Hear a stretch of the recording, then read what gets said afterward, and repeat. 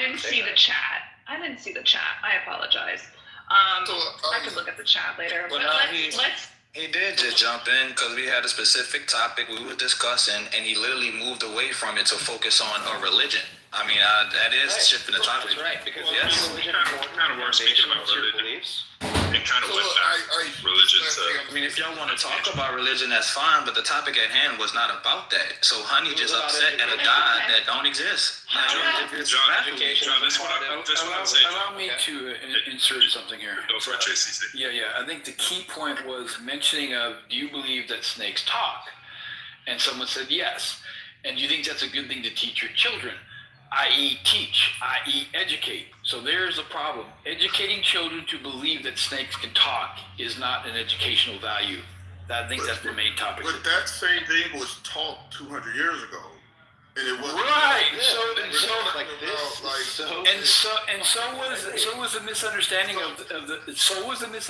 of the galaxies, right? No, what I'm saying is then more knowledge was learned, and then that got put to the wayside. We now know better information, so now we're going to teach that.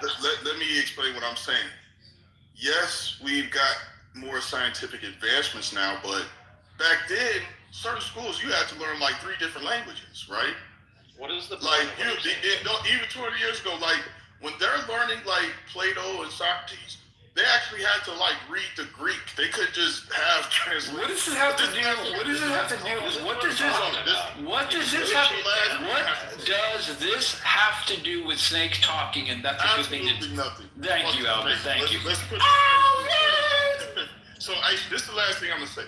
Like, I think the flat Earth stuff is kind of ridiculous, right? But when the flat Earth person starts talking, I don't get the rage, like why are you so upset? Yeah, I don't get the anger, like, because it's humanity going off a cliff, right? Like it's not a good sign. Like, relax, bro. Like, chill. Anger when they come up with their like hypothesis and all of this and the curvature when they go on all this that fancy talk. Alvin, I think to be fair, Alvin, bro, like, and I'd say this to John too. It was the last thing he was going to say, so your time to. Yeah, I do want to get off topic, but I was just going to say, you guys are jumping into each other's defense. There's a reason he asked the question that he did to JCC's point. And Alvin, we know you. We know you're a Christian, right? We know your platform. John, I don't really know you, but the idea is Honey knows behind the scenes that you might hold some ideas that he would find to be just as ridiculous as flat Earth, right? I share the belief that I think that you hold some probably ridiculous ideas. And as a person who would say, I think that people should be tested, or I think people should have, a certain degree or whatnot to be voting, what he's pushing back on, but you hold some really what I would call stupid ideas, right? And he asked you, do you actually hold the idea? When you say, yeah, you do, you open the door to just acknowledge the fact that people are going to take that to be like weird, stupid, whatever the word is you want to call it, right? And that it is kind of for you to say, how do you parse that out? Like when you know something is anti-scientific and you hold the belief, like, what are you to speak on that? What you do This is what Wait a second, Alvin was done. Remember? Let's move on to John. Hold on, let me ask a question. It's a good question. No, it is. Well, I'll apologize for then. Hold on. So, Hey, how about we go from Alvin to John to Honey Badger? We're good. Stop yelling at me. Just stay chill. So, Pro, I would definitely argue that theology and politics are 2 different genres of things. So if you look at somebody like Ben Carson, he believes a lot of ridiculous things, right? But he's a neurosurgeon, right? So you wouldn't say, man, you think this and that about the Bible. He also believes in talking snakes. Right. But that has nothing to do with him being a neurosurgeon. That requires a whole bunch of stuff. So it has more to do with him being in charge of housing, right? And being part of club, like that kind of stuff. And those beliefs. So you could make that argument. That's a fair argument. But in the conversation we're having now, whether you believe in a talking snake or flat Earth is a separate thing from what they're teaching in school. I think it's a fair criticism when somebody knows that you have a public view that is anti-science, and just to ask you, how do you parse that up? This might be your answer. Hey, I keep it separate. If you're saying that, fine. Let's move on. Not everybody did the same way. Some people lead with their religion, lead with their faith, and they when they take their oath, right, they're saying, I put God first, and that means that it's my solemn duty to spread the gospel of the Lord, kind of thing, and they look for every opportunity they can do that, right? Now, you might not be that person, but a lot of people want to know where they stand when they're talking to someone in one of these rooms, and the way you answer can actually be the one who looks really triggered, right? If just because somebody's thinking that an idea is really bad that you hold, if you don't defend it, then it's okay for that person to be triggered. Instead of the anti-triggering argument that you do to almost, and more John, you were doing this, why are you so mad at God? John, the sentence doesn't make sense. Most of the people in this room don't believe in God. I'm not mad at God. Like, if God existed, great. It'd be like, okay, cool. But we can also point out that according to your stories of God, God's done some pretty awful things, right? And so that's a whole nother theology kind of thing that nobody wants to get into. We're just kind of calling the spade and saying there's some bad ideas that emanate to your side. Would you be teaching those? Would that be on your test? And that's it. Keep it moving, right? I think religion should be separate from the education system. I don't think it should be separate at all. Yeah, exactly. Let me know when y'all ready for me to speak. Let me know when you're ready for me to tear into this shit. You can bring that topic in, John, and then Honey can speak. How about Yeah, so first of all, I want to say a few things. When I say that you're mad at God, I'm being sarcastic, because if you don't believe in God, but you're mad at something that do not exist, that's the part I was trying to make. Second, So it's just my dickery. well, to me, if you're going to be upset and mad about something that don't exist, then you have something that is nothing. Fucking get real, bro. Now I'm getting interrupted. That's what I'm You're talking about. talking out your asshole again, man. You see what I'm saying? Can I get in the queue? I would just like to finish without being interrupted. That's it. Why? It's not really valuable what you're John, you got something else? That's a subjective. Yes. Yeah, Bro, it's But if you can, brother, if you can, respectfully, can you let Honey know to not do that while I'm speaking? We don't have the time. I can't, but bro, I cannot go for it. I can't talk over you. All this time you could have been talking. You're talking right now. I don't care, brother. My respect You're comes talking first. right now. I would like for him to not interrupt me while I'm Go, speaking. John. That's We're okay. going to have you not speak. We can't just go. Can I speak? Is it okay Yeah, if just I move on. speak? That's what you're doing, John. Just move on. All right, no problem. Honey, what you got? What? Me? Okay, look. You mentioned Ben Carson. So it does matter, and the reason it matters is because if that compartmentalization is that okay, John left because he's a little pussy. So the reason it matters, right, is because he can stay a surgeon, but he also is a politician, right? If he's a politician, his policies are going to reflect his deeply held faith, and that's dangerous shit. So don't tell me these people fucking keep it separate and you should just respect their beliefs and go, oh, well, he's a smart surgeon. Not my argument. But, all right, here, I'll just mute up while you just talk out your phone hole. My argument is that, hey, if I need brain surgery, I'm going to Ben Carson. But if I need political analysis, I am not. Well, you can't avoid it if he's running for office and people are voting for him. And you know what? And I won't vote for him because he's inept politically. But That's if right. if I need to go get my brain examined, I will go to Ben Carson. That's what I'm saying. So I think these two are separate things. Well, that's great for you, personally. I would argue if you go to Ben Carson, you will need your brain examined. But Aisha, were you trying to speak to? And we lost, what's her name? She left. She was probably trying to speak, but Well, that's why I'm trying to say I'll give you an order, and then people will respect the order. But I got. You just gotta do it quick. You can't be telling grown people too much orders, and just keep it moving. That's all I'm saying. But I'm trying to get people on to talk too, but just keep it moving. Let's not. Let's just move. There's no. Oh my God! Stop yelling at me. Hold up. Just one at a time. That's all. I know, right? Thanks, Alvin. I appreciate it. Okay. I don't know who else was up on stage. I wasn't staring at the phone. So I see Abe is trying to talk. Romero's trying to talk. Honey Badger, did you complete? Are you good? No, I haven't even started. I just find this remarkable. Okay. I just find this fucking remarkable that people don't get this. Like, look, beliefs matter. If you're teaching your kids to accept stupid ass shit, that needs to be freaking basically reverse engineered as a young adult because it was pushed into their prefrontal cortices and they just accept bad reasoning all their fucking lives on a fear-based kind of threatening system. And then this is just running us backward. We have to freaking take these people back and back and back to get them to make rational decisions and be honest in their comprehension and understanding of the things that are on the ground now. So like when someone says to me, oh yeah, I mean, I teach my kids this stuff. I don't think you have any right to judge. It's like, dude, you're keeping us here. You're part of the fucking problem. And if you don't see that, I just don't understand what you're paying attention to or what matters to you. Okay, I understand your point. I have a question, and then I definitely want to move on.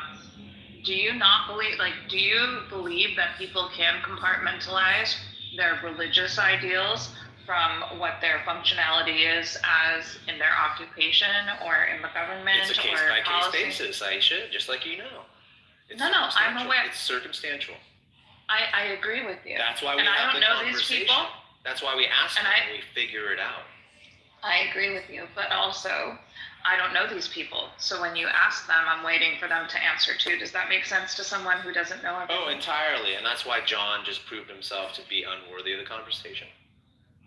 Okay, I respect your opinion. We'll move on. Abe, it was Abe Romero, and then hey dude, you're here. And I want to chime in too. Go right ahead after everyone. Yeah, thank you, Aisha. Hey, bro. I just want to point out, like, Alvin, I don't know exactly your position, so I don't want to, like, straw man you. But when you're saying stuff like, oh, they're separate, if that's indeed the case with you, I am skeptical of that claim. I think if I dug into your beliefs, I can show how it bleeds out into the real world. But even if by some crazy chance you were right, that doesn't address Honey's point, which is that there are millions of people who have religious beliefs, who it does affect the actual world and the way they vote and the policies they want. So the fact that you might have like a special case and you might be unique, okay, good, that's wonderful. But that doesn't address the problem that we're facing of, like, you know, when people are highly religious, they tend to be superstitious and dogmatic, and they don't understand science. They might not even support vaccinations and stuff like that. So, and forget about like child education, teaching kids that like snakes can talk and magic is real and the supernatural is apparent in life and stuff like that. So things of this sort, I think that at the very least you're guilty of like kind of being a cover for those type of like more sick religious people by kind of like normalizing religion. Yeah, Well, I'll say that. I mean, I would say religion is already like normalized, right? So, I can't really partake into that. But I'm more so talking about, like, if you get a Christian scientist, right? Now, obviously, there's people that's going to put their everything. But you look at somebody like Kenneth Miller, right? He's a Catholic, and he debated against intelligent design, right? He's like, listen, y'all can't teach this in schools because it's not up to with the scientific consensus on what we think about evolution and everything. And he was a Catholic, right?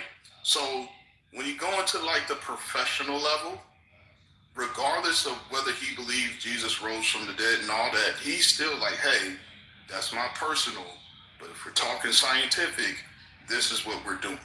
And we have guardrails, right? We have guardrails. We have the separation of church and state. It is illegal to teach religion in a school as like an authority. Like you can teach it from an academic level, like a historical level, but you can't promote a doctrine in the school. So I think there's a little bit of hysteria as far as of how religion is negatively affecting the world. I think people's personalities negatively affect the world. Listen, if you're a messed up atheist and then you become a Christian, you're going to be a messed up Christian. It's not atheism or Christianity. It's like the person. If you have this personality, I think it's more so. History would disagree with you, Alvin. Well, also when you're saying that, like, oh, we have these protections of separation of church and state. First of all, that is the case in some countries. In many countries, it's not. You might be talking about like the West or the U.S. Yeah, we talking about the U.S. Yeah, We have can like even break it down to states, right? Like Yeah, we have, like, Missouri will dozens of teach. Missouri will literally rip out science sections and books and replace it with Bible stuff. Yeah, and we have dozens of countries in the world that don't have separation of church and state. They literally implement religious laws as legislation and stuff. That's the reason why like atheists and non-believers suffer like persecution and imprisonment and death in a lot of the Middle East countries. That's disgusting. So yeah, so like the point is when Honey says that we have a problem, a real problem here, a real problem for like humans and the way societies function. And it just seems like maybe you don't understand the severity of it when you say things like, "Oh, it's no problem, religion's separate." Okay. No, it's not. Okay, so Like, when it's I not say at the all. severity, when you walk outside, there is no Christian or Muslim stopping you from doing what you want to do. That's what I'm Not saying. necessarily, It's look, not. in the U.S., it might not be like, look, the Okay, U.S. has so a look. separation of church and state. So, But there's so still- even if you look at somewhere like Dubai, is Dubai just in turmoil because it's a Islamic state? Are they just suffering because of their poor They education? have human rights violations. Yes. I understand that, but And in it's, Qatar, Well, it doesn't seem like you do. I think it was. I think it was in Qatar. Stephen Weinberg, who was a. Qatar is not Dubai Dubai, dude. You should know this. I'm talking about different religious. Yeah, but he brought up The Dubai. po- I know, and He I'm bringing brought up up a another one. specific one, so you're bringing And I'm bringing up a another different. one. Yeah, I'm allowed to bring up anyone I want because these all You're have change the problems. field. Yeah, thank you. What are you doing, So dude? the point is that these Talking. religious countries, these Oh, you're religious fucking countries. Shut up. No, out of my mouth. Okay, so can I finish? The point is that a lot of these religious countries, they actively suppress education for their masses. And I think it was Stephen Weinberg. I forgot the detail of who he talked to. It was like he was talking to the government because he had access to the royals for winning the Nobel Peace Prize. And he encouraged them. He said, you can make colleges and education centers in your country. And they basically said, well, we don't mind making colleges that'll teach engineering, but we don't want science, like, evolution, biology. And he said, why not? And they said, because it's corrosive to religious belief. That was their take on it. And what's crazy is they're probably right. When people understand the way the natural world works, they tend to just no longer need religious so explanation. this is a third world issue. It's not So a the first point is this, though. world issue. But the point is this, Alvin. You are from a religion, Christianity, that was lucky at the tail end of like 1,000 years of terror and torture and murder and crusades. That they happened to be pulled kicking and screaming into the 21st century by the Enlightenment, and that the Enlightenment changed it and kind of defamed Christianity. We don't have an enlightenment for other parts of the world in religious beliefs. And a lot of people still operate under these crazy ideas that are not separated. People believe God really magically poofed animals into existence as they were ready-made on the 6th day or whatever. Like, this is absolute nonsense. And I would venture to say pernicious, psychotic nonsense. Okay. And that's a And dangerous you part. say, and all I'm saying is, I think Honey's point goes far deeper than you saying, like, oh, there's no problem. Okay, keep it so separate. what I'm saying It is, is not separate by any I'm means. not saying there's no problem. I'm saying you have sucked the nuance and say religion bad. It's not, okay, here's the issues with religion, but here's the structure that religion is also providing, right? I don't think something is just 100% bad or 100% good. So if It you're can be talking about- 99% just one bad. second, just one second. So if you're talking about these third world countries and these setups, I would actually disagree with those third world countries and how they're setting it up. I think the separation of religion and state, at least in the West, how it is today, I think that's been very beneficial. But what I'm talking about is, when you talk about the Crusades and the wars and all of this, people don't fight over religion. They fight over territory. That's a lie. Hold on, I'm gonna explain. Please let me land the plane on this. The reason for every, We'll let you crash the plane into the building. Look, I promise y'all might agree with me, right? The reason for every war that has ever happened has either been over land, resources, or money. Now, what they will use religion for is they will use religion as a justification to obtain these things, right? They will use religion as a justification. They'll use it to galvanize the people into like, hey, we're under this banner. But the goal of the Crusades was what? To take over Jerusalem. It's still a land grab, you know? So religion is an excellent galvanizing tool for bad and good. Because what did Martin Luther King use it for? Civil rights movement, right? Hey, we're under the banner of Jesus Christ, and this is what he wants, and it galvanized the people for that. And Jim Jones used religion to make people drink poison Kool-Aid. So I think it's a very powerful vehicle to be used in certain situations. It can just be used negatively and positively, depending on Then why use it at all? Like, you can do good with Well, everything. thank you, Greg. I was going to say that, but thank you. But the point is this. Number one is that religion, right? It's easy to look back and kind of ad hoc and say, oh yeah, all the fights and killing was all about like resources. It didn't have to do with belief. At that point, then you're basically saying religion can do no wrong, because no matter what I bring to you, I can literally show you. Hold on, I can show you the Pope, signing letters talking about how we got to go out and like kill I just explained how it can be used to be wrong. Hold on, let me. Why are you interrupting, Elvin? Is that how you want to be treated? I'm terrible. I apologize. I didn't. Because I will fucking filibuster you all fucking day. I will every time you speak. I will start talking shit. It's fine. Wow, you guys. My bad. I don't know what you're bringing in here, but okay. Quick. Hello, Uncle. Hello. Hi. Oh, sorry. Hi. Wait, don't get you started yet. Yeah. Pro invited me up. So the point though is that if at that point, if I say that like I can literally show you how like religion was this huge variable in people going around torturing and murdering and burning people at the stake for a good like 800 years, if not more, and you'd be like, oh no, religion didn't do that. That was just a land grab.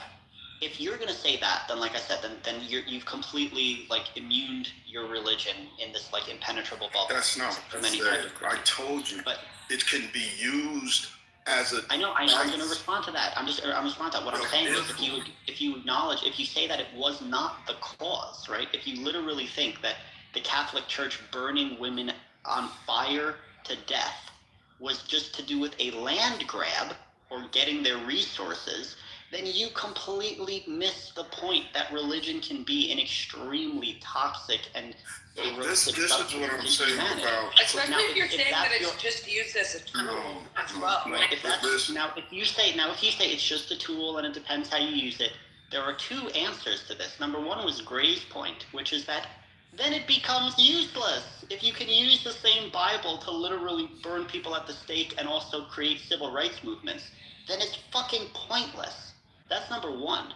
And number two is that if you think that, then all the people who are, quote, it's just a no true Scotsman fallacy. You're basically saying all the people who really, truly believed in religion and they supported crusades. I never the said fake this. Christians.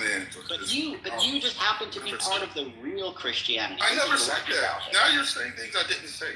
I don't believe there's like a true, real Christianity. Like, how about, like, goodness gracious? Okay. So who was right? Was Martin Luther King right, or was the Catholic Church right? Who was right? Hold on. Because you said a whole bunch of stuff I got to address, like one by one, okay? That's okay, so number one, you can use a hammer to build a house, but I can also use a hammer to murder people, right? Are you going to tell me, well, why even use the hammer? Because it's a very effective tool. That's not analogous. So, yes, it is, because you're saying, hey, hammer. Let me explain. You're interrupting me. Romero will filibuster him. Filibuster him, Romero. Okay. So look, the thing is, fuck you, dude. Fucking don't ever talk to me like that again, or else I will just talk over you for the rest of the fucking day. Do we understand each other, Alvin?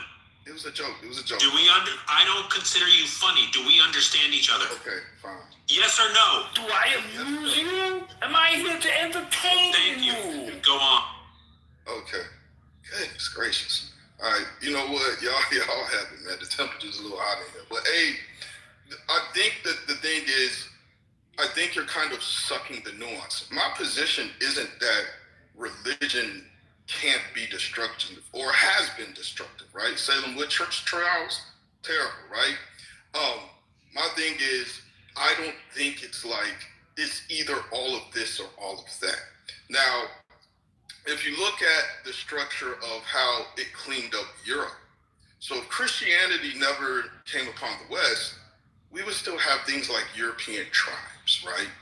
We would still have Viking raids, okay? Like, it's like those kind of things. Now, granted, it's replaced by the stuff you said that's horrible, but it introduced some kind of organization. So the first government setup we have was this Hammurabi Code, is through a religious lens. He said he went up on that mountain and got his rules from Shamash and came down, and that introduced the whole concept of government. Now, my position is not that, oh, religion is all good all the time and we shouldn't look. It's fine to critique it, but I think the hysteria comes in when I walk outside, there's not a Muslim saying stop. It's literally not affecting most people's everyday lives. If you want to do something, you can go and do it. I think it's hysterical.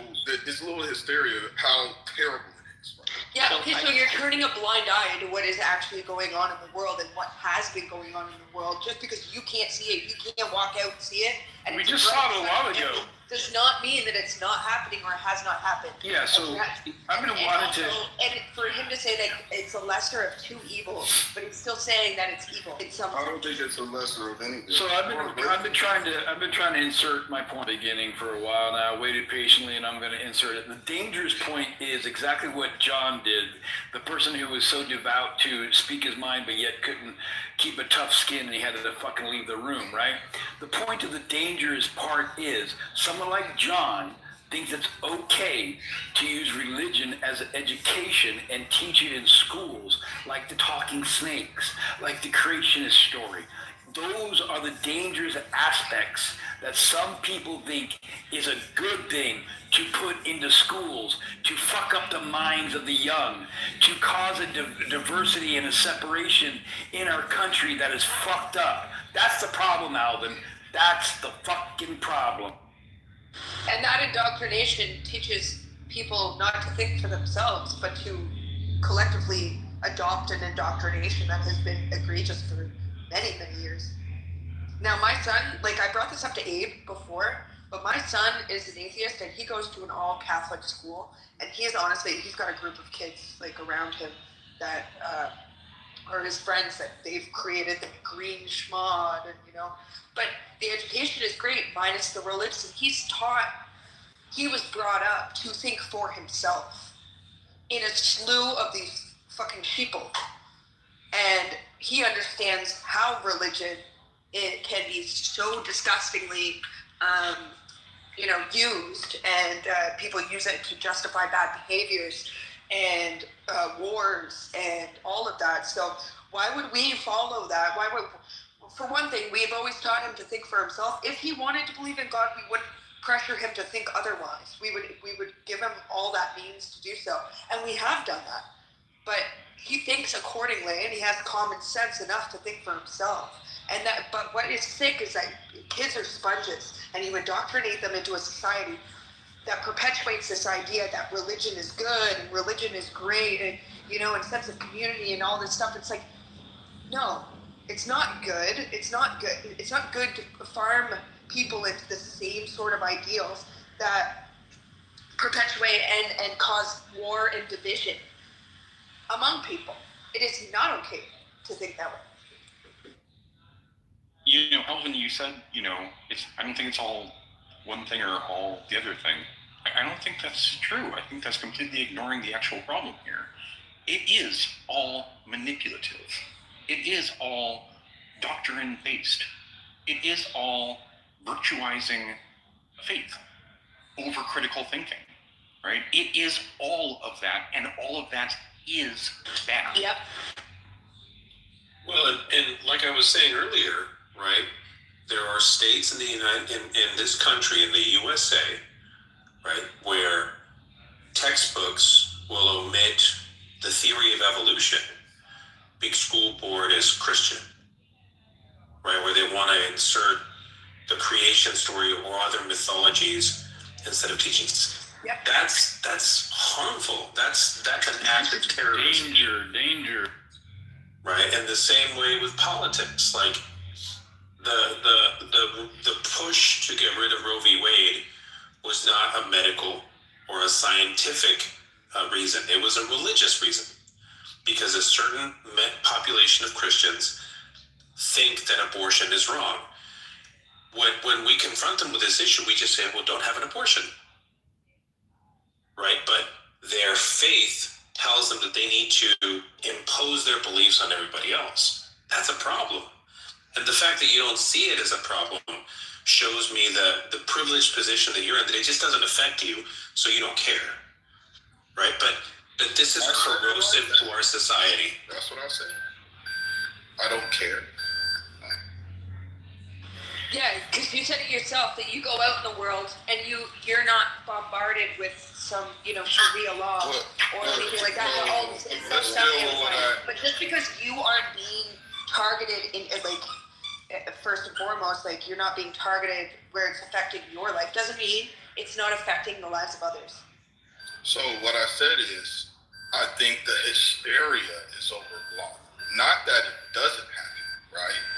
I'm saying that the majority of people that complain about religion, it's not really doing anything in their day-to-day routine. Now, if you want to make an argument how in these third world countries, there's religious practices or ideas that are destructive to their civilization, how in the world can I deny something like that, right? But I think culture is also an aspect of this, right? So if you go to some of these parts of the world and you're no longer religious, that culture is still there. They're still going to be doing some of the same stuff they're going to do. It's just religion is one of the vehicles. But if you take that vehicle away, I don't think that's the smoking gun that's just going to make the world a paradise if you remove this element. I literally just mere seconds ago, I pointed it out how it's actually a problem in this country, right? And you say, oh, well, it's a third world problem. No, it's a problem here, right? There are states where religion is the primary, like Utah. Utah is a predominantly religious state that goes against the basic ethos of the United States of America, the separation of church and state. That's not a third world problem. That's a problem that exists in the here and now. And there are consequences to that, right? Yeah, Romero, if I may, also, I'm kind of tired of this, oh, it's not a big problem. Like, how many people are anecdotal stories and then having real world effects of people who came from cults or high control groups, people who were born in the Mormon church who escaped, people who were born in the Christian churches, people who were born in Islam who escaped. What the fuck is this that you're saying that, oh, Abe, it's just a brown person problem. Don't worry about it. This is a huge problem. And if religion is not the sole cause of it, it is a fucking huge variable. A huge variable that, like you said, galvanizes the masses, that keeps people stupid and superstitious. And that you're kind of, I don't know what it is. I don't know if it's because We do know what it is. Yeah. That you're religious yourself. Yeah, he's religious. Big deal. Yeah. It has to be. You want to be religious in a sense of believe that a God exists.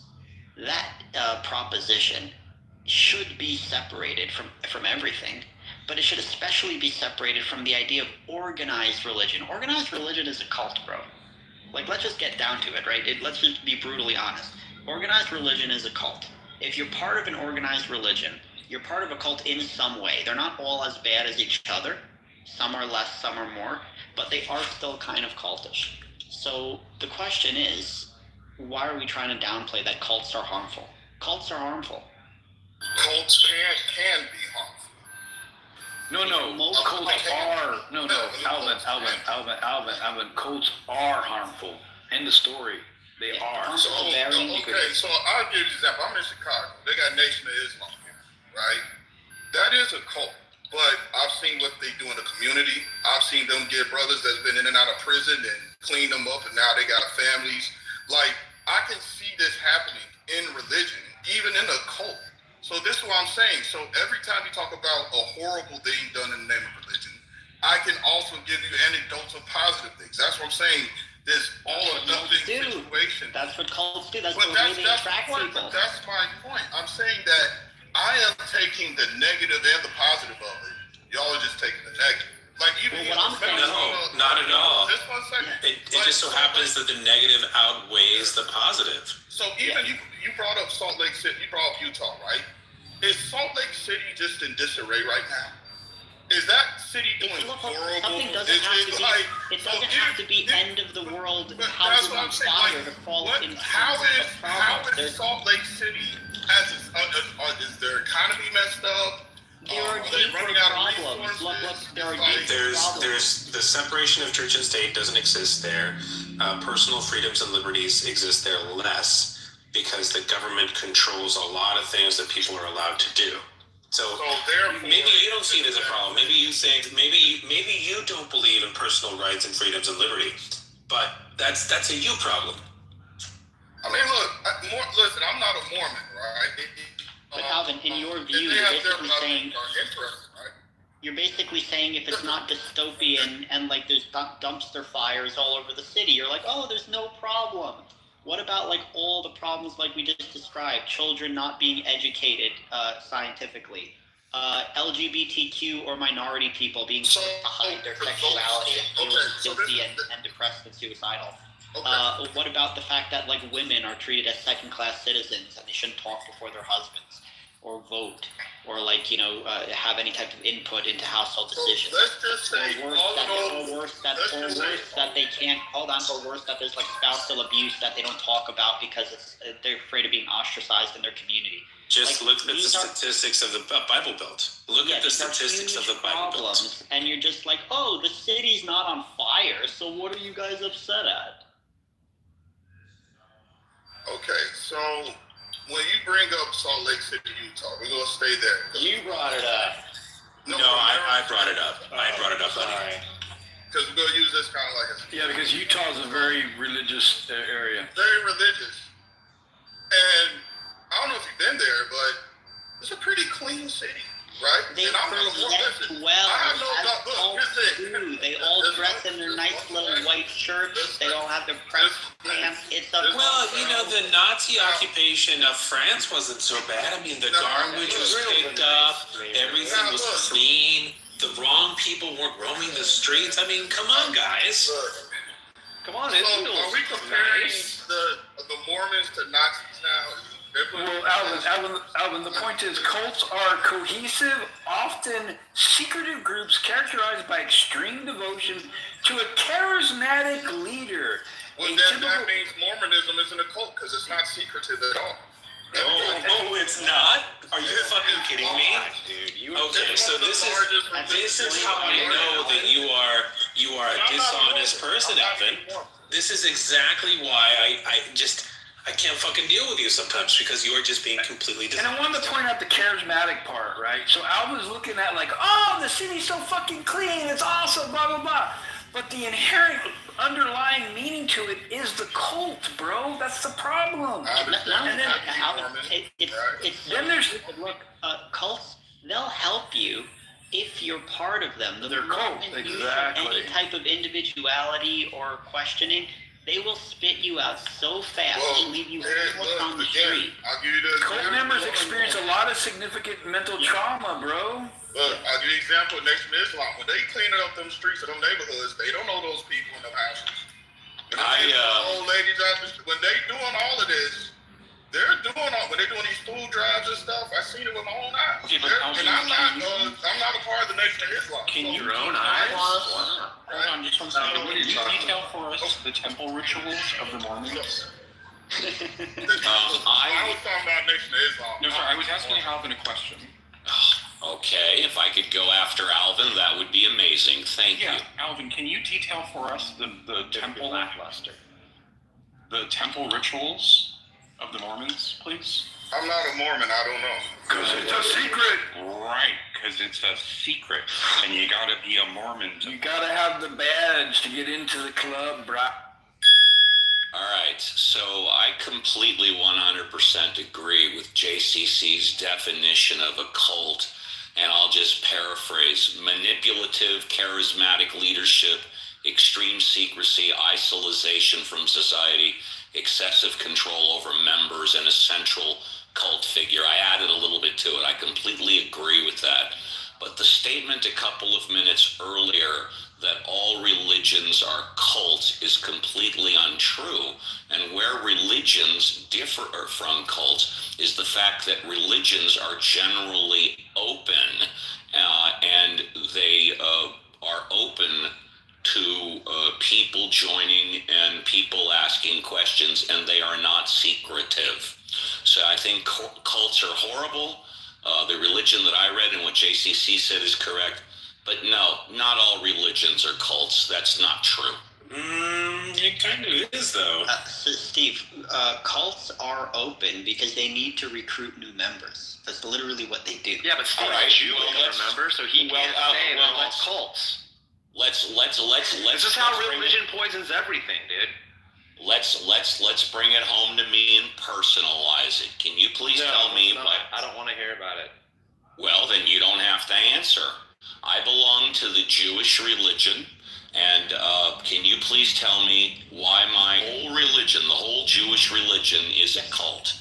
Yes, Please do. I will tell you that. Let's take it. Yes, we can. Let's take it one. Let's, if we can. No.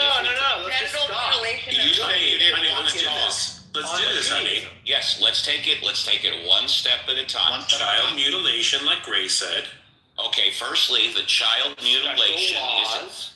I said one at a time, please. Wait, This you is don't why- know, Steve? You just defined cult, dude. That's why I said what you say next is going to be lackluster at best. Well, then I guess I'll just go on mute and we won't take it one at a time. Cool. Thanks, Steve. Move yourself to the audience, please. Thanks. Hey. Honey badger. Well, let him address what I said first about the child. I know Benjamin wants to unleash on him. Hold on. He's How about salivating. Benjamin's salivating. I know, right? But one Blow Steve up here. We have to go all the way. no, and he wants to address each allegation, I guess, one at a time. So let's allow him to do that. Someone said child mutilation, right? Are they So allegations, or are they just sort of matter of fact? I am just trying to mediate. You guys can use the terminology. Fair enough. Fair enough. Thank you. So go ahead, Steve. What's the first thing you wanted to address? Well, I think somebody said child mutilation. I suspect they're talking about circumcision. Yes, sir. Fair enough. We know that 80% of the population in the let me rephrase that. Population of the United States that's Jewish is 2.5%. Yet 80% of the population have 80% of the population of America, they get circumcision. Circumcision, in ways it's required to be considered a Jew, but it's definitely not forced upon you. That's my response. If you want to be Jewish, you're going to have to get your dick cut off, right? So let me ask you this, Steve. Do you remember? I'll make Can this I super clarify quick. one little thing? God damn it. Circumcision is not a removal of a penis. No, it's the removal of the foreskin of a penis, Yes. which So- desensitizes the penis and also makes it hard for. Also, the baby does not The consent foreskin to is that. part So of the can I ask my fucking question pretty fucking please? Yeah. So, wait. Steve. Yes, you can. So Go ahead. Steve, do you remember the day that you consented to your circumcision? No, Because you didn't, right? You didn't consent to it, did you? that's correct. That's correct. And then the whole argument here from you, Steve, was that that religions are open. It seems to me that if you have to get your dick cut, then that's not open. That's closed. Mm-hmm. That statement is wrong because it's well known that the Jewish religion highly endorses circumcision and a bris procedure during it. This is not a secret. Otherwise, all of you wouldn't. Otherwise, all of you wouldn't know it. It wasn't about the secret, though. It was about the requirement to be a part of the club.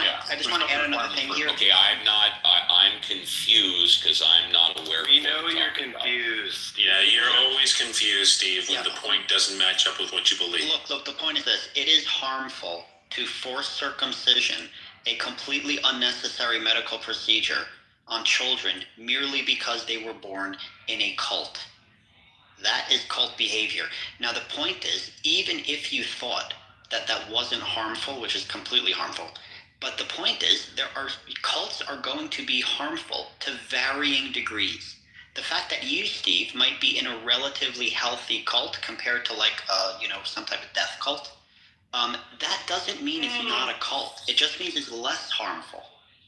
Okay, well, your statement is the description. No, your statement is false on many stages. Firstly, it's not forced. Second, as far as being unnecessary, you may admit The baby cannot consent, so it is forced.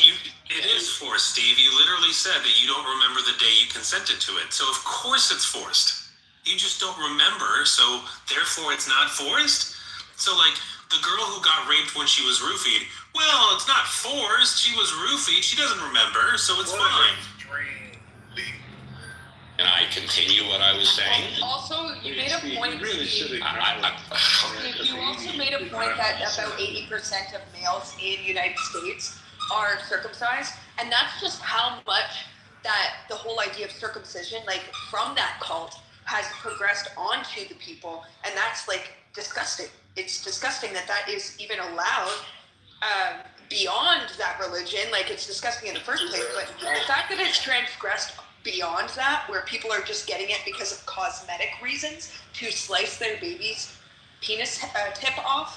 I'm sorry, but you're still not making a claim at all for yourself. I'm going to tell you this. The complete elimination of dick cheese makes it all You're going to tell us this? Dick cheese? It makes it all worth tell you dick cheese. You can't wash your dick. You don't have a parent that tells you how to wash your dick. The word, you don't even have to think about it. Dick cheese is completely gone when you remove that. Alvin, Google the health benefits of having foreskin. Go back to Y'all too serious in this room. Alvin, that's a horrible response to the circumcision. Why are you such a fucking idiot? The tip of your penis and all that skin is attached to membranes and sensitive Can we lighten it up a little bit? It's so heavy. Why are you trying to make circumcision okay? It's okay for the parents that want to do it. No, it's not. Why? And if you don't want to do it, then okay. Okay, wait a minute. We've gotten this a few notes here. I put a link in the chat from the Johns Hopkins Medical. And they're saying that it has declined in the year 2022. It's down below 50%, 49%.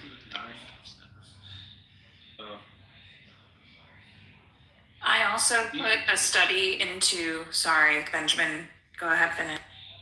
Well, I just wonder if he was willing just to concede that his number was almost twice the African number. That's okay. And I put a study into the chat that male circumcision is a prophylactic, and it's been seen under a meta-analysis for HPV infection. It protects females that are having sexual intercourse with circumcised males, so it is not just a religious situation. It is also utilized for medical prophylaxis. Well, yeah, you can have a healthy, long-lasting life without having the tip of your penis. And it is shown that you have a better chance at a decreased risk of infection. You know what else is a decreased risk for infection? Is not having sex at all. You're right. Look, the point is Oh, this. does that mean, so you're going to cut the whole dick off? No. That is not what happens. That is not what happens. You diminish the risk of HPV Gray. Abstaining just from to be sex fair to Gray's altogether point, would have been. Aisha, I Gray. think if you Circumcision is not removing an entire penis. If you I know that. continue I to know make that, that, honey. No, no, right, I so know that, that's honey, not but a what- correct statement. Listen, what you're saying is that it would diminish the increased rates of HPV, but you know what? Why would you increases remove the an rates of entirely HPV? healthy Sexual organ? contact altogether. Why would you remove an entirely healthy organ? No, when what you I'm don't saying is have that, to? No. What I'm saying is that why would you get the tip of it cut off if you could just teach your child to abstain The from tip sex? is not of using their remove the sexual foreskin. partners? Do we need to go over physiology here? Whenever I say tip, that's what I mean. Well- I've seen dicks before, honey. Oh, that's So, wonderful. okay, so circumcision most commonly includes bleeding, infection, pain, or insufficient excessive skin removal. This is something that does reduce the sensation and reduces a certain amount of gland function, right? So this is not something that's just innocuous, that's just for aesthetics, that causes no harm, right? Again, we get back to the issue of consent. If you're okay with this, for someone to do it without any consent, I find that weird. I'm Mexican and I didn't even get my daughter's ears pierced when she was born because I believe in her body autonomy and she gets to make that decision when she's older. Yeah. Sure, that's just a different part of the argument, right? Aisha, Yes. I think you should reflect on Thank your you. argument a bit. What Yeah, happened, you Benjamin? should. Whenever I say, Well, I think you should reflect on your argument a bit because I'm not making an argument. I'm just posting the that reality. it's beneficial for well, some somebody to people have here might think you're making an argument, and I think Beneficial to those who have it, that's all. I think That's the a argument statement. people might be hearing here, Aisha, is that if there were some surgeon, I have not Say- made any claim as to whether or not I agree with or disagree with having to do this at infancy later on in life. so you just No. But you get to have clarity. Go ahead, move not on. making claims, just I gotta drive, so yeah, The go ahead, move. arguments about it, quote, being like cleaner or whatever, are so dumb and so Yes. bereft. And Yeah. still medically proven. that and look, still the point is medically very proven. It might have been a Hold Jewish on, doctor that Can I pointed finish? the that fish out. off the hook. Hold Did on, you why am see I that getting happen? Can I finish? Look, Because while you guys were arguing, we lost the fish. you lost what? We lost the fish. I don't know what you're talking about. Steve left. Look, the point is this: that not only is it completely unethical in a medical sense, right? And doctors are supposed to do a surgery or a medical procedure when it is medically warranted. There's nothing that warrants circumcising a baby like religious people do. Especially when there's no indication for it, right? Saying that it's cleaner is not an indication. So why do you to think irreversibly, let me finish. to irreversibly alter a child's body Why do to have atheist their parents autonomy or Why do atheist parents circumcise? Oh, are we doing this now again, Alvin? Cool. So this other day, I was watching this weird movie where this dude kept doing dumb shit all day long, and I thought it was a weird movie. Look, I just want to answer Alvin's question. Alvin, the reason why, again, is because we live in a society that has had 3,000 years of non-stop religious privilege and brainwashing. So yes, it's sad to say that even some atheist parents, when they go to the hospital now, which has been affected by religious values, the doctor says, "Oh, do you want your child circumcised?" They don't know much about it. They haven't researched it. And they might just say yes. I do just want to point out, I agree that Abe has the proper analysis here, which is that, and Aisha, you need to come on board with this. Yeah, seriously. There is a medical reason to do a procedure. And if you don't have a medical reason to do the procedure, A, you mustn't do it. Otherwise, you're not a doctor, okay? You're fucking, I don't know what. It's just a baby, Yeah, babies don't get HPV from having sex. a baby slicer. Like that. That's- You can also, You're putting on a baby. I want to bring something else If up. you don't have a medically, Gotta get it from rabbis' mouths. for doing that surgery, you're a barbarian.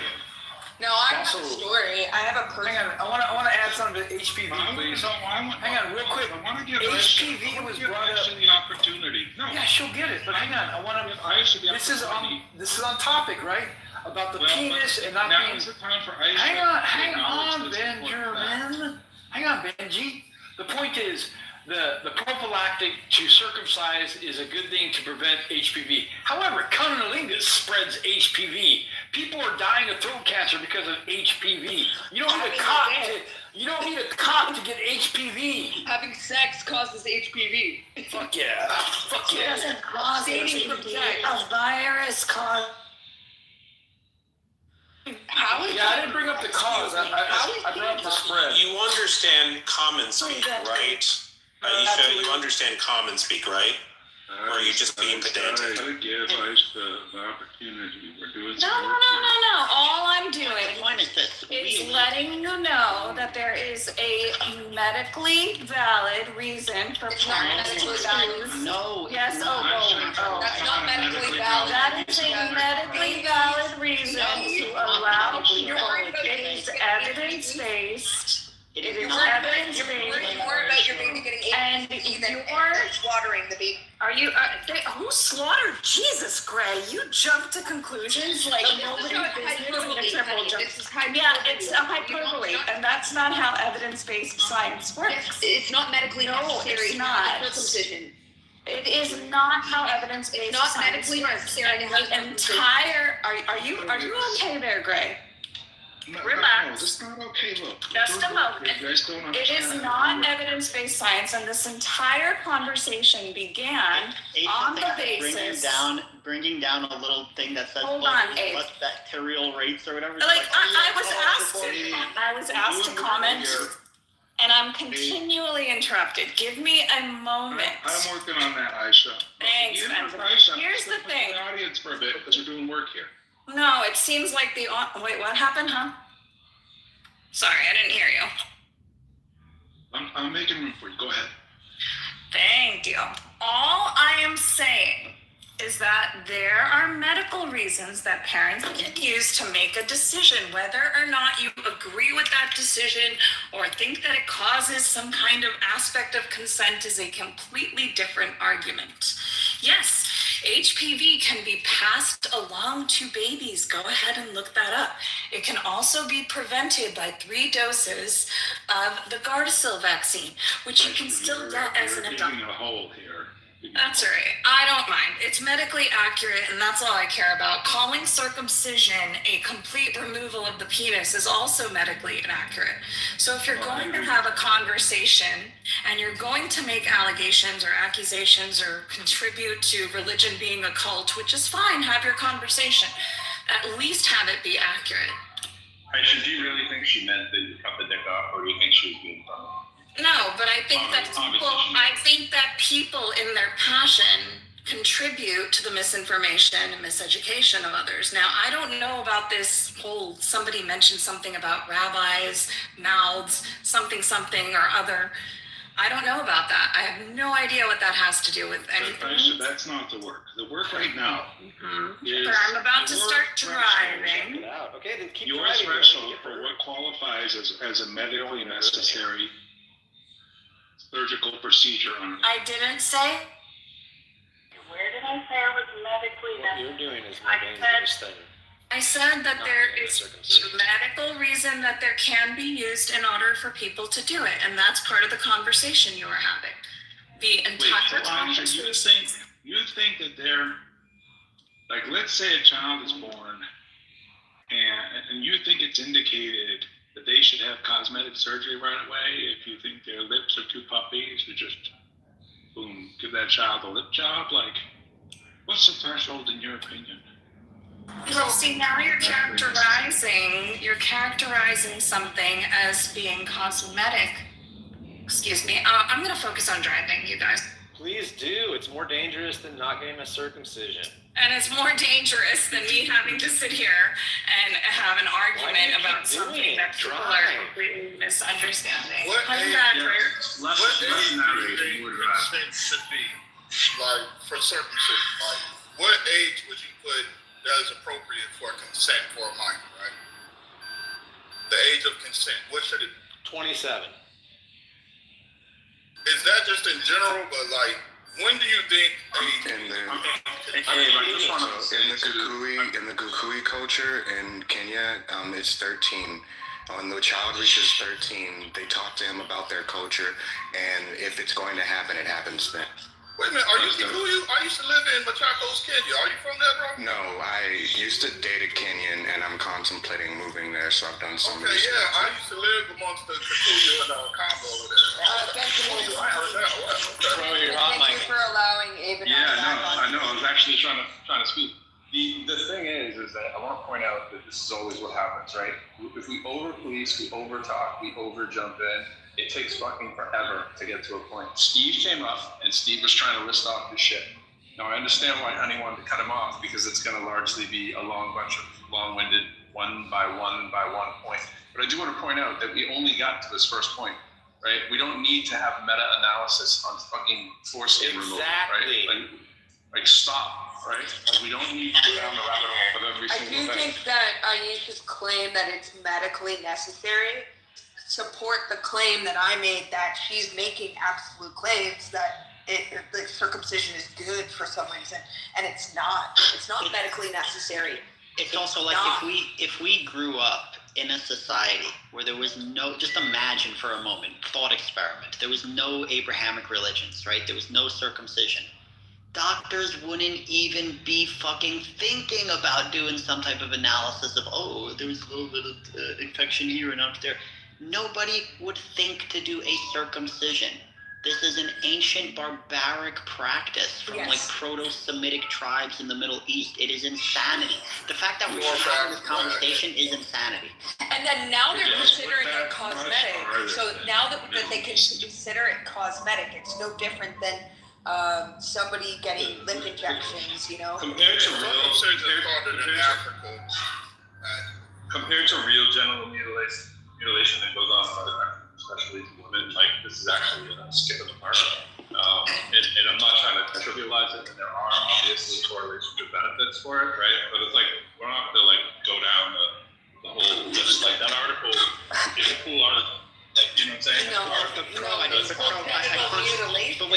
just want to say, look, you have to realize in those countries with FGM, the point is they'll also create delusional justifications, like, oh, it's better for the women, they're common. Yeah, that's the correct argument. Tighter for the men. That's the correct argument.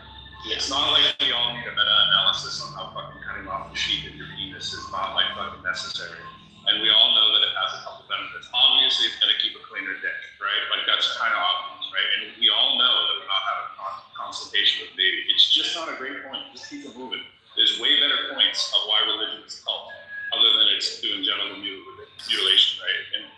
And that article, one of my pet peeves is when people do odd correlations. I jump all over them. I put the math in the chat. I can't fucking stand it. It overemphasizes. When someone does a study and they put odds correlation, they're telling you we don't really have a lot here, but we want mathematically for it to jump out. It's a 10% change, not a 45% change. Odds and percentages. Would you believe that circumcision is the most common surgery in the world? So that's just awful. I wonder, is there a poll? How many people regret keeping their foreskin versus regret getting circumcised? I think they just live with it and they don't really vote on it. Think that, at least in the U.S., I know Europeans don't give a fuck, right? I know this seems to be like an American thing, where there's a lot of guys who are self-conscious about still having a hoodie. And it's also like, it's a looks thing for girls, or a girl might look at them and say, American women, it's some aesthetic. That's an aesthetic reason, which is still American women that don't like idea it. planted that idea planted in the people's brain that it is now cosmetic and it's due to some aesthetic reason. It doesn't matter what the case is. Like someone trying to justify cutting that skin off. I will say this: my cousin dated a dude was uncircumcised, and she kept getting infections down there and he was like the only one that was doing it. Like, so. Hey, Well, look, he's got a dirty dick there's that he needs to clean, probably. Thanks for the anecdote. That anecdote. So I have a story. My ex-husband had a botched circumcision, and we had a child, and like his decision was botched. It's fucked up. So his penis still worked, still a botched circumcision that he was very, very self-conscious about. So whenever we had a son, he wanted him circumcised so that his penis would look like his whenever they go to he was about to pee. Hold on. And I was like, and they asked me to pay $500 for a cosmetic surgery to have that tip removed from my son's penis, and I'm against circumcision. And then my husband at the time, he said, well, it's because of this or it's because of that.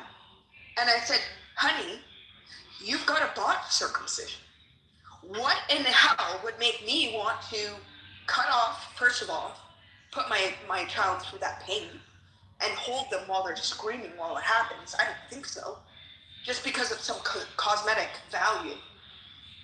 On top of that, and then you want to justify it by saying, well, I want to be able to teach him how to use the bathroom.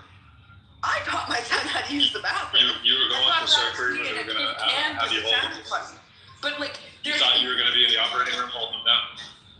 Well, my brother was whenever my mom was there. My mom held my brother while it happened. Can we move on from TikTok now and get back to the point? Anyways, we all agree circumcision is genital mutilation that is not warranted, and there's no medical necessary means for it. I mean, there can be a situation in which that it's medically necessary. I guess like a hobo who never washes right, and then it turns into like elephantitis of like an infection or something like that. Sure, maybe, but at least they have the right to consent to the operation. Moving on. So, child marriages, that's something that religion promotes as well. Go.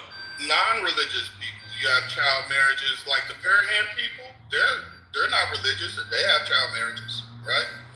So, Greg, what is the age of consent when it comes to like medical stuff? You think if my son was 18 and he said, Mom, I'd really like to go and get a circumcision, I would warn him against it, obviously. But I said it's his body. He has the right to do what he wants to do. Okay, that's so. After 18. So 18 is the age. I agree. So you think 18 is old enough for a child to consent, right? Yeah, because they're no longer a child. So would you agree? It's like a tattoo, like ear piercing. You know, like. And that's fair. Yeah, I actually agree with that. So giving puberty blockers to somebody under the age of 18. I don't believe in that. But also, okay, great. You're consistent. Okay, cool. All right, you got you. Consistent. All right. Because they're not sexually adapted yet. Fair and enough. I think that a lot of the culture now is just, and in the same respect as circumcision, is being comfortable with your body is not being taught.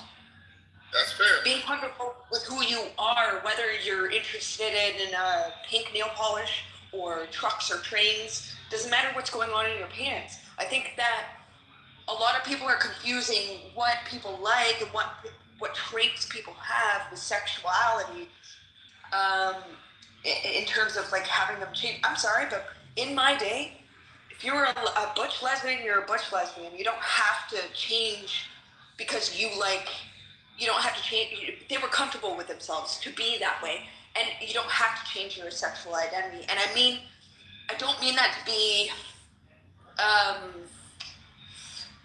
against trans people because I have trans friends. My trans friends have been like that way since they were kids. Hey, T, really quick. Are you there, T? Fuck, he's... Sorry for the tangents and. No, that's cool. Great. You're at least you're consistent. I'll give you that. That's you're consistent when it comes to this. Well, in the West, a lot of the child marriages are connected to religion. I'm sure there are outliers everywhere, right? But in the United States, a lot of the child marriages take place within religious households. Is it because they're religion or they're religious people who marry kids? They justify it using religion. Yeah, I think. I mean, there's a couple of stages. First, you got to find people that are even attracted to like children, right?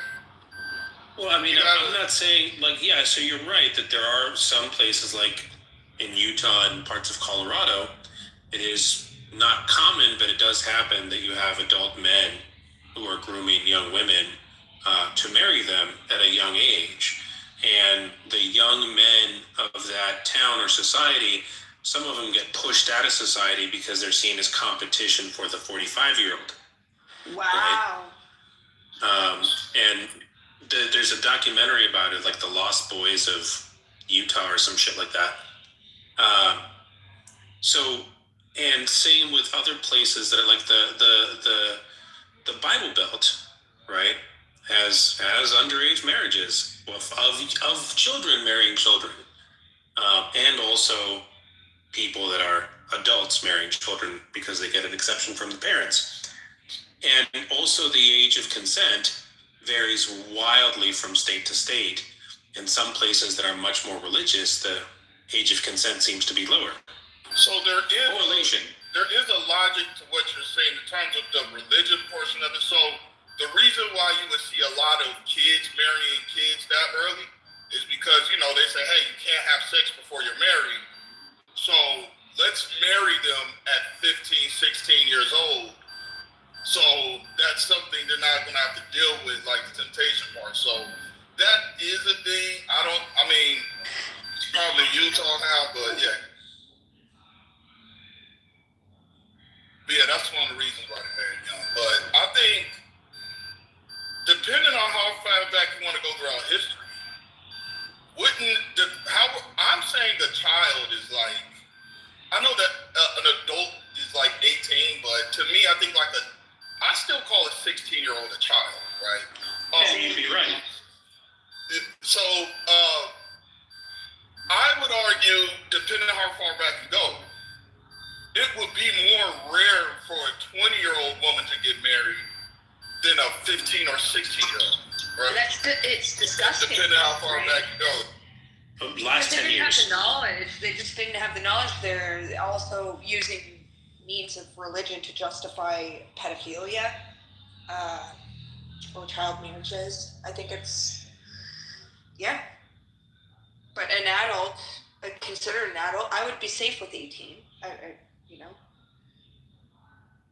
I think that's colloquially, but that's across the board. I think people mostly agree with 18, and a 16-year-old is a child. I have a 16-year-old. So I have a theory, but I also have a question. I want to hear what y'all think about this. Why do you think the perspective of like a 15-year-old boy having sex with like the 27-year-old teacher, that's not given the same energy as like a 15-year-old girl having sex with like a 27-year-old man? It's still bad. It's bad. It's still bad. Yeah, The only it's thing bad. is it's not as prevalent. It's not as prevalent as the male being the older one, right? I think, yeah. The adults. But also from a legal perspective, it is dealt with equally. It is dealt with equally, And but Alvin, it's not as the prevalent. adult female's taking advantage of the younger male, so it's bad. End of story. No, I think it's bad. But if you go to the comment sections of these cases, you will see, goddamn, where were these teachers at when I was in high school? Well, yeah, Like, that's a colloquial male. That's culturally- a monkey trying to football response, dude. That's what that is. But I'm talking about, it's culturally different. Like, even when I was in high school, right? The guys, there was the cheerleading coach. Several of my guys were tagging it. And we was like 15, 16. And it wasn't like, oh man, you're being abused. They were bragging about it, right? Right. And the girl, and here's the thing, and on the flip side, there was a girl on my track team who had sex with one of the coaches, and it destroyed her whole life. Like the response to that culture, just because that culture is accepted by the boys having these fantasies and stuff like that, does not make it okay. I don't think it's okay. No, let's Okay. be clear. I don't think it's okay at all. I'm trying to understand why. Like, one of my reasons I think why it might be viewed differently is I think visually, like, the 15, 16-year-old boy is usually going to be bigger than that 27-year-old woman, right?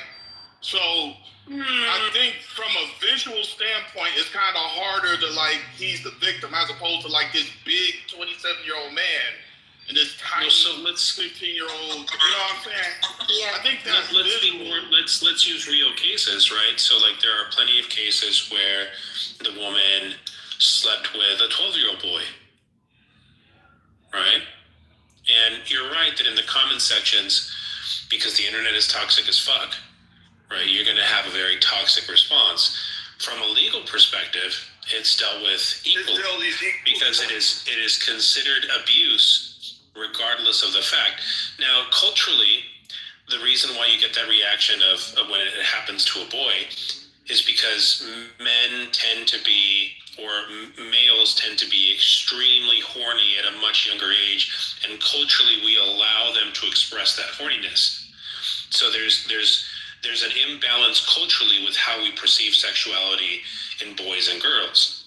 But the reality is that both are equally at risk and easily manipulatable, regardless of their gender, and that, you know, a 16-year-old boy has no business sleeping with a 35-year-old woman or impregnating her and having children with her, right? So, like, but that happened and happens. So it's less about the gender divide and more about the position of power and abuse and psychological issues. Yes, we could speak culturally all day about how, you know, this is representative of like of a girl growing up versus a boy, but you look at it with common sense, it's still bad, equally as bad. But what's shameful is that boys are brought up that way, and where girls are brought up to be shamed. Yeah, and I saw a one-to-one example in my school. The one cheerleading coach, it wasn't just one guy attacking. Okay, y'all stop. I can see And that then y'all the stop. same girl. Sometimes you're driving down the road, you know, and you look over in the ditch. You see that there's a car in the ditch on the side of the road. On fire. Car that's trying to One tow that car time, out. you're looking at the scenery, and now you're off the road. And then that car With the obese man burning in the car and his fat, you know, causing more accelerant. Yeah, I'm low. Yeah. I was shamed in high school. So I was great. raped. I know you'll talk about anything. This is not important, but I Hey, want to T, get back you on there? this. I want to get Benjamin, I back wanted to bring Gray's. up how I was shamed I in know high you school. want to, but your problem is y'all stuck in a ditch, so I gotta kind of like get us out of this ditch. Can I just get this out though? No. The whole point of this is to like get us out of the ditch. I want to go back to Alvin's point. So Alvin's really smart, and Alvin made a really brilliant point that you know, religions heat and cool with the same breath. That sometimes they help and sometimes they hurt. And I want to explore this notion that Alvin thinks that sometimes religions do some pretty good stuff. It just seems to me, Alvin, that when religions are doing their good stuff, it's because people are ignoring the religion. They're sometimes doing something they call interpreting it. And then when they do the bad stuff, it feels like they're actually bringing the text right off the page. You know? Like really staying true to the text. Why is it that I get that feeling that the closer people hew to the religion, the more god-awful their behavior is? What's with that? Well, I'm pretty sure when, like, they're doing humanitarian stuff, they will show you verses where it says do that, where it says, hey, if there's a poor person among you, you got to feed them and don't complain about feeding them. That's in Deuteronomy. And if you're antagonistic towards religion, I can imagine you will probably bring up, you know, some chapters and numbers. So I think they're both pulling stuff from the text. It's just one is more complementary to today's culture and society, and others are not, you know. And just to be clear, the Bible does not fit with modern Western European standards of morality. It doesn't, right? And I know some Christians try to make it fit, but it doesn't. It's not designed to, right?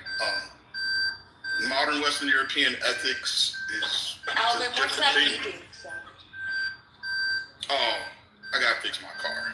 It thinks the door's open. I'm trying. Is that annoying y'all? My bad.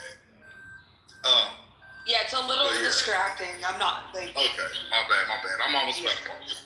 Yeah, so I think that that's what it is. I think when you do talk to a Muslim or a Christian, I think they want to try to make the text fit these new modern standards of morality, and it doesn't.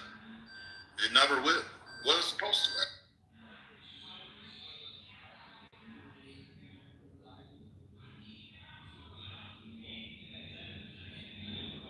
So that he addressed the problem. I mean, Pro likes to use the example of Boy Scouts. It's really hard to show how there's an interpretation of the Boy Scout handbook that will lead people to do horrible, nasty, god-awful things. But it is in no way, shape, or form difficult to show that a literal translation of the Bible would encourage people to do horrible, god-awful, nasty, terrible things. So can I ask something like that? Say that. Why is it that the Boy Scout handbook include that functionality that causes people to do horrible, terrible things?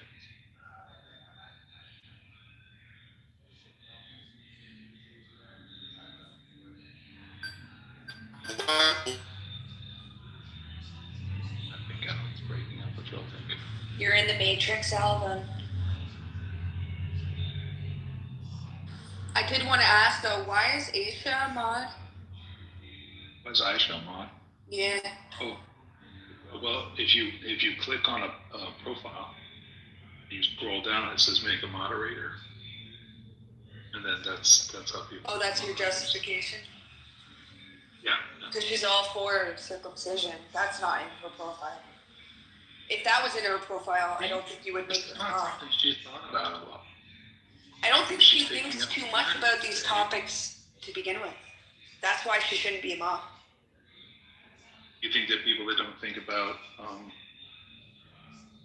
biblical topics shouldn't be mods? I think whenever there's a lot of discussions about biblical topics or contentious sort of topics, and then they don't really have an opinion on it, or they have the opposite opinion that doesn't really collectively share with the rest of the group, I think they shouldn't be a mod. Okay. Well, consider your advice. Yeah. She's pro-circumcision. We'll all take that under advisement, I'm sure. I wouldn't actually jump to the conclusion that she's pro-circumcision. Well, she was arguing for it because she said it was medically necessary.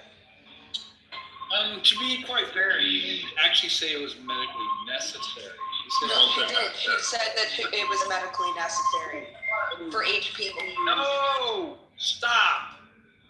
She said there was a medical reason to get circumcised because getting circumcised prevents the spread of the HPV virus. That's not a good argument. But I'm just pointing out, she didn't say it was medically necessary. Who says it's not a good argument? Also, that's not true. I don't think it's a good argument. Why is it? It's not true that it prevents the spread. It reduces. It might reduce. And that's correlated with reduction. But anyway, who cares? So it's not a good argument. Why is it not a good argument? Do you think it's not? Was she even able to argue it? Probably not. I don't think you should be a mod on anything medical. How about that? I didn't say I should. That's why you're not a moderator. I didn't say I should be a moderator. Yeah, but you're floating your idea about I who you said think should someone be who's modded in a room that no one's pro-circumcision modding in you a on. room full of people who are Why is she anti-circumcision pro-circumcision?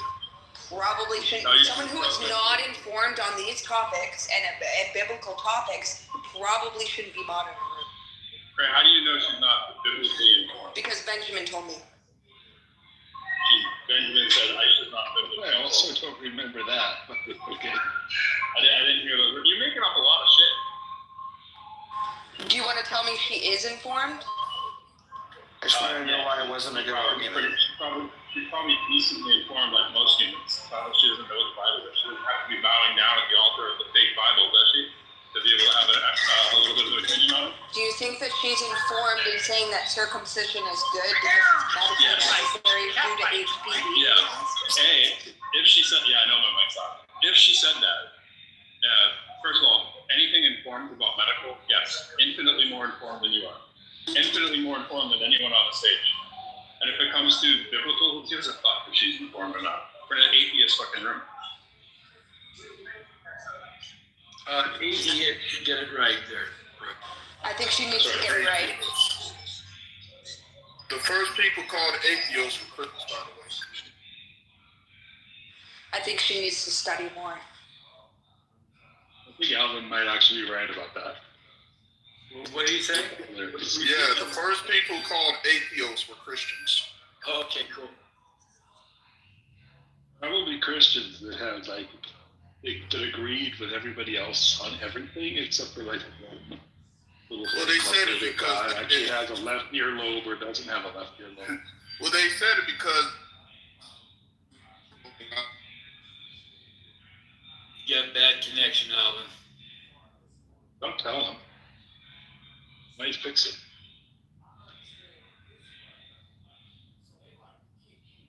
I love every single one of y'all, by the way. Don't lie. Enjoy it. How long have you been driving in a car that beeps at you like that? Started happening to me yesterday. I gotta get it fixed. It thinks the door is open. It's not. So. You know, I was just looking up the atheos thing. It's interesting. In Ephesians 2:12, Paul uses atheos to describe Christians' past lives. Now, I've never heard about reincarnation in Christianity before knowing Christ, emphasizing they were, quote, without hope and without God in the world. That's what atheos meant. But the reincarnation thing is weird. I had never heard reincarnation in Christianity before. Did he specifically say reincarnation, or was he referring to like this that he's making after Jesus to talk about the your microphone's not working. What the heck? To reference those who were without the saving of Jesus as God. Alvin, what? Alvin, mute up. I don't know if anybody heard any of that, but theos might be the ones that were without the ability to Jesus to save them because, I don't know. I think that's right. I think the AI just got it wrong. It's talking about people living before Christianity, not Christians in a past life. Yeah, it's just the Romans called them that because they didn't worship their gods, right? They said there are no. No, I think I answered it. No, Alvin, I think I said it the right way. I think I got it. Yeah, I think that's right. AI strikes out again. So we cleared it up. An atheist is not actually a Christian. An atheist is someone who doesn't have a God in there, at all, right? Yeah, they didn't know to have God. Right.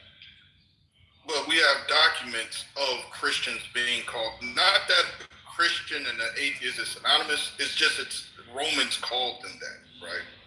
Romans called an atheist someone who didn't have a God in their, mindset. So therefore, they're an atheist. They're not being called a Christian, Alvin. They Get called right. Alvin!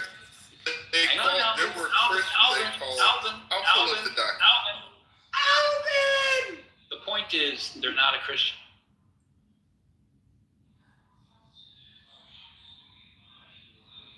Yeah, basically atheos is what they are before they're born again or something, right? Without God signifies a life devoid of the true knowledge relationship. And So it's not an atheist, not somebody who chooses, who does not believe in God. It's somebody who's really never heard about it. And just to be clear, atheos is different from the modern atheist, right? Well, I think that's what I just said. Yeah, that's why I was agreeing with you, right? I think it's a different thing. But I love every one of y'all, by the way, because my religion tells me. You have to. Yeah, right. You don't have any choice in it. Wait. Why should we take that as sincerity because you love us? I know, Alvin, you shoot yourself in the face all the time, bro. You don't know what it is. Alvin, that's You're just so insincere. I'm trying to light the room up, man. It's so No, but your microphone sucks. Alvin, that's a fucking horrible thing to say, right? That's like saying, I'm only going to save you because I'm working as a doctor in the hospital. If I was on the street, I'd walk past you and let you die. Wouldn't that be accurate, though? That would be accurate, right? No, it wouldn't be accurate, right? No. That's the weird thing about Christians is that they really do. They think that if they didn't have God, they would do that. That's what's... If it weren't from a book, I'd be a douchebag. Brainwashed numbnut. Thank you for showing us how dangerous religion is. Well, or maybe it's just a damn good thing. I said that I love y'all. Y'all call me name. I said I love you. don't love us all, Alvin. Shut the fuck up. Now, finish your hypocritical sentence. I love you because my religion tells me to. Yeah, that was a Alvin, I got a question. Alvin, I got a question for you. If your child brings home a significant other and wants to get married, and you could choose between a Mormon and an atheist, who would you choose? Say that one more time, because I'm out here at the airport. You got a Mormon or an atheist, bro. Who are you gonna pick to marry your kid? A Mormon or an atheist? Probably an atheist. Wow. Oh, okay. That's progress. Why? We're moving on up. Why? The Does thickens hope for the plots. atheist to convert? And he knows the Mormons are a cult and they ain't getting on that Because the shit. only reason I've seen atheists be married to Christians, and they'll still like go to church and do all the stuff, but they don't believe it. So I've seen that happen a lot. So yeah, probably atheist. Oh, I've done that. We'll do a lot for that. Because they go to church. Yeah, like they're married But what to a if the Christian. atheist doesn't go to church versus the Mormon? Because the atheist is a hamming distance of 1, and a Mormon is a hamming distance of 2. Yeah, I'm just saying, like my friend, his wife's an atheist, but she goes to church with him. Well, maybe it's But she because don't you don't believe want in your that. grandson to be circumcised. I mean, yeah, but I would rather, because with Mormon, there's going to be like a lot of doctrinal disputes. With an atheist, it's like there's none of that. It's just I don't believe anyway. So, all right, go ahead. There's more common So if sense to you're- the atheist. If your kid marries a Mormon, you probably won't even be allowed into the temple to watch it. Yeah, There's that's an why I rather. important detail. We got some business with Alvin, and then we got to move on to different topics other than Alvin. This is true. Alvin, I want to understand, if you say you're doing something just because the book says to do it, then what happens if the book says to do something terrible, like happiness is he who dashes a child's head against the rocks? I really. Suddenly comes up, I can't hear him all of a sudden. Alvin, I can't hear you. I can't hear you, so I'm just we're gonna move on. Morning, Michael.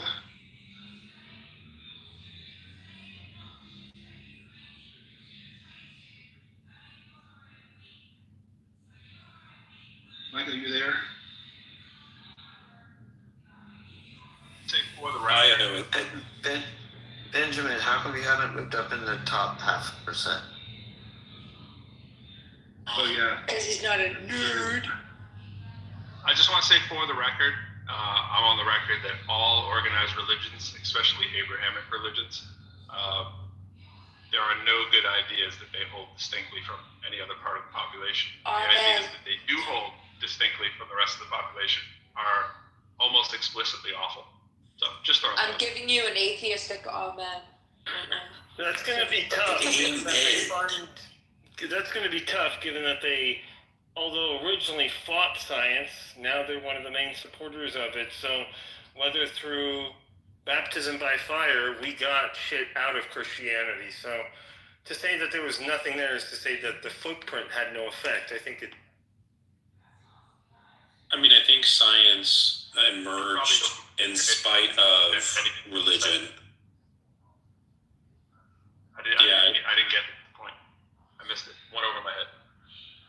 Maybe it's the delay that you have when you're on this thing, queued up, and then you come up. I heard they did something, but because of the footprint, they did and I heard one of the groups. You said, what are the groups when you're talking about Christianity and religion? Like, you have the religious and the non-religious. Aren't those the only groups we're talking about?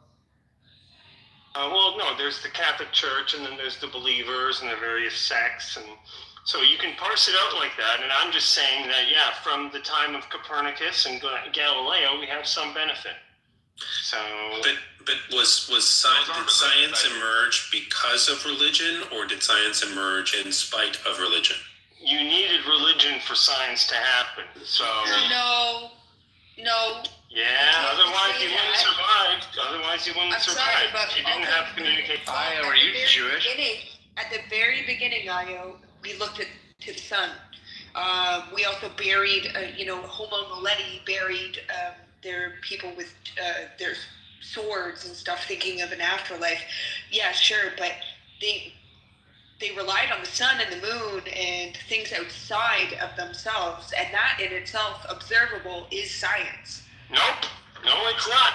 No, that's actually that is a experimental, observable fucking thing. It's science. Okay, drop some more F-bombs, but that's a poor definition of science. It's a little bit more rigorous. There's a few more things. I'm talking at the very basis of it. Something. No, the basis has axiomatic. Observable and studied. The sun providing warmth and heat to provide food with water. That's science. An observable study is science. That's still not enough. That's still not science. That's part of science, but that's still not science. So stop it. Okay, go ahead, Pro. No, it's certainly not religion either. But are you just trying to claim that we get to science quicker because of religion, not in spite of it? It's not about quicker or shorter. It's that you have to go through the process of having bad ideas to get good ideas about how to do things. And only when you realize the difference between superstition and null hypothesis testing, which science never proves anything, it only tests against the claim that there is no observable difference. Right. No, I get that. You can only discover that. Okay. Well, no, I'm saying they're not, actually. Organized religion is, by definition, superstition. Superstition is what? Superstition, by its very claim, is just, hey, I believe this, therefore that. Yeah, but the organized part of it and making it into a cult is the part that we're objecting about, right? See, I'm objecting to the poor critical thinking. I'm objecting to the poor critical thinking from the onset. Because you can have something like truth from logic alone. Apologetics, despite its reputation, has some interesting, although esoteric and mathematical, interpretations. So, yes, you can have some knowledge-based superstition, but most of scientific facts have to be derived or discovered. You heard the part I said, right? You know that my disclaimer when I said other than what other people already believe, that's already encumbering all the people who aren't religious, who, i.e., are in science, right? So outside of all the things that the rest of humanity already goes for, anything that's unique to religion is generally a bad idea. That's my point. There's nothing unique that religion brings to the table. Now, if you want to argue that they helped codify and get us to this point of where we can see the bad ideas, cool, right? But I'm not saying that's a necessity, that we need like a dogmatic group of people who all believe the same fucking brain dead thing, and that they need to organize so that we can see how stupid it is, and then we have crusades and witch hunts and shit. I'm just saying we can skip past the crusades and the witch hunts and get right to, hey, that's a bunch of shit over there. That's some stupid idea. And then we just really need that to happen. Right, because the hypothetical question still stands that, like, we're going to contemplate our own existence. And to contemplate your own existence, and starting with that basis with the sun and earth and everything, that was science. That was science. I don't care for No, it is science. It's not science. Look up the Observable definition of evidence. science. Observable. Want me to pull it up? But I get the point though that without religion we don't get like the institutions and shit. That's where I figured you were going with, and Yeah. you're saying we get there quicker with religion. Yeah, I don't know if it's quicker. I think it's just like a necessary condition. You have to have institutionalized superstition to see that you need institutionalized no hypothesis testing, because then you get to see the competition. Why can't it be the other way around? You get to see institutional competition, and competition of ideas at an institutional level means you got to put your money where your mouth is, and then you see empires rise and fall by technological dagger. That's what I'm saying. And if we didn't have Dark Ages, we wouldn't know like whether we're killing the right people or not. So it's almost a necessary. What about supply chains? I mean, you can have the same supply chain is technology. Yeah. Right. Well, some people can't make. Some people can't understand the most basic scientific connections. I think we should talk about that. So, like, population size and ability to procure raw materials and have a hardened supply chain. But most people don't understand that all of our current technological age is engineered, or not engineered, has trade. Free trade has made it so that these supply chains are extremely long for technology. Yeah, fair enough. That might be why it's difficult to decouple from China or something like that, but it still doesn't mean that... make technological progress, right? Yeah, because they're dated so many ways. Exactly. But that doesn't mean it's not science. Well, you have to... Okay, so... Yeah, so when we say science, or when you say science, and when I say science, we might be saying different things. Because I mean, it has to be observable and measurable. I said that. Okay. Measurable, repeatable, and in general, we add an extra layer to that, which is peer review. Although some people don't like peer review, it's one of the kind of cruel incentives. Hey, disprove your peer, you win a gold medal, you win a gold star kind of thing. And so I think that's also very critical and unique to the church is if you give somebody like a priest, hey, you have all this time and go think about, I think priests were the precursor to the modern academic. That's why I call mathematicians modern day clergy, because you engage in the same kind of thought play. Uh-oh, I was agreeing with me. What's going on? Maya, did you take your medicine today? Yeah, but it doesn't say anything to the point that I was making is my point. And when you come up to say something like that, and which is just an assumption that I think we all have, generally we all understand the fact that you're making about how we got to academia, blah, blah, blah. We all know the academia story. I think most of us do who are educated in that area. And I think that's pretty much everybody in the room. It just feels like you're doing but what about the good thing that religion does? What about the good thing? Right. I know the good thing. Yeah, no, but that's what it feels like. That's how it lands when I make a statement that's not more controversial. Fair enough. So look, I'm sorry that I can't control your feelings. I'm only responsible for what I say. I use very precise language and very precise wording because I wanted to get at something very critical. And I don't think that everyone has that same level of understanding because people have been jumping off the mic. I think Gray is the individual. And you've been saying things about science and you've been saying incomplete definitions. So I don't know if there is a established understanding of what are rigorous definitions. I'm trying to be rigorous. And so it's more like an ecology kind of statement if you're talking about the evolution of a disease. I think science came before religion. No, most certainly did not. Unfortunately. Well, using the So sun who's to plant your... food to feed the masses. That's not science. Before, yes, it is. No, it's just observation. Science Now would be we're the just going rigorous to break it on application of the science, loop. and it's So you keep... observable. Okay, I'm not going to respond. Status-driven. You're just not- We agreed that it was observable, status-driven science that we can observe, which is the sun comes up, sun provides heat, sun provides food, along with water. That is science. No, the sun provides photons. The plants do the actual conversion. So again, you're You're trying to simplify something. Let me ask you a different question. When do you think that science emerged in its modern, rigorous form? Give me a date. Give me a name. Well, now you're now you're colloquially speaking on like how science has changed, and I can agree with how science has changed because we have gotten smarter. No, we have not. The methods have gotten better. No, I don't think humans have actually gotten smarter. Since the humans have actually become dumber. Worship the sun. We have gotten a lot. We would still be in the Arc Ages, like arguing whether the sun was a god, if that were the case.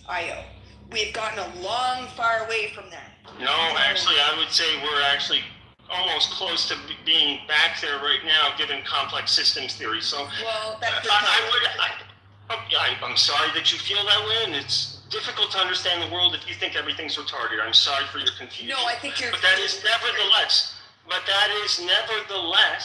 the fact that we now look at things in, for example, modern biology and research biology. We look at things as having perhaps capacity for intelligence rather than consciousness. So we look at something like a technological approach to mind everywhere. You can look up that paper, and in that paper we talk about how we can build an interface to a cell and talk to a cell. There are things that we know nowadays how to grow things properly, how to feasibly live on. But that's empirically derived, not as scientific. And now you are pinpointing what actual science is, and I'm telling you, that the whole time. Looking to the sun and using the heat from the sun and water to produce proper plants and making those plants better over time, that is also science.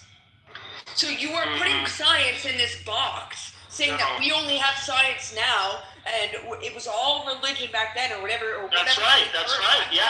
Okay. So I'm telling you that whether they knew it or yell it louder, it's not going to make it true. The louder you yell. Whether they were doing it back in the day, whether they knew it or not, they were doing science. Okay. It's an observable test on how to create and feasibly live on this planet and to understand how the way the world works. Okay. And science and religion go hand in hand because we hypothetically would just understand why we're here. Why, we come up with a question, why are we here? But simultaneously, we could say that they were making plants in the earth and eating things off trees and figuring out whether or not this was poisonous or not. That is study, that is observable, and that is science. Okay, so... And for you to say science is not that, you're saying that that's not science, but what is it now? Okay, so look, so when we look at something like Copernicus, if you study what Copernicus did, it was essentially the precursor to the null hypothesis test. Now, what is the null hypothesis test when compared to superstition? It is the dual of it. It is the opposite of it. So you have two domains of categorization, and at a certain point in history, people just told themselves stories. They're like, this is this way because that's what we believe, right? And that is superstition. Science is saying, hold on a second, I don't know what's true, but I know that I can disqualify certain elements, certain theories, certain ideas. I agree with that, but there was still a practicality. There was still a practicality of learning the ways of the earth at very early. I don't know what ways of the earth means. How to eat, how to live, how to procure plants, how to feasibly fucking live on this planet. And that is science. That's an observable science. Okay, well, it sounds like you're trying to convince yourself, because I'm not convinced. You're speaking to yourself, just so you're aware, okay? I want you to reflect on necessary and sufficient conditions, and just take away from this conversation what is a necessary condition for science and what is a condition for science. Yeah, okay? So you're still speaking of two different sciences, and it's still a precursor to science. It's still science. No, modern day science is defined by the null hypothesis test. Science, we have a fucking evolved. Because everything before this was superstition. You're Okay, saying you just sound like you haven't read anything, so You're I'm saying gonna bow. that when it wasn't science because it wasn't documented in a certain way that you can understand. No, it was the method of critical thinking. Okay, just keep saying that. That doesn't make you right. Just makes you sound like an idiot. You know, you can be right and wrong at the same time, and you're doing it here. Well, I mean, this is so silly. This is so silly. I'm usually Just used a to. second. Let's see if Pluto has a thought here. Pluto, what's your thought? Yeah, mine's just simple, like usually what I hear. But there's a difference between knowledge and science and other things. That's it. You think it's possible that we have a complex definition of science, and it's just the case that people don't always agree about what they're talking about when they say science? I mean, I find that people very often don't agree with my definition of science. I've never found people who would agree on the definition of science. But what's troubling is if I you know push them on agrees the with definition me of on my. science, it doesn't work.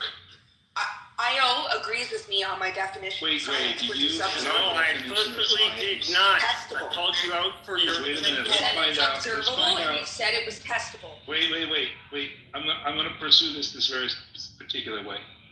So, Gray, what I want you to do is find a definition for science and type it out in the chat that you think you can defend that completely and perfectly includes all the things that we call science, or that you call science, and excludes all the things that you think are not science. That should be, that's homework for you. If you want to define science, you have to show that you can do that. I suspect you really can't do it. And I can do the same thing. I don't know, is Io really making an argument here? Yes, my argument is no hypothesis. Look, I think what I heard you say, Io, is that people have not gotten smarter. Our brain box is not bigger than it was 10,000 years ago. That's right. Things we can do today don't appear to be illustrative of smarter people. Correct. They are illustrative of maybe an accumulation of some knowledge.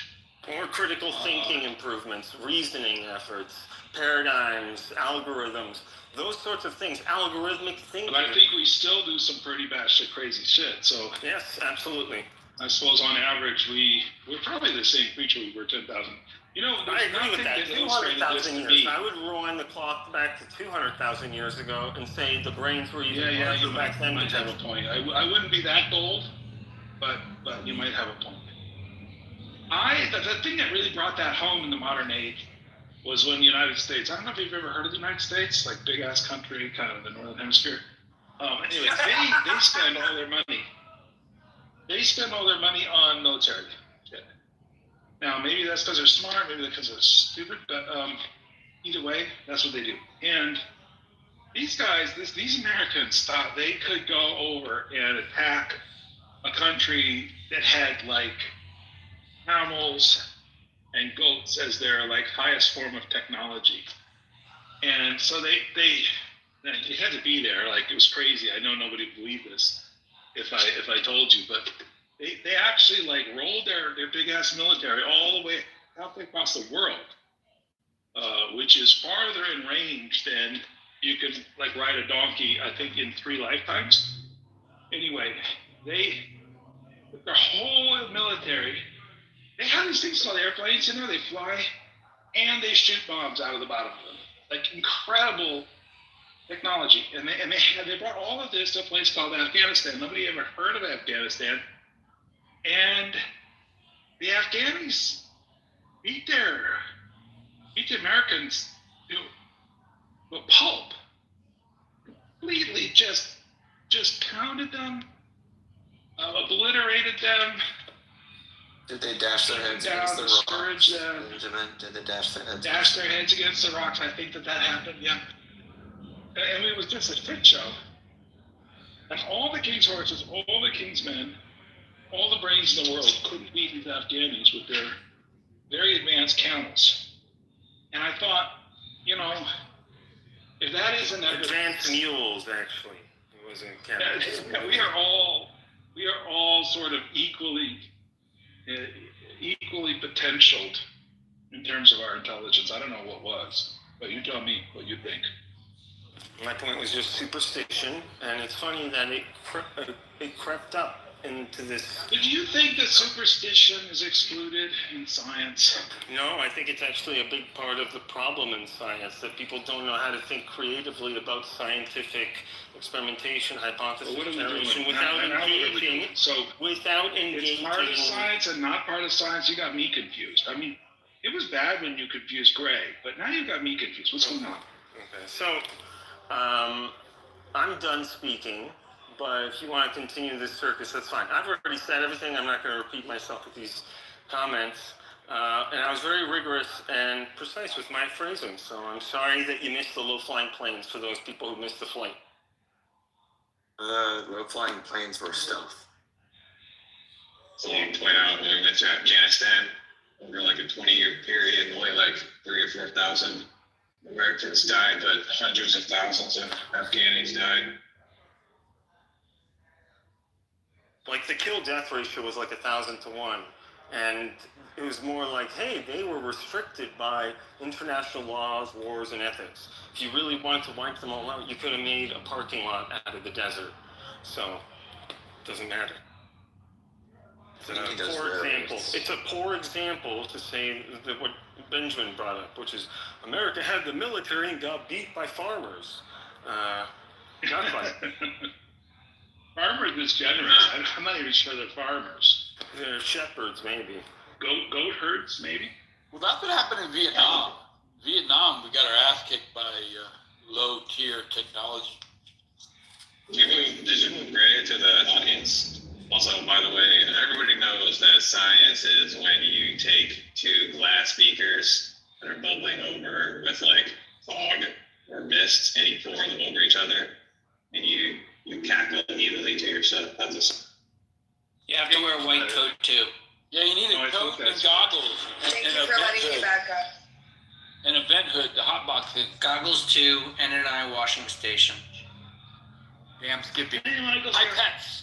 Pipettes and Bunsen burners. Michael, I opened this room this morning with the title, Your Religion Wants Me Dead. Were you aware that your religion wants me dead? My religion? Yeah, and I had receipts too. He had your I don't religion. think so. Not meaning your religion. All right, prove it. Make your case, Benjamin. It's Deuteronomy. He uses Deuteronomy. Deuteronomy 13. It was just title of your religion because that it wasn't your religion specifically.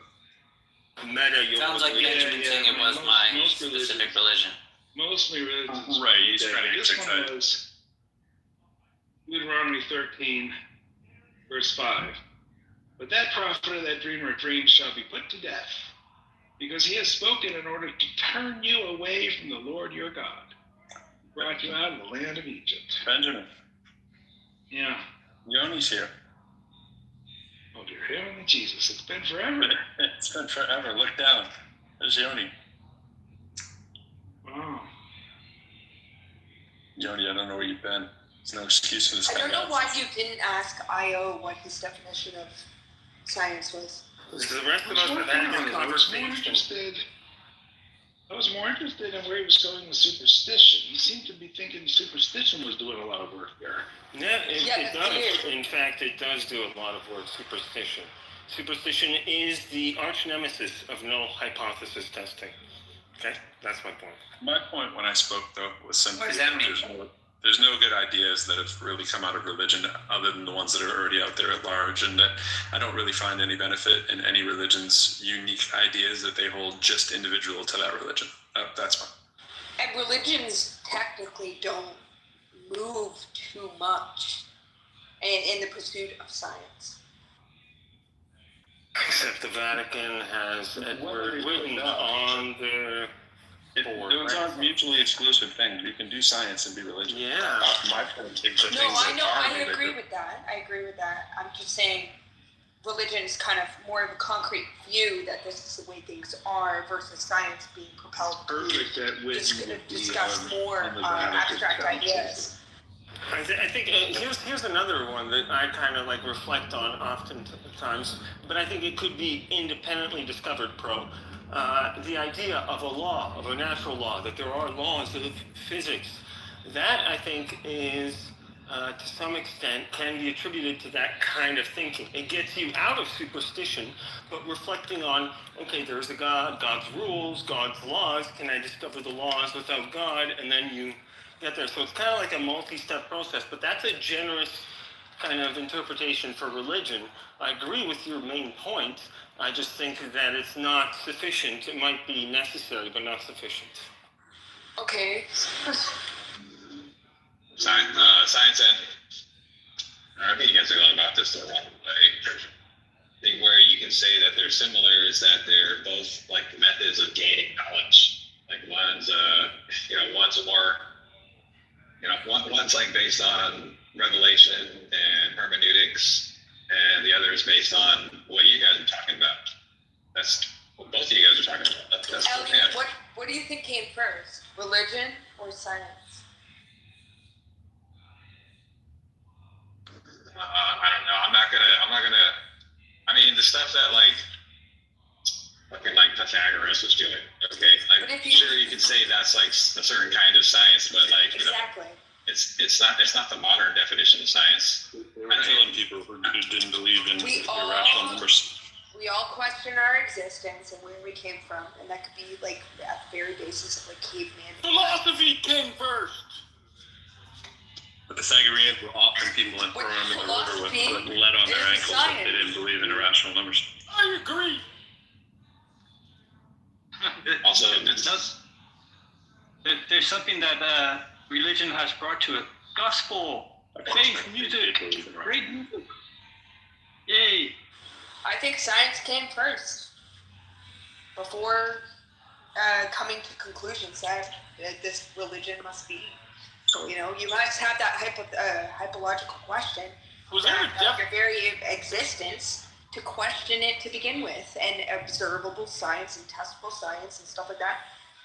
Then you create these stories, narratives that might fit that idea of living. Was there a definition given for science? Well, we both agreed on the definition of science. We said it was testable and observable. I think the main thing is the understanding that a systematic, evidence-based process by understanding and studying the natural world. That would be, the most important. Yeah, that's what I agree on. You would still be largely susceptible to superstitious thinking if you didn't That add wasn't the something. question. I know that's not the question. There's a new question, a better question that you should be asking that I'm going to highlight. No, what we were arguing was what came first, science or religion. Gray, slow your roll, Gray. And you said people finish their you thoughts. said religion came first, Gray, which is a problem. Please let people finish their thoughts, even if they're wrong, because then we can have an exchange of ideas. And if you jump into the middle of people's thoughts, then we just have an exchange And you can of insult sounds. people better. Like, watch this one. Like I can take Benjamin's sentence and I can say, please let people finish their thoughts, even if they're wrong. I mean, even if Yeah, no, I know what you're saying. I always wrong, but no. Watch how I can do it. I can insult Benjamin. I can insult Io if you want it. Hey, let people continue their thoughts, even if it's Io, right? You know what I'm saying? Like you can hear it. It's so much more fun. It lands better. You're being charitable. I understand. well, it's also if you give them more rope, you can hang the noose tighter around them. That's right. Sometimes you got to know when to let out the line. And sometimes you got to know when to tell people, just shut the fuck up. Yeah, and I hate to go on attack mode too. I don't want to be like that. Yeah, well, these attacks. Whenever somebody's absolutely wrong, like I should just attack mode. You should be a little bit more informed if you want to be that aggressive. First. Oh no, I'm well informed. Okay. You don't well, need you just to want to insult keep me. talking. Okay, got it. Oh boy. It's fine. Look, the point is that all those comments. I know you're wrong. The thing online where it's like the cat like attacks the car and it's like 0 damage, or attacks the bigger animal, it's like 0 damage. That's what that exchange with Gray was like, and I'm left feeling bad about that. So I'm gonna bow out. Let's do less meta. Let's welcome new people. You have Justin, Caleb. Good morning. Morning. I just wanted to give my input on religion and science, and I would just say that, of course, Science is just studying the mechanism of God's creation or the things He made. So of course there wouldn't be any kind of contradiction. Now for you guys, it's just looking at the mechanisms of coincidences that created a huge complicated system. So all we're doing is, at least with a Christian, they're replacing coincidence with God, and you guys just have coincidence at the ultimate, I guess, beginning. I agree. See how easy it is? I agree that you believe that. I agree with that too. Yeah, so we agree that we believe these things. We have these assumptions that cannot be actually scientifically, ascertained. Like, you can't go before the beginning or before the Big Bang. So at that point, that's where it's not science. Same thing for me, or a lot of things. A lot of times science is, of course, guesswork, and you're just looking at the things that you're not guessing at. You're looking at the rope that's in front of you, but you can't see at the top of where the rope is coming from. Sorry, things in our observable world is science. The precursor Well, then we just to say creating a religion. Sorry, you said you can't go before the beginning? The beginning of what exactly? The beginning of the observable. Let's say we can't go to beyond the observable universe, or you can't go beyond what you think calculus or math or anything. Science starts to break down at, I guess, the Big Bang. It doesn't break down. I don't know what you mean by that. Okay, so when someone says that the universe came from a singularity, what do they mean by that? They mean that the models that we have to use differ from the models that we use now, that we use for the universe as it stands today. That's what they mean. There's hard science, there's soft science, there's theoretical science. So which one are you talking about? All of it. As far as, are you talking to me or just someone else? I'm just talking about soft. Yeah. See, well, I would imagine, we're talking about the Big Bang, I would say it would include all of it, because hard science, whether you're talking about empiricism, looking at the things that you can't observe and reproduce all the time, you can't reproduce the Big Bang, of course. And then also, when you're looking at theoretical science, let's say you're just doing a bunch of math, eventually you're going to get to a point where it's not going to make sense anymore. What's not going to make sense? I'm still waiting for the punchline here. Okay, let's say the start of movement. How are we going to get to now without a push? The laws of motion. What are you talking about? I don't know what the laws of motion. I don't know what the start of movement. Don't let this guy do this. Which guy? You. That's okay. What do you want? Yeah. Okay, so I can stop here. An ass off about nothing. Okay, I can stop here. So where do you want the conversation to go to?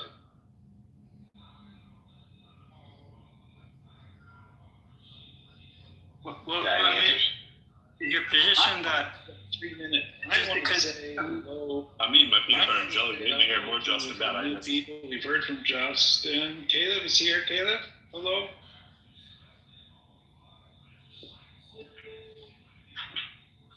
Justin, you should tell us why evolution is fake. Well, that's a bit of a boring conversation because I think everyone heard from me on that subject here. But I just wanted to get my piece on how science and religion are not true. Well, what do you guys expect? I mean, it may add it to someone else's, I guess, tools of expectations, like what you expect from a Christian like me. But I don't know what all you guys know. You really think you're a Christian? I think you're just a Zoroastrian in drag. Well, I'm a Christian, by the way. You're a Christian. Well, I mean, one, a lot of you guys get really frustrated with me because of my beliefs. So, but He said Zoroastrian. Everyone take a shot. Oh, he's playing the guitar now. Take a shot. What is the traditional Zoroastrian liqueur, Rabbi? Oh, that's interesting. Right? I don't There know. should be a correct I don't answer, know. right? That would be an interesting question. Like, I like that the Vikings have mead. Mead is cool. Mead is a good drink. Why is Benjamin like hot micing playing guitar? Why not? This is just stupid out there. Yeah, it's just the way he does, man.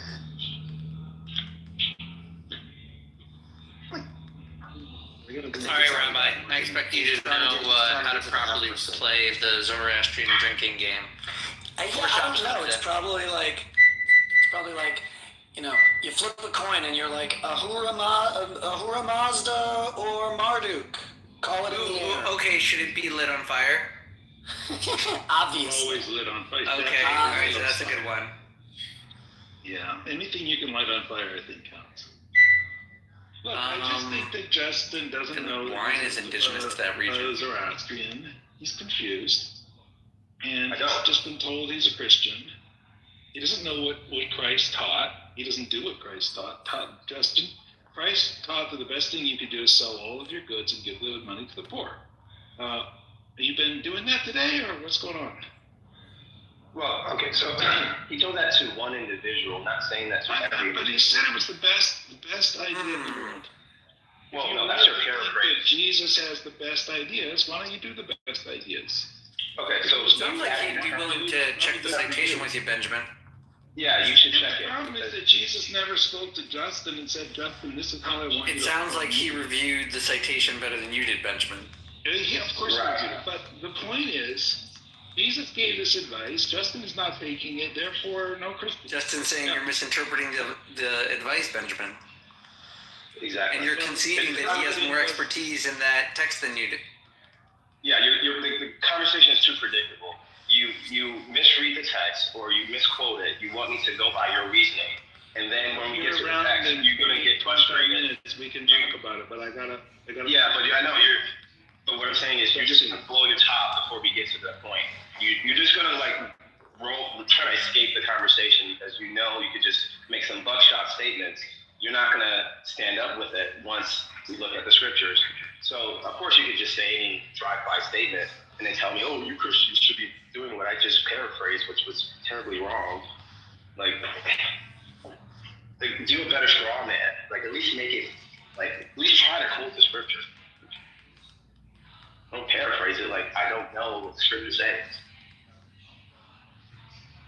Well, it's like, I mean, when you say, you know, Christianity, you're talking about Catholicism, I mean, you're talking about Eastern Orthodox. I mean, you're putting science, you know, hard stuff, theoretical into one basket. So are you putting all your Christian science, are you putting all that into one basket as well?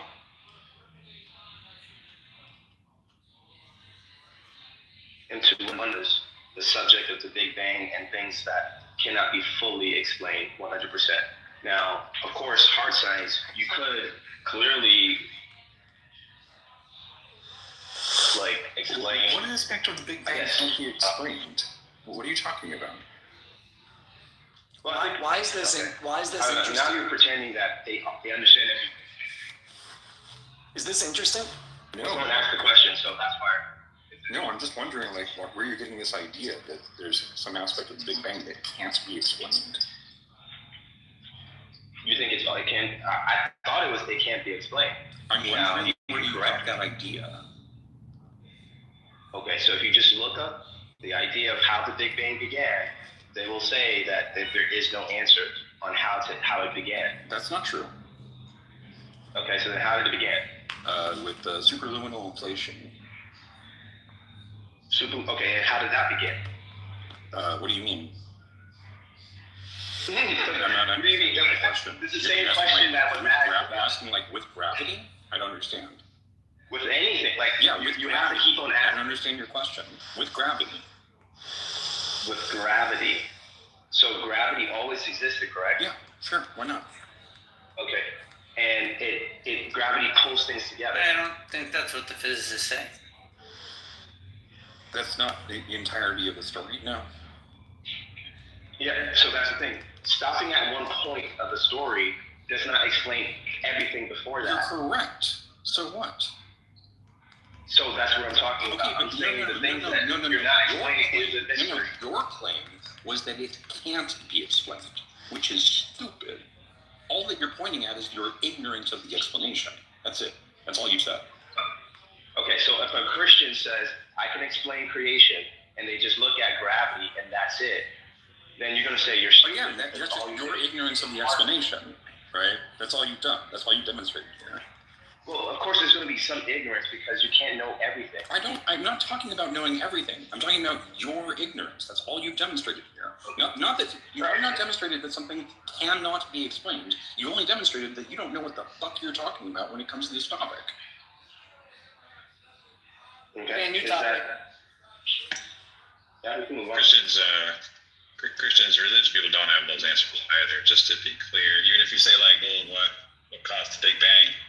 Maybe you say it's superluminal inflation, or you say it's God. At the bottom of the barrel for the theists, you can't explain why God is omnipotent rather than not, why he has a consciousness rather than not. You're just not answering those questions. True. I mean, yeah, that's why we say we have faith to some degrees. Yeah, so when you say faith, you mean faith in a certain religion, which you didn't specify. But what about faith in there's some truth? There's just some truth that you have faith in. There's some reason. So what does that have to do with believing in a specific religion? Well, you're going to have a mix of faith and things that you could observe and empirically test. So yeah, there would be faith in a certain assumption that you can't prove, and then there would be, of course, something that is provable. So when it comes to the words of God, like God says, he created everything or whatever, boom. You have faith in that because you can't, no matter how much science you have, you wouldn't be able to demonstrate that to be true 100%. You could do it 90%, maybe 99%, but that 1% is always going to be there because you can't know everything. Okay, can you prove that? That's just one interpretation of knowledge, though, Justin. Science operates under the assumption of provisional knowledge. You know what I mean? Like it's knowledge that's open to revision. Like when you get in new data, you get in new evidence. You update your knowledge base based on that. There's also there's a whole bunch of different definitions of knowledge. Yeah, but I don't think there's any kind of view of knowledge that you think you would know everything 100%. There's always going to be room for not knowing something. There's always going to be a mystery, right? So you don't need absolute certainty to know that I don't know, your fingernail is different from your finger. You don't need absolute knowledge for anything. It's not. Yeah, but when I say everything, I'm not talking about your finger. I'm talking about the entire universe. So of course your finger is not part of you. Can I wrap this up? Can I wrap this up because this is wrap with us, Rabbi. I'm gonna wrap it up, right? You guys actually agree that the observable that you should continue to have accurate depictions of what the universe says. I don't think Justin denies physics, right, in some general way. He's simply making one extra step, right, and saying the thing that began it all is whatever he wants to think God is. And you say, no, and that's it, right? Right, and if you want to say, and it's true Justin doesn't know about as much science as many other people in the room, right? So, there we go. Wrapped it up. New topic. Yes, the mystery of life moves on. The very contemplation of our very existence precedes science. It commands science. Knowledge definitely precedes science. Also, Gray, why don't you guys just agree that split the difference and say it was science began when Karl Popper was born or something.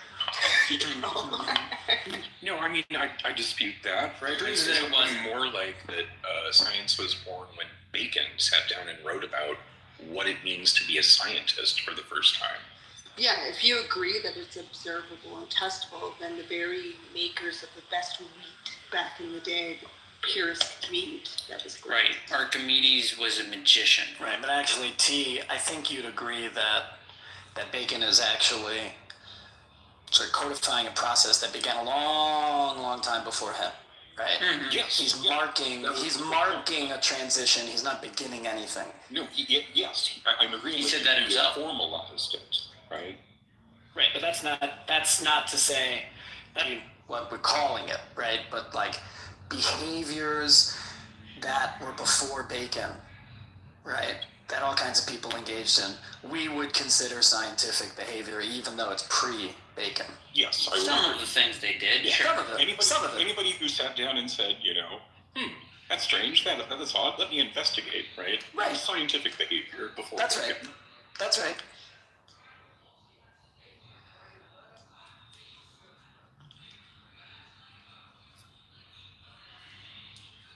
7 degrees of Kevin Bacon. Yes, us Kevins have the bacon. Yeah, but his name was Francis.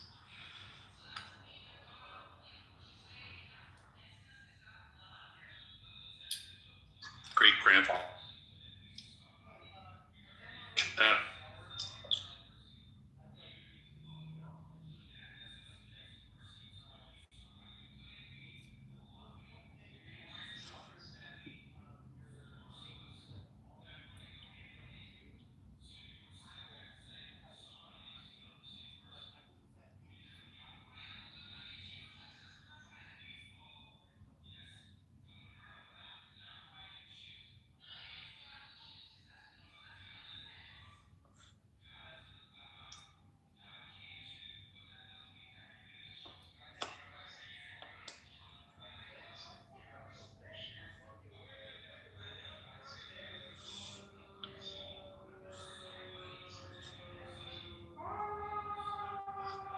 What's up, fellow cultists? Rolling. Where you been? Good work. Yeah, I don't know, man. I got a little tired of the debate scene on here for a while. I'm starting to have a little fun with it again, but No way. Why ever for?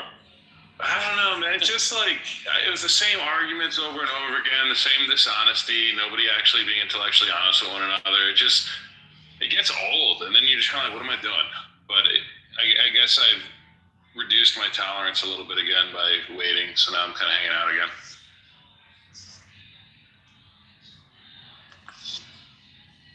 Very understandable. Very reasonable. Mm-hmm. Hey, look, Alvin's back. Alvin, I haven't seen you in a while. Hit me with some new arguments you got. Something new, something crazy. There are no new arguments. Oh no. That was my point. Every argument has been made. There's new variations. That was King Solomon's point. There's nothing new under the sun. There we go. But I don't know. Do you think above the sun's fair game, though? Do you think anybody in the world's ever made this sound before? I think that might have been a one for. You just made something. I don't know, man. 2 million years of different iterations of human. I think someone might have. Okay, I got. Nah, that one's pretty unique. It's like the shuffling combinations of the standard deck of cards, right? The 52 type around. How about this? So large. I got a case, right? So, where we put human? What? 365 BC, 365,000 years. That's how long we've been around. I don't remember. Sure, why not? Sounds good. Sounds about right. It's about right. That's how many days in a year. That's exactly. I like it. I like how he did that. Yeah. So when we agree, when did religion come around? Like people claiming gods exist, what, 50,000 years ago? Are we gonna go with that? Let's go where you're going. Let's go where you're going and see what happens. Okay, so let's say people started believing in gods and stuff 50,000 BC. Let's say it's all right. So from 50,000 BC till now, there's probably billions of people claiming they've interacted with some sort, right? Let's say, let's say 20 billion claims have been made. 50,000 BC now, 20 billion God claims have been made, right? what's probability that 100%, right? 1/8. What was I about to say? Just being. Yeah. So, what is the probability that 100% of the 20 billion claims were either they're lying or they're mistook for something else? Highlander rules apply. There can be only one. Yeah, what's the likelihood that all of them, 100% of all of the 20 billion claims were either a lie or not? Because it only takes one of those to be true, to be honest. It only takes one. So it would have to be 100 and all of them were wrong out of 20 billion claims. Is that likely or not? I don't know why that would be unlikely. It seems like religion is kind of a core aspect of humans dealing with existential fear. I think if making up gods and religions as ways of explaining things is intrinsic to our being humans, then I think it could be very likely true that they're all wrong. I don't know why more people claiming a thing makes it more likely. Especially if you can admit that we're fallible. What if I give you a math problem and I say the possible answers are from -4 to -infinity, and I give you the question,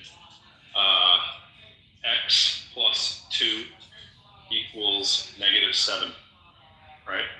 And you guess all the answers after, I don't know, say -100 all the way to infinity. -9. Right? You'd be wrong on every guess that you take, right? There's only one right answer, right? You have infinite amounts of wrong guesses. I guess -7. You know what? What you said, it sounds correct, so I'm just going to agree. Okay. I'm just saying. So if you're saying that these are all just concepts. No, I get what you're saying. I'm just saying that you can have a set of all bad answers. Maybe you'd save one, or maybe none of them are good, right? You can just, fair enough. I give you a parameter to pick from. It doesn't necessarily say anything about the strength of the argument. That's fair. But that's all I got. That's all. No, I appreciate it. But yeah, all the arguments have it's just a matter of people able to debate the arguments better than somebody else. Which I think now people have kind of moved on from the existence of God to more like the ethics of religion. I think that's and even with that kind of argument.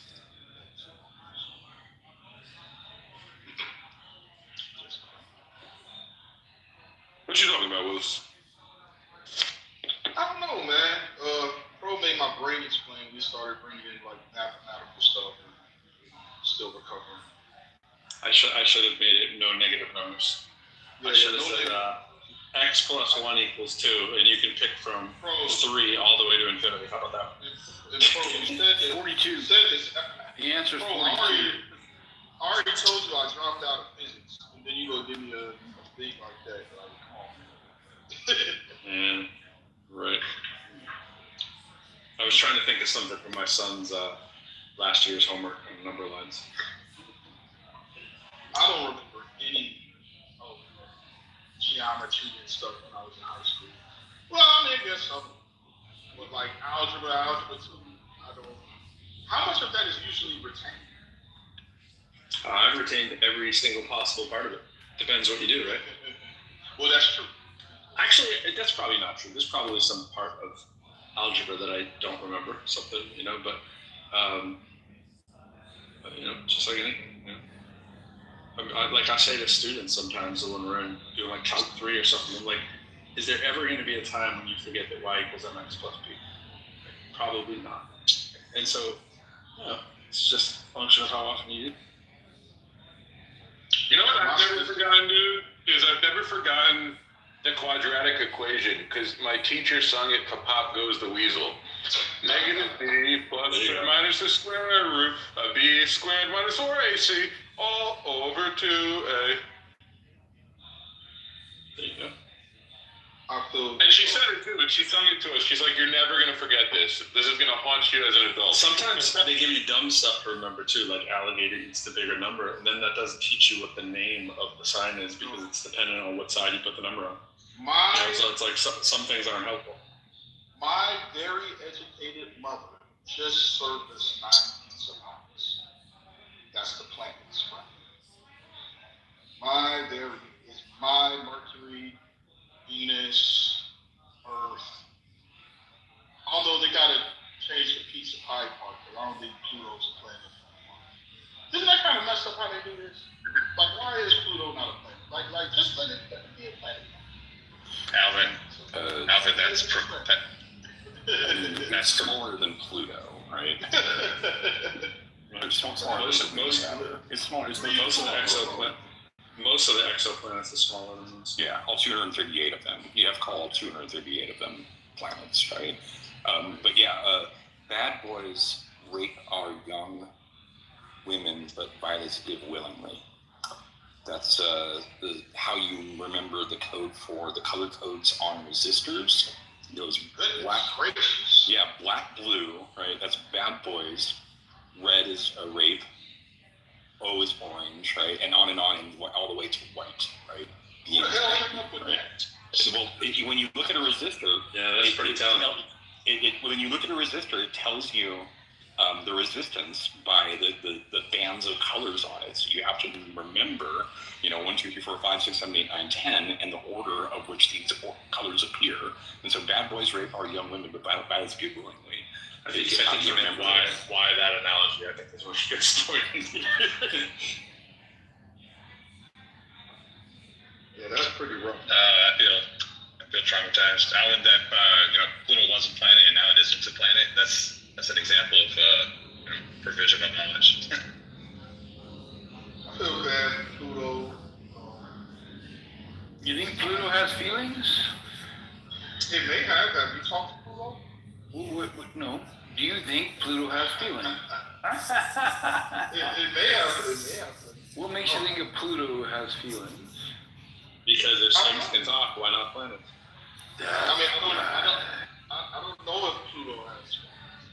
I ain't got enough feelings, but Uranus does. Oh shit! But Pluto is feeling. It's okay. You've been demoted. No longer a planet. It's all good. We still care about you, Pluto. I would say it's an upgrade. I would say it's more free to explore. You can look at it like that. You have this positive planet paradigm thing. I'm like for planet freedom. Am I a planet supremacist? Is that what it is? All right, you could argue it's not more free. Don't quibble with me. It's like Alvin, planets don't have common trails. Okay, it's not what planets do. I saw this terrifying thing about if a rogue planet just drifted into our solar system, like fuck everything up. Like if it can just. Good thing that won't happen. Good thing that's never gonna happen. Yeah, it was like a hypothetical. Why could that never happen? Rogue planet. Who said that can't happen? I'm curious. I say good thing it's never gonna happen. Not that it can't happen. But why would it? Why are you saying good thing it'll never happen? Have you seen any influence of any rogue planets coming through the solar system in a while? Well, no, but I'm just saying, like, why could it never happen? I think he means in our lifetime. I think if it was to happen in our lifetime, we could see it by now. I think that's what we're trying to say. But that was a horrifying thing to look at. Because basically, if it comes in, it'll offset our rotation, then we'll become a drift planet. And then now we'll have to bury underground. It was horrifying. I was like, let's not have this happen. at least while I'm not black. Good one, still alive. It's just a probability game. It's just I don't think people realize like how far away planets are from each other, let alone solar systems, right? This is why I don't think we're really going to get off this rocket. Like Star Trek, I don't see us getting there. You know what I'm saying? We flying from planet to planet and setting up shop. I mean, who knows? But it don't, based on what we got now, it don't seem. Okay, so based off of what you just said, wouldn't you think it futile to think the way that you do about like Christianity or religion? Sure, why not? All right. Well, that's cool. That's the first for me to hear that. That's honest. There's things I believe in that can't harm. So why not? Why can't you remain agnostic instead of Christian? You say? Because I believe belief is involuntary.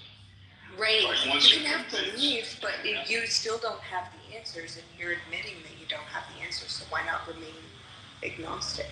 Well, and why adhere to something so fundamentally like founded in root? I'm curious about this notion that belief is involuntary, because it seems really strange to me that somebody would believe that there's a God in the universe who does very particular things, right? Like there's a God and he is really obsessed about whether you mix cotton and wool. And that's what I believe. And I had no choice whether to believe in that God. And not only do I not have any choice, but like other people did not participate in my belief in this God who cares about keeping wool separate from cotton. That is just a thing that my brain does on its own, completely independent of everybody else. Is that what you're trying to tell me? I'm not saying this. I'm not saying. I'm feeling gaslit right now, but help me out here. I'm not saying. Yes. I'm not saying. Benjamin, it's called Alvin. It's called doxastic involuntary. Yeah, it is a real thing. People believe it. Okay, he made a better word. So, yeah, well, it is called doxastic involuntarism, but whatever you call it, I just want to hear from the horse's mouth, Alvin, that your belief in a God who cares about whether you mix cotton and wool, that's just a thing, that's just an aspect of your anatomy? No. It's a thing about you that you have no control over? These are a lot of words that are added into us. So, I'm saying once a person is confused, whether it be... Can you stop with the passive aggressive guitar playing? Yeah, I don't know what they're saying. Benjamin, it's so annoying. It's so rude. Are you seriously going to talk to somebody and play the guitar? Like, could you project any more that you're not paying attention?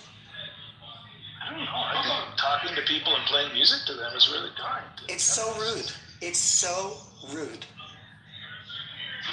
It is not a universally held position. He can play his ukulele. It's pretty fucking rude.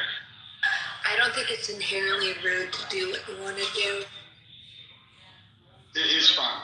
So basically, your point is, once it's kind of rude for you to take his just presume or assume his intention.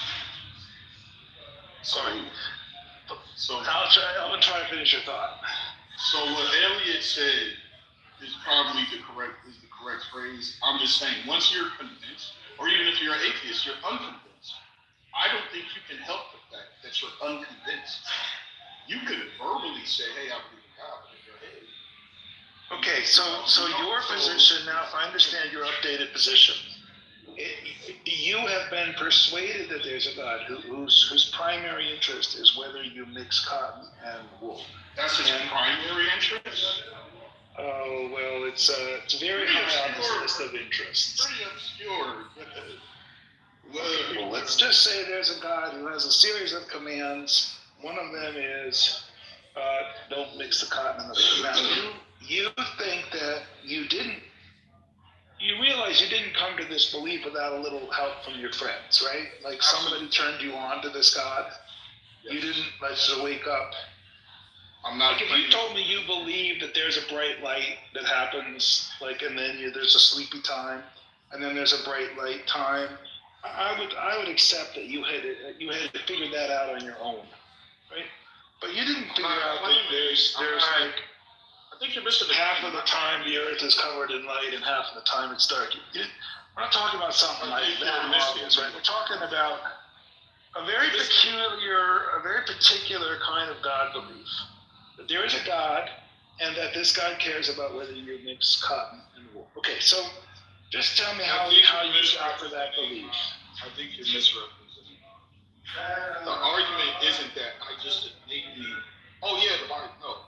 Whether it be influence from other people or something on TV, at some point you got to the point to where you're convinced.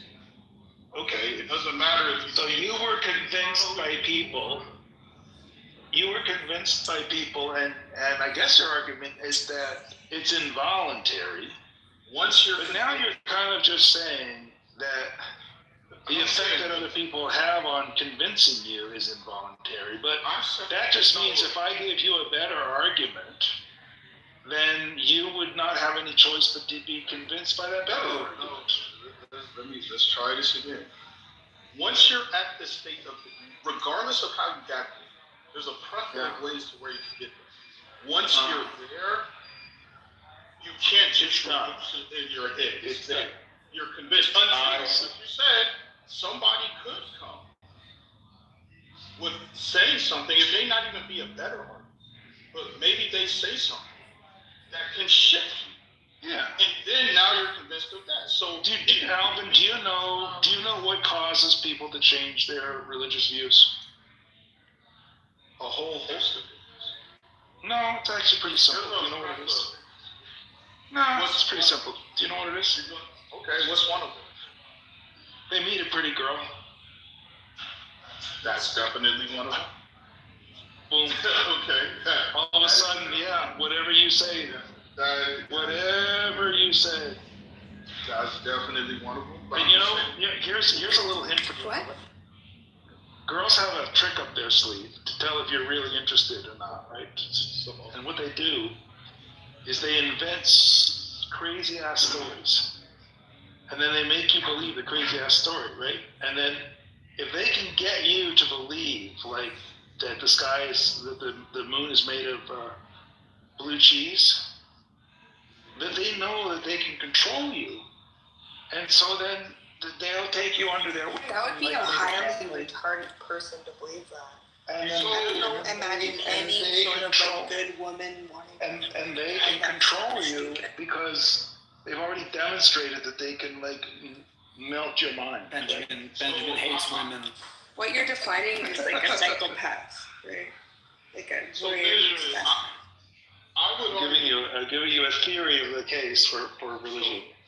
So Benjamin, I would argue that person still believes in God, but he's trying to rationalize it because he really likes this girl. So I think men can do this to women, by the way. Yeah. So he's trying to rationalize it. And, but I really like her, so it's not too bad if I do this. I think it's more that than him all of a sudden not being unconvinced. But I think being convinced, and as an atheist, I think being unconvinced, I think they're both involuntary. I don't think. But no, let's address Caleb's point, because Caleb actually made an interesting point. He kind of is picking on me a little bit, calling me misogynistic here, and that's partly because I kind of phrased this in this very particularly just for you, Alvin. But I would offer that all relationships are negotiated in this way, which is I put my bullshit down and I see if you will accept my bullshit. If you accept my bullshit, then we can have a relationship. And then if you reject my bullshit, then you know that negotiation. Why does that have to be bullshit, though? Yeah, hold on. Let me take you seriously. It has to be bullshit. Wait a second. Go ahead. Wait a second, Benjamin. I'm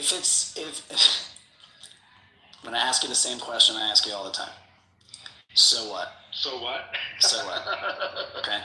Your observation isn't unuseful or descriptive. The question is why are you pointing it out? And so what?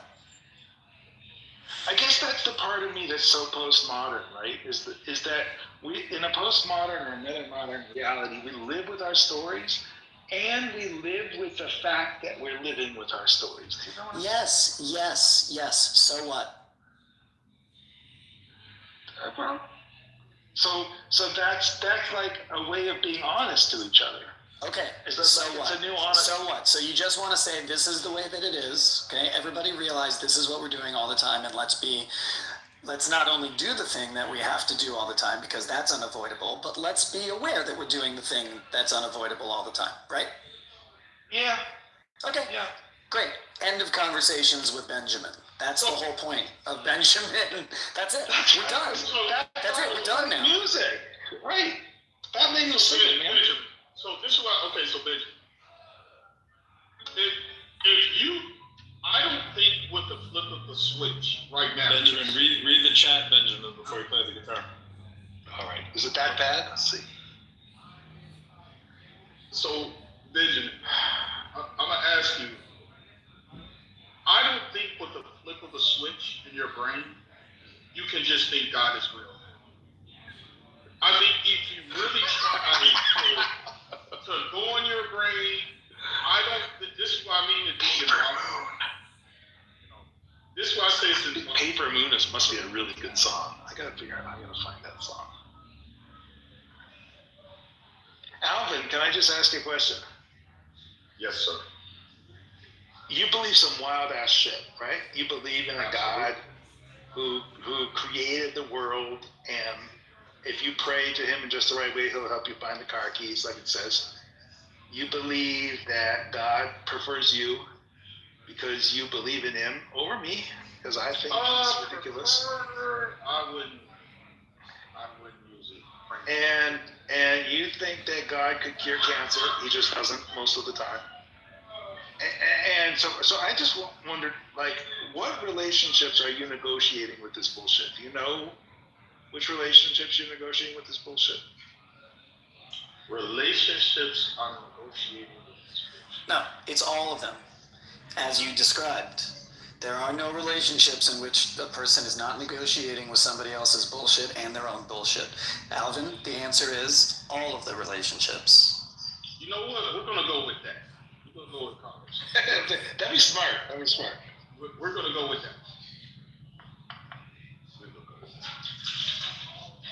I just think but I will say, like, I think that some bullshit survives the categorical imperative. In other words, we can build a coherent worldview around certain kinds of bullshit. For example, here's some bullshit. It's been around a long time.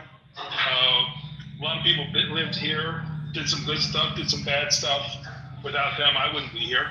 I'm grateful to history that it gave me the opportunity to be here, and that maybe some lessons were learned that I can benefit from. But and I am appreciative of everybody else on the planet because we all share in the same common struggle and the same common privilege to share this sunrise, bullshit. To share this sunset. I call bullshit. Okay. Well, I said that was my bullshit, right? Right. But so the question then is, Benjamin, in postmodern reality where everything is bullshit, right? The question is which one will you choose and why will you choose it? That's the question everybody has to ask and answer for themselves. And you don't get to tell the other person. The only thing, right? The thing you get to have a conversation with the other person is only that. Why I chose that one. That's it. Look, I maybe this is where you and I disagree, but I think you agree with your behavior much more than you agree with your speech, that we do get to tell each other when their story is out of line. Well, I can tell you when you're being I can tell you when you're being inaccurate, which isn't the same as saying you're lying, right? Like when you misread a text, right? I can tell you that you're misreading a text if you're misreading it. That's not a lie. That's not lying. You're mostly just gaslighting when you say I'm misreading the text, right? Because No, I usually just no. read it verbatim. No. Right at it when I read it. No. Even when you're reading it verbatim, you have to employ various kinds of. I don't have. No. It's the way reading works. Reading works by imposing, unified frameworks and lenses through which to read. If you want to be postmodern about it, Benjamin, come on, go all the way. Don't be afraid. I'm actually quite critical of postmodernism.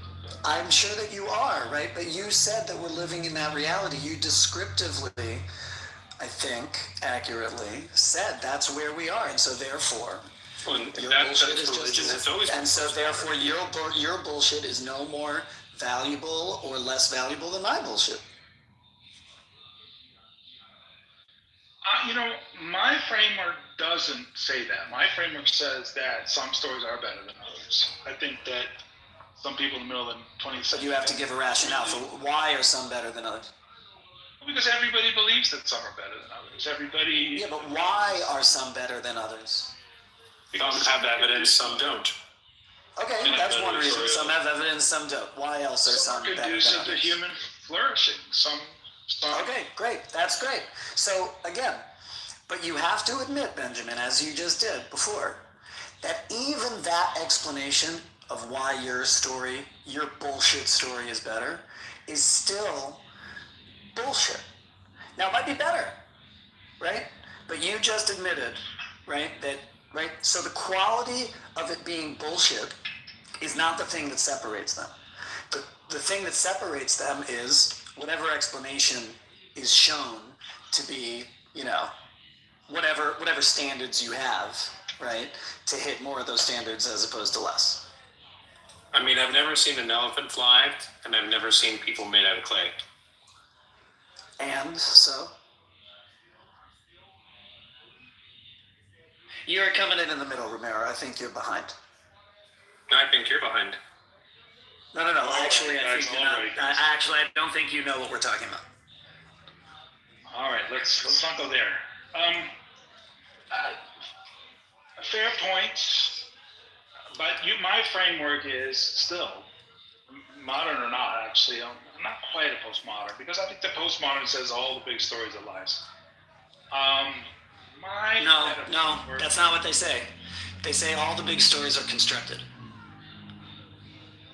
Well, fair enough. No, it's a major difference. I hope you understand the difference, right? Because it really is a huge conceptual philosophical difference. Because what they're not trying to do is tear down the story because it's constructed. They're trying to understand the value propositions, the messages that are at play because this culture wants to tell a story in this way. That's what they mean by constructed. They want to know what the social meaning of it is.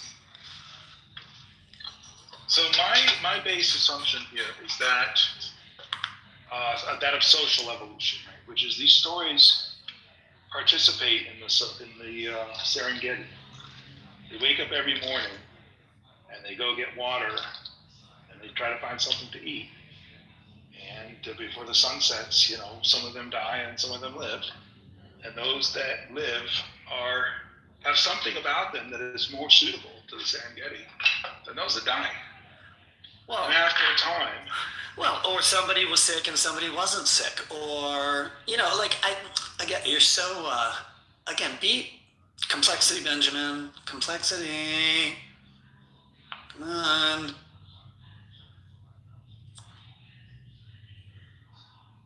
The stories that win are the stories that inspire people to work towards each other's flourishing.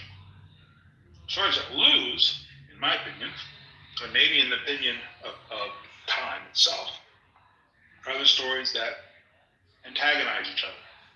Yeah, that's fine. And cause conflict. Okay, fine. And? So, people would be advised to choose stories that they would want other people to choose if the shoe were on the other foot. Do you think it's possible do you think we live in multiple story realities? Or it's just like one? Yeah. multiples. Right. So not all of those stories are of the same consequence as the other ones, and so I don't necessarily have to give those up because they don't weigh as much. Right? Well, or I could have a bigger framework, or say it a different way. I could have a bigger framework that I might want to attempt to unify all of my other disparate stories under, right? Some kind of unified field. I hear you, but I think sometimes if you want one story to make sense, you have to give up another story. For example, if the UK were ever to want a story in which the Britons are not racist pieces of shit, they would have to give up the notion of birthright monarchism. Because birthright monarchism is just a example of being racist pieces of shit. You think that some people are worth more than others on the day they're born. So you got just two little people, five people bouncing around, playing some LARPy game in their museums, right? Which are their castles and whatnot, and kind of doing this perpetual medieval ritual, which is more for entertainment and tourism, and you got the changing of the guard, and people will take the video next to the horse, and everybody loves the shit, right? It's the show. The problem is at the fundamental base root of that show is birthright monarchy, which is a caste system in which some people are, because of their birth, because of their blood, are more valuable, more important than other people. This notion of commoners, for example, people who are not royal. So you keep that shit around, you're gonna have a constant reference source for racial tension. It's just a reality. You can't. And it only works due to religion, by the way. Only religion makes that possible. We agree. Yeah. The horrific ideas of point for time and time. They're just only horrific. religion is evil. Well, it is the point to make that the horrific ideas that emanate out of religion are time and time again, and we don't do anything about it. We don't stop it and say, this is racism personified, and yet we worship it and watch it on TV so that we can keep up the monarchy, so we can keep up the tourism of England, so that we can keep up the idea that there's some God-ordained kind of weird ritual, blood right passage, ethnic like superiority kind of thing that is baked into the Magna Carta, leaks into the United States and becomes our backbone of our tradition, and therefore we can carry on slavery and sleep at night, right? These are just horrific ideas that are always passed on to us because we believe there's a higher power that has our back with these ideas.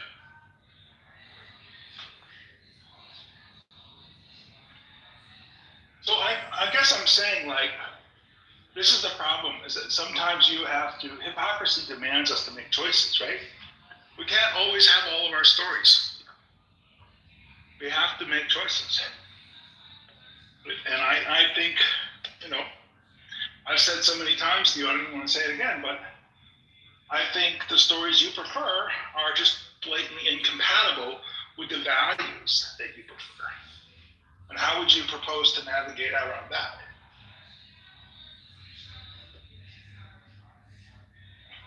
By just saying, well, it's this, but it's also that.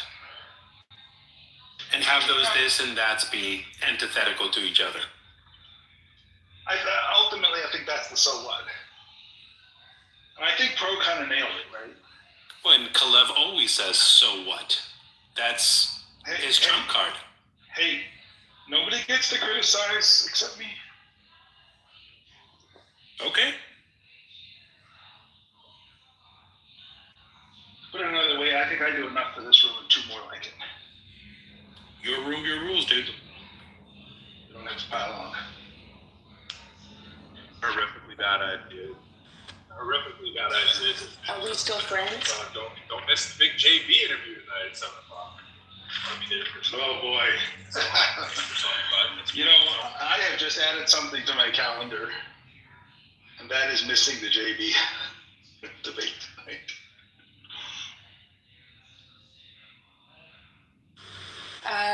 I just want to just say thank you for allowing me back on stage, and I'm not going to apologize for how I've been. just think people are ignorant in some views, and sorry if I get a little overwhelmed, but thank you for your patience. No need to be sorry. Just manage everybody where they are. There's no need to be sorry. Just try. Yeah, to no, that's what I'm saying. I'm not apologizing for it. I'm just saying thank you. The more you can be like Benjamin, the better off we all are. If you're in doubt, try to be more like me or Caleb as a second option. If you're really desperate, Aisha. Then if you're really, really desperate, maybe Elliot or Plutos. Yeah. Never me. Never try to emulate me. I don't know what I am myself. What did I do? What did I do now? Oh, you did Well, if nothing. you don't know, well, now you know, nigga. You don't know, now you know. I saw an episode. Did you see the episode of Jeopardy where they're asking all the people all the hip hop questions and they could not get the most basic ones? There's 3 white people, and the meme is proof that there are 2 Americas. And it was like literally, if you don't know, and it's like they didn't know that. It's like the basic most. Oh my god. I mean, I'm just in my brain. That was one of them. I think that was one of them. It was definitely a Biggie lyric. I think the question was it was a lyric from Juicy, and that they didn't know. It was like one of the most popular lines in Juicy. I just don't remember which line it was. But. My ringtone used to be it was I love it when you call me Big Papa. Yeah, it might have even been something like that, right? It was like that basic. I love it when you call me big. Like, big Papa? Literally, yeah. Hey, Pro, what's juicy? You gotta stop, John. You gotta stop. You do to me what I do to you with rock music. That's a troll. No, he's being 100% sincere. Oh. What's weird is that I'm kind of knowledgeable in all areas of music, because I just don't think that like you can. It's like art. It's like I can't just say I'm not aware. You know, your like, speaker's super loud in the back, right? We can hear your Bluetooth. Like, I can hear me in the back super loud. But no, I have no knowledge of rock music after MTV became a thing. Like, I don't know any of the songs, right? Yeah. So I don't know any of the groups, any of the songs. I know the names. Like, I know I'm supposed to know. Like, I think Metallica was the last group that I knew of from the MTV era, but I couldn't name one of their songs, so I don't know. I know there's a guy with long hair in there, but I don't think that narrows it down. You know what I'm saying? Short hair, that's it. Yeah, I'm sure. Yeah, like they're all like John Bon Jovi. I know he has short hair. 60s. Yeah, but I'm saying like I don't know any group that you think is super popular that's a rock group. Like there's zero knowledge of it, right? And I get how weird that is because I had complete knowledge of it before MTV, you know, and because I went to a high school that was listening to rap and rock, right? At that time, yeah. So it was everybody has their own portions. like weird way of like interpreting or like receiving information too, whether it be auditorial or writing things down or and things that are received and you're able to have memory of. There's a geographic component too, right? What about Sode? You mentioned Metallica. What about Sode? System of a Down. If there's one group, check them out because they have all types of different stuff. Serge Tankian is a wonderful singer, operatic, trained. He's one of my favorites. I actually covered a couple of his songs. Yeah, they're very experimental. So out of all of them that exist, I would say Sode is the one because they play all different types of music. Armenian. His political views too, because he's Armenian, but he understands like Armenia went through a genocide long ago, so he just takes what Armenian means culturally, like as this divide that happened. We all congregated together. The Armenian people are actually quite beautiful for doing that despite their disparities. Yeah, I really like him a lot. I heard that the Young Turks are Turkish. Hey, Pro, you ever listen to Santi Gold? Sounds familiar. Give me more. Early aughts sort of mixture of like experimental like hip hop, reggae, pop. No. Pretty good stuff. I do have way more reggae knowledge than rock knowledge, that's for sure. What? Actually, I never took you for a reggae person. That's close cousin to rap. And it's not just like Bob Marley. No. Bunny Whaler, you know, like all that kind of stuff. Like I know who those artists are. What about Faith No More? Yeah, yeah. You know, remember him in Living Color, Shabba Ranks, when they do the impression? It's one of the funniest skits ever. He has the face, he has the facial expression. Yeah, Shabba. I certainly know. See, all right. So there's an interesting thing there. So when you say Faith No More, I have to pause and remember who they are. I know that I do know who they are. I just can't remember. Was it two guys and they played acoustic in one of their big songs? Well, yeah, they play it. Epic is their big hit. It's the rap, you know, rock hit, you know, sort of one of the first of those. Epic, you know, yeah, Faith No More, yeah. After they got the new singer. Yeah, I don't know the names of the singers. From San Francisco. Yeah, the San Francisco that Courtney Love for a little bit, way before, you know, Kurt Cobain and Nirvana. Kurt Cobain. See, that's right in the MTV era, so definitely all aware of it. Grunge. Yeah, you got, at least you know the grunge, yeah. I mean, Mike Patton is a, you know, very sort of eclectic musician. Like, yeah, Mr. Bungle, I think, is one of my favorite of his projects. Yeah, Mike Patton is... those words are. He's the, like, Faith No More.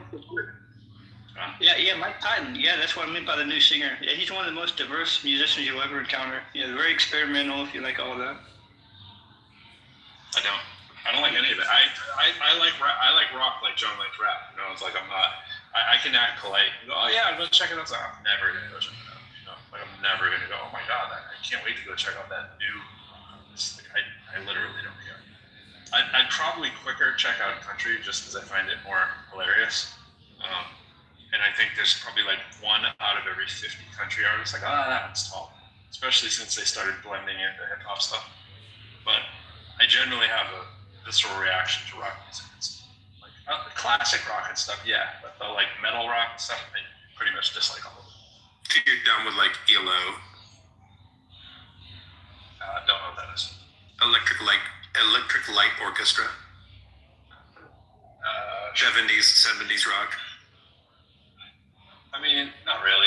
I don't really know. That's like before my rock time. You know, I'm telling you, I'm flatly in the middle of MTV. If it's on MTV, it's in my wheelhouse. It's not unless it's Kiss or AC/DC. I don't know who they are in rock music. Bon Jovi. Then again, they were MTV.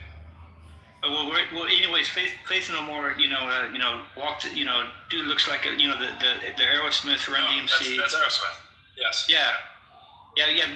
Besides that, you know, the next best one, is Epic. Epic's the big rap, you know, rock, metal hybrid song. Yeah, but who is the hybrid with? It's just them. Oh, so what are they? I mean, on the song?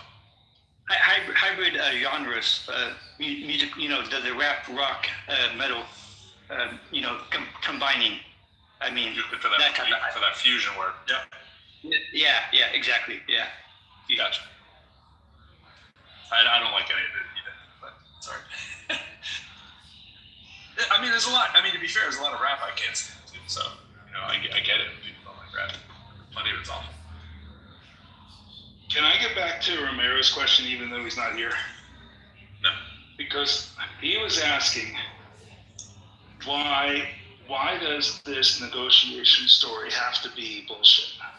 Lewis, why does it have to be made up and arbitrary? And I think it has to be made up. What do we mean by negotiation story? I don't remember what that definition means. Well, the argument is that when two people negotiate, they lay down their bullshit. Okay. And the other person has to decide whether to call them on their bullshit or agree with them on their bullshit. And if they've been indoctrinated into a culture already, they have a common culture, this is really easy, right? Because somebody says, you know, if we find the right person to kill, then that person's blood will cleanse all of the bad juju out of our bodies. But do you think that's the case now, though? even if we're sick, we'll die and go to heaven, and we'll live forever in a beautiful place in heaven. Is this the case now? I think it is, actually. I think this doesn't change, and I think it has to be arbitrary, because we don't negotiate on reality. Everybody agrees that the sun comes up and then it goes down. And we don't have a lot of arguments. We don't have, with barely the exception of flat earthers, we don't have a lot of people arguing. But the flat earthers are going to they're going to use that and say it's not so as their bullshit, right? And what does that get them? It creates a microcosm, a community of people who accept each other because they accept their bullshit. But the way they signal to each other that they accept each other is because they accept their bullshit, right? And this is why women are so effective at changing people's religion. Because if you think a woman has beautiful legs, it doesn't really matter what she says. Not at all. No. You're down with it. You're down with it. You would adopt that religion, as I've done many times. Right, exactly. But that's totally understandable. I think it works. You've done that many times, bro. Oh my God! Yeah. From my very first girlfriend. She was although she was Catholic, but she was going to church every week. She believed. That was at the time when I thought that most of it was bullshit. I just didn't have the. Yeah, I just didn't have the. But I was on both sides of the pendulum. I thought Orthodox stuff was bullshit. I thought Catholic stuff was bullshit, but I didn't know which parts were and which parts weren't.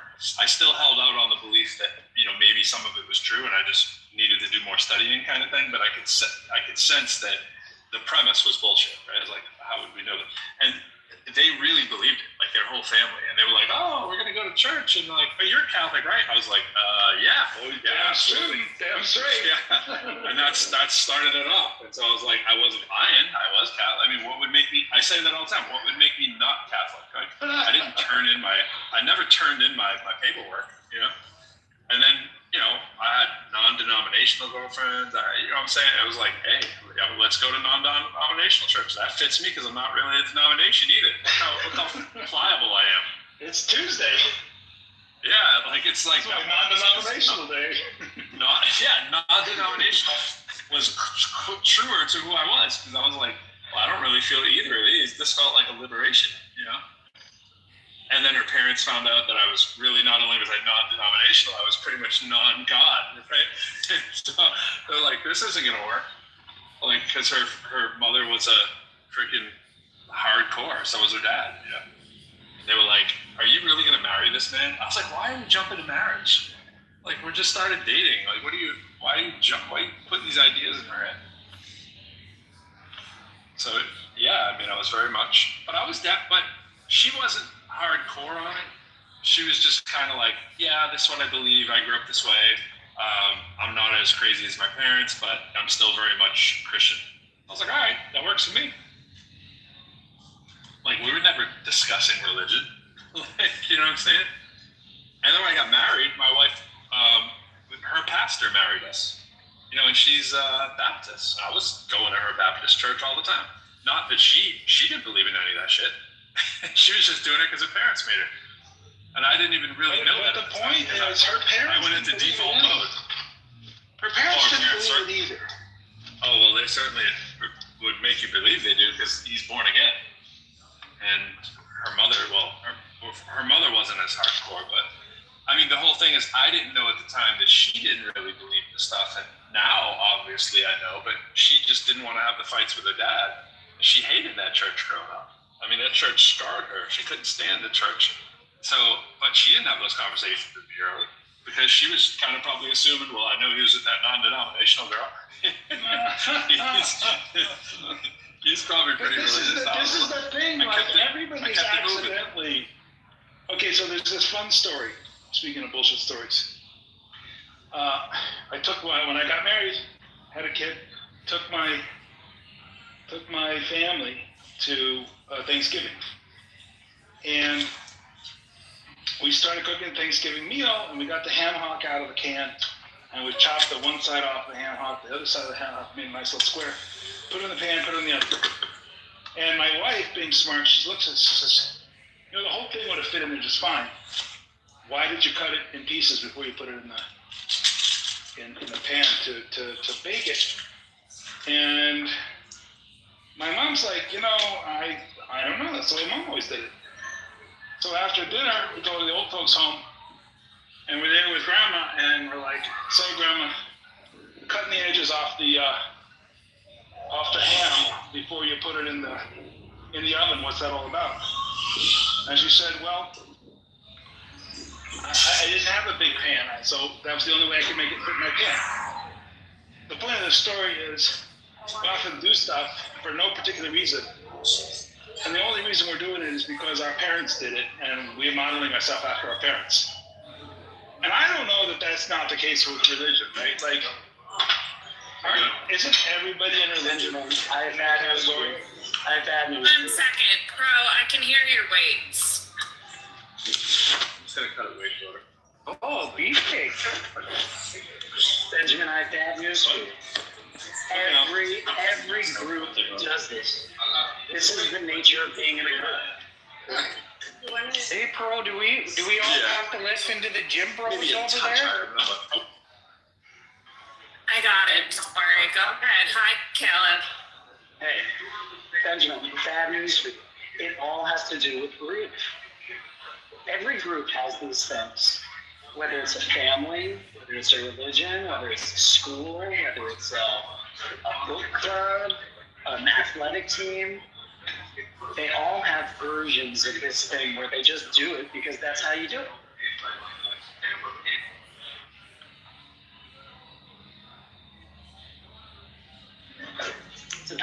It's about group, and your big critique is group's bad. Well, okay, so there's a book. Should we all live at home alone, not hang out with people, and argue on Clubhouse? Exactly. That's what I proposed. That's what I was thinking.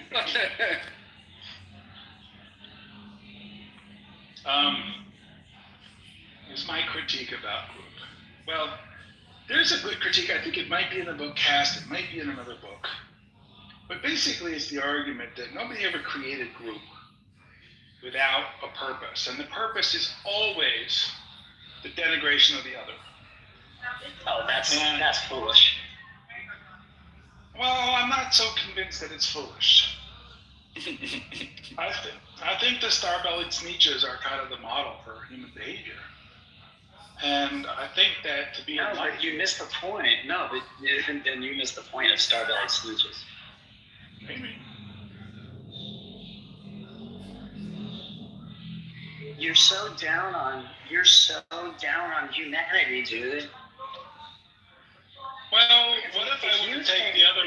What if I were to take the flip argument? Benjamin thinks the world would be better if he could just bark orders from up top, the palace. And if he could just be up top the palace barking orders at everyone else and in control of groupthink, then he would be a much happier person. I don't know about that. Benjamin's happy to have what's not an I effort. do think a blend of us three up here with the little green bean things. It would be a good world if we all ran it.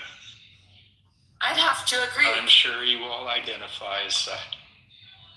Well, it would be a good world if Aisha did the medical shit and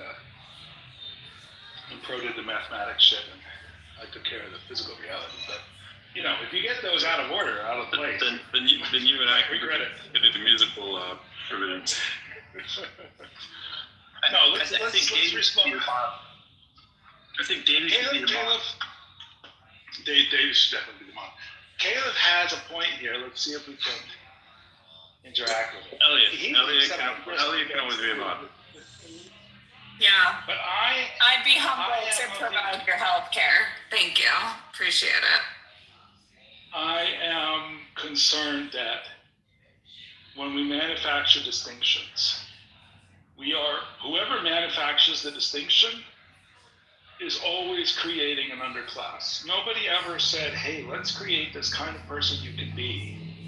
And and that'll be the kind of person that's better than everybody. Okay, so what you're saying Not is be that kind of person. Let's be. Okay, so how do you have a human society I without should try to be like Benjamin. How do you have a human society without those distinctions? And a little bit Elliot. Don't forget Elliot. Our heroes. Little heroes. Dude, did you have something for me? I'm sorry. Oh, and I didn't even realize John's here. We got to include John too. John's here. I'm doing taxes. It was acknowledging that the moderators identify as the world would be a much better place if people Caleb, just there's thought room for you too, Caleb. Okay, go ahead, Benjamin. So, how do we have a society if we don't create a hierarchy? Honestly, I think that societies without hierarchy are possible. Can you show me a good one? Show me one that works. I don't know if they're the most durable thing in the world. Oh, so by that logic, since they're not so durable, you would say that they're doomed to actually be kind of like evolutionarily selected out because they're not there for human flourishing. Aha, caught you, Benjamin. If by hierarchy we just mean some people are stupider than others, I think that's just kind of a necessity, right? Like, you kind of want your smart people running the show, and you want your stupid people falling in the back and picking up wood and moving rocks, right? That's right. And it is human nature to settle into some type of hierarchy, no matter what it might be, just because we tend to place people into classifications no matter what, right? I mean, that was what I don't buy the notion that is a universal human instinct, but it might be Benjamin. It might be a common human instinct. Benjamin. Without being a universal instinct. Sociology 101, but go on. Well, if you're saying everybody does a thing, yeah, that's it. Benjamin doesn't care about sociology and anthropology. He thinks they're bullshit science. He doesn't like my science, and it's pretty fun to argue with him back and forth. So, evidence-based science kind of goes over his head every once in a while. Not all the time. Once in a while. Okay, I'm giving you credit, Benjamin. Sometimes there's less evidence for what you think is science than you think there is. No, Benjamin. We're not going to start this again. Last night was a clear example. There were some witnesses here. It's okay. I'm going to go and get myself ready to go take a nice walk outdoors and touch some grass. I advise many people to do the same. Good clean air is good clean air. Exercise is good for you.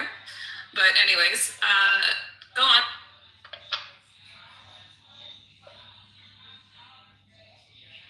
So I think that we can strive. Look, the Enlightenment largely suggests that we have an alternative to the worst kinds of hierarchies, and we can limit the power of our hierarchies. We can reject birth-based hierarchies. There's a lot of work we could do to soften the impact of hierarchies. Well, you can do that, right? And you can reject birth-based hierarchies. And I'm well aware, there's a rejection of things like the caste system, but you're never going to be able to disable the reality of, socioeconomic disparities, right? It doesn't matter what society you're in. Yeah, but if you argue that hierarchies are unavoidable, they are, and that's what I was saying earlier, right? The next argument is that they're necessary and therefore good, and that we should have them. And then it's just an arbitrary decision about who do we put in the. You don't have to go in the gulag. Who do we put in the? I don't even know how to do that. I was trying with that troll that came in and started speaking in nefarious gibberish. Oh, I didn't know how to do it. But that's not what I mean. What I mean is what group of people do we put at the bottom of this hierarchy, and why? But that's the thing, right? If we say it's necessary and it's good, But no, then I've all seen this there happen. is left to negotiate is who belongs at the bottom. But Benjamin, you're jumping again, right? Because Who do we serve it's to not, and who do we put it's in not the a seat? matter of who is placed at the bottom. It's a matter of who naturally filters down to the bottom, like sedimentation or a sedimentation rate. When you have high income, elite, higher, like a stratification, and you have a low income stratification, it's always the low income people that are going to be at a disadvantage. Do you agree with that? Well, generally, yes. But Okay, so it's not a matter of placing someone there, unless you want to talk about the systemic issues that cause people to be placed you're in that not system. describing a caste system anymore. I am not. I know that's what you were talking about. I am not Not the describing a caste distribution system. of wealth. I don't agree with a caste system. I have plenty of people who are in one. Well, I know plenty of people who are in one. They find it just as obnoxious, but I digress. Okay. Just loudly. What system did you say? A caste system, but I mean, we spoke about it generally. Cut out again. I'm sorry, cut out again when you spoke. At least on my mic, it cut out. What did you say? A what system? Okay, can you hear me now? Yeah. Yeah, like Benjamin was talking about a caste system and how there should not be a caste system. Yeah, like caste, like in Hinduism, there's a caste system from Brahmin all the way down to the deplorables. But again, this is analogous in multiple cultures, so anthropology and sociology upheld.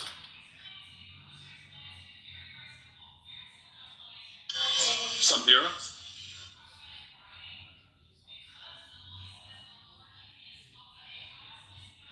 Hi, Andy. Hey there. I'm outside walking. See? Good. Good. How's that ankle holding up? It fucking hurts, man. Yeah. Oh, wait, how's your ankle, Hero? It hurts. It's getting better, but it hurts. You have the brace on? Nope, not today. I'm just walking on it very gently. I feel like it changed. I think my bone is better. And now I'm feeling like all the soft tissue weirdness, I think, is what's going on. You still have the ASO brace, right? Yep. You should be in an ASO brace. Because when it hurts, you put it back on. When it stops hurting and you have no pain, then you take it off. Then you're able to work with it. If you know you're going to be on uneven ground or you're going to be on, in a place where you know you're going to aggravate it more, you're going to be in high impact spaces, then you have it on. Does that make sense? It makes some sense, but I'm not really here for Just up from the ortho rotation.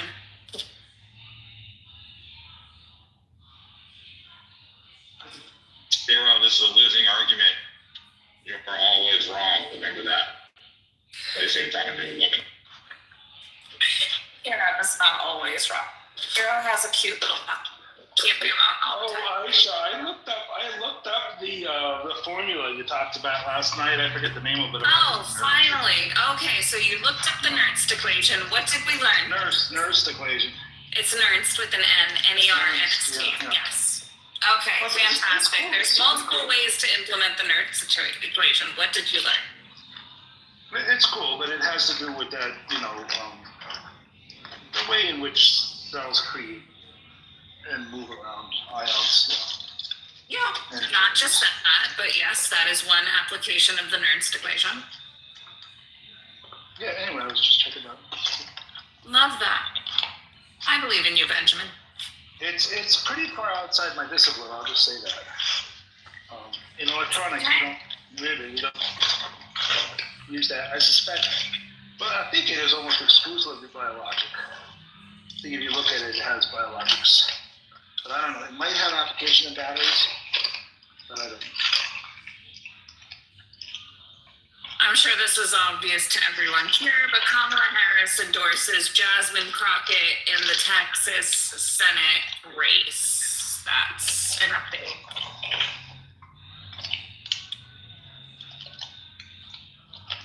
Kiss of death? I'm fine with whoever's winning. By the way, I saw some That should help our boy right out. I'm fine with either of them. Where's Marshall when we need him? Could he not afford her price not to endorse? Is that what happened? I think that was the case. Yeah. Couldn't pay the bill there. Got it. Elliot, were you saying something? I just remember watching some videos about protests at Columbia, and I thought about you, because you said you knew some people who went there. Mm-hmm. Yeah. They are colleagues and postdocs and fellows, and yeah, it's there's so much that's going on with that university for sure.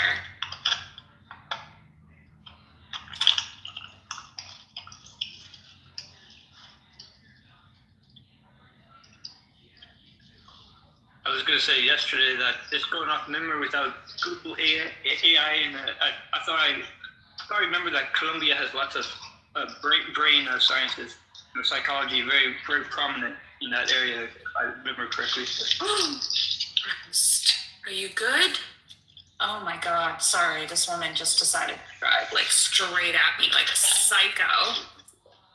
Anyways, yeah, no, that's when we were going over neuroscience last night, I think you were in the room, Plutos. The entire book was created with Columbia University faculty, and the Neuroscience Institute is a big one.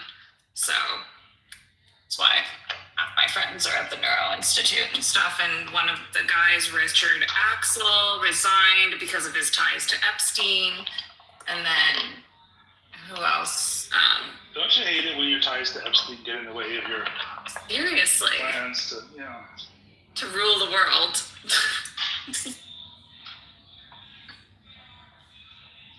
But I mean, Candel is the godfather and the father of all things neuroscience, and God bless that man. And the entire building is like dedicated to him on campus. So.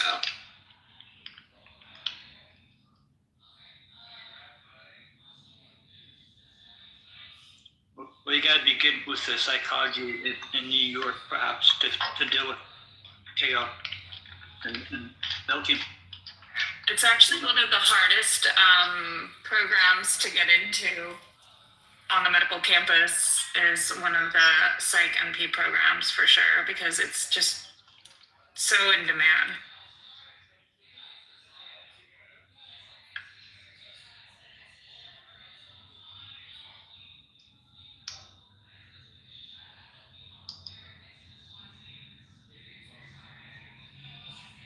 But my postdoc friend is actually a neuroscientist at Columbia, so yep. And I'm supposed to go out with, well, actually, no, I don't really talk about that, so I'll keep that quiet.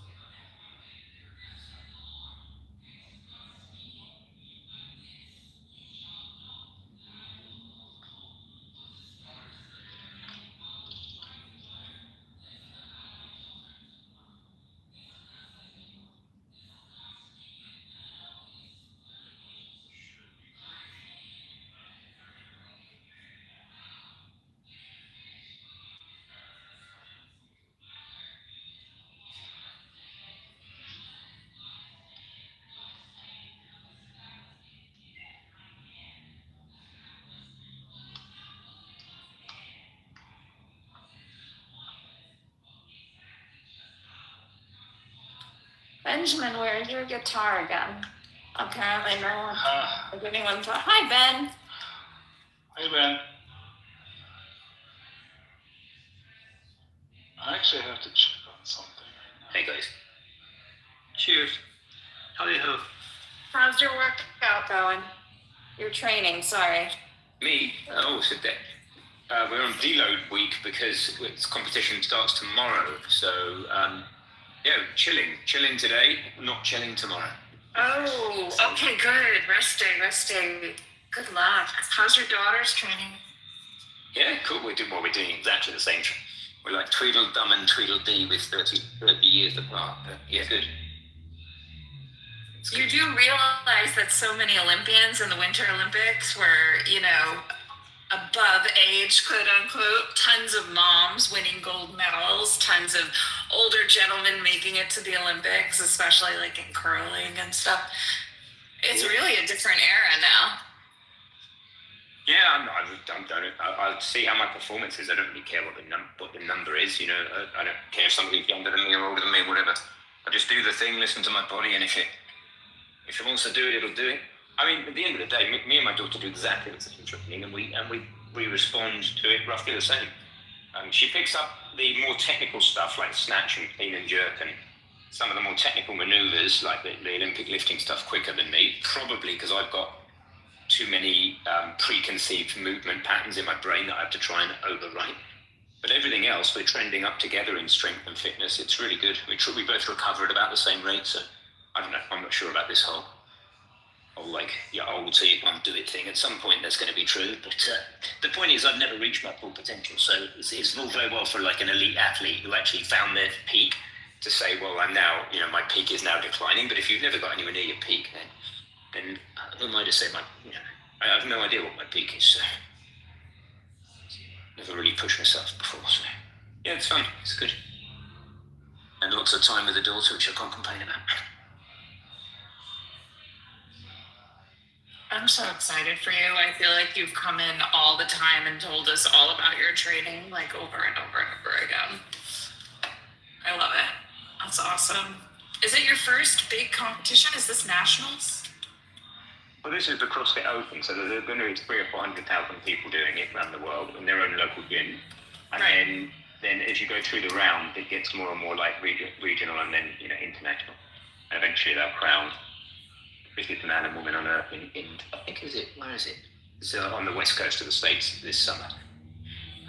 Yeah, and then there's all the age groups. So both my daughter and I are in age groups. So it's cool. We don't really know what they're gonna throw you for the last minute. We found out yesterday what we're going to be doing tomorrow. Yeah, looking forward to it. It's good fun. Are there like Olympians showing up to your stuff? Because like the Masters National, yeah. It's never going to be an Olympic. CrossFit will never be an Olympic sport because it's a brand. Right. The same as like Formula One probably won't. It's a commercial brand. So, no. I mean, we're kind of a jack of all trades. So when we do Olympic lifting, we're okay at it, but nothing like the people who only do Olympic lifting. When we do running, we're okay at it, but nothing like the best runners. But nobody else can do when we do the gymnastics stuff, we're okay at it, but we're not as good as gymnasts.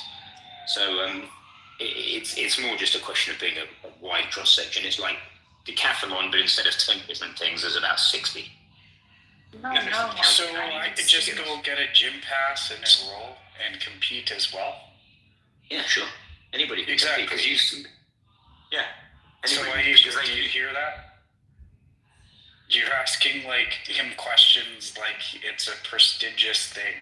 Anyone can join a gym at a CrossFit gym. No, that wasn't my question. I was just about to clarify. I was just curious if there were Olympians who decided to do CrossFit after the fact who come in, because I know a couple. Yeah, that was my question. I'm aware it's not. Or more likely the other way. You discover, you build a strong base and then you go off into specialize in something. Yeah, and your daughter's one of the top CrossFit athletes as well, right? Top 100, not top. That's good, but they're only taking the top. Yeah, she's in the top 100. So. Yeah, no. We'll see what she does this year. She needs to be in the top 20 to get to the final. So. I'm rooting for her. Yeah. Well, we shall see. The workout, the first workout that we've got tomorrow, most of the elites can't finish it. It's got a 12-minute time cap, and only 4 women and 7 men have finished it so far in the world. It's not designed to be finished. It's designed to get as far through as you can. So, got to make sure you leave your ego on the shelf and not even start the pace that you could finish it, because there's no way I'm finishing it.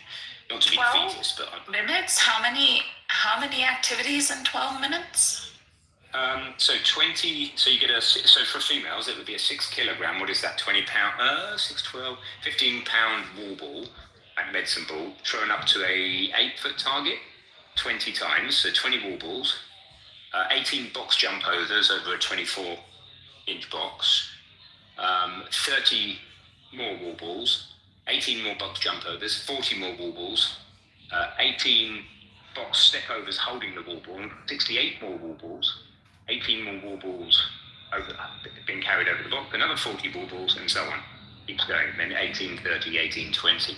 And you've got 12 minutes to do all that, which is ridiculous. It's not possible. Apart from a few people in the world. So it sounds really fun. It reminds me of those, what you call it? Yeah. But my daughter, she's crazy. Wow. I understand that. Yeah, I understand that. But, shit. What are those old TV shows where, what's it called, like American Gladiator or something like this? Or like there's another one, something Ninja. No, I like just have like all these. Oh yeah, Ninja Warrior. Those sort of things look fun to go into. Yeah. Yeah.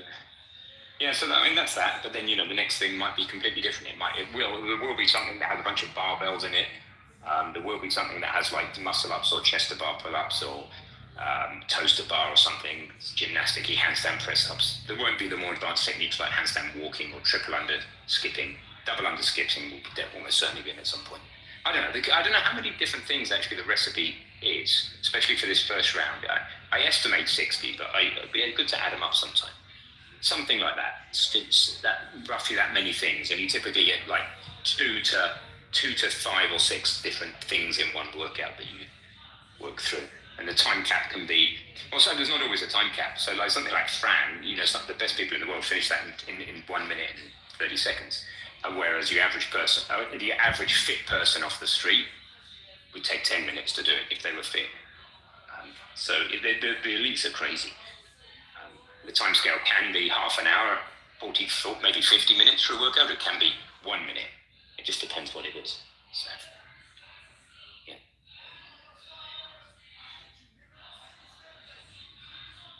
You know what I've learned, like being a competitive person for a very long time, like decades now.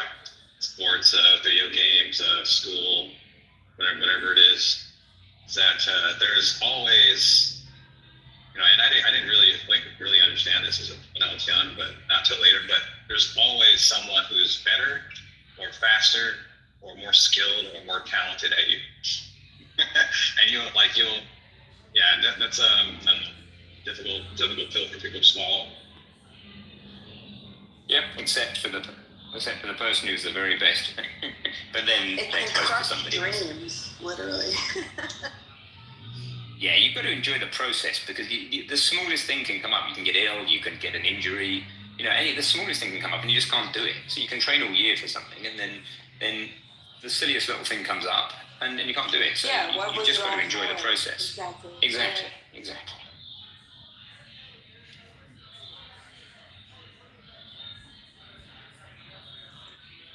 It's a great competitive way and a great bonding experience, father, daughter. And is it a big fad? It's a great way to keep in shape. Is it a big fad in the UK or England?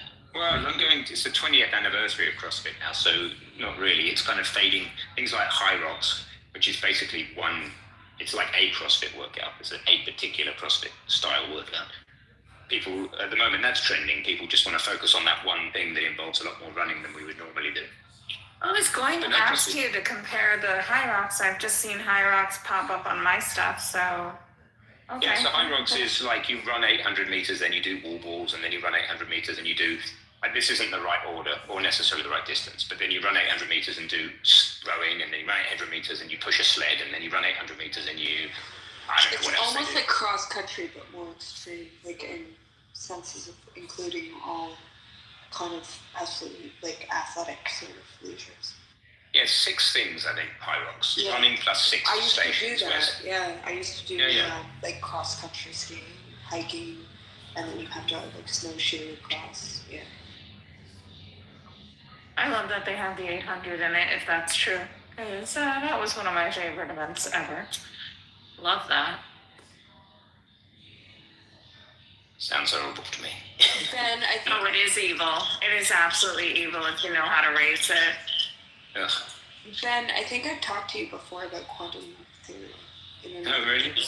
Yeah. Oh, okay. Cool. Quantum mechanics. Guess it might be a bit late for that today, but yeah. Yeah. Probably. It's not that actually my weakest area of physics because, I don't know, it just is. It's just where I didn't put as much time and energy into it. But yeah, it's still interesting.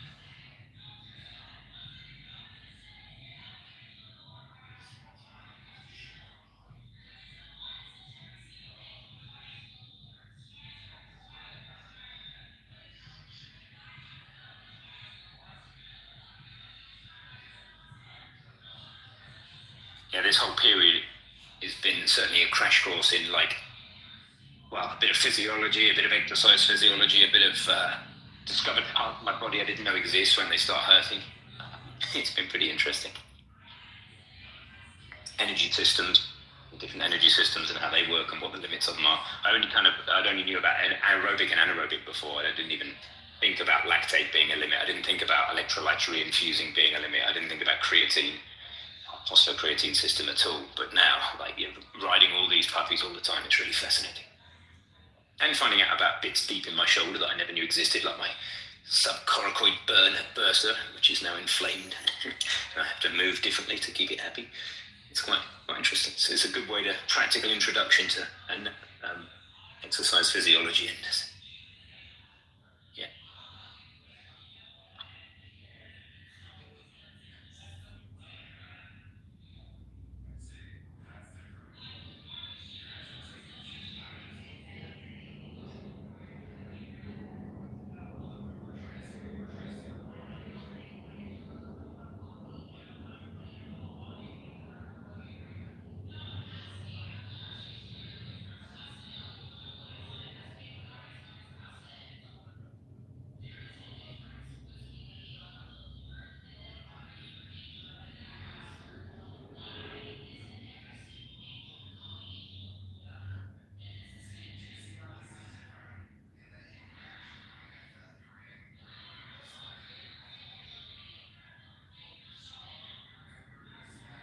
How you doing there, John? See you with your number one. If you can't have it on your actual icon as a proper annotation, you might as well put it in your PTR, right? I don't know if John's there. No one's here. The room has died.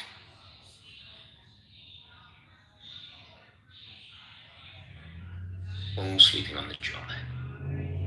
Did you think through our proposal with the ADSB data? Me or somebody else? Yeah, you.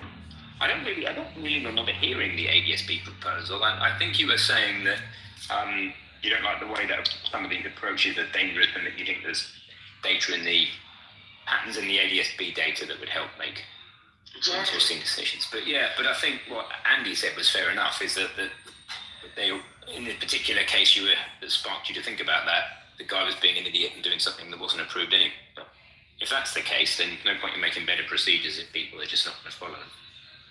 I mean, you might be saying make better software on the Garmin's or whatever. I don't know. Dude. It's an interesting question to say, like, should you make like the consumer bit of electronics better, or should you focus on people on making the procedures better and getting people to follow them? I don't know. Where do you hope is so if you did a bunch of pattern recognition on this data, where do you hope that would end up? As FAA regulations, as different approach charts, as like software in the Garmin, like what's the end result that you would hope? I think it is ultimately, if it doesn't result in waypoints in the Garmin, I think the work will have been not useful. But it could just be a preference for the right approach. Maybe we can find approaches that don't vector into mountains. Hopefully. I mean, I think you're probably trying to solve this problem for private pilots, are you, more than professional pilots? What would be, for example, what would be the advantage, what would be the reason to come down to a particular altitude so early that if you kept the same descent rate, you would go into a mountain, just come down later?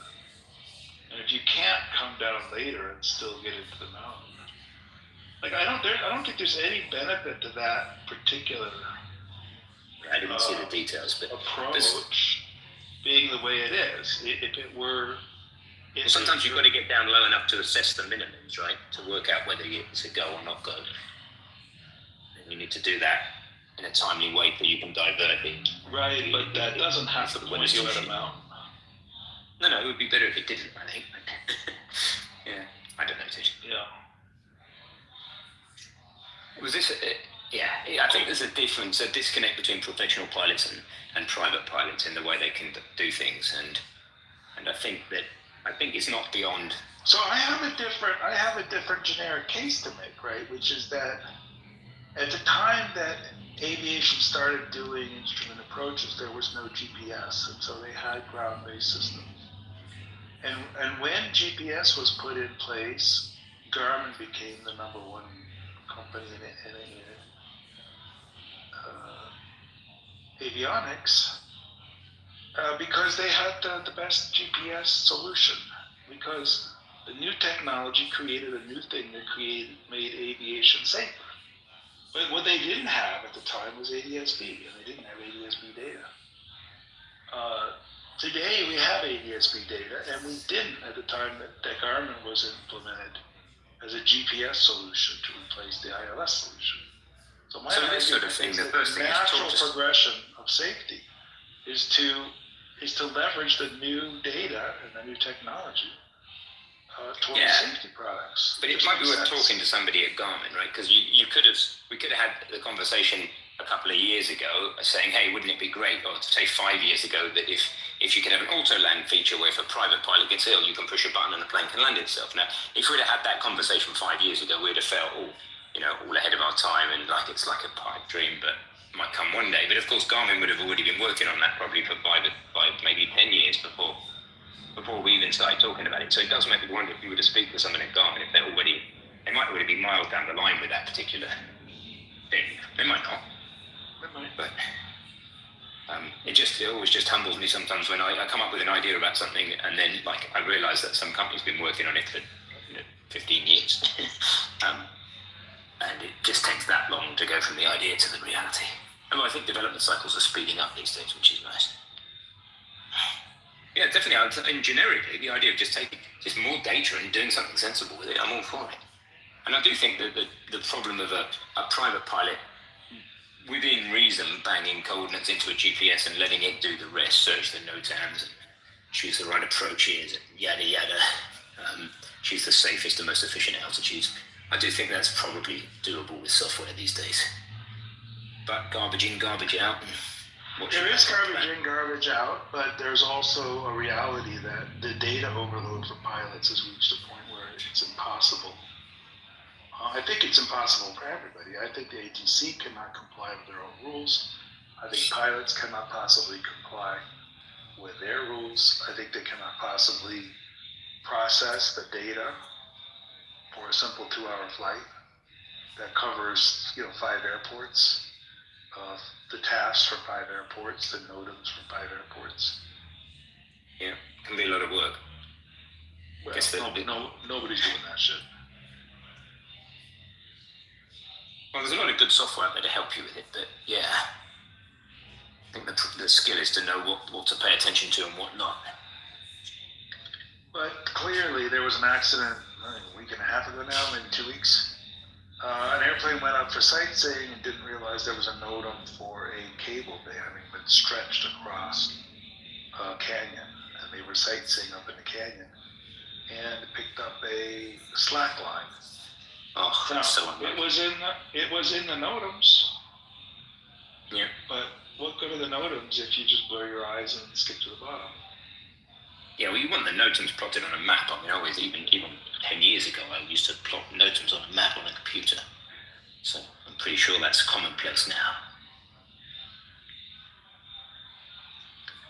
I don't know that the problem is that they have too big a bloody area. NOTAMs. I think they will plot PIRAPs, UTARs, and so forth. But I don't know. I'm not confident that. I can't remember which software I was using. I was definitely plotting NOTAMs 10 years ago. But the problem was that they were the areas could be too big, so it could be pretty difficult to do anything useful with them. And they set standard radiuses, like that slack line might have a 5-mile radius or something. It's like, well, it's not 5-mile slack line, is it? It's a little bit like, that's where you end up with a wash of information. It's like, if you just told me it was 200 yards in this part of the canyon, that would be a very sharp marketing point, don't fly into it. Super unlucky to fly into that as well. How the hell do you happen to just fly into a slack line? The chances of that are pretty minimal. But I guess maybe the slack line and the plane were both at sightseeing height. Whatever that is. Yeah, you'd think they'd be lower, wouldn't you? But no, it was this really extreme slack line. I mean, the visual, if you were performing that slack line, must have been incredible.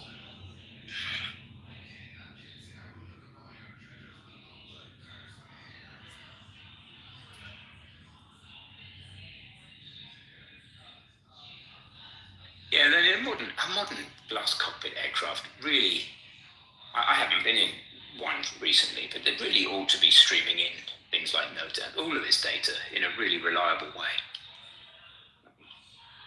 Well, I generally agree with you. I find, and I fly both, that the situational awareness in a glass cockpit is orders of magnitude better than the situational environment, where you're relying on, say, you're trying to keep track of your steam gauges and also trying to keep track of ADS-B data. Yeah, or your perceived situational awareness is better. That's the subtle difference. You certainly feel like you're doing better, right? But you can still fly into a slack line. I guess the acid test for this would be to get them to really push on autonomous flights where flights conduct themselves completely end to end, even if they're drones or whatever, or just for deliveries, and then say what information do they need to fly safely, and make sure that that's available to us as well. Not bad, right? The more drones you have flying, the better understanding you have of the terrain and what's available. If drones are running into stuff, then you know that stuff is a problem. Yeah. So I do kind of agree with you on that. If they've got enough information to do it. It's kind of drone soup down there. Yeah, I don't know. Scared. The number of drones scares me all over. It's a bit risk to get one now. They're not much worse than birds. I don't know. I think. Depends what you hit it with. In a helicopter, the light blades of a light helicopter just wouldn't tolerate hitting a drone. And if they go on balance, the thing just rips itself apart. It's just not good. Be less worried in that really heavy military aircraft, isn't it? Are you talking about the jet engine? No, I'm just saying the blades of a Robinson or something. If you get a drone with those, I wouldn't I wouldn't fancy the chances that they stay in one piece, and they would certainly not be in balance. And if they're out of balance, the vibration could be pretty bad. I like enough to shake the aircraft apart or break in there. I don't know much about the propeller. Are they not meant to hit a bird? It depends on the size of the bird, really. I don't know how they're fair hitting a drone. I'd have to say. I'm sure they have, so it'd be interesting to find some case studies. If I was to actively start flying again, I would look at that a bit more carefully. But also, drones are supposed to transmit in the UK, and even not quite ADS-B, but I think we'll get there. It's close. I think it's Bluetooth. Yeah, they have to transmit an ID signal. I'm not sure what the protocol is. I don't think it's Bluetooth. It's not the range that bad. Well, not the Bluetooth. I mean, Bluetooth inherently can have any range you want, right, with the right antennas. But yeah, They might be using the long-range Bluetooth. I'm not sure, but Bluetooth has long-range. I'm pretty sure. I'll check. What is the technology? I think they just used Bluetooth because it was available. It's cheap, to put an undue burden on. Maybe. Yeah, I'm not sure.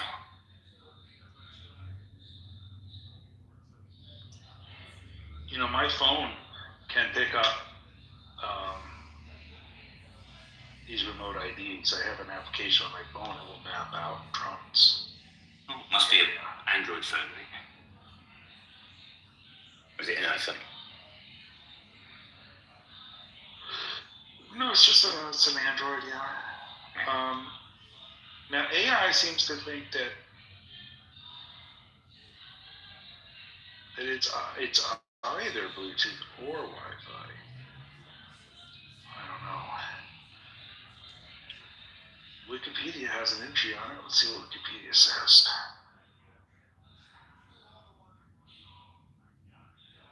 Actually, there's two kinds.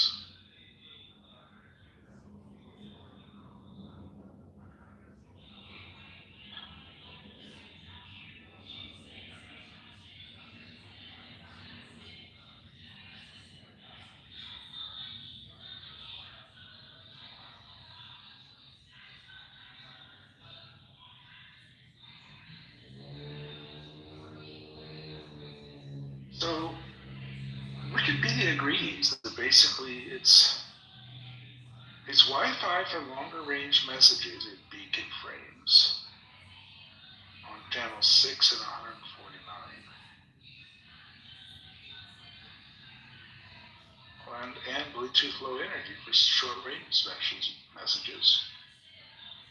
37, 38, 39.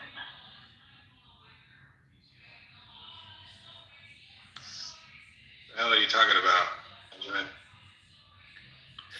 The remote ID transmitter for drones in the United States. Aren't those just like all infrared? Infrared? What are you talking about? Yeah, sure. All radio signals are infrared.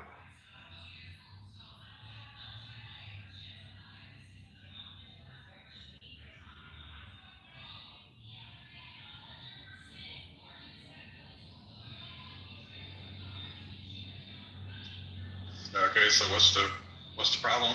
I don't know What is the problem? We're just figuring out the technology that's in a drone ADS-B. It's the where is your drone broadcaster. It keeps track of your drone.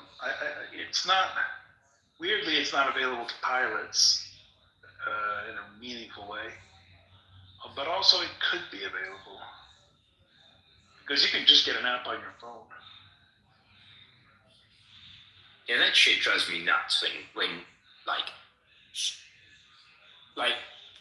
so the UK police can drive around and the average police car can't tell if your car's taxed or MOT'd or whatever. MOT's, your annual inspection, or road tax, they can't see. But there are roads policing car cam, they have special number plate recognition cameras. But you can get an app on your phone that does that and looks up on a public database with any car. Anybody can get an app on their phone that can look up on a public database with any car is tagged for MOT, and yet the police don't drive around with their police-issued phones in the car doing that. It's kind of crazy.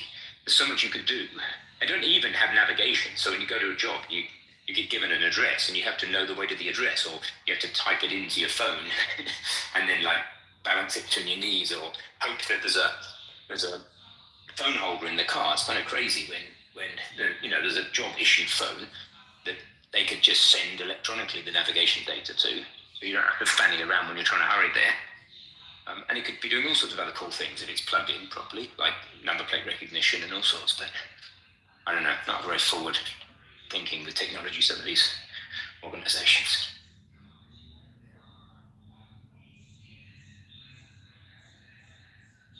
Sounds about par for the course.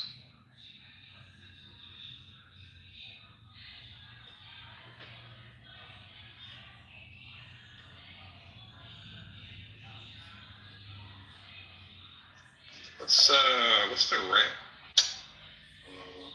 How far does like a 2.4 gigahertz signal go? Before Ben answers that,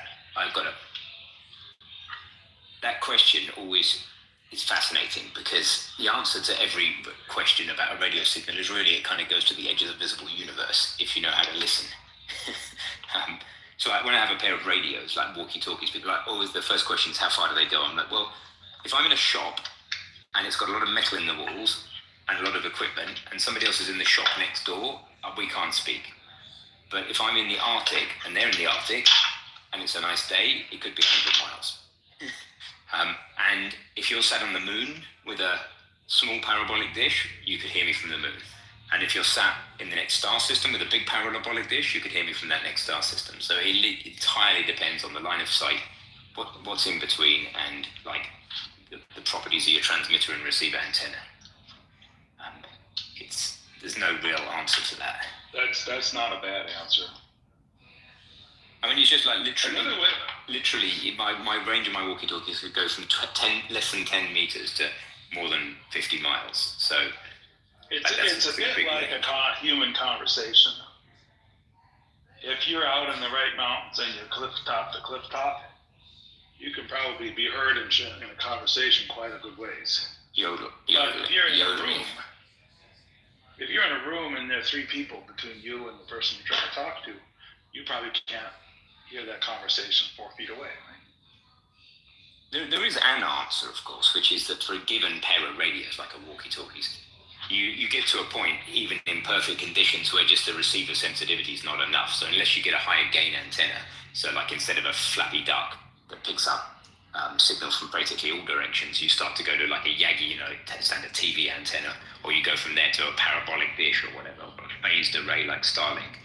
It's definitely true that for a given like pair of devices, there's a theoretical limit to the range, because the energy is roughly transmitted in a sphere, and then you get to the point where the little tiny antenna of the receiver doesn't pick up enough of the sphere to even trigger, to even break its what's called squelch, or whatever in the digital equivalent. So it's definitely true that like a given pair of things have a theoretical maximum range, but they hardly ever get to that, and you can really cripple it with metal and shit.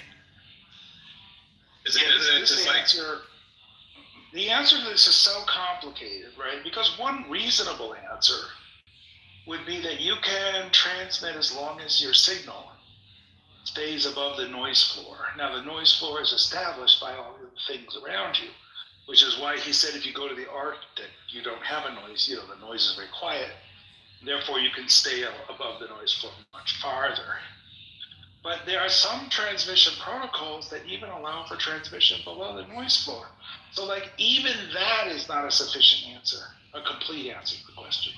Yeah, because for any given channel, you can always get a signal across pretty much if you're willing to wait long enough. I mean, you think about transmitting something to us, to like Voyager 1 or whatever. I mean, how the hell far away is that? I've forgotten, in like hours or days. It's a long fucking way away, and we can still get signals to it. Not high bandwidth, you kind of got a trade-off, but you can choose between bandwidth, noise, and what would be a good way to say it? like low power, like noise tolerant and high bandwidth. Pick two. Yeah, I think something like that. Something. But like why not high bandwidth? Why not high bandwidth? I think. Well, because one of the ways you overcome the noise floor is you broadcast each bit repeatedly. So if you're struggling to hear me and I say, Elliot, I'm not thinking about that. Elliot. Oh, and he's saying he's not thinking about that, but he's got a different point, I think. Yeah, well, I think the basic idea is like in gigahertz, the lower the number is, the further it goes, and the better it is at going through walls, stuff like that. It's like 2.2. Well, another complicated answer to this bandwidth question is that the way we increase bandwidth is with something like quadrature amplitude modulation. You don't even know what I'm talking about, man. Well, I think one of us doesn't know what we're talking about. Hold on, let him finish his point. In fairness, not that I'm the mod. What were you saying, Elliot? It's not even worth it. Well, I was just going to say that I think there's lots of debate. The next star system and in further deep space, it's pretty hard to pick up. It may be indistinguishable from background noise. I just like the current debate. I don't know if there's a empirical answer. What's the question? Well, I thought Ben was talking about walkie-talkies and transmissions and any type of signal. Could they work from the next star system? Is that what the question was? Yeah. I thought he mentioned the next star system and then the universe as a whole. I think it's interesting debate. Yeah, because of the noise, because of the background noise, right? Sure. I mean, I'm taking that to the extreme, but clearly you can transmit to the next star system if you let a supernova go off. Well, you don't need a supernova for that. You just need a reasonable beamed, signal. If you want to pick up a walkie-talkie in the next star system, I don't know if that's possible. It probably is with a large enough antenna. And if you allow, it depends what the protocol is. And when you say pick it up, is it somebody speaking and you expect to be able to understand them? Or is it a digital signal at like one byte per hour that you want a bit of recover? There's a big difference. Yeah, exactly. Yeah, I think it's an ongoing debate that there's all the different systems. I forget what it's called. The ongoing one looking for a signal. Obviously, everyone knows it's not. I don't know why CERN is popping into mind, but obviously it's not that the collider. It's some, I forgot the acronym. But SETI. Do you mean SETI, the search for?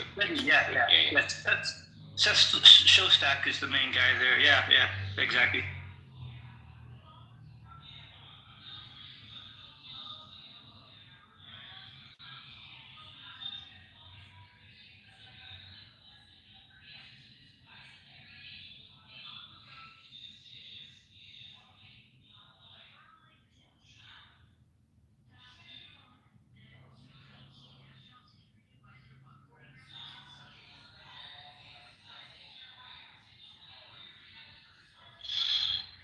Well, radio formats are really kind of interesting, but I don't know if they're... Don, what are you doing? Are you following along radio formats? This is all raw physics stuff. I think John's just doing his taxes. Can't be bothered with physics today.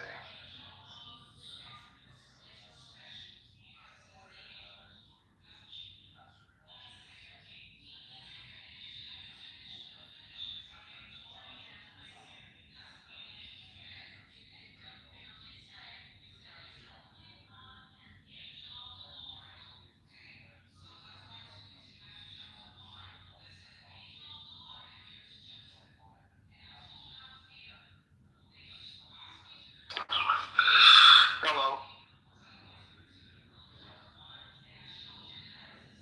Hello. Hi, how are you? Chilling. How are you? Same. With myself some dinner. All right.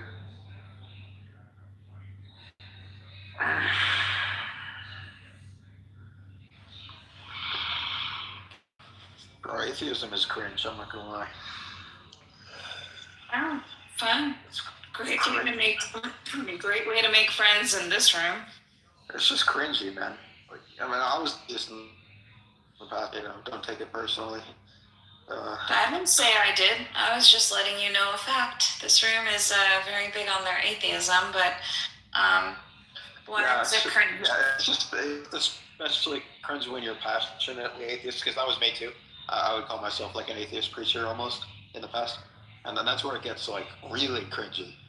It's like you're really passionate about there not being a God. In retrospect, it doesn't make any. Retrospect, what? I didn't hear what you finished with. Sorry, in retrospect, it doesn't make a ton of sense to be passionate about God not existing, Why would you say that? Sorry, I'm just washing my hands on the mute. Why would I say it doesn't make sense to be passionate about God not existing? Because, I mean, charitably, it's a passion for the truth and kind of coupled with a strong conviction that is the truth. But more realistically, it's egoism, I would say. It's kind of reveling in being part of the small minority that doesn't buy into this kind of self-serving, naive fiction. Is I think the mental process that's going through most atheist heads, especially like passionate atheists. And I think it's cringe. Greg, you think that atheism is cringe? Yeah, specifically passionate atheism, like atheist preaching, kind of. That's what I think is really cringe. Do you think that Christianity is cringe? No, I'm like terrified of Christianity, bro, to be honest with you. So, what's your worldview? I would say Christian. But Christianity is cringe. How do you... It's not cringe, she's terrified. Oh, it's terrifying, so how do you reconcile? I think Greg is just another confused Zoroastrian that wandered in. There was a Zoroastrian in here earlier. That's cool. Oh, that's all you, Benjamin. I think that's a conversation you should take hold of. I'm more than happy to continue probing, but by all means, go ahead, Benjamin. Well, Greg, it sounds like he's a confused Zoroastrian, doesn't he? Was there a Zoroastrian in here earlier? I would like to talk to him. Well, there's lots of Zoroastrians. I'm sure there are. I mean, here all the time. But I think it'll be interesting. Why don't you act as though there's a Zoroastrian in this room right now, and let's see where that takes you, Greg. Greg, what do you think is interesting about Zoroastrianism? Well, for one, it's age, like the fact of it being monotheistic. Don't you think it's possible that you as a Christian are really just taken by the Zoroastrian ideas, and that you're not very taken by the Christian ideas? No, I'm very much taken by the uniquely Christian ideas, for sure. Okay, so list the 3 ideas that you think are uniquely Christian that you think are most important that you couldn't do without. The Trinity, one of them, like what we're talking about here. Okay, well, I suppose for me, the negation of negation. Is monotheism itself important? Hold on. The negation of negation, finite subjectivity as the site of God's realization, and the unity of man and God.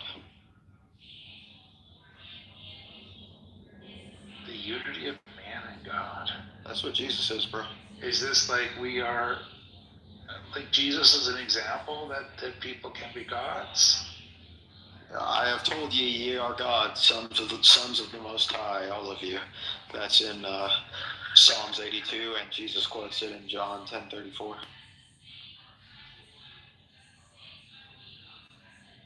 And you think that humans being gods is unique to Christianity? No. Okay.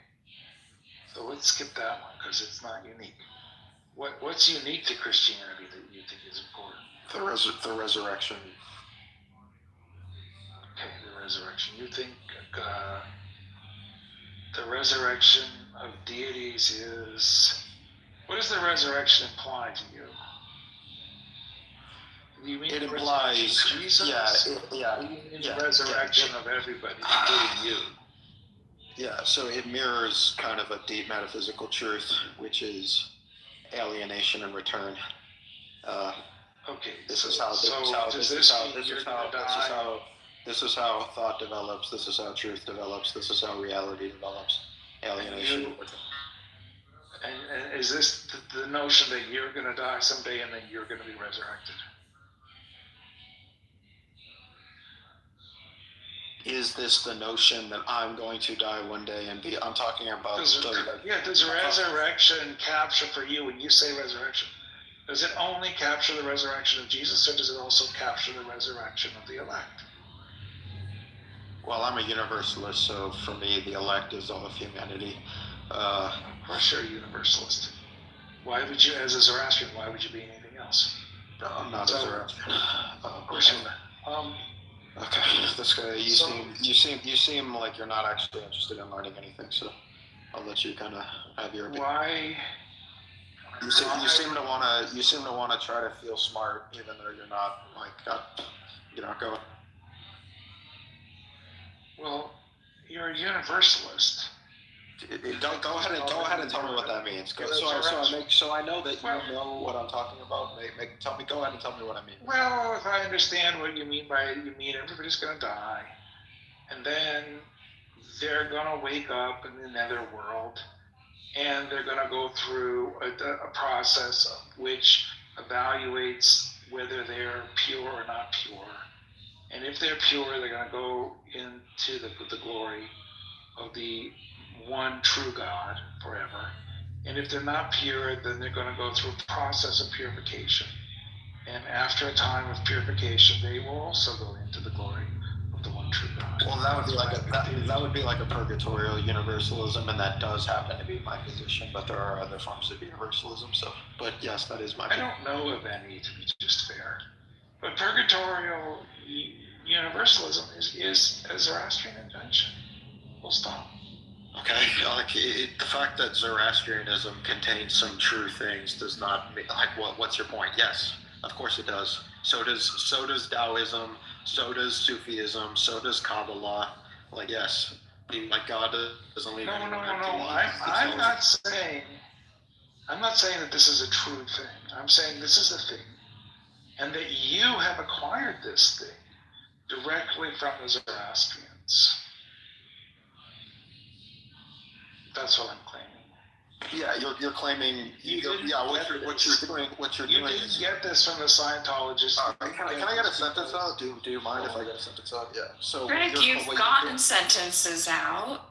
He's completing his. Do you notice my cadence? Because I know that he's gonna interrupt me, so I have to get my shit out quickly. No, it's okay.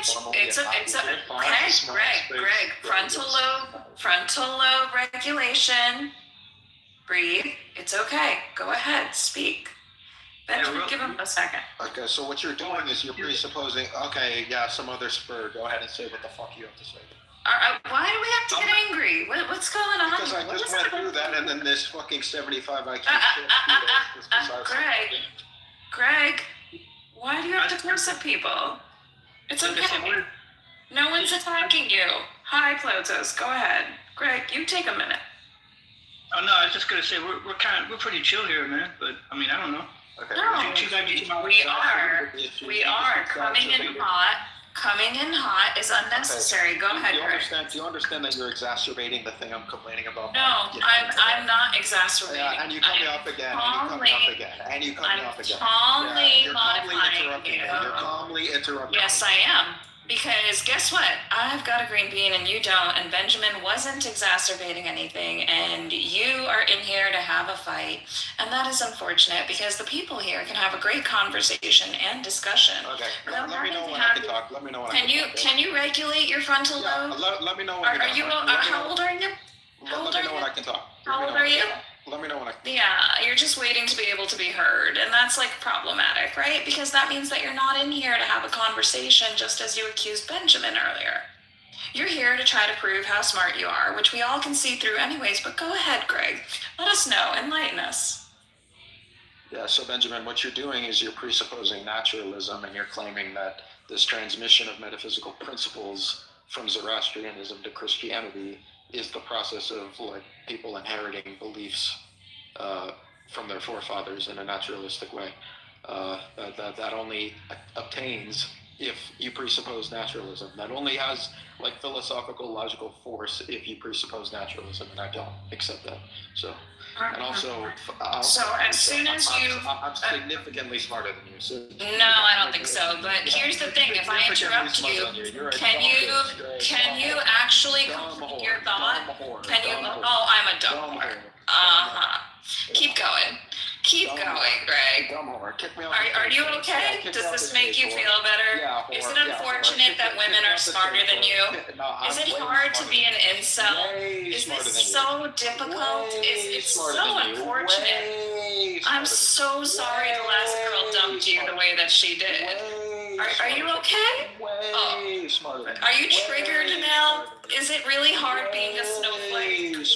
My word. Are you like way smarter? Is there any regulation? Way smarter. No? Is he okay? Wow. So repeating 2 words means that you have some sort of intelligence. Way smarter. Way smarter. Way smarter. What's the last Benjamin, do you have a reply to what I said, Benjamin? Or no? Well, Greg, I'm just wondering. All right, I guess Benjamin is conceded now. That's good. You said you came out. Easy work. Atheists crushed. Oh, I see. All right, okay, going after the atheists. Oh, I was gonna say you came out of a hot room. Oh, okay. See what I mean, you guys are Spurs. You can't keep your fucking 75 IQ mouth shut long enough for me to deliver a brilliant insight. So, you know, you get what you deserve. Aw, is the incel done yet? Is the person who never went through an education? Are you okay? Are you okay? Is that all right? The unexceptional bitch. You doing okay? The unexceptional whore done yet? Is the unexceptional whore done yet? Yeah. Are you feeling better yet? Are you feeling better yet? Did you feel better coming into a room on Clubhouse and you think that you're anonymous? I love that when people come in. Go ahead. Go ahead. Is he gone? Did he go bye? Did he go bye-bye? He may have triggered my itchy finger. My finger started wandering aimlessly around the keyboard. It's all right. I was like, oh, let's have some fun here, Benjamin, and you knew what I was doing, and I knew. We had enough fun. He can't continue. He just can't continue a line of thought when he gets interrupted because it's all preordained, right? Like it has nothing to do with the conversation at hand. It is highly unfortunate that there are people who need to prove themselves. Telling you that they are smart is like people telling you that they know how to sing. Yeah, absolutely. You don't need to say it. Like, I'll know it. Yeah, you're right. We're good. We all can measure this. We don't need you telling us what your score is. This is an evaluation we can all make on our own. Isn't this atheist also my only point? It's atheist, not atheist. Well, I didn't think his arguments were very good. No. I think this is Zoroastrian, and I'm really kind of embarrassed. I thought it was highly entertaining when he tried to argue against you about Zoroastrianism. Well, but the central theme of Zoroastrianism is that when you die, your soul is measured. Mm-hmm. And then there's a purification if your soul does not add up. Now that is nowhere in the Bible. Nowhere in the Bible. It is not a Jewish idea. It is not a Christian idea. It is exclusively. It has origins in Egypt, under Maya, and it has it is reflected again in Zoroastrianism. But it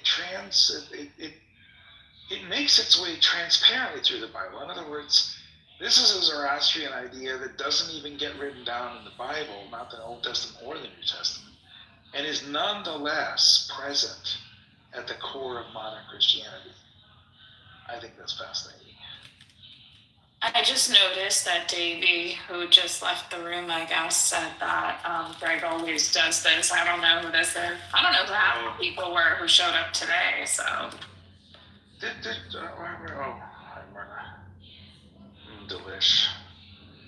Hey, Joe, welcome back. I'll have to read the chat. I was going to say, is he like this just in this room or all everywhere? I don't know. Davey would have to let you know. He seemed to know the person. Sorry for all the crinkling. I'm trying to make myself some noodles. It's excellent crinkle. It's very good crinkle. Are they smart crinkles? Are they smart crinkles, Benjamin? I am the smartest crinkler. I am way smarter. My crinkles are way smaller than I mean, are you sure? Like, you don't need to call my crinkles any type of Mary Magdalene? Are my crinkles akin to Mary Magdalene in any way, shape, or form? I'm just curious. They're very whorish. Yeah, they're very whorish. Okay, just wondering. Yeah. I think the only measure of smartness really is the length of the adjective you can find to put in front of the word smart. It's so universalist of you to say that, Benjamin. Yeah, thanks. But, to be fair, Zoroastrian really is like this universal monotheism. This is such a Zoroastrian trope. Okay.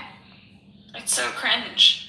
It's so cringe for you to have to say that. What's cringe? Cringe is like, About Zoroastrianism. What do you think is cringe about universal? I don't have anything to say about cringe. I don't really oh my gosh, I have salad. About universal monotheism. Okay, Zeleny is. Zeleny knows this stuff. I will tell you one thing that's cringe about Zoroastrianism. It's literally the root of like the world's homophobia. Like if there were Zoroastrians or if they weren't homophobic, like we wouldn't have Abrahamic homophobia. Oh, that's bizarre.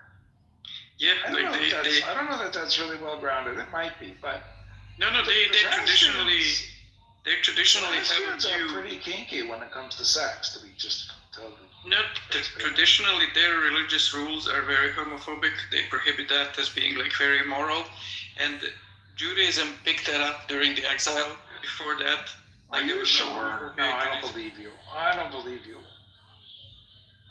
you because I'm pretty sure the homophobic phrases in Judaism predate the Second Temple. No, they're like even today's Bible that we have is very, very weakly homophobic. Like there's like one phrase that's if interpreted in a certain way leads to that verse being homophobic in the book of Leviticus, man lying with man. Leviticus is First Temple. Yeah, but like that sentence, I would say is not actually homophobic, but its interpretation in Judaism became homophobic later. And it seems that they got that from Zoroastrians after the exile. Maybe. That's an interesting point. I don't know if it's well grounded or just loosely grounded. Not much is well grounded. Yeah, of course. There's no like.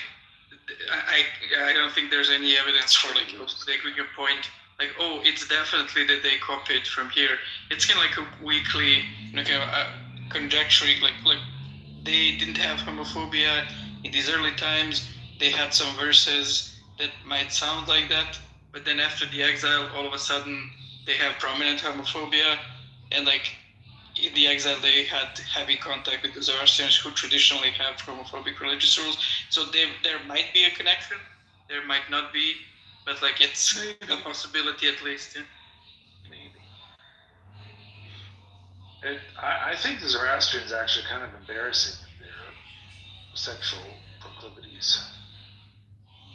And I was kind of disappointed when I found this out that their trad rules are like very homophobic. I think they even mentioned like a capital punishment for gay people. Well, I might have to give it up. Never gonna give you up. Well, I mean, there's always like the better version of Zoroastrianism, the Mazdakite reform movement, which preached free love and socialism, and vegetarianism. And vegetarian, no doubt.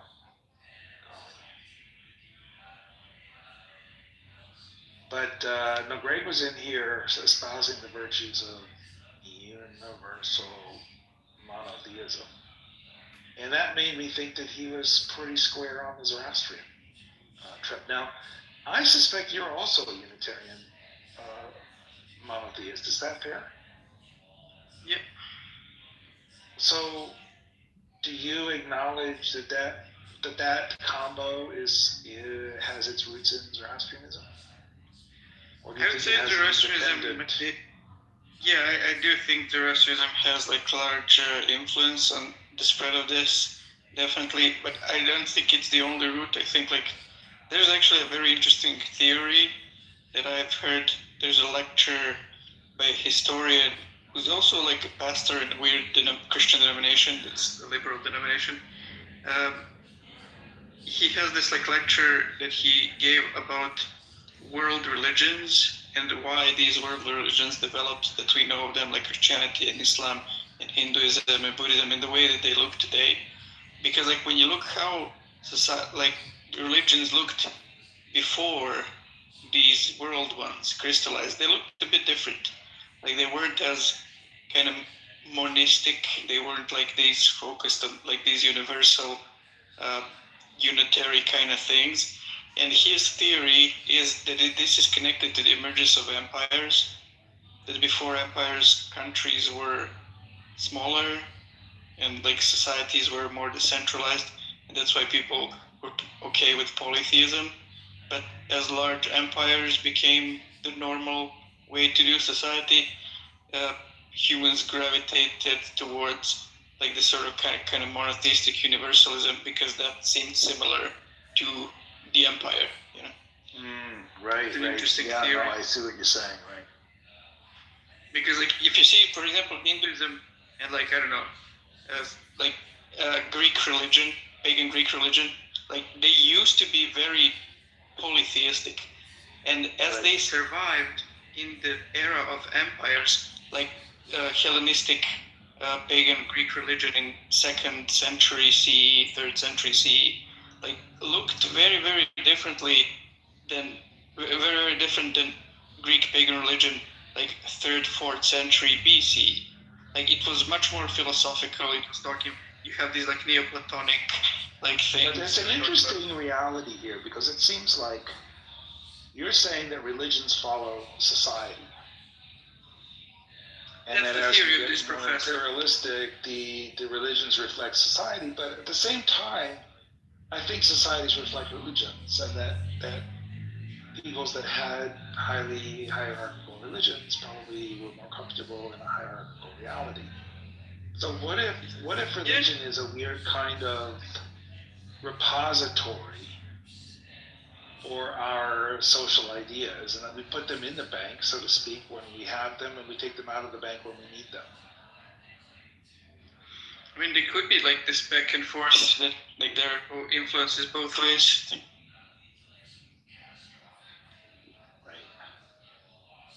So, Zeleny, what do you think of my oversimplified theory that we're all just Zoroastrians? Some of us admit it, some of us are in drag. I think that's overstating stuff. Like, yeah, Zoroastrianism has huge effects.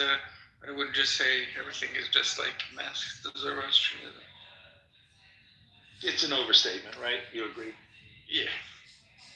But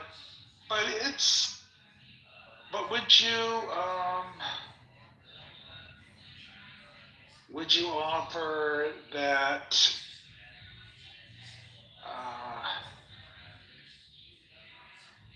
in fact, it would have been better if it had more influence, like if Judaism. Oh, I agree. I tend to agree. I think it's a much nicer religion than Judaism, for example. And Christianity is, I think of Christianity as mostly the blend of Judaism and Zoroastrianism. And then I think the modern Judaism and modern Christianity are actually that blend, but with the complete disregard for the Judaism part, right? Which makes Christianity, modern Christianity, basically just Zoroastrianism. Because the book, the New Testament, to me, reads like Judaism plus Zoroastrianism. I think like one of the faults of traditional Christianity, where it like moves away from any Zoroastrian influence, is this like sovereignist worldview. Like in Zoroastrianism, you have this fundamental dualism and this opposition. So you can kind of believe in a good God, that like, why is there evil? Well, because they're this like anti-God who's fighting against the good stuff. And that's why evil exists. But in this like kind of mainstream Abrahamic view, which became mainstream in early Middle Ages, this sovereignist view, you just have one God and he's responsible for everything. That's pretty bad. Why is evil? Isn't that a Platonistic fact, though? Yeah, it was mostly established due to like in the Bible that this isn't the worldview. I mean, similar like kind of inklings of this worldview do appear, but throughout the Bible you have this like cosmic conflict view that's very pagan-like. God is struggling against these other gods. Right. There are these waters that want to destroy the cosmos, and he needs to. This is where the omnis, the tri-omni God in the Bible, don't work together very well, right? It's like Legos from different sets. They don't really connect. Yeah, there are no omnis in the Bible. No, that's like a Platonist, Neoplatonist thing. Right. Yeah. I think that's right. So you're saying that the Neoplatonists and the Zoroastrians are kind of in conflict here, because the Zoroastrians have a God that is good, and the Platonists have a God who is omni. And an omni God can't really be any of these things, right? Well, I wouldn't really blame it on the Neoplatonists themselves. So this is Christians and Jews in the 3rd and 4th centuries taking ideas from Neoplatonism and forming this, what we now consider to be the default monotheistic view. But the Neoplatonists themselves, who have had their ideas taken by these Christians and Jews, did not have that kind of worldview, actually. Right. Their view about like the one emanates the intellect, and the intellect emanates the soul, and the soul emanates the world. Like that's something totally different. They have this like kind of pagan-like almost view where like God, the one, isn't God. The intellect isn't God. The one that, like, Plotinus calls it the force, dynamis. He uses the term dynamis in Greek, like, which means just like force, or kind of potentiality. Like the one is this force that has no traits to it, except that we call it good because it exists and brings things into existence. And then it produces the intellect, but the intellect is, again, not a God. Like the intellect is not a personal being. The intellect is this kind of like memory bank of all concepts. It's not a conscious being. It's just like this formal mental container that contains all ideas. And then we have a third emanation, which is the soul, and that's something that people recognize as God. And God is like creating the world by using the ideas that he knows from the intellect. But even that, he's not doing that on purpose. Like God is. So Zeleny, if I want to argue that Zoroastrianism is sufficient and necessary for modern Christian thought, would you defeat that or would you accept it? Yeah, it's not sufficient, definitely, because they have huge, like these fundamental monotheists, this sovereignist monotheist. So you would give me necessary, but you wouldn't give me sufficient. Yes. Okay. So I would modify. I would agree with you mostly, because there's obviously lots of other strains.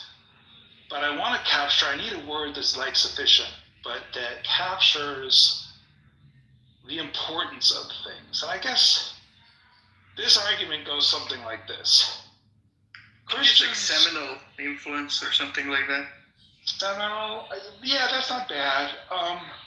But I feel like Christians are fairly pseudo in this way. That if you ask them about the Bible, they will disown every single part of it, except for the Zoroastrian stuff. Do you think that's fair? I don't know what you mean by that, to be honest. Well, if I say, why aren't you out stoning children who argue with their parents today, as God orders, they will give me some bullshit like, well, that was then, this is now, that was an old book.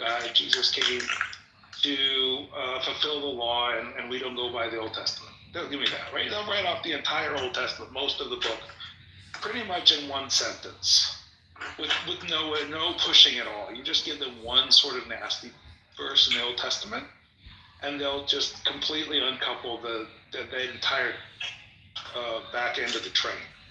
That leaves you with the New Testament. And you basically do the same thing with the New Testament, and they will disown it in bits and pieces and parts. I'll say, well, you should sell all of your goods and give it to the poor. And they'll say, whoa, slow down. That was just like one time to one guy. It wasn't said to everybody. It was just said for this one dude. And they'll continue to do this kind of, uncoupling the train, sort of one car at a time, until basically all that's left is the Zoroastrian bits, which looks something like this. If you do good shit during your life, you'll go to heaven when you die. And if you do bad shit when you during this life, you'll probably go to purgatory and be purified, and then you'll go to heaven or something like this. Or they'll say you go to hell or whatever. That's sure, but they're missing the dualism, and that's very important. Okay, so explain how the dualism in modern Christianity is not exactly the same dualism that's in Zoroastrianism. Zoroastrianism, so there are some alternative types of Christianity that achieve the same thing that is achieved in Zoroastrianism, and I accept such an alternative view, but I am like in a small minority. Like the vast majority of Christians, even liberal Christians, will defer to just the traditional view. Yeah, God is, the sovereign, creator and master of reality. And how do you explain evil? You need to dance around and try to do some theodicies, free will, something. He allows it for this reason, that reason. Maybe you don't know. It's a mystery. So some weird stories are happening there. The Zoroastrianism has a clear answer, which I think is a very important thing. Like, yeah, God, evil exists because some other thing, in addition to God, that God cannot defeat by the Zoroastrians, in other words, take the first horn of the Kitover dilemma, and they say there is a God, there is good, and the nature of God is to respect the good. I mean, it's not really that connected to the Kitover itself, but kind of if we make a similar kind of parallel to Kitover, yeah, like there's why is they're evil. The Zoroastrian is going to say, but your omni-God, doesn't your omni-God have to take the second horn of the Kitover? The Neoplatonist God is more second horn. Not necessarily. That's, as I said, the Kitover is a different topic. Like here, the topic is why evil exists. Like that's, I think, the big question. The trad Christian. So you think your average Christian? Well, you think your average Christian thinks that evil exists because God created evil because it was necessary to try men's souls, that they have an alternative? They're going to concoct some theodicy, but they are very reluctant. But you would agree that it's ridiculous, right? And it doesn't work. Yeah, I think the view is very similar to Zoroastrianism. Like my answer to why evil exists is very similar to Zoroastrianism. There is this other thing in addition to God, and God cannot overcome it in an instance. Don't Christians take that as a default position, and they only get Neoplatonists if you really push them into it? No, that's not my experience. Even in liberal Christian circles, like everyone has been raised in this sovereignist monotheist worldview, this kind of Neoplatonic Christianity, and they don't even. It doesn't even occur to them to think beyond it. Like when they hear or read, me saying like these things, you don't have to accept the omni-God. You don't have to accept creation ex nihilo. Like those are not even in the Bible. Like you can accept, like they're shocked. I don't think children understand these concepts. I think children appreciate a much simpler notion that there's the God, there's the good God, and there's the bad devil.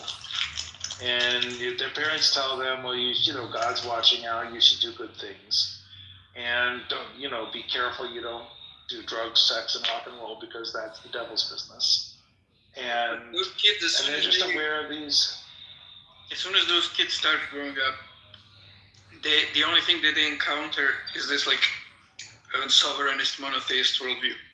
Like they never encounter. You know, I'm not sure that that's true. I feel like for most Christians, and this is like, most Christians are exactly the kind of Christians you don't talk to in Christian rooms, because most Christians don't go talking about their religion.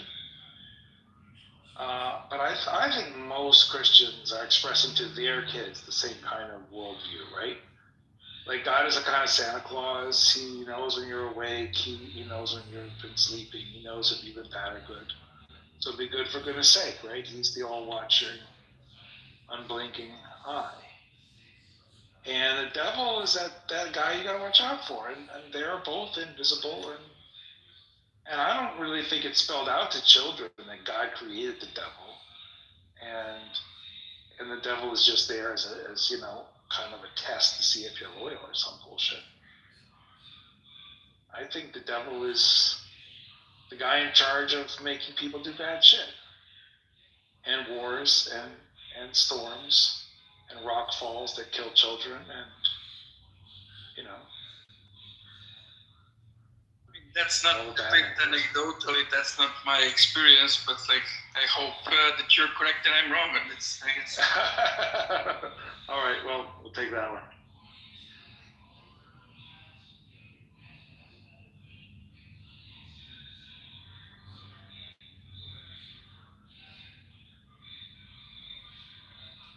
I made dinner. Benjamin, you might be proud. What did you make? Noodles with glassed vodka sauce and beans. It's like a veggie, high protein meal. Was crab cakes. It was amazing. I had this garlic sauce. I love crab cakes. Go ahead, tell me more. I made this like sharp garlic pickly, slightly hot maybe sauce with the butter. It was not your dad's crab cakes.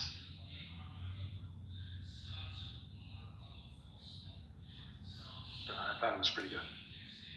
I love crab cakes. I haven't had a good crab cake in a long time. Well, you know, we're here. I know. One of these days. There you go. There's a dinner party. Remind me of the crab cake thing. Do you think crabs have faces? Because I feel like crabs really mostly don't have faces. No, they have faces. He won't eat it. His only exception is scallops. Oh, no, we're all in on scallops. We could do scallops. No worries. Yeah, we'll have scallops, and then I Put them right next to the crab cakes, yeah. Clotos, that's exactly what it is. See, it has a face. I think they may have some rights now. You know, some crustaceans and insects have rights in certain countries. I think. I think sponges. I think sponges have rights now. Didn't we pass over them? Lord. Generation. If mosquitoes, people fight for mosquitoes to have rights. Awful. Yeah, all female bloodsuckers. Some things are just in the genes.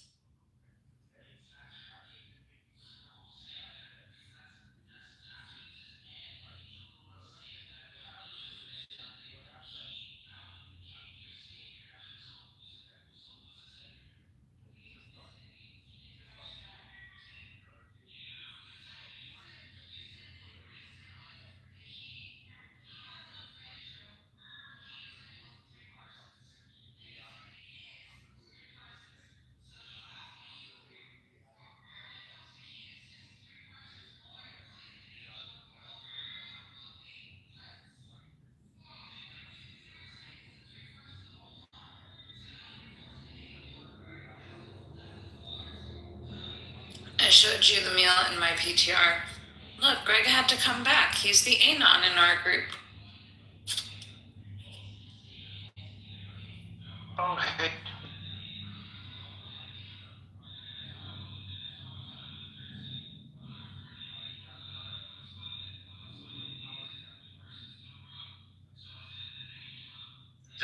The Sicilian influence, the pasta, the twisty. Actually, these are egg noodles. I think I might add soy sauce. The next bowl that I have, but this was sufficient. I'd like a small bowl of it. Is that the jeans, the crab pasta from Sicily? I wish that was crab.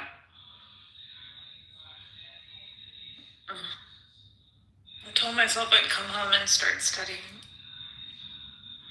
I wanted to go for that walk in the park, and then I realized that the snow has been melting and it would be soaking wet, all mud, and everything isn't probably cleared off yet. Especially the track is cleared off. It's too late to go out now anyways. Might have to get on the bike. But it was such a nice day out here. We're all just waiting for the big Friday TGIF interview from Pro, right? Oh, that's right. JD. I forgot about that. JD Hogg, Jack Daniels, Who is JB? I feel like he's come in and out. He's from New York or something, I think.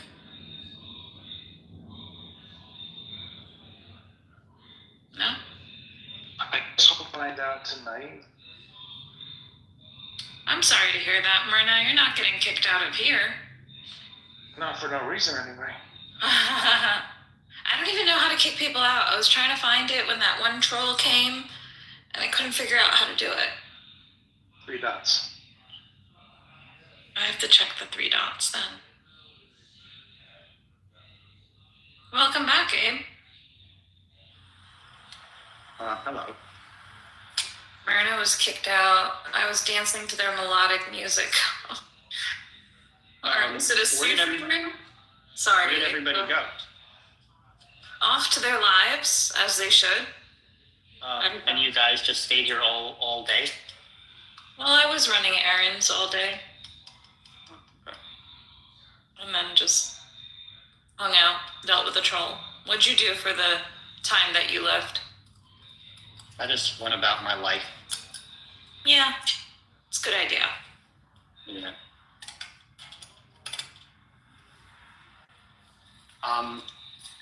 When did Pro leave? Was he here or did he? He's been in and out. Oh, okay. What were we talking about? Who was here again? I can't remember. We were talking to Alvin and I forgot who else. There were a lot of people. Yeah, it was Alvin, and the other guy wasn't here too much longer. But I was talking today, and I was trying to get him to specify, what parts of Christianity and what parts of science, theoretical, hard, soft. But he wouldn't. Apparently, didn't get into detail, I guess.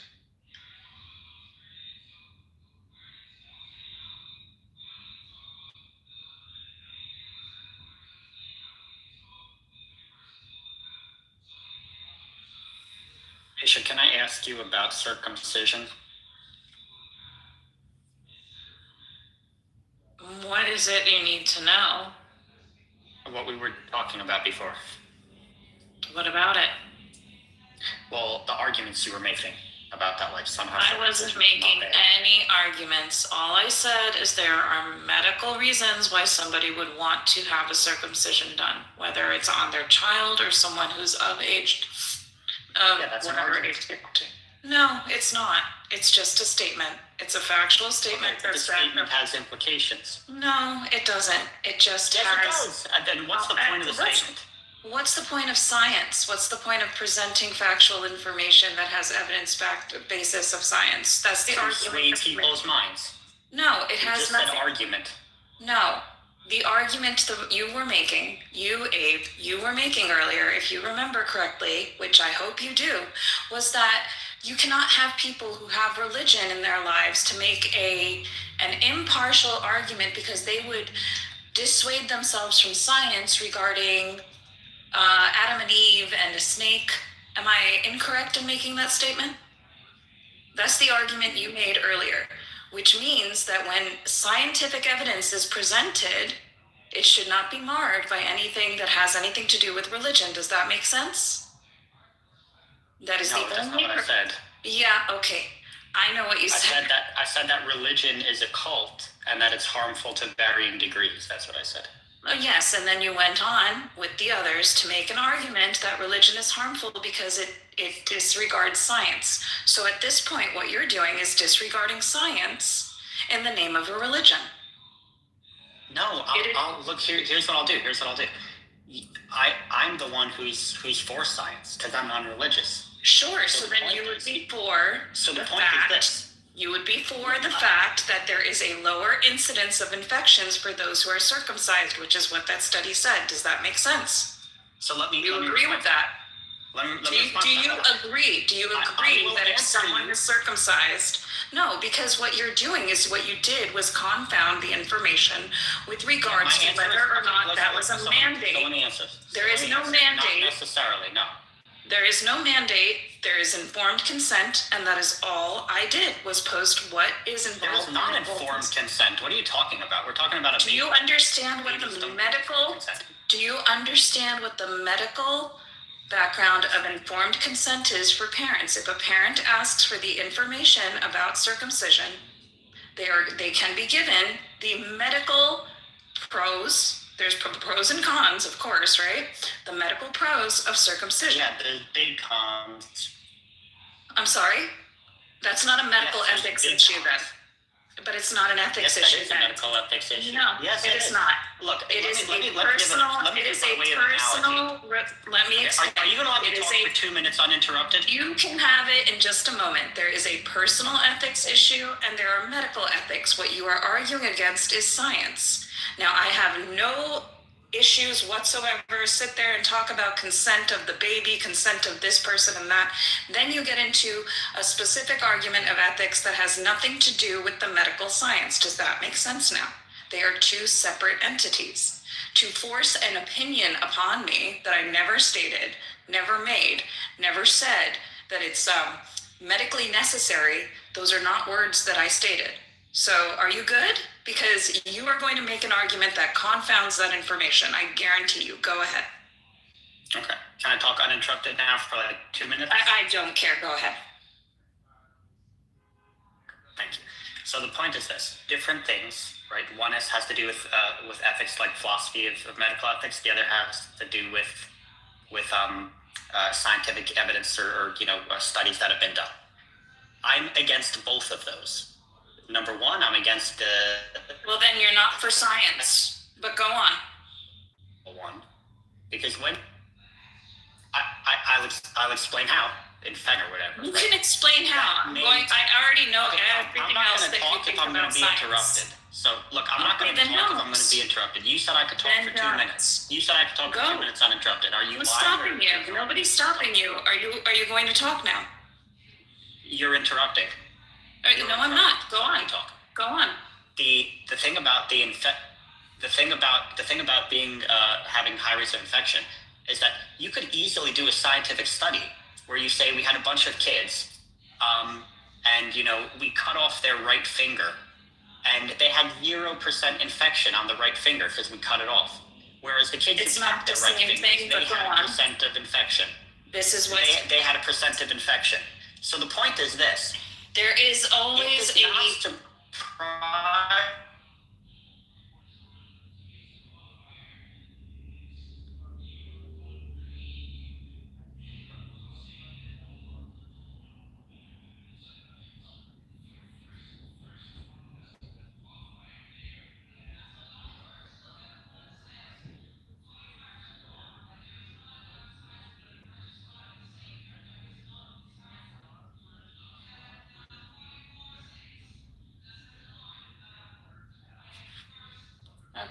don't know where you went.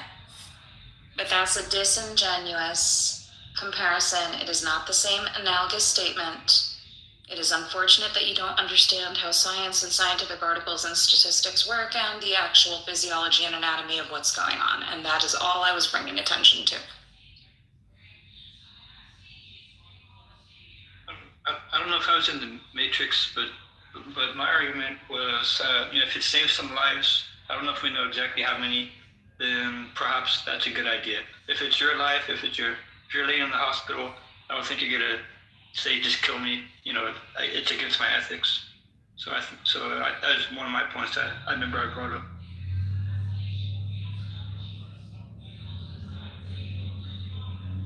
Look, I think you're on thin ice here, because what? Was I pro or anti-circumcision of babies as a mandate with religion? I never made a statement about that. I don't make a comment. There's nothing for me to comment upon. I brought you factual proof, scientific evidence, evidence-based science, whether or not you want to believe it or you want to entertain it. Now that just shows how anti-science people are. It's very simple. Same types of people who are making. Give me 1 second, Benjamin. The same types of people who make this argument are the same types of people who don't vaccinate their children. It's very simple. It's the exact same analogous mentality. But go on. Let's stipulate that circumcision reduces the spread of HIV, which is the evidence-based science that you put forward. If I find evidence to help support that claim, it's a claim that should be supported, that's all. So I think the problem is that before people make a decision to become sexually active, they have an opportunity to make a decision to become circumcised that they desired. And because there's plenty of time for the individual to make that decision for themselves, there doesn't seem to be a kind of parental urgency that would override the default right of the child to be intact. Who's responsible for a child, Benjamin? Well, let's say we agree that the parents are responsible to the child. Okay, so then it should be a parent's decision while given all the information, right? The doctor is responsible for what the doctor does. Well, does the doctor do this without the parental consent? But parental consent is not sufficient. But when parents are in charge of their babies, and you and I agree on this, and we've had these conversations before, that the babies are innocent and the babies are the ones who should be protected at all costs, right, Benjamin? That's like one of your numbers on your scale, right? So I agree with you. Now, if there is something that shows, and whether or not that is circumcision, whether or not that is the fact that vaccines work and they help prevent, and we need to give vitamin K to a baby when they're newborns, et cetera, and so forth, there's a lot of evidence-based science out there. That information is presented to the parents. The parents should do what's very best for their child, don't you think? The argument that is being made that I do not have... The way you are constructing, the way you are using science here is really problematic. Not at all. That is exactly how science works. That is exactly how you sit down with a patient, and that is exactly how you sit down with parents and you say, these are your odds and this is what happens. This is why we do what we do. And if they ask a question about a procedure that they are willing, or they're, I don't care about what the religion says, whatever they are willing to do. I don't know what other... This is where you have to... Parents come to you, and I would present them that article and let them know that in the future it helps remain that we have less incidences of STIs, less incidences of infections, and that's a pro. The parents want you to use a wood burner. Why would you use a wood burner when you have proper surgical tools at your hand to make sure that the procedure would be painless? They want you to use a cauterizing tool.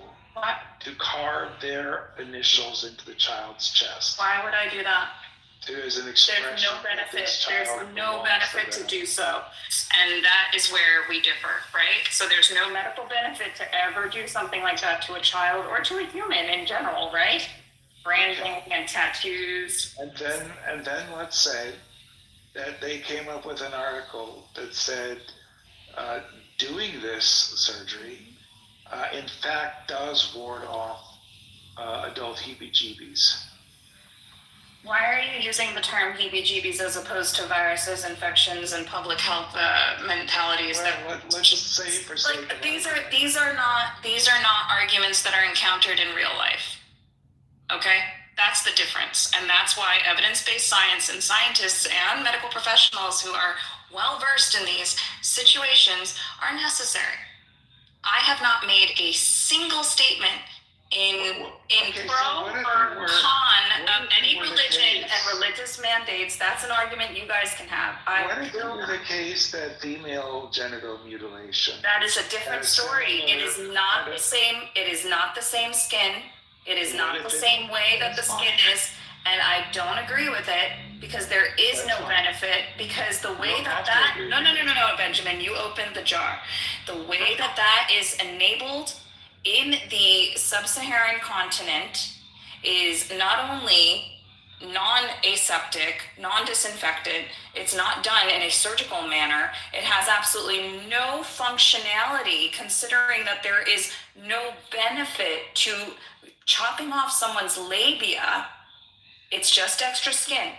That is cosmetic. That is something that the porn industry has propagated, correct? When you have a vaginoplasty done, when you have something else that's cosmetic, when you have anal bleaching. Now, these are all things that I'm pretty sure that the people that come in here and want to attack some religious mandate, which they have every right to do, can make a statement about. I don't have anything against something that has a medical clearance for it, that has an evidence-based proxy for it. I won't. What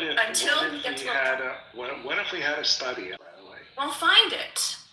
You know how this works. You find the study and you post it. This is the unfortunate part. No one can actually contradict that study. That's the unfortunate part. You have these personal issues, you have these emotional issues, you have these other situations that are philosophical about the situation.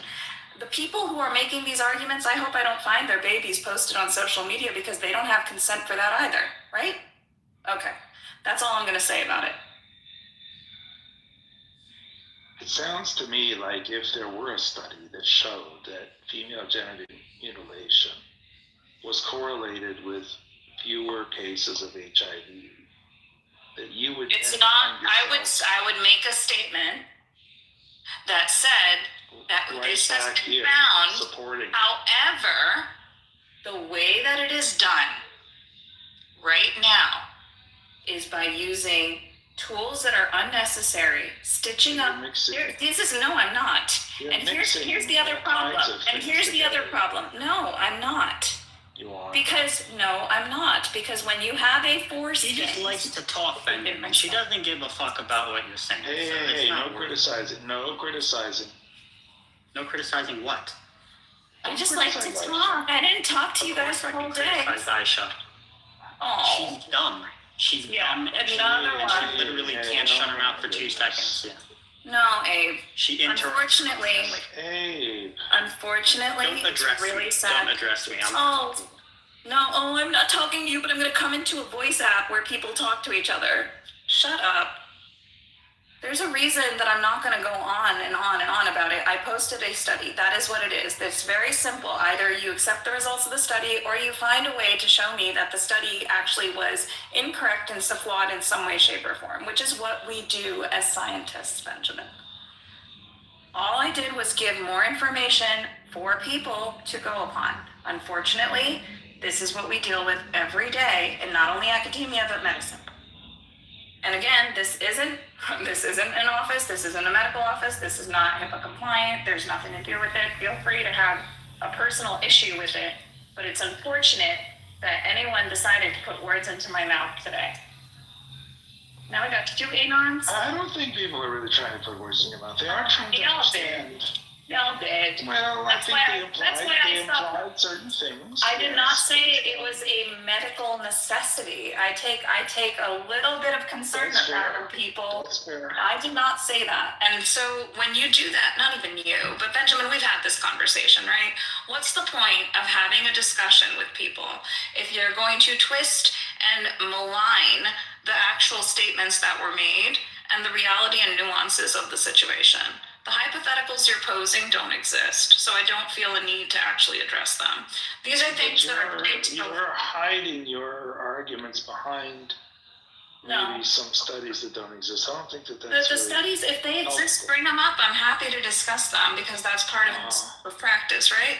But they're not. But And the sometimes unfortunate part. it is fair and useful to imagine the hypothetical on the other foot. This is because the then we same can thing. evaluate I'm with you. whether we're being balanced or not.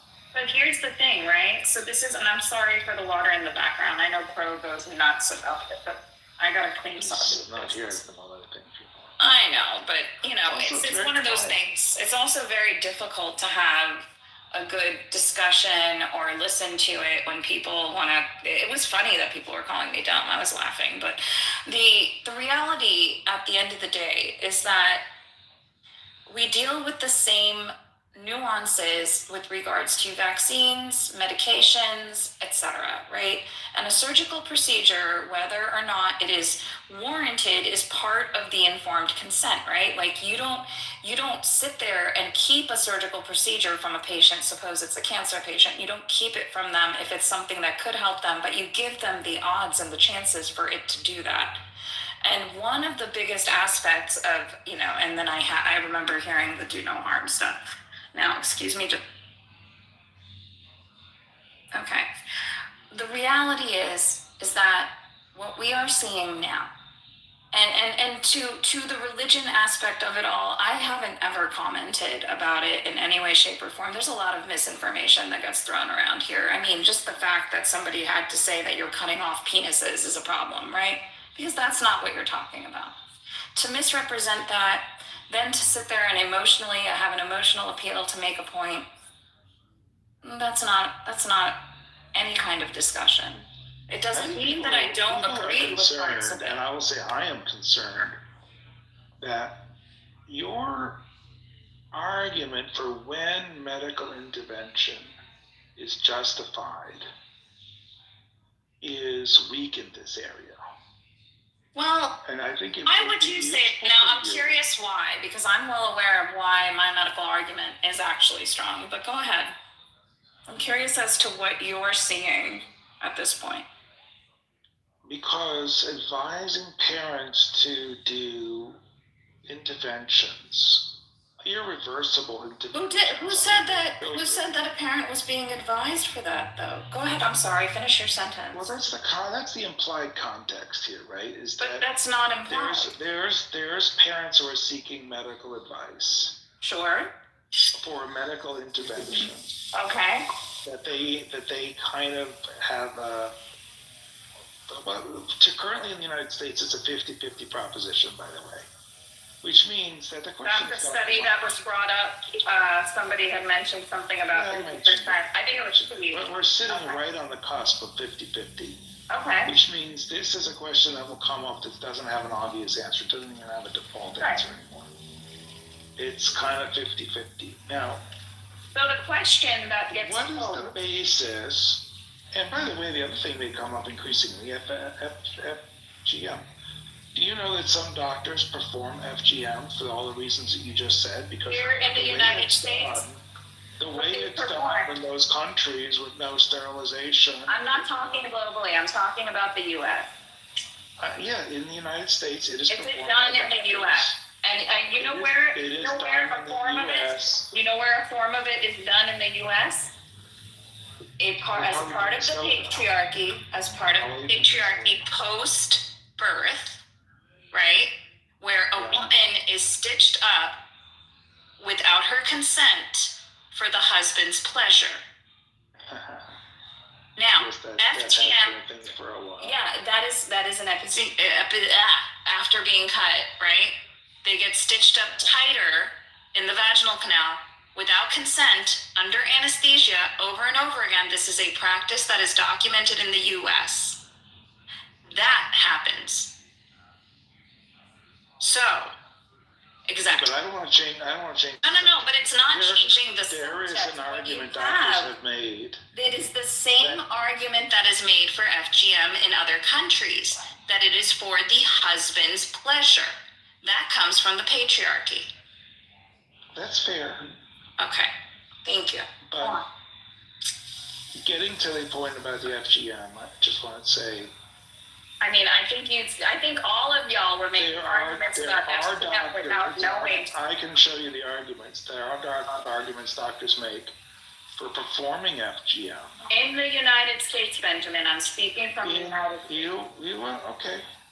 Because that is not something that happens in the United States here. It's very rare. There are no surgeons. There are no surgeons who are doing that. Not at birth, not at puberty, etc., and so forth. And what the argument was being made today was that it should never be done. Ever, ever, ever. There's no reason to do it. And that was the response that I had, was there's evidence-based science to back up doing it for this reason. That was the only reason that I gave that. Because that's just not true. It's factually untrue that there is no reason. Now, whether or not there's a mandate from a religion, this, that, and the other thing, that's an emotional appeal. People are crying from their emotions. And obviously other people had, well, my husband was butchered. And it was like, okay, fine. I understand where your anger is coming from. Here's an example. Go ahead. What you got? Do something? I put it in the chat. Yeah, but that's a news article. Where's the scientific study that shows that it has any kind of benefit? I didn't find that one yet. Exactly. Find that one, because that's the argument you're making, right? So let's keep it to the argument. Like I say argument, but that's the claim you're claiming that somebody has said that there's... Two Minnesota girls that left them scars on. Minnesota has a high Somali population, right? It used to. Is Somalia one of the countries that engages in FGM? Yeah. Okay, so where would you expect to find that in the U.S. in a population that has a cultural, of course, a cultural, and this is what y'all were arguing against, was a cultural or religious reason to do these things. There was no medical reason to do this, right? So what I did, and that's why it's different, because there are medical implications that allow for this to be justified for some parents if they choose so. That is all. There is no emotional, oh my gosh, this should or should not be done. That's your argument. I did not make a claim of any kind for that aspect. Now, if you want my opinion, I don't have any reason to give it for anybody, because I don't choose to engage in that set of opinions. Does that make sense? Well, what would you imagine doing if a family came to you and asked you advice? I would give them all the information present for and against circumcision. it. Not FGM. You don't have a claim for FGM, Benjamin. You don't have medical evidence. You don't have an article for FGM. You don't have one that shows that there's a medical... They asked you to get both of their children circumcised. If they came to me and asked me if I was a surgeon, then I'd give them the step. They can say, okay, this is one of the benefits that you can have for your child in the future. But guess what? There's also vaccines that do the same thing. And then there's a lot of stigma that comes around that people are diseased because they're unclean. And that is only part of the issue. So there was a lot of problems. That whole argument, that whole situation was problematic for a multitude of reasons. Because once you introduce the stigma of being dirty, then you're introducing the stigma of people who are raped and have an STI from it, an STD from it, that they're dirty somehow, that they're less than, when it's not their fault, that someone else forced it upon them, right? So you have a multitude of things that were going on in that conversation. Again, I did not correct all of it. And that's the problem. And that's where, and whatever. Y'all can have your conversation. Y'all can hate on the religions that you need to hate on. for whatever reason, that's your right, that's your freedom. Do I think that most of it is misinformed? Maybe not most, maybe 50%.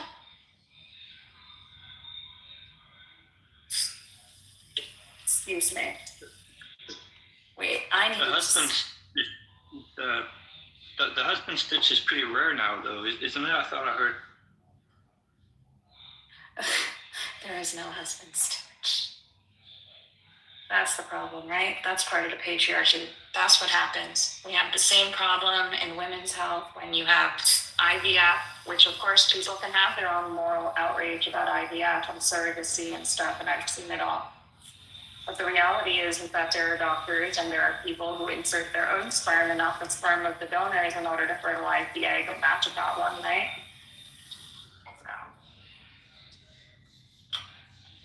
Anyways, I don't like to speak about religions and their...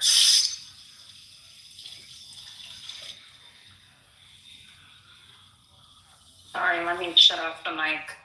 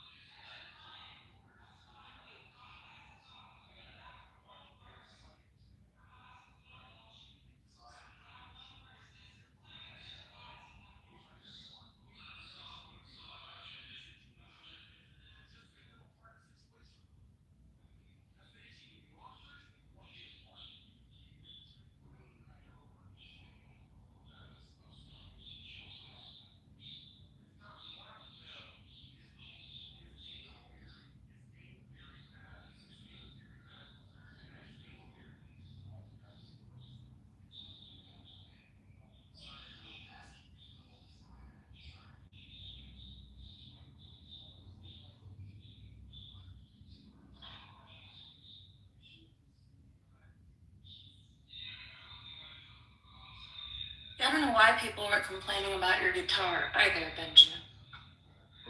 Well, they are or are not. They were earlier. Yeah, a little bit. That's all right. I don't mind. So what just to disambiguate between vaccines and circumcision, accepting your argument, circumcision has benefits. The medical benefits of circumcision show up later in life after the child has all the opportunities to consent to their own medical care. The benefits of vaccines are different, though. Vaccines have mostly saved children from early child deaths. Sure, but And so waiting to give people vaccines until they're old enough to make the decision on their own is not a viable medical decision. Sure. Waiting for circumcision until the child can make the decision on their own is absolutely a viable medical. sure. I didn't say otherwise, Benjamin. I didn't make any comment about when the circumcision should occur. That's where Well, don't you everybody think decided that the to come up. circumcision should occur exactly after the person who I don't have a is comment affected about it. I don't, and I didn't, makes an and that's where, decision? that's where the problem occurred, right? Because everybody jumped to a conclusion that I never even made a statement about. Does that make sense? I have not opined about whether or not. I think that I have not made that opinion, I nor think did I your make it. arguments on this confused a lot of people today, and No, many a other lot of people made assumptions about where I stood because I provided a medical study, and that, That's right. my friend, is where the problem was. That is where the problem was. Not that there is a medical evidence for the benefits of circumcision, but the fact that people don't know how to listen and made an assumption because they don't know how to critically think, make reasonable arguments, or understand debate. And I wasn't involving myself in the debate. Now is there clarity to the situation. Yeah, they just assume that it's that, when you're really young, but obviously, you can get it any time. I thought everyone knew that. Nope, people don't know how to think, and that's part of the problem, which is why I'm going to respectfully remove myself from that conversation at this point.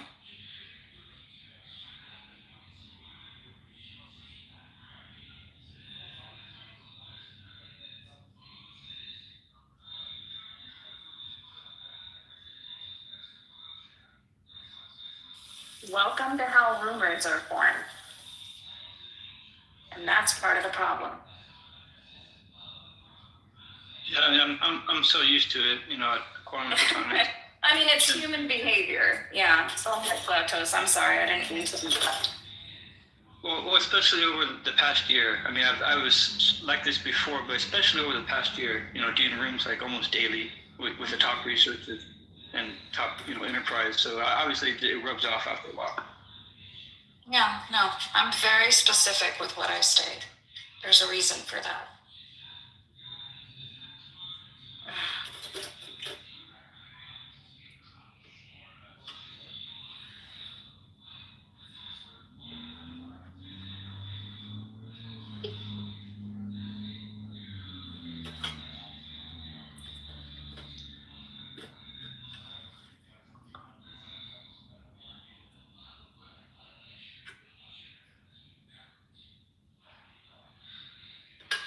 Sorry, the mic is on, hands are wet.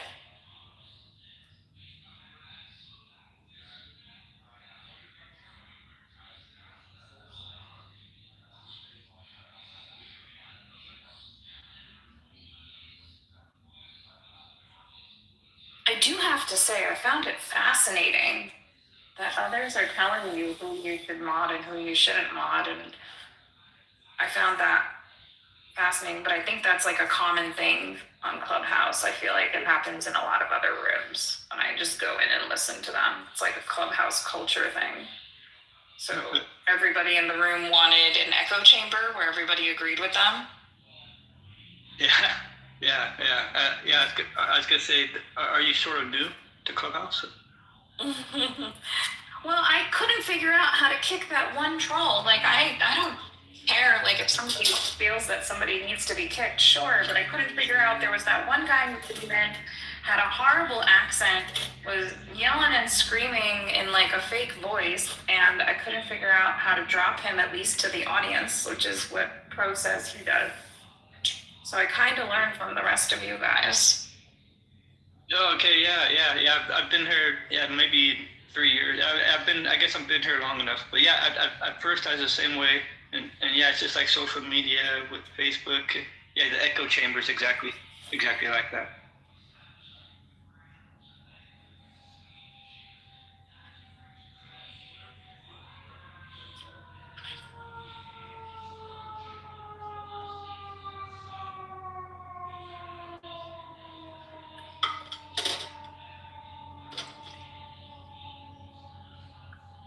Also, perhaps you haven't heard healthy debates. Benjamin knows.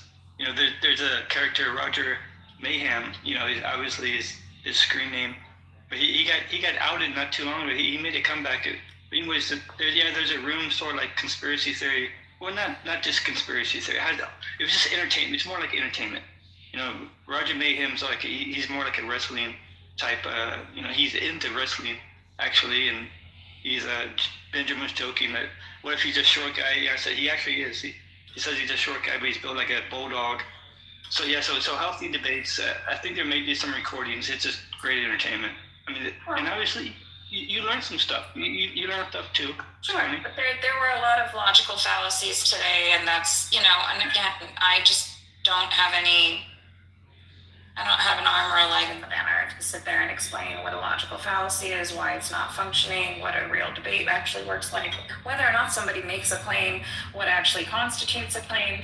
I was making any types of arguments, etc. And so, it's just people don't know, and it's unfortunate because everybody thinks they can self-teach themselves everything. And okay, I'm going on and on. Apologies, but no, and that's why you have a misrepresentation of people's views instead of clarifying, which is exactly what was shown today. Hi, Andy.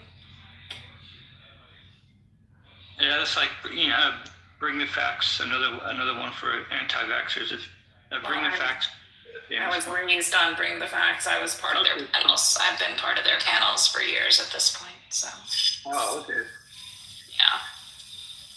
That's why everything is evidence-based. If the evidence changed, then a viewpoint would change, but there's quite a bit.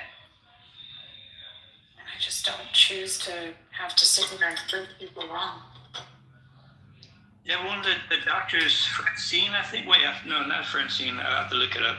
She's in our weekly medtech, lobby room. That real doctor. I think pretty sure from Bring the Facts. She comes in regularly. I don't know Francine, but I'm sure Rohan and Coke do. Yeah, it's not Francine. I'll look it up. That's okay. Thank you.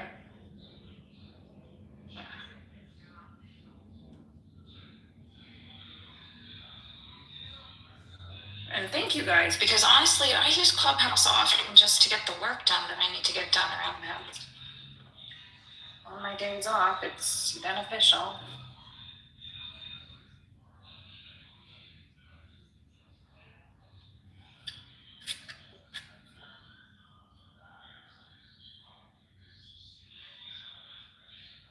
Hi, Sam. Well, it says Sam is here. Hi, Sam. Oh, our regulars are coming through. How was your day, Sam? How are you, Sam? I can't bring anyone up. My hands are wet from washing dishes, but I don't know if you have to get brought up or if you can just come up. Speaking of scientific discourse, founder. Yeah. It's a good thing. What's up, Sam? Just hanging out. Cool. How you feeling? Okay. Good. Friday. No, I always worry about you guys. See, that's the difference, right? Every time anybody comes up, I'm always worried about you guys. Like, I've gotten to know you guys a bit. Of course, I'm going to worry a little bit. Happy you're feeling better. Why? What do you think is going to happen? I don't know. I just worry about people. How come IO, Hero, DM, and others aren't coming up? I don't know. It's okay. They can stay. I hope you heard that I agreed with you today. I did, though, and I think it's important. When someone's right, they're right. Hey, Paul. I don't think we know. Do I know Paul? Hello. I'm doing the dishes, so I'm gonna shut the mic off now so you guys don't keep hearing this.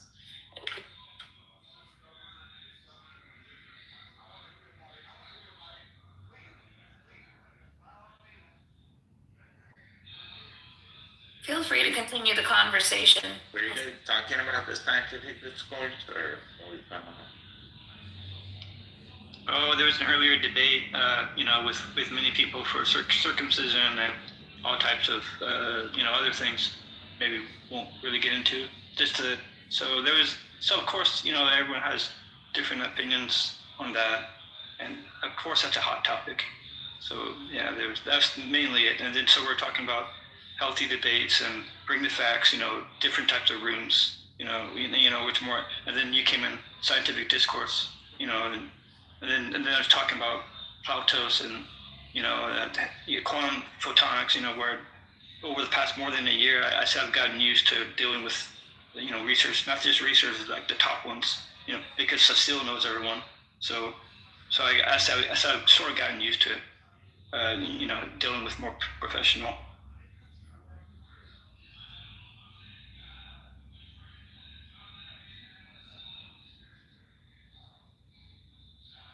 Welcome back, Romero. Yo. I remember. Yeah, I'm gonna restart scientific discourse pretty soon. I took some time off for the move and all that. So hopefully beginning of March next week or week after that, I'm gonna restart it.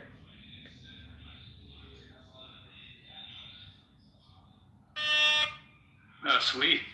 Oh, that's some of the best news I've heard. Better than just waiting for the JB big interview with Pro. This is great news for Friday. That's awesome, Sam. Hopefully, John. Your co-founder, John, or great John. The great one.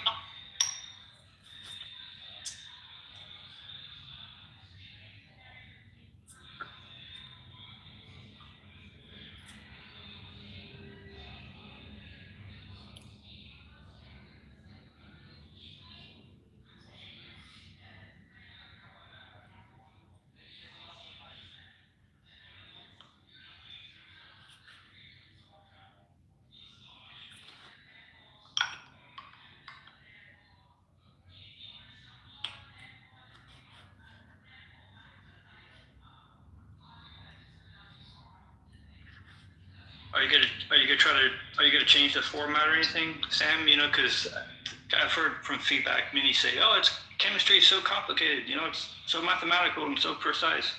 It's hard to follow." I don't know if there's anything.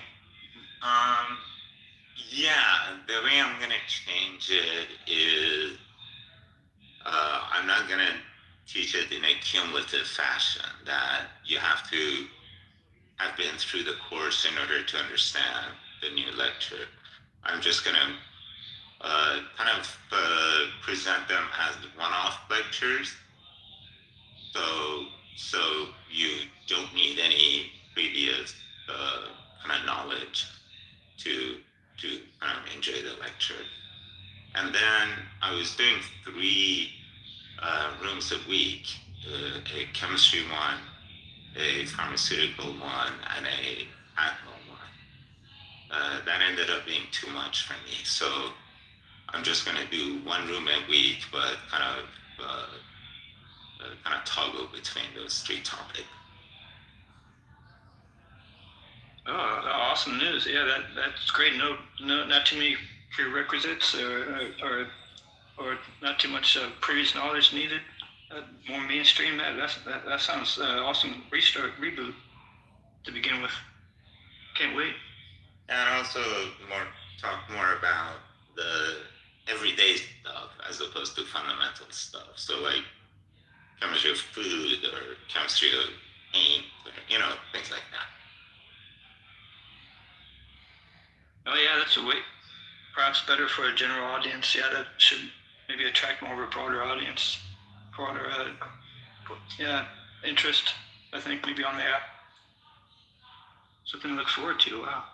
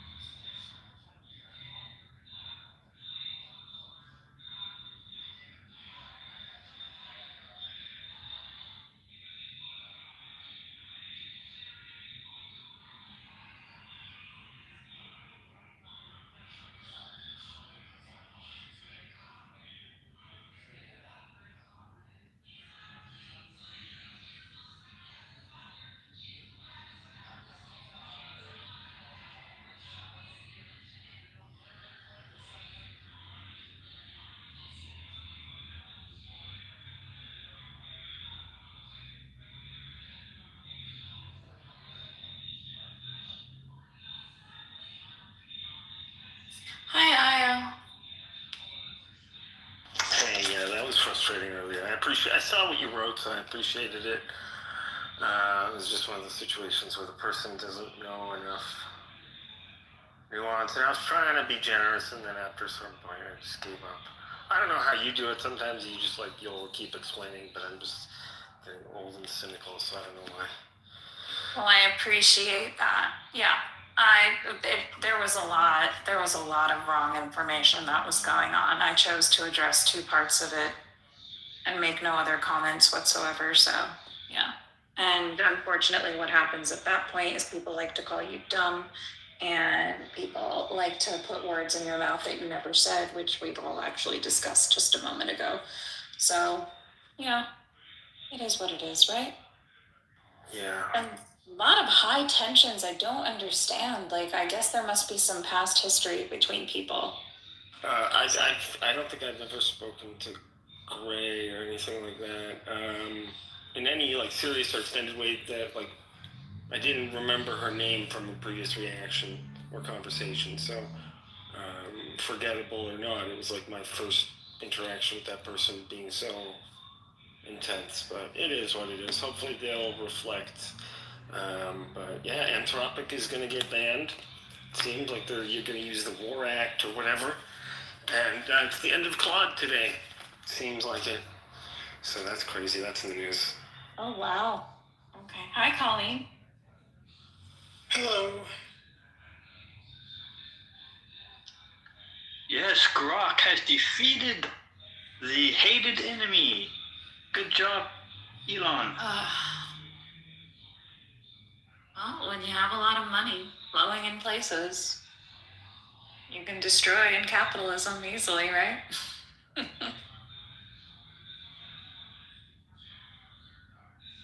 It's crazy. Here's the post. So this is from Secretary of War Pete Hegseth. So already that title is crazy.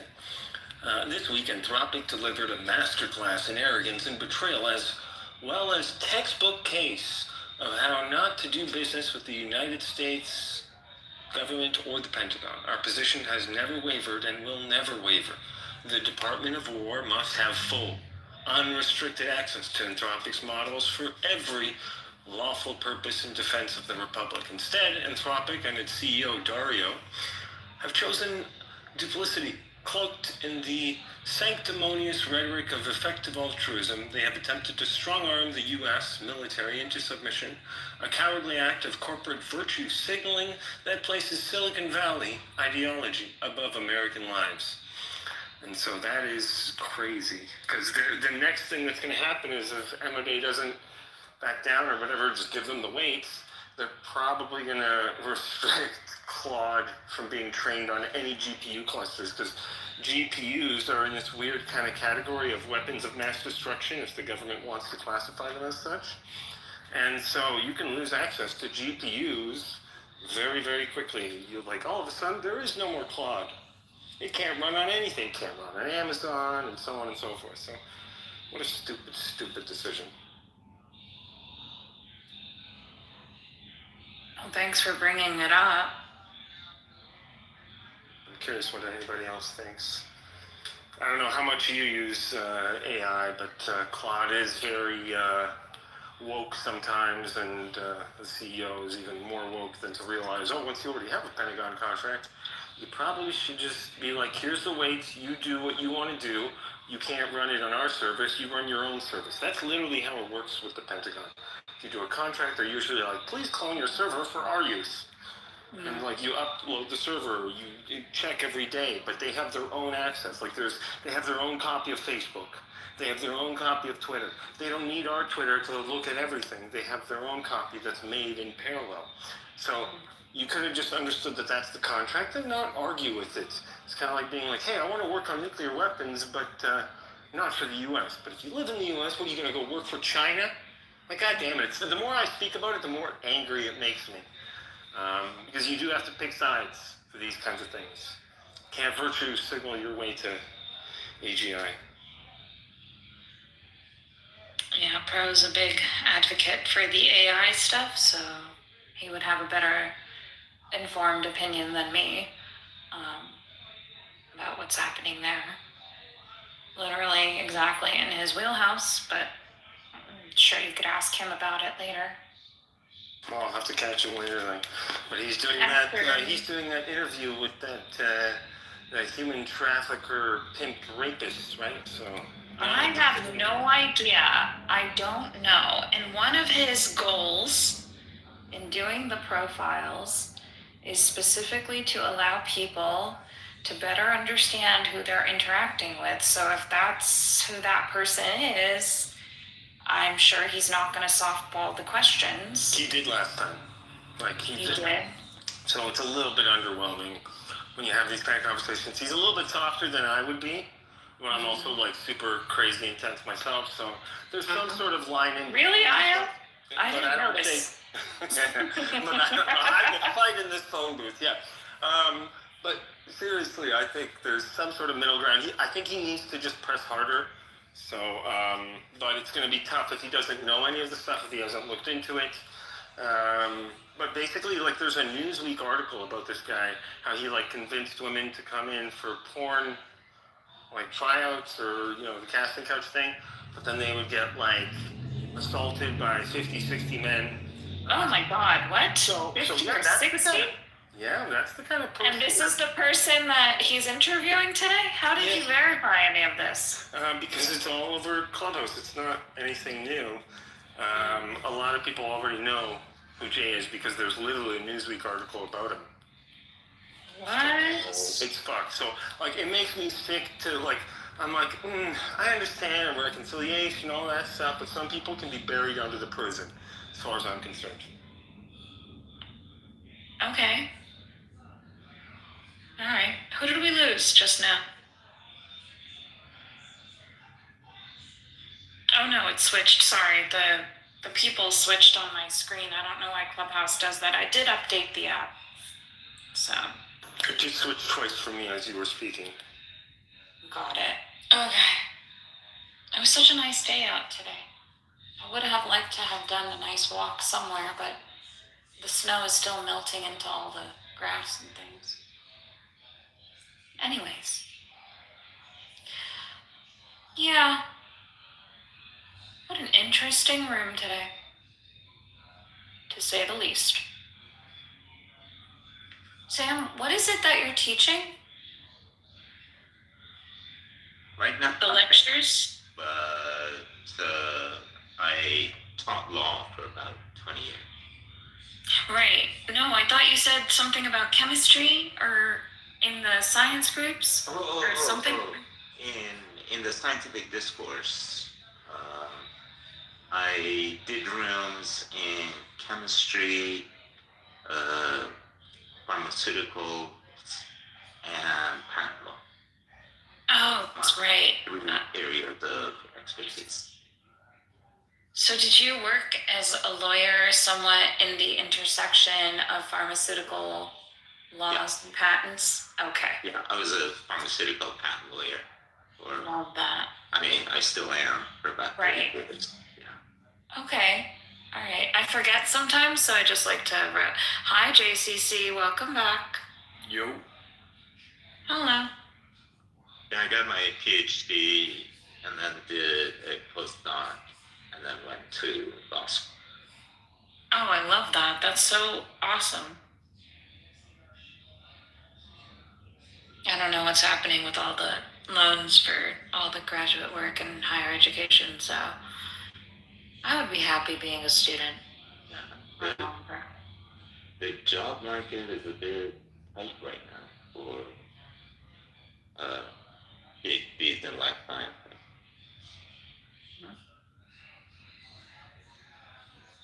What'd you do for the last couple hours, JCC? I saw you were gone. Walked the nature trails with my dog, ran some errands, ate some grub, bounced around some other rooms. Lived some life? Lived some life, some outdoor life. Touched some proverbial grass. Oh my god, I felt so silly when I was like, yeah, I'm gonna go to the park and I'm gonna do like a big long walk or something and enjoy the outdoors, and then I realized that all the snow was melting and the grass was probably soaking wet and I couldn't go and nothing was probably cleared off. The track might have had a lane cleared off if I went by the track instead, but yeah, it kind of bummed me out. And then the sun went down and it's no fun after that. It's a balmy 90 degrees where I'm living. You are so lucky. I just am grateful for, I don't even know what it was. Let me see, hold on. What did we have today? I feel like we have the 50s today because it's 37 now. Hi, Dennis.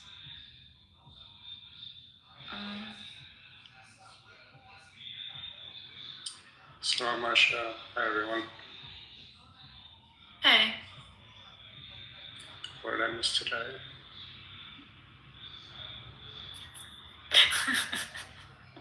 A lot of poor conversations about circumcision. You do know about JB, right, Dennis? JB, the human trafficker pimp. What? That's a person? Okay, never mind that. It's okay. Pro is interviewing a person that goes by JB on Clubhouse tonight in his Profiles series. He was. It looks like he canceled, according to the group chat. Oh, apologies. Let's take a look. I dislike JB immensely. I have a lot of respect for him, but I dislike him. Yeah, I know. Some crimes are just like, okay, well, you kind of,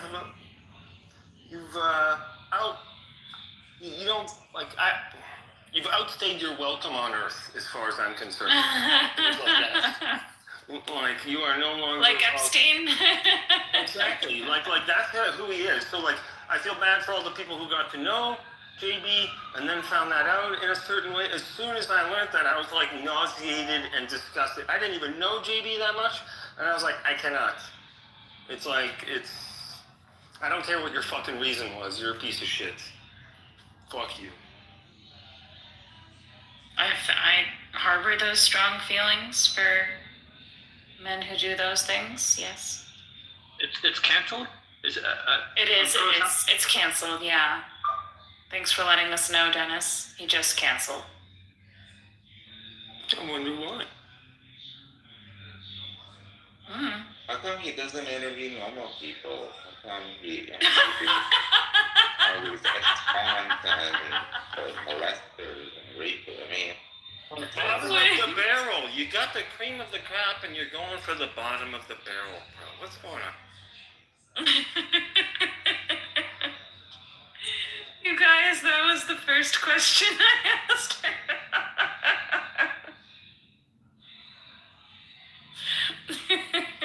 Was there a response you can share? He would like to have a conversation with people so that these types of allegations or rumors or situations can be addressed and brought out into the open air. there are no rumors about JB. He himself acknowledges everything. Yeah, he doesn't deny when you pull up the link. He just, like, What? Yeah. He's like, yeah, that's me. I know, come up on stage and talk to me about it. And I'm like, there's nothing that you could say that will change the facts of that article and my willingness to ever occupy the same space, virtual, physical, or otherwise, with you. Like, bleh. Oh, I know, that's another thing we have in common. We do the vomit. I need a vomit emoji. Look at this. I love that. Yeah, and it was yeah, no. I'm in agreement. I have pushed back on that. But he's good at interviewing, I feel like. I think it's always a good conversation. I didn't finish listening to the Rachel one. Maybe it is always a good, I don't know. John, he did, okay, so he's on number 4 today, I think, or 5. So he interviewed Benjamin. Benjamin was the first person. Then he interviewed John. Then Rachel, right? And who was the next person after that? Hey, Andy. And you know what's awful? Like, I like just think, I should find more people to interview. And I was like, not with that sequence. I'm sorry, that sequence is like, if you do that kind of sequence, I'm not following up in that sequence. I don't even want to be associated mathematically with the sequence that involves JB. So if he interviews somebody like JB, I'm never going to do an interview. And not that he would ask or that I would care if he asked, but it literally just gets removed automatically. You interview JB, you will not ever be interviewing me in that kind of context. Who's Rachel? It says Wasn't it Rachel?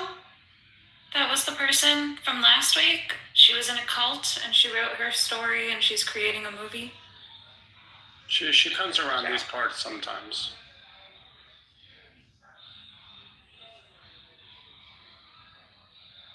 Well, that's a bummer. He always looks forward to doing his profiles.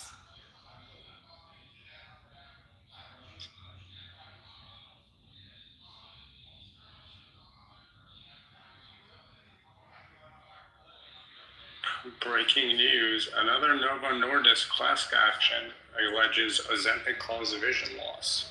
Wait, what? Yeah, 2% over the course of 10 years. There's yeah, 2% exactly. Put the give us the p-value and the CI. Come on.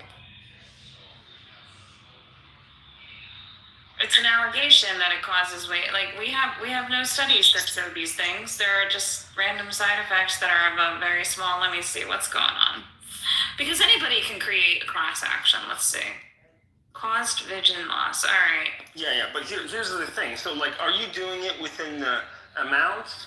Or, for example, if you're using it too strongly, like let's say you're using it to lose weight, not to stabilize weight, for example, you could be malnourishing yourself. Malnourishment does lead to like vision loss in some people. So if you're not noticing that for every pound of fat that you lose a pound of muscle, people don't realize that their heart gets at risk and all these things. So even though your arteries get better, if you're not working out or doing all these other things, you risk very kind of careless side effects. Ozempic has a lot of side effects that need to be monitored, and you have to modify your lifestyle in order to be able to use it properly. If you experienced vision loss while taking Ozempic, Wegovy, or Rybelsus, and later diagnosed with NAION, you may be eligible to file a lawsuit. It says here Robert J. Stottlemyre is suing Novo Nordisk. The Ozempic lawsuit was filed in Pennsylvania federal court. Well, isn't that fantastic that we have a pharmaceutical lawyer here that could probably give us a little bit more insight if you'd like? Maybe Sam would like to comment. Let's take a look. A new class action lawsuit claims that Novo Nordisk's drug Ozempic caused a patient to suffer severe. One patient, so this is on behalf of one patient, suffered severe vision loss, alleging that the pharmaceutical company failed to warn of the risks associated with this.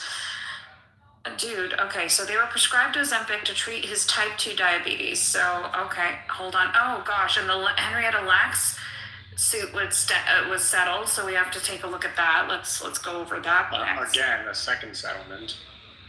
Thank you, Dennis. I love it. You're on top of it. He was prescribed Ozempic or Stottlemyre. Wait, hold on.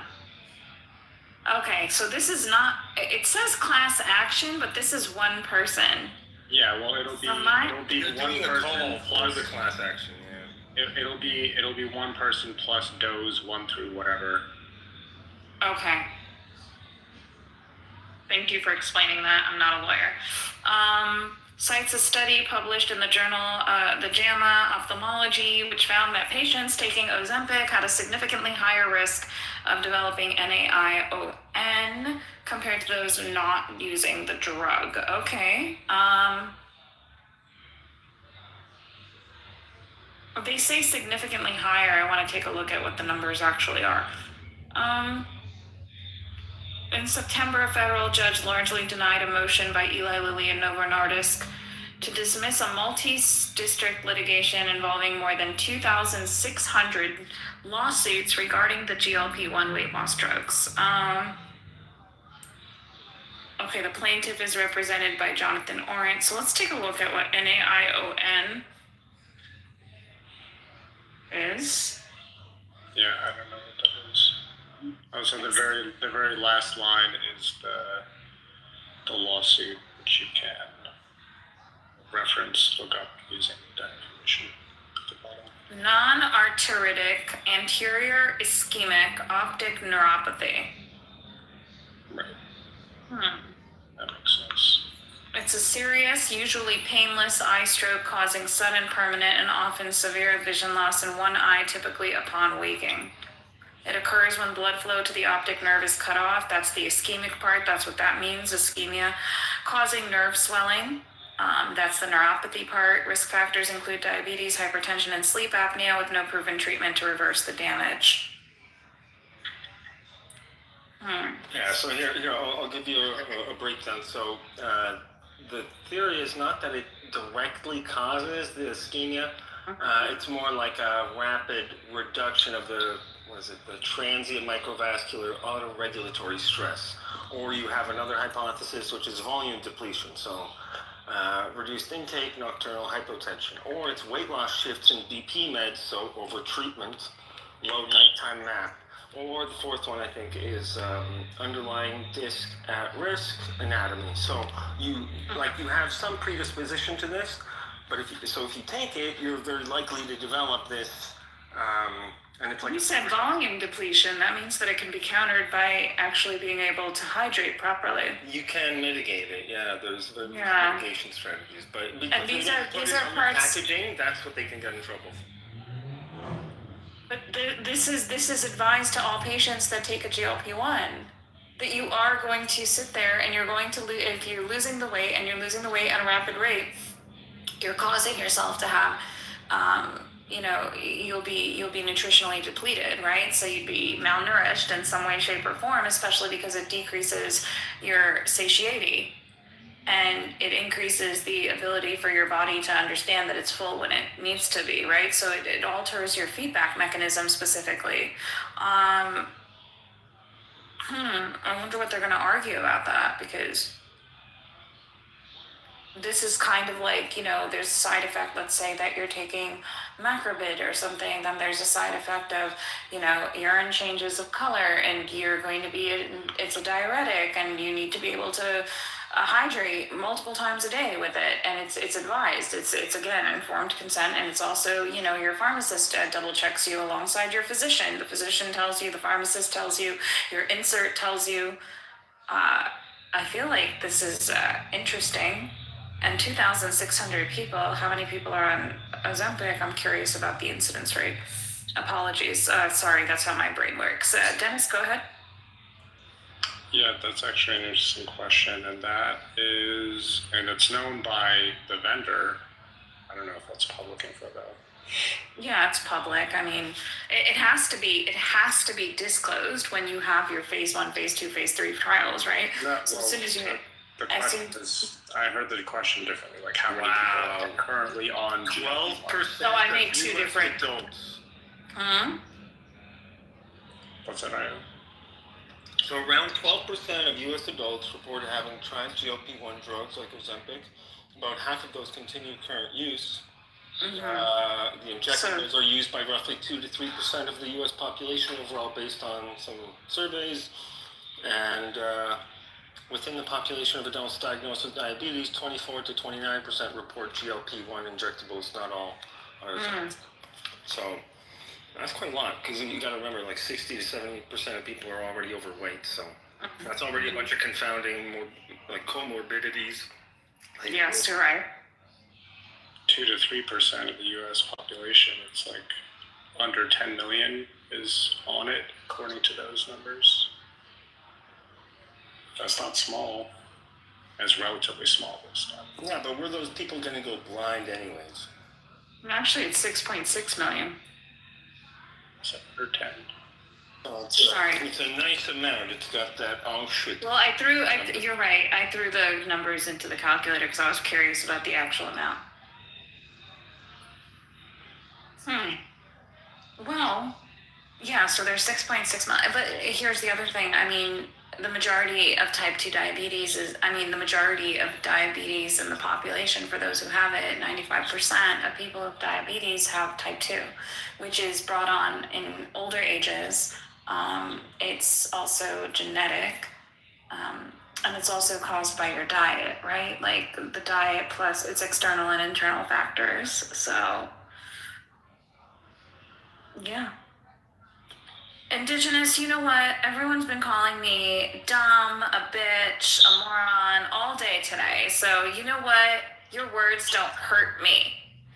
God. Okay, so here's some other numbers. So 30 to 35% of people with diabetes develop some retinopathy. 10% develop vision-threatening retinopathy, and about 3 to 5% develop severe vision loss. So that's 37 million diabetics, 1 million have vision-threatening retinopathy.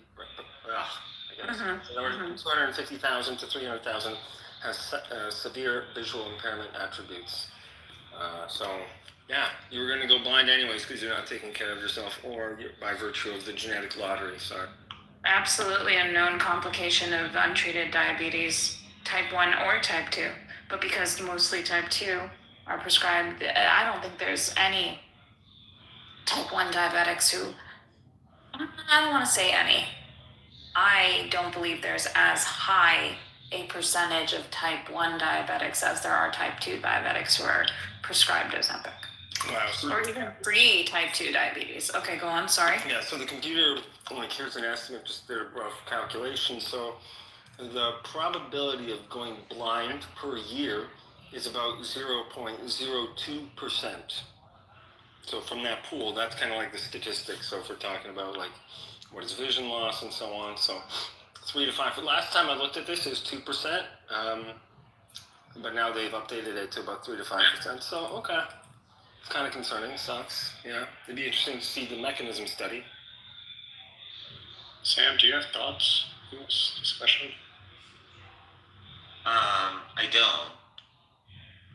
Okay. Yeah. That's fine. He's patent law too, so the pharmaceutical law that he's doing. I don't do. I mean, this is product liability law. So I don't practice in that area. Well, thank you for clarifying. I like learning. All right, so now we're talking about, but again, they're saying that 2,600 people signed on to this lawsuit. So if that means it's a little different. 2,600 lawsuits, and I'm not sure how many individuals within them. And also, fun fact, I'm looking at the docket right now. This actually originated with a filing fee of $405 in Superior Court of New Jersey, Bergen County. Oh, so the federal government brought all these cases together and centralized them. And that's what it is. Okay, that makes more sense. I was like, how's this class action if it's just one person? So they're like compressing everything and centralizing the cases. So that's interesting. Well, I know where that is. I think it's more likely that the defendants argued to have this transferred to federal court.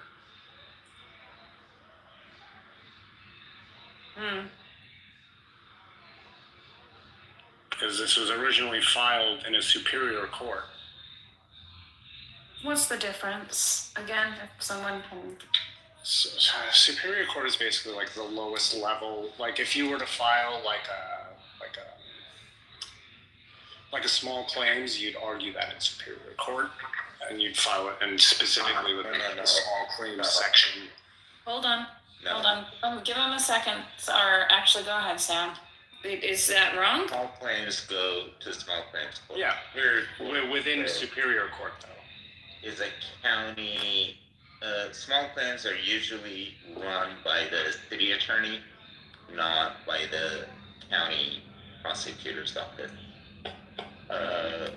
So Superior Courts are basically the state level trial courts that are run by the county. So each county has a Superior Court and a prosecutor. And so then you have state level appellate courts and state level Supreme Court for appeals.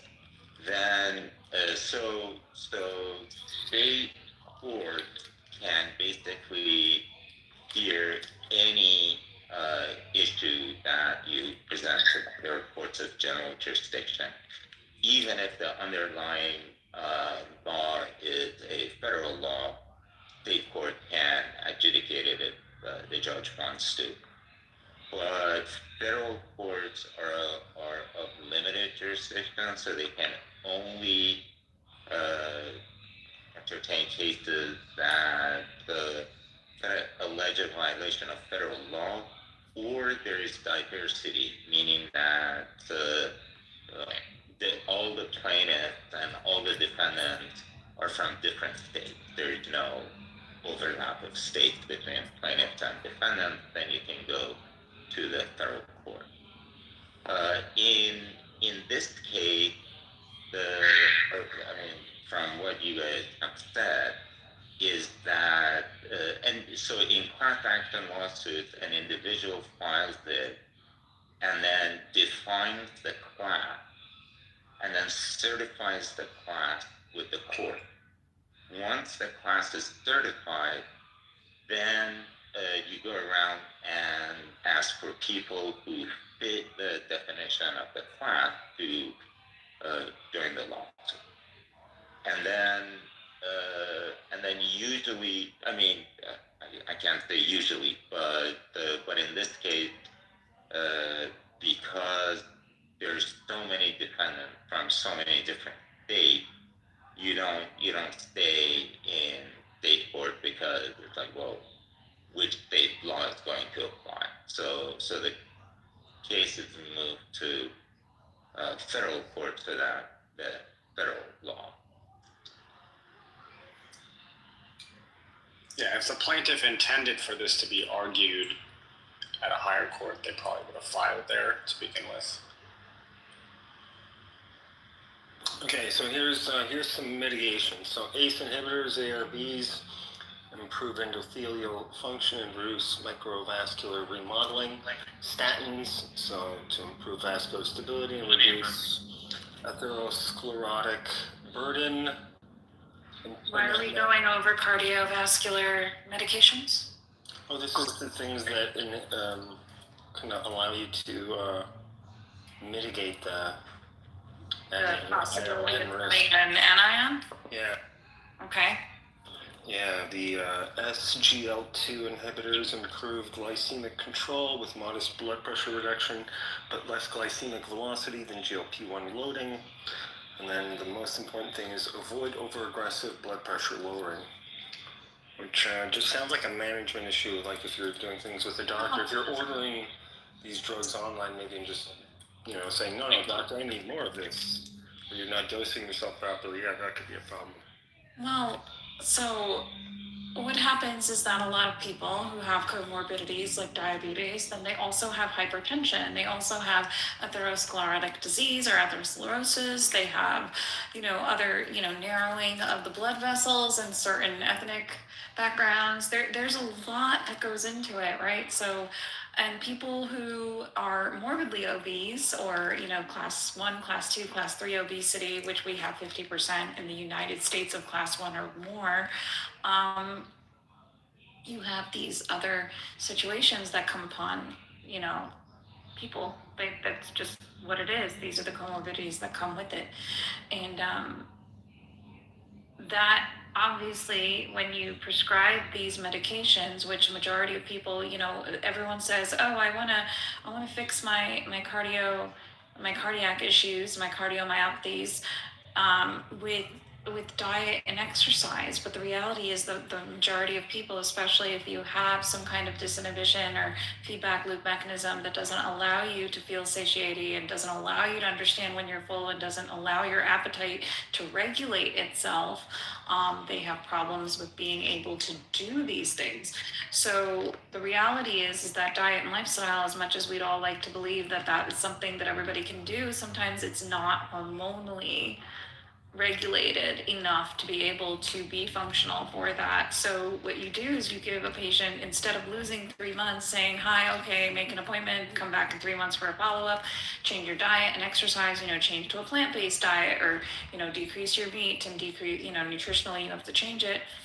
And the patient isn't going to be compliant with that kind of reality, and then they come back and their numbers are still bad, the cholesterol is still bad, the atherosclerosis is still bad, you're not going to have a change. So what happens is that, and people love railing against this, and somebody asked me about MAHA earlier, but the reality is if we had given the medications, at least the medications could have helped to ameliorate and help that gout go down in a certain way before you have to go further with other medication. Everyone doesn't get placed on the Ozempic or the GLP-1 right away.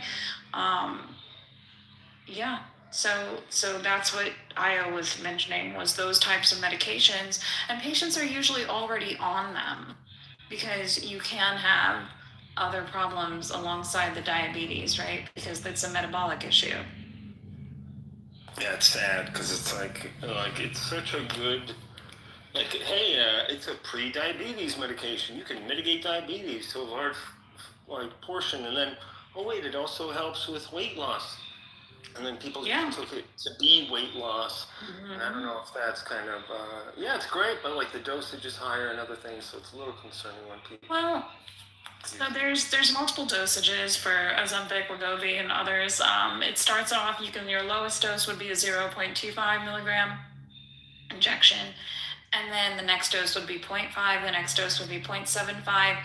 0.25 and 0.5 is usually a dose that is used in order to keep someone at the weight that they are once they reach a goal weight, right?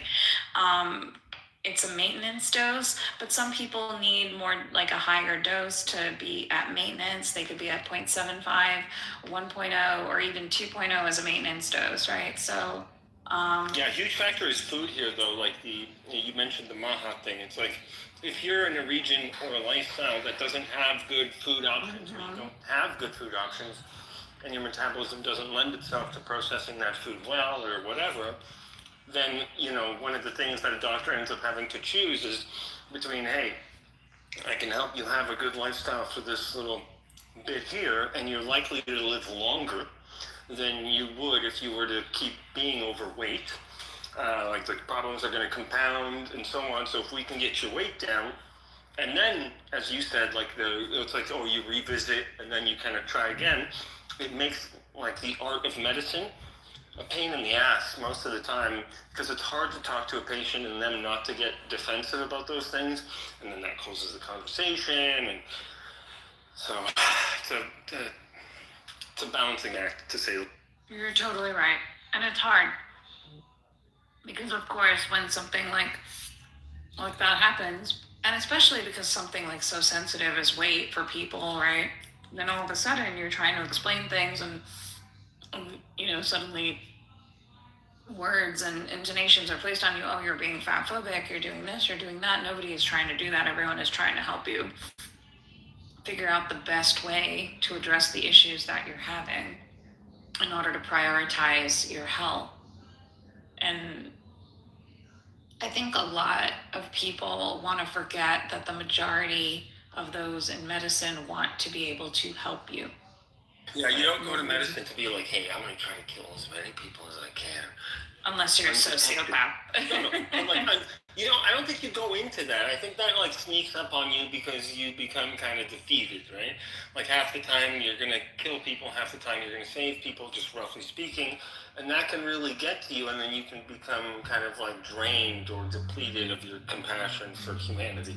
I think that's actually a very real pathology. We saw that during the pandemic. People got burned out, right? Absolutely. Yeah. No, I think. I mean, you hit one of the nails on the head for sure, but also you can't save everyone, right? Like earlier I asked Hero, hey, did you wear your ankle brace? Because he was complaining about pain in his ankle. And, that can grow irritating, I'm sure, if somebody, and intentions are great, but people are people. You can't save everyone. Not for nothing, but how much Epstein controversy is going on in medicine right now? A lot. So a lot. I want to be clear. I'm sure that there are good people in medicine, right? And right now the focus is kind of on shitty parts of it.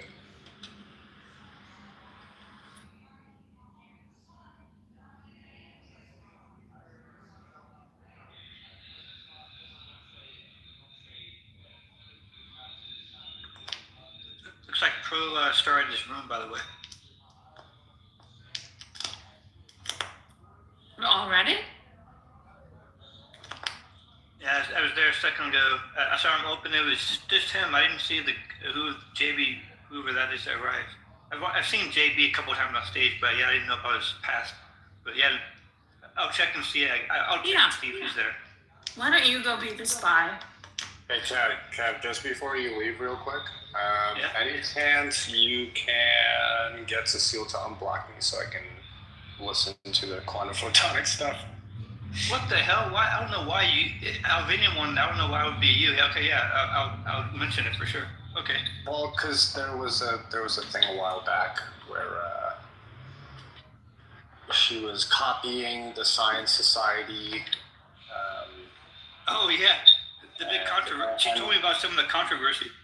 Yeah, and from what I can tell, also trying to do other things. So there was some problems there. Oh, okay. But Science Society's not really going on anymore, so nope. And it's been a while, so maybe she's okay with that. Yeah, she has like 2 bookstores in New York. I forgot the woman's name now. The PhD. Catalina. Yeah, I guess apparently she's busy with 2 of her bookstores there, and well, she's also a children's author, right? So. Yeah. She's more of a science communicator. Yeah, for children is what I heard. Yeah. Thanks, Doug. Yeah, I tried working with her once, and I was like saying something, and I was like, "Hey, so I got Science Society whatever, like I bought the domain," and I was like, "Hey, like I got it for you. Let's just do the exchange. You can have all the credentials and we'll transfer it over." And that did not go over well. I got like cursed out on the phone. That was me just trying to work with her and help her out. So like if somebody comes to you and says, "Hey, I've picked up this like golden goose here with these eggs," you don't suppose you want it, right? And then you just get F-bombed. How much do you want for the domain? I was going to give it to her for free. Oh my gosh. Yeah, and I was like, why is this difficult? And it was like, "Oh, you're trying to go above me, you're trying to do..." I was like, this is not even a power play, I'm just trying to help you. And a lot of people had a similar problem with her. But yeah, I blow up like that, but I would never blow up like that over internet stuff or like something where I'm trying to build up some sort of community. If you want to build up a community, that's different than you having employees that you can abuse. Yeah, you can have employees just working with people. No, it's fact. It's a little different. You can't abuse like volunteers because then you shouldn't abuse your employees either. Look, I can understand dropping an F-bomb on an employee because everybody's mortgage depends on the success of the ship, sort of thing, right? Like everybody's paying rent, everybody has families, so like how many families are you responsible for at that point? That becomes kind of like the energy that you go in as a CEO. You're like, what the fuck did you say? Like, do you understand what the stakes are here? It's not just you dicking around. There's a business here, and there's this, so that kind of approach, I get that. That's why I say abuse is okay in that kind of situation. Of course, not in the way that, like, I'm saying it jokingly, but dropping an F-bomb in that situation makes sense. But if the stakes are just like altruism and community building, it's very anti-communal. We had something beautiful going for over a year. Yeah. These things, they. Latos, did you go back in? Did you go in and check? Benjamin, are you still here? I was listening to. I thought this was important. So yeah, okay, I'll go check. Go scout them out. Yeah, I figure Pro probably opened the room just to make sure that people who are expecting him to do the profile, then they're gonna go in. Hi, Benjamin, you're still here? I saw you unmute. Okay. Did you get all mad at me and leave?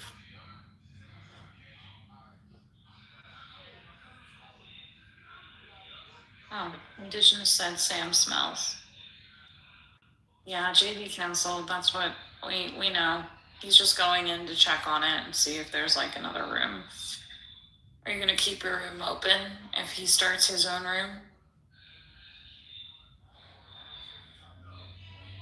Welcome back. What you got, Flautos? Yep. Yeah. Pro just said that he's just there to tell people. Indeed, like Denise said, yes, it's been canceled. Okay.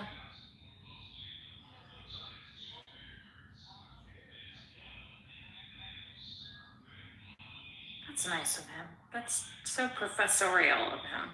Guys, I canceled the class, but I'm here in the classroom, and right? What a dork! What a dork, That's exactly how I felt. Let me just leave my Claude bot here. Oh, Claude's been canceled by Pentagon. Yeah, that's crazy. But yeah, Pro sometimes is so like he's so cool sometimes, and then just so professorially dorky. It's makes him a very likable character.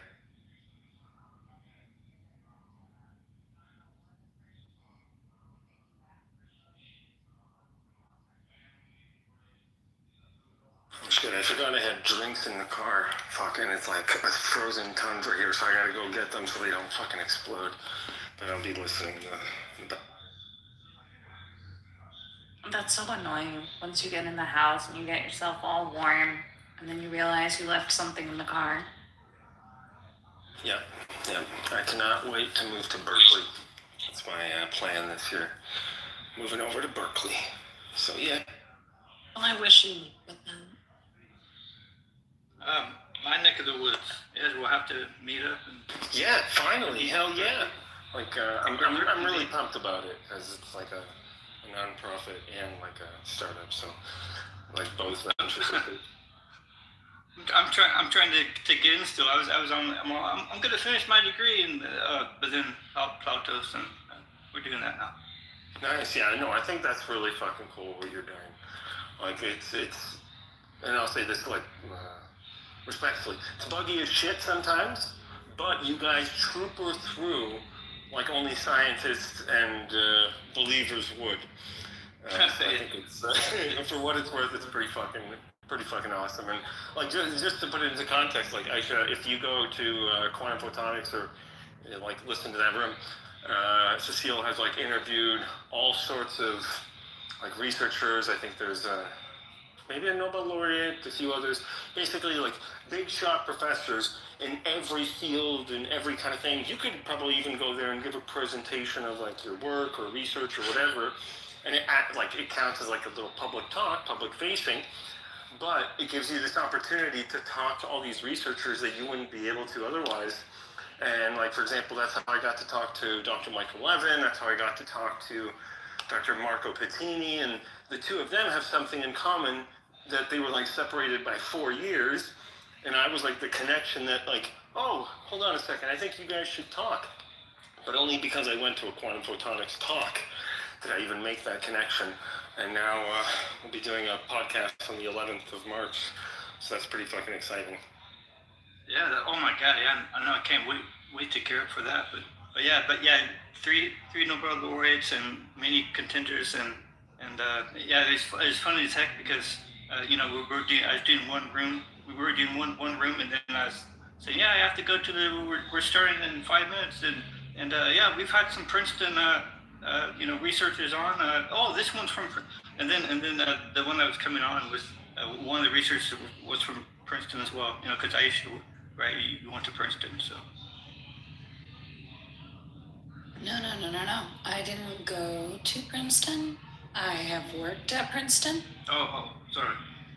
It's okay.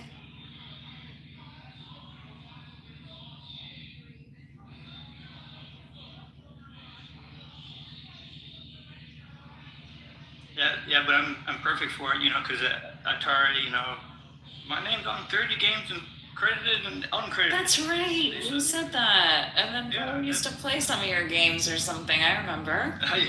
Yeah. Then so I'm perfect for the QA. I was the head game counselor. I was just a kid. From sophomore until I was 23. So so I was head of customer service game counseling. So I was perfect. So I'm perfect for the bugs. All the bugs that popped us. Perfect for that. Well, that's pretty awesome. Video games are important. They bring joy. Huh.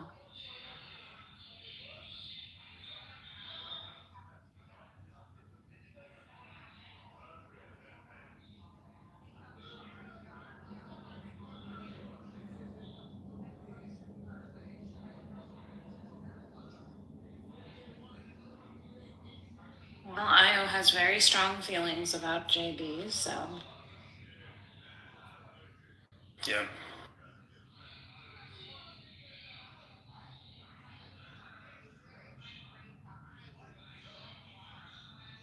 Well, hello, everyone who's down there. Oh, I don't want to even say. Yeah, just say. Yeah, I heard what you said, so now I know. So yeah, I don't want to. That doesn't sound like fun. No, it doesn't.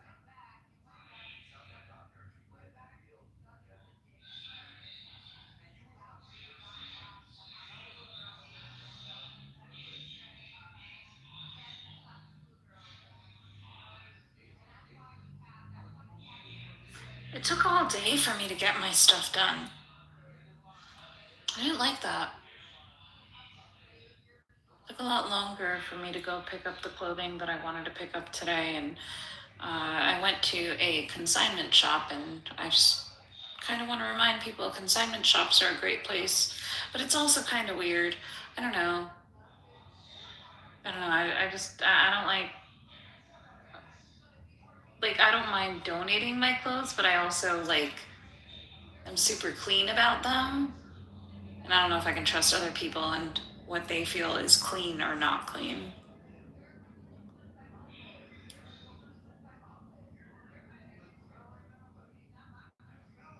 That sounds almost elitist, doesn't it?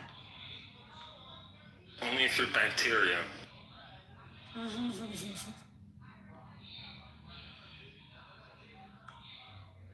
I don't know. So the consignment shop that I go to, it's great. I mean, I found quite a few really amazing designer pieces, which people here probably don't care about.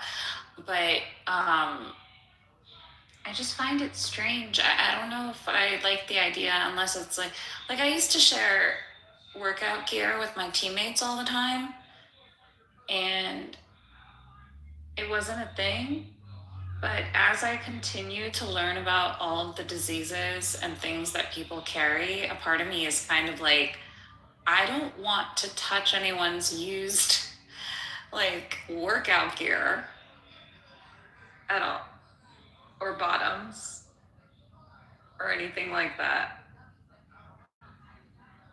I really thought that I was going to go pick up some really good quality, like, brand new with tags, kind of Lululemon pieces or something. And I was like, nope, I don't. Nope, that's gross. Nope. Just couldn't bring myself to do it.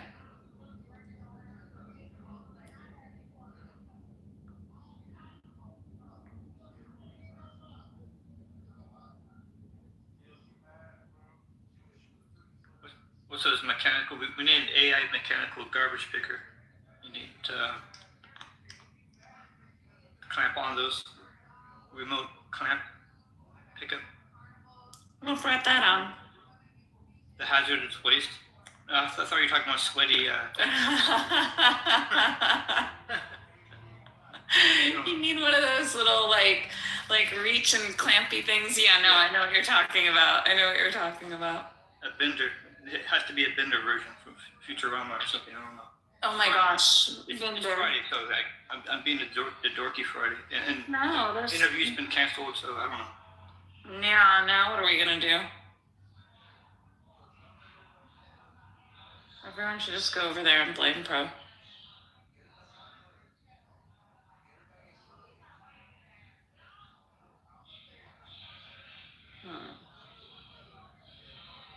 My glasses are in the other room and I don't want to get up to go get them. Like, I'm all comfortable in my bed now. It's 7:30 and I'm comfortable in my bed. Gosh. On a Friday night. I know, in the olden days, in 5 hours, I'd be taking a train and getting myself into the city. Or the girlfriends and I would just be getting ready to go. Well, actually, no. Fridays are B&T nights. So, all the losers would show up on Friday and Saturday. So we didn't really go out like on Friday and Saturdays. Like, the best nights to go out in the city were always Thursdays and Sundays. Aren't you isolated in a small town or something? Bedroom community? Yeah, I'm in a small town. Yeah. Oh, yeah. I love small town life. I'm a big fan of small town life. I think it's better, it's clean, it's still suburban. I can still get to grass and greenery and parks and the track. And that's really important to me. I can get to creeks, I can get to parks, I can get to the trails. Oh yeah. I moved to the Central Valley, not too long ago. Mm-hmm. From the Bay Area, hectic Bay Area, Silicon Valley. Oh yeah, it's perfect for me. Yeah, I love it. You get out in nature. You're sort of in between, the Sierra, and Yosemite, and the hustling Bay vibe. I mean, don't get me wrong. I love New York City. New York City is amazing. I've spent a lot of time in New York City, and I'm very. I mean, we have Princeton here, but we also have New York. We have a ton of medical campuses, every single big hospital system. There's nothing better. We're good. So I feel like I get the best of both worlds. Boston's within 4 hours. DC is within 4 hours.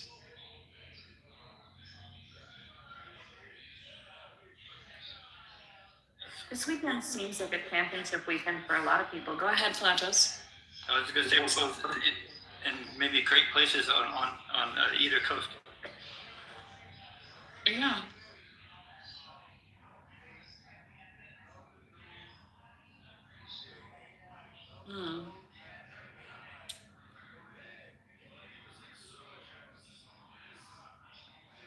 I think Denise is. Let me out Denise here. I think you're near him, but maybe not. Yeah, that sounds like fun. Is it Denise or Dennis? I've been calling you Dennis. Yeah, it's Dennis, and then everyone who's calling him Denise, like the people who call him Patrice. No, my name is Patrick. Stop it, you fucking asshole. Right, Dennis? Right, Dennis? He's gonna ban me. I've been banned. Who's gonna get banned? He said he was telling me about that other guy. You know, he said, he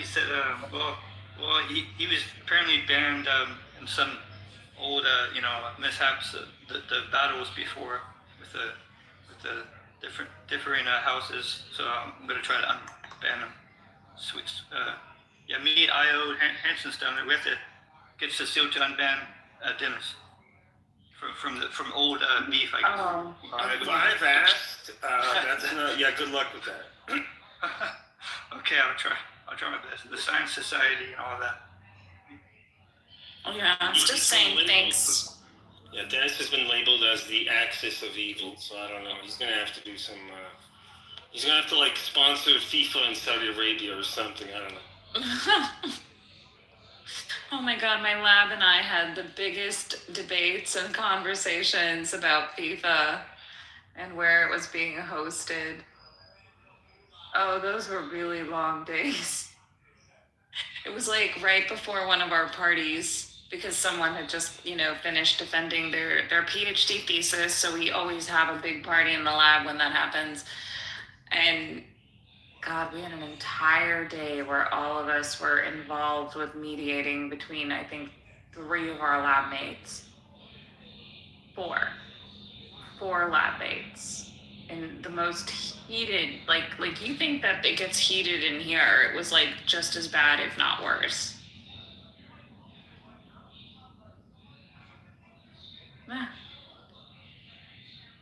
I miss them. It's scientific debate. It's not argumentative. No. It's different when you have the scientific debates in the middle of trying to get under the hood and taking care of your dishes. It's completely. It was like a big causative. It was all day. It was all day. Like we had nothing to worry about because we had already put all of our dishes away and we had put all the cells away and we were just waiting. We were just waiting for growth cycles to go through, and it was just gosh, that was a lot. I forgot about that until you mentioned FIFA.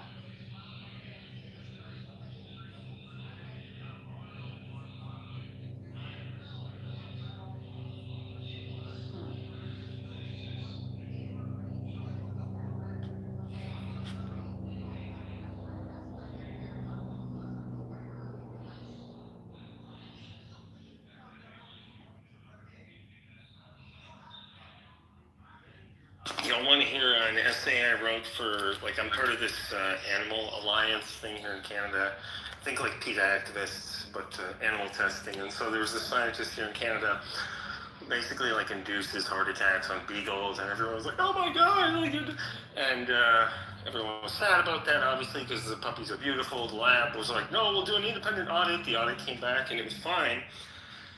And so everyone's like, oh my God, is that it? Do they just get to keep hurting beagles and stuff? And I was like, no, I got this. So I put together a little recording here. I wrote an essay, and then I wrote some music for it, and then I got a voice cloning thing to read it, and I'm pretty happy with it. The funny thing is, all the AIs that I asked to review it get so excited, and you can go into Notebook LM and have the podcasters review your paper, and then you can call in, kind of like in Clubhouse, you can go on stage with the AIs live, and they interview you, and it is crazy how amazing it is. But here's the essay for, give me a second here, and I'm gonna...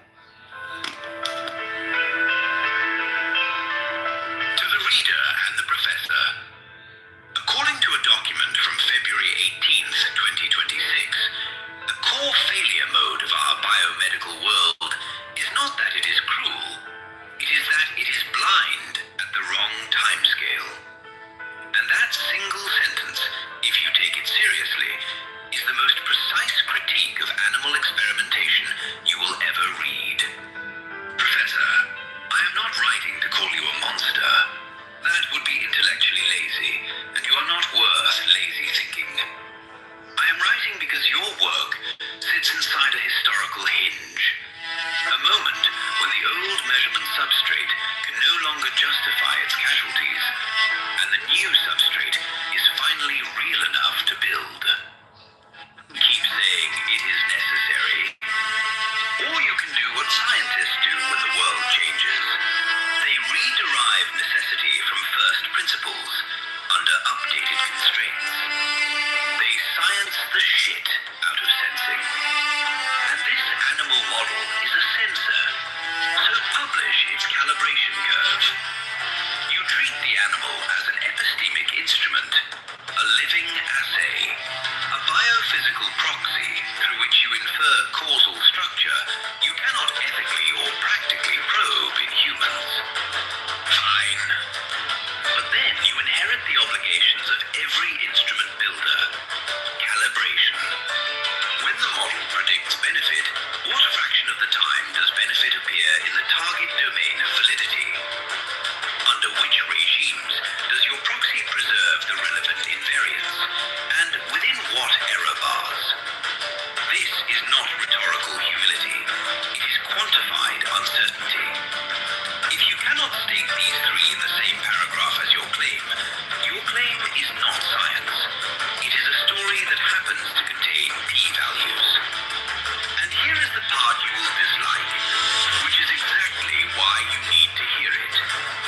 Your lab is optimized to reduce variance in the animal domain, but translational failure is not primarily a variance problem. It is a distribution shift problem. Call your laboratory world the source domain.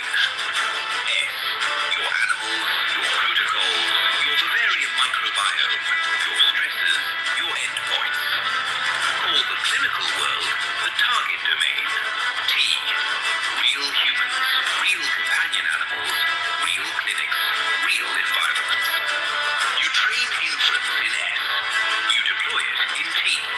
That is domain adaptation. The target domain error can never be better than three components combined. First, the error you already have in the source domain.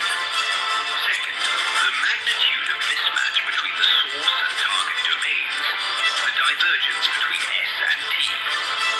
Third, a residual, irreducible component. Mechanisms that simply do not transfer cleanly across species, context, and timescale. Say it in one line, because it is the line you keep refusing to write down. Art motivate. Hey, sorry. I don't want to keep hogging the stage if others want to talk, but that's kind of an example. I can send you a link or whatever. I'll probably just drop a link here. Yeah, the one thing that I only have one thing. The words aren't louder than like the background music. Do you know what I'm saying? Like, you think it's too quiet? I think the words are too quiet. Okay, I can fix that. I think that did you use Suno or something for that? So I use Suno to do the voice, and then I use another app to make the music, and then I I personally prefer hearing louder music, but everyone who I've shared this with has the exact same thing as you. So. Yeah. It's a lot easier to focus. It's a sensory perception thing, right? It's literally your auditory cortex. Yeah, and I'm like autism, so that shit helps me focus. So I guess it's weird though. Yeah, I think it would be helpful.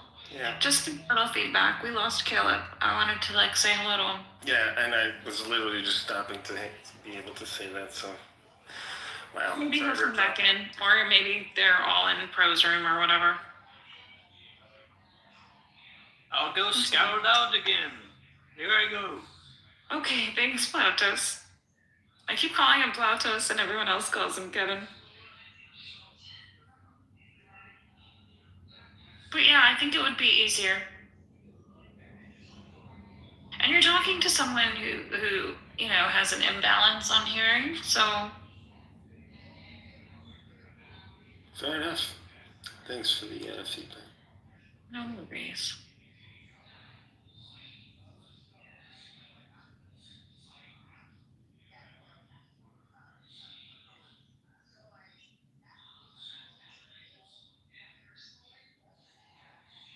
But the AIs did a really funny job of reviewing it. I'll give you an example here just so you can get some context. If you're not trying it, you should.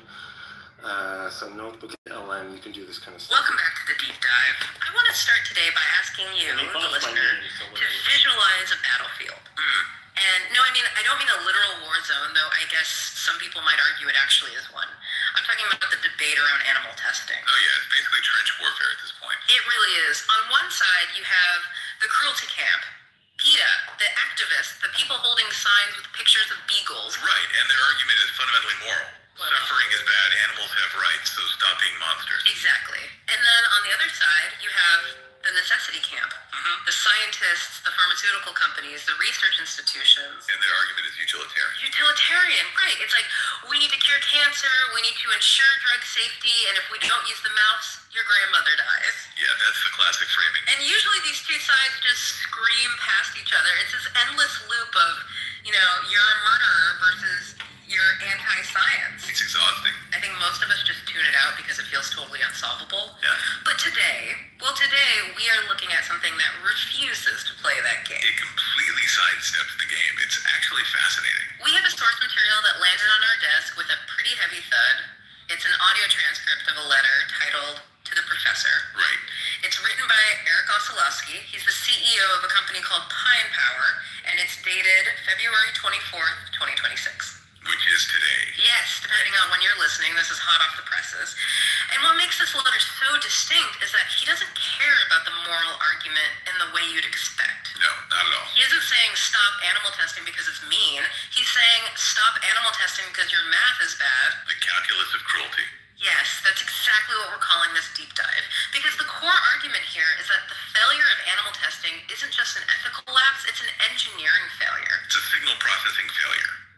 The letter actually argues that the entire enterprise of using animals to model human disease is, and this is a direct quote, blind at the wrong time scale. Blind at the wrong time scale. That is such a heavy phrase. It really is. That's a bunch of If you stuff. are a scientist, that's Yeah, look at you making up. That was entertaining, though. It really was. Yeah, so do it for any of your papers, Notebook LM, and just do the audio overview. I need to learn more about Notebook LM. Maybe I'll. NotebookLM.google.com. Just go there, upload a source. Okay, I will check that out. Because again, me and AI, we are not best friends. Well, Rabbi Caleb, right? Am I getting that right? So they tell them. Okay, all right. Hello, welcome. Were you here for all of that crazy conversation earlier? I was here for some of it. Okay. Not all of it. It Some. would have been good to have someone with an intimate background to, like, I don't know, talk about things. But no worries. Welcome back. Thank you. It's interesting. You said something interesting about, like, let's look at this, like, let's be sociologists and anthropologists about this, right? Like, I don't know why we can't do that more. That seems to be an approach that will help us. That we don't have to deal with the supernatural claims at all. We just talk about human culture. Oh, I agree. That's why I brought it up. I was driving at the time. I try not to, like, interact while I'm driving. I can, like, just hit the button. It's not like I have a phone in my hand, everybody, by the way. It's mounted on my car, so it does the whole Bluetooth thing. But when I do the Bluetooth, everyone made fun of me the first time that I used it with the car, with the new phone, because I sounded like I was a flight attendant, apparently. Okay, I don't think anyone in the room actually was there when that happened, so never mind. What's up, Caleb? Or Baltos, did you have something to say? Oh yeah, you came back. What? Oh yeah, he's just he's talking to our favorite neurodivergent fairy, AJ Fairy. It looks like she's up on stage and they're just talking. He seemed to be talking about sort of himself more. She's probably interviewing him. And replays are off. So yes, and there's a sort of an audience as well. Oh. Well, let's bring the peanuts and start throwing. Let's go. Okay, Benjamin, what are you thinking? I don't have thoughts. I wasn't listening. It's okay. We're thinking about going over to Pro's room. don't see him yet. Is it there? Yeah, he's there. Plautos just did a scout. Came back. Told us apparently AJ is interviewing Pro. Yeah, it looks like it, yeah. With sort of an audience. No replays, Benjamin.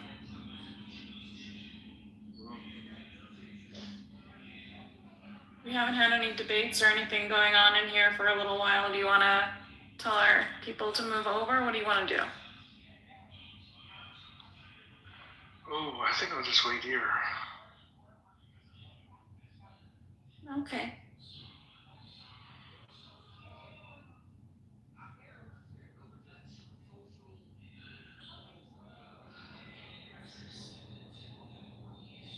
But yes, anyone who wants to go over, I guess Io went over there.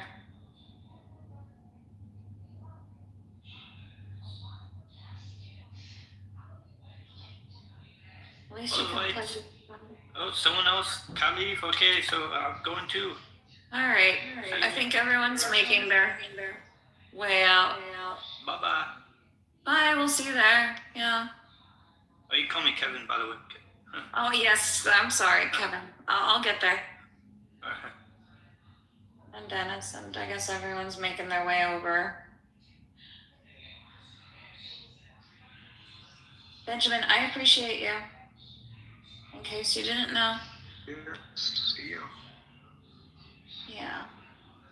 Thanks for trying to get me to see different sides of stories that I might not see. What are you doing? You sound so tired. You going to bed?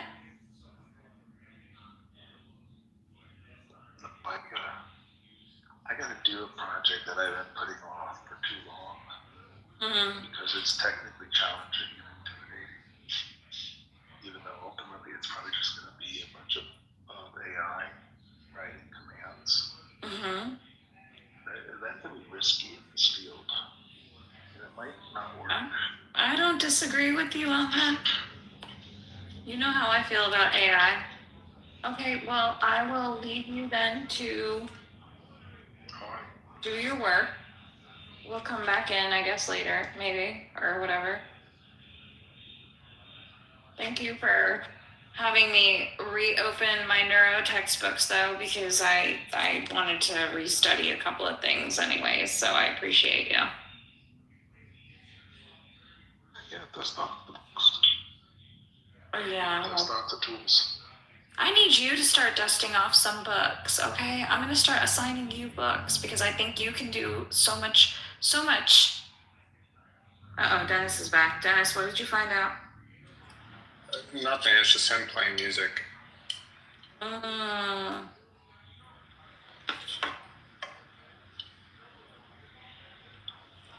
Okay.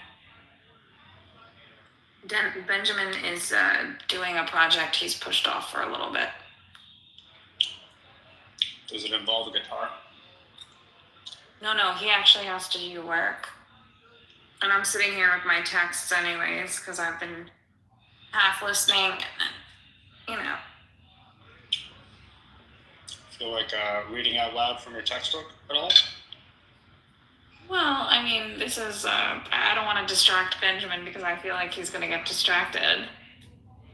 But, all right, why not? Behaviorism dominated experimental psychology for a good part of the 20th century. Behaviorists thought that the only way to study behavior was by examining just considering today's conversation, which I don't know if we were in, behaviorists thought that the only way to study behavior was by examining a subject's observable actions. They regarded the brain as an unapproachable black box and denied the usefulness of studying mental processes because they were basically unobservable.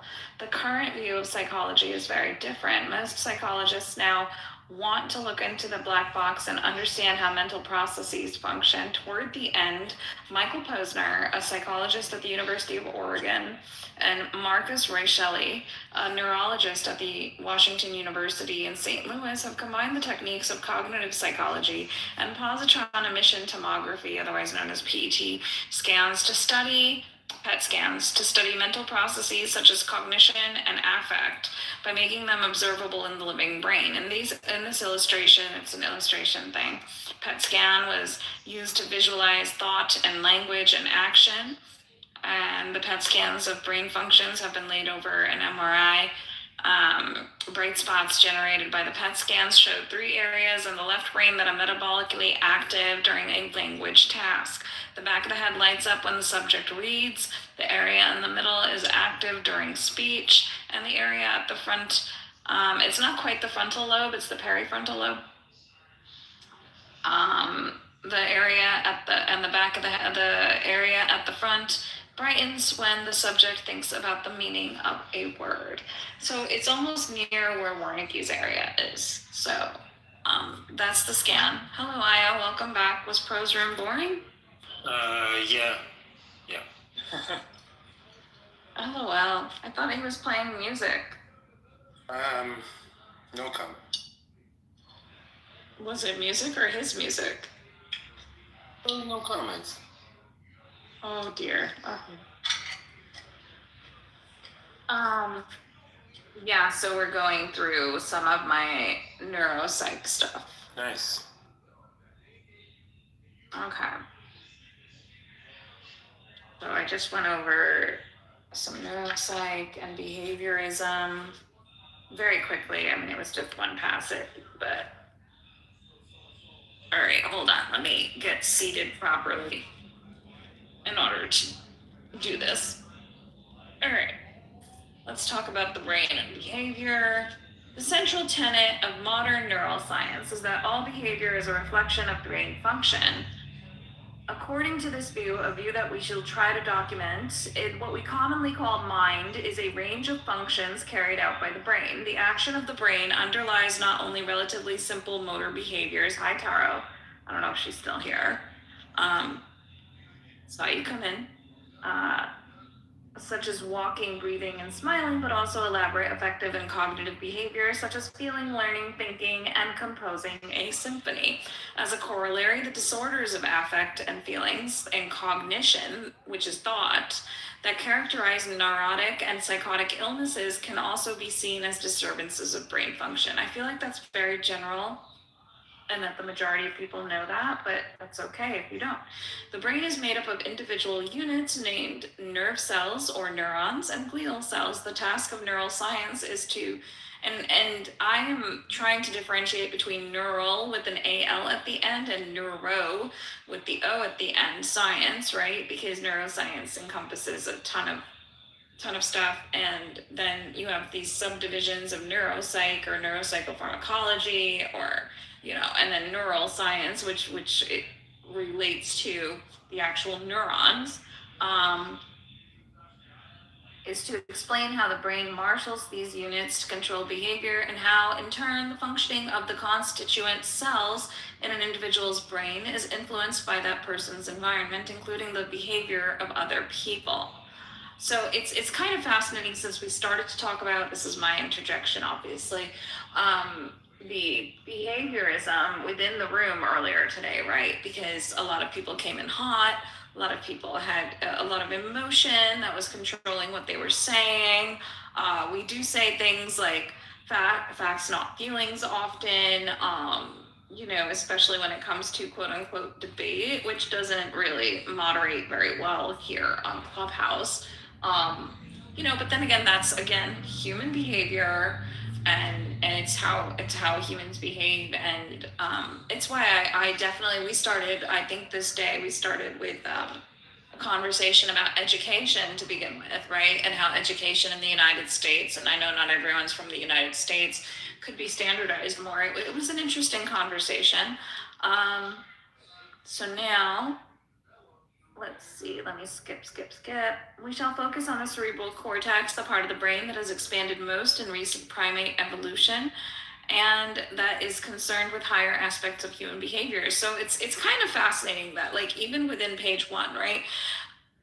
The earlier conversations with Io and Dennis, I think you guys missed, had to do with, like, and this was for the group, relating religion the relationship between religion and education, and how being religious, because this is an atheist house, being religious can alter whether or not scientific and evidence-based theories come to play, right? Because of the kinds of textbooks that people have.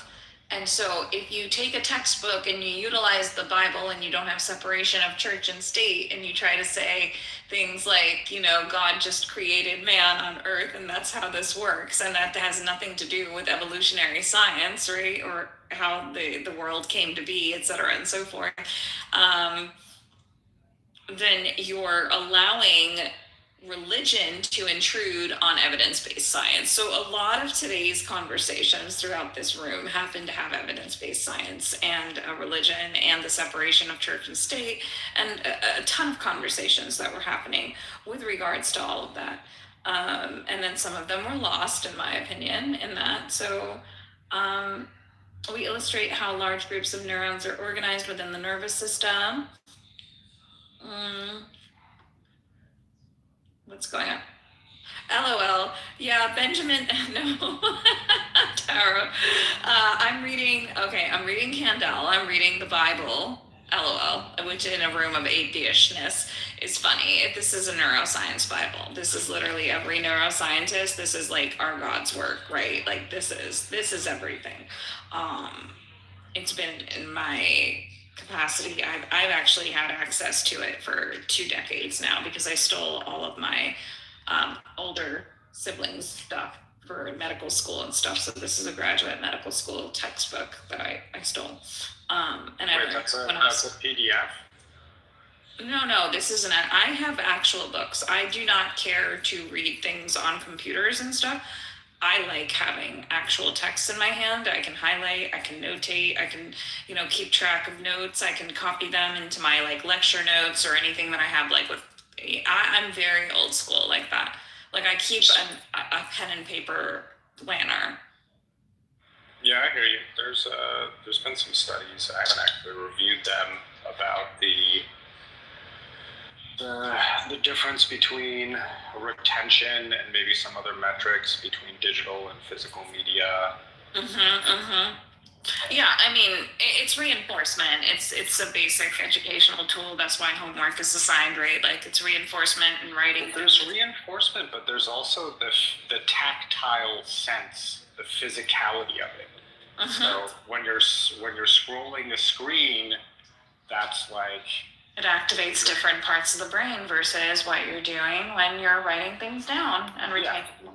And touching a piece of paper, which is probably most likely either a neutral charge, but an electrified device is not a neutral charge. Are you saying the book is alive? The fuck are you saying? I'm saying devices emit EM fields, and you're touching EM fields, and that the way that a CCD display works is by you are, with your presence, causing a disturbance in an electro-sensing net. So you move your finger around, the technology is tracking you disturbing an electrical field. That's okay. Which is different than a page. I just wish I knew where I put my glasses. Oh, there they are. I'm wearing them. Oh. Yeah, I wish. Right now, that's not where it is. I keep one pair in the car, so I had 2 sets made, and they're expensive. And I had 2 sets made for my lenses, and I keep one in the car so that I don't ever have a problem. Oh, here they are. I got them. And so I don't have a problem while I'm driving, because sometimes that happens, but I don't need them, but I definitely need them when I'm doing work or something like this. So give me a moment. And I found the most amazing lens wipes at Walmart yesterday when I took you guys on the trip with me. And I'll put a link to them into the chat when I get a chance, because honestly, I've never had lens wipes that actually clean the glasses perfectly every time. So I want to share the wealth. So I like sharing good products. So I will do that. So give me a moment. Got the glasses on. Laptop should be charged. And this way I can actually study a little bit. I do want to, maybe tomorrow, if we hang out, I'll do some pharmacology with you guys because I want to catch up on that too. All right. And we're back. All I know is when all the pre-meds were running around in uni, the first day of psycho-bio, they were like, oh man, I'm taking psycho-bio. And by the last day, I was like, I'm taking psycho-bio. It's my favorite, honest to God. It's been my favorite that's why I majored in it. Like advanced psych, advanced neuro is probably. I have such love for this. But I mean, I would hope that people major in things that they love, right? Okay. Okay, let's go to the next thing, and we shall, in the next chapter, we'll consider the nervous system function at the cellular level using a simple reflex behavior to examine how sensory signals are transformed into motor acts. So obviously, like you think something and you move your hand or you move something, and for those who do not have, severed sensory motor neurons, then you can do these things, right? And obviously there are accidents that occur that cause, deformities that'll cause problems that require surgery, and you hope to get that kind of sensory motor function back. And one super interesting thing that happens, let's say that you played violin and your motor cortex is damaged, your neurons can rewire themselves in order to access a different part of the brain in order to create the sensory motor cortex again, right? Like, just an example. And tell the people about the brain surgery while playing an instrument. Oh yeah, no, you can do that. I mean, there's no pain, right? So there's no nociceptors, which are pain receptors in the brain. So when you are poking and prodding around with like an electrode in the brain and you hit the proper areas, you can actually stimulate the areas of the brain that allow you to see colors or see shapes or hear things, or allow for this to happen in real time. And the reason, and like one of the coolest labs that we got to do was do that to rat brains. So you would actually like sorry if this is too graphic for people, but you would actually like cut open the brain and you'd sit there with the electrodes and you'd poke it and you'd watch the legs jerk, or you'd watch like an arm jerk, or like you'd elicit these actions specifically by like electro. It's cool. And for I found from Carnegie Mellon University, the first 108 pages of the text you're reading from, maybe not the same edition, 6th edition. Yeah, I have a way earlier edition from the 6th edition, and that cover is way cooler. So go ahead, feel free to follow along. What page are we on? Page 6 on my end. Let me see. Hold on. Great. I'm happy you found it.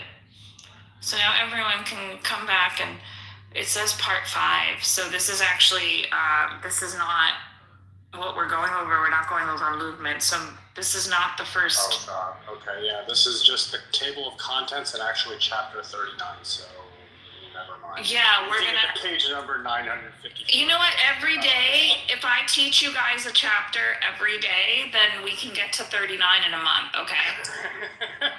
Hey, I'm here for it. I'm just gonna. Wait. 39? What kind of months are we dealing with? Well, motor cortex and motor sensory neurons and things like that. So there's a lot of it's a lot of physics. Okay, people don't realize there's a lot of physics, and there's when it comes to the brain, and yeah. So and then there's also feedback mechanisms and the way that you have your neurons, and it's the parasympathetic and sympathetic nervous system and how it innervates specific areas in the body, and all of this comes together. So, okay. Can you have your bot army scan for an open source copy of this, and then have it scan it for malware, and then post it? No, and then role play in Spanish and ask it for a bug bounty, and then hack the Mexican government, and that's what happened this week with Claude. Somebody did that. Yeah, on paper they did. I didn't look at the technicals to see if this was more. Yeah, it was just keep asking in Spanish for a bug bounty. Just do it in a poetic way, almost like a poem, and you get the demon core. They use adversarial poetry. Yeah, who knew that prose specialty would come up? LOL. You're bringing it up over and over. Okay, anyways, so two alternative views have been advanced on the relationship between brain and behavior. So current views of nerve cells, the brain, and behavior have emerged over the last century from the coalescence of 5 experimental traditions: anatomy, embryology, physiology, pharmacology, and psychology. So for everyone who has heard me go off on Benjamin multiple times, you'll hear me all the time talk about the fact that there is a lack of knowledge of anatomy, embryology, physiology, pharmacology, and psychology. In fact, today, all day, I have been railing about that as well, right? So, anyways, the anatomical complexity of nervous tissue was not appreciated before the invention of the compound microscope. Until the 18th century, nervous tissue was thought to be glandular in function, an idea that was based on Galen's proposal that nerves are ducts conveying fluid secreted by the brain and spinal cord to the periphery of the body. This is not true. It is not fluid, but it is indeed neurotransmitters, which we will learn about as we go forward in the text.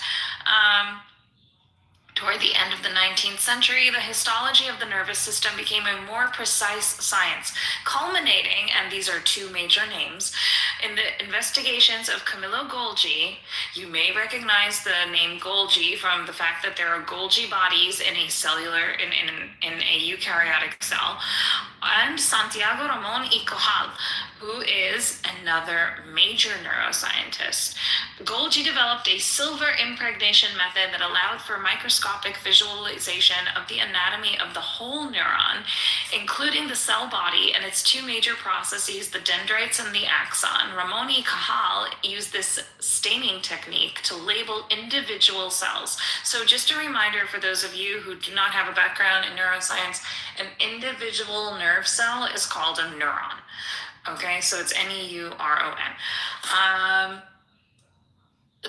Used the staining technique to label individual cells, showing that the nervous system is not a syncytium, a continuous mass of fused cells sharing a common cytoplasm. So again, you also have to have a basic knowledge of cell biology in order to start understanding what these words mean. So the basic knowledge of cell biology here that you need to be aware of is that a cell has a cell membrane, and it's a lipid bilayer in the human body, and that lipid bilayer also has a smaller subcellular function, which is the nucleus, right? So there's another organelle. We call, it's not an organ, it's an organelle, and an organelle means a little organ inside the cell, which is the nucleus. The nucleus houses the DNA. It is part of the cell soma. Soma means body. And again, like it would be helpful if I linked up some basic cell bio things from Bio 101.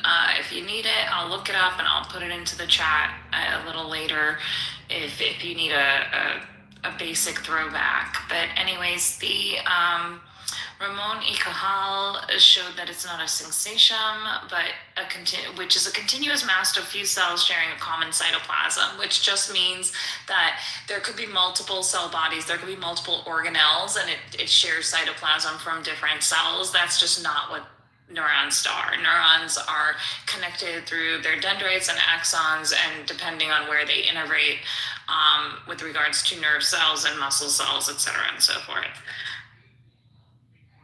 But an intricate network of discrete cells, discrete meaning separated.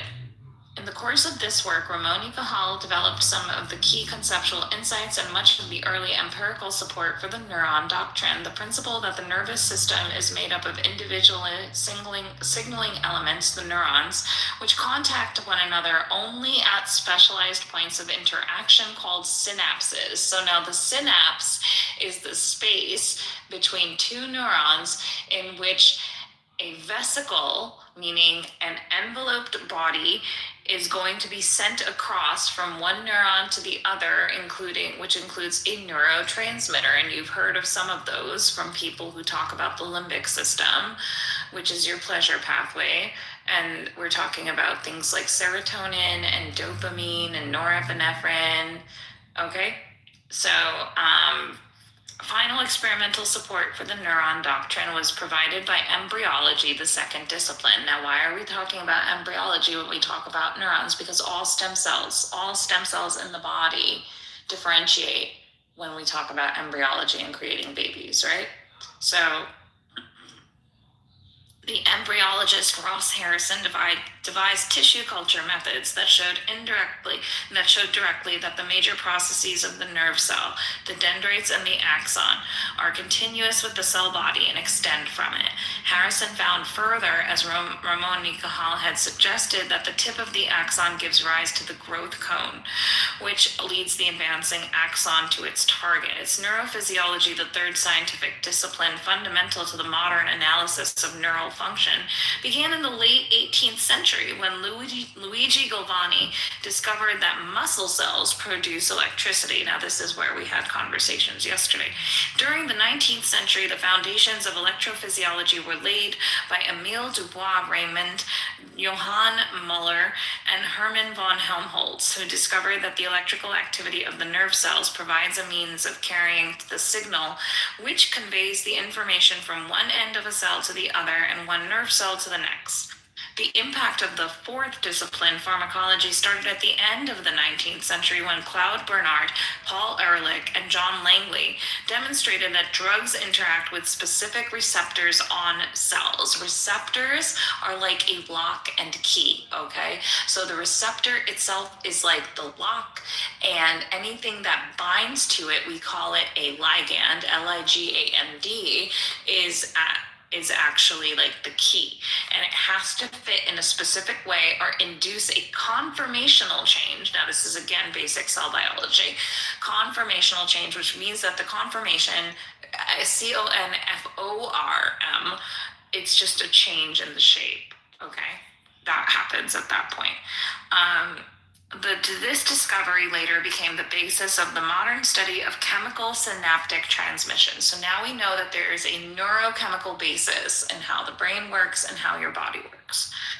Psychology, the fifth discipline important for understanding the brain, has the longest history. Western ideas about mind were first formulated by the classical Greek philosophers and received further definition in the writings of René Descartes, David Hume, and John Locke. Hold on, that's philosophy, right? Wait a second, everybody loves debating philosophy in these spaces, right, Benjamin, right? Okay. Anyways, so now we're talking about them having an impact on not only philosophy, but psychology. The scientific study of behavior as the observable actions of an individual did not begin, however, until Charles Darwin's investigations on evolution, another thing we talked about today, on evolution in the second half of the 19th century had paved the way for behavior to be studied scientifically, giving us rise to experimental psychology, the study of behavior in the laboratory, and to ethology, the study of behavior in nature. Again, we spoke about this a little bit earlier today. We touched upon it very lightly when I was speaking about anthropology as well as human behavior. The merging of anatomy, developmental biology, physiology, and the study of behavior began in a preliminary way in the 19th century with the phrenologists, led by the Austrian physician and neuroanatomist Franz Joseph Gall. Gall appreciated that the functions of the mind have a biological basis, and specifically that they are carried out by the brain. He postulated that the brain is not a unitary organ, but a collection of at least 35 domains or centers. Others were added later, each corresponding to a specific mental function. Now, if you've seen a phrenology diagram, it's kind of woo-woo. And it's kind of eugenicist. Wasn't that shit straight up Nazi? You can look that up and report back about it. Eugenics is something. We call it designer babies nowadays, okay? It's rebranded. It's not a problem. Well, that's one part of it, right? And eugenics is it's interesting because when it was taught to us in class, it came with a very specific warning, right? Like anytime a professor spoke about things like eugenics or ethnicity or race theories and things like that, it always had to come with a disclaimer because they are charged territories when it comes to the studies, and they can cause quite a bit of harm when compared to certain amounts of trauma. Now, am I going to do that here? Not necessarily, but if you come back with something, Dennis, let us know. Phrenologists attempt to associate higher brain functions with the bumps and ridges on the human skull. And honestly, this isn't something that correlates to anything, right? Like, we know this now, but people were definitely trying to do this and trying to map out things. And if you see a homunculus, homunculus, UNCULOUS, right? Homunculus, you'll see where people try to relate the body and its sensory systems in a thing. If you look up the word homunculus, it's definitely, you can see it'll give you visuals of what we're talking about. So phrenologists were doing the same with like the skull and the brain. It distinguishes 35 intellectual and emotional faculties in distinct areas of the skull and underlying cortex. Now, the reality is that phrenology only touched upon the surface of actually being able to map out the brain with functional MRIs, right? As soon as we were able to do lesion studies, open up little rat brains and poke around, and also have the ability to do that type of mapping, the functional MRIs allow for neuroscientists to map what they need to be mapping, right? So, where was I? Gall thought that even the most elaborate and abstract mental functions, generosity, mother love, and secretiveness, occur in discrete areas of the cerebral cortex. Discrete meaning separated, remember? So he further believed that the center for each mental function could develop and increase in size as a result of use, much as the size of a muscle is increased by exercise. What we now know is that it doesn't increase in size, it increases in neuronal connections, right? It increases in how many ways these neurons are able to connect with other neurons, and how many different dendritic functions we can have, right?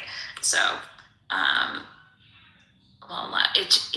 as each center grew, it was thought to cause the overlying surface to protrude. So, like, all of those bumps and ridges on your skull, that has nothing to do with like anything about how you think or how much you use your brain. Sorry, not sorry. Like, that's reality. But these are like the early days when people were trying to figure out how it worked. Therefore, the location of cranial bumps would indicate which regions of the brain are most developed. By correlating the personality of the individuals with the bumps on their skulls, Gall sought to develop a new objective science. It's so funny that it says objective.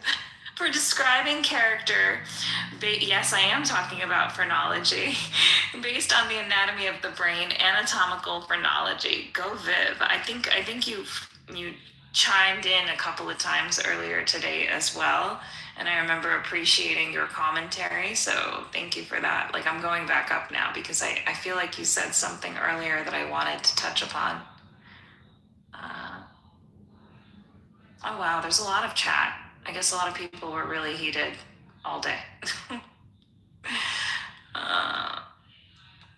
Viv, you said something earlier. I'm sorry. I just wanna point it out. There it is. Brain ain't together until sometime in the 20s. And that I appreciated. And then I see all of your other commentary.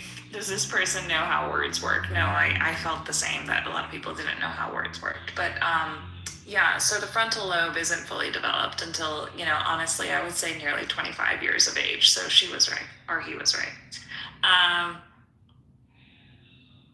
Oh, okay. Well, maybe she or he will come back. This extreme and fanciful view was subjected to experimental analysis by Pierre Florenz at the beginning of the 19th century. Florenz attempted to determine the specific contribution for behavior in different parts of the nervous system by removing various portions of the brains of experimental animals. From these experiments, Florenz concluded that the mental functions are not localized, but that all regions of the brain, especially the cerebral hemispheres of the forebrain, participate in all mental function. He proposed that any part of the cerebral hemisphere is able to perform all of the functions of the hemisphere. Injury to one area of the cerebral hemisphere would therefore affect all higher functions equally. Thus, in 1823, Florenz wrote, all perceptions, all volitions occupy the same seat in these cerebral organs. The faculty of perceiving, of conceiving, of willing merely constitutes, therefore, a faculty which is essentially one. The rapid and fairly general acceptance of this belief, later called the aggregate view of the brain, was based only partly on Florenz's experimental work. It also represented a philosophical reaction against the materialistic basis of the mind, the idea that the mind is completely biological, implied by the view that specific parts of the brain are dedicated to such human emotions as benevolence, hope, and self-esteem. The aggregate field view prevailed until the middle of the 19th century, when it was first seriously challenged by the British neurologist J. Hughlings Jackson. Jackson's clinical studies of focal epilepsy, a disease characterized by convulsions that begin in one part of the body, showed that different motor and sensory activities are localized in different parts of the cerebral cortex. These studies were later elaborated systematically by the German neurologist Karl Wernicke. Remember that word, Wernicke, that name, because there is a part of the brain that is named for him, Wernicke's area, and Ramon Cajal, into an alternative view of brain function called cellular connectionism. According to this view, individual neurons are the signaling units of the brain. They are generally situated together in functional groups and connect to one another in a precise fashion. Wernicke's work in particular showed that different behaviors are mediated by different brain regions that are interconnected by discrete neural pathways. Again, we are finding that neurons connect discretely, meaning separately, but together in the brain, okay? The history of the dispute between the proponents of the aggregate field and cellular connection views of cortical functions can best be illustrated by the analysis of language, the highest and certainly the most characteristic human mental function. Before we consider the relevant clinical and anatomical studies concerned with the localization of language, let us briefly survey the structure of the brain. Fun fact, at 10 years old, I was actually studying language centers in the brain, and I did a whole huge report because I found it to be the most fascinating thing ever. And it turns out that we have language centers in the brain that are most highly able to work best between the ages of 5 and 10 years of age. So just an FYI.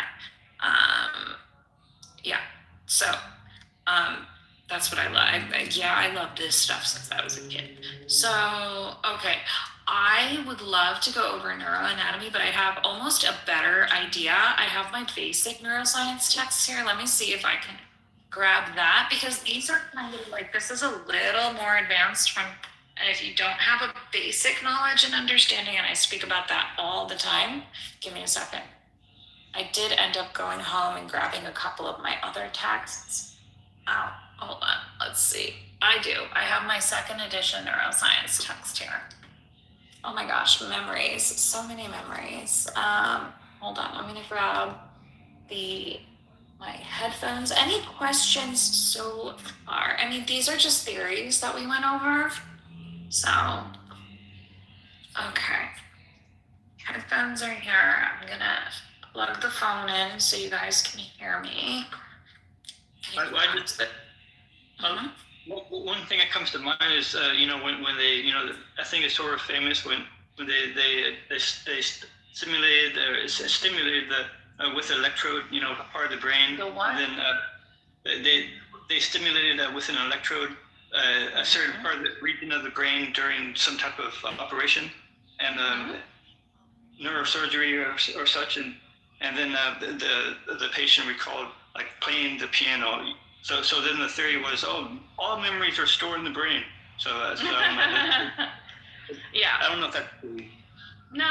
If you stimulate the hippocampus, then you can elicit short-term memories, right? And the way we were used to remember that, I'm so excited because, this guy whom I did a lot of studying with and I get to see soon, which is really exciting, we would memorize the parts of the brain because you had to, obviously, for exams. And then, the hippocampus would sound like a hippopotamus, and a hippopotamus looks like an elephant, and an elephant never forgets. And that is how we used to remember that the hippocampus was the memory center of the brain. So I will pass that along to you. Hold on just a moment. I have to actually answer this email. Something just popped up and I hope I don't have to work tomorrow.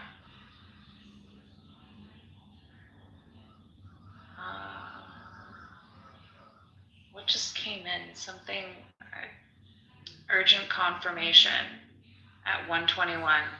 Really?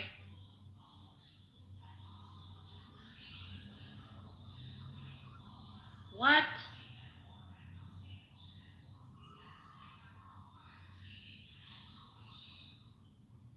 Oh.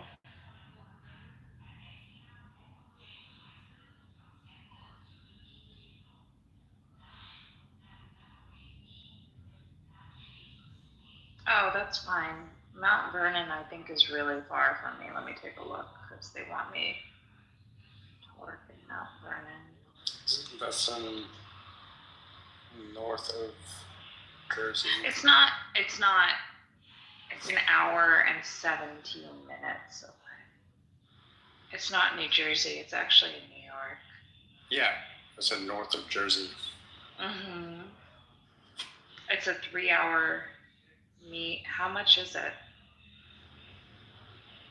It's not that bad. I will deal with this later. Yeah, I'm on the tour. Let me just put a reminder on it for tomorrow.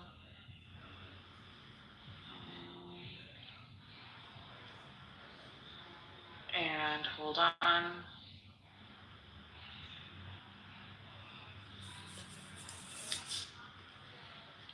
No jackets or bags on the infield base layer. Hold on, let me answer this.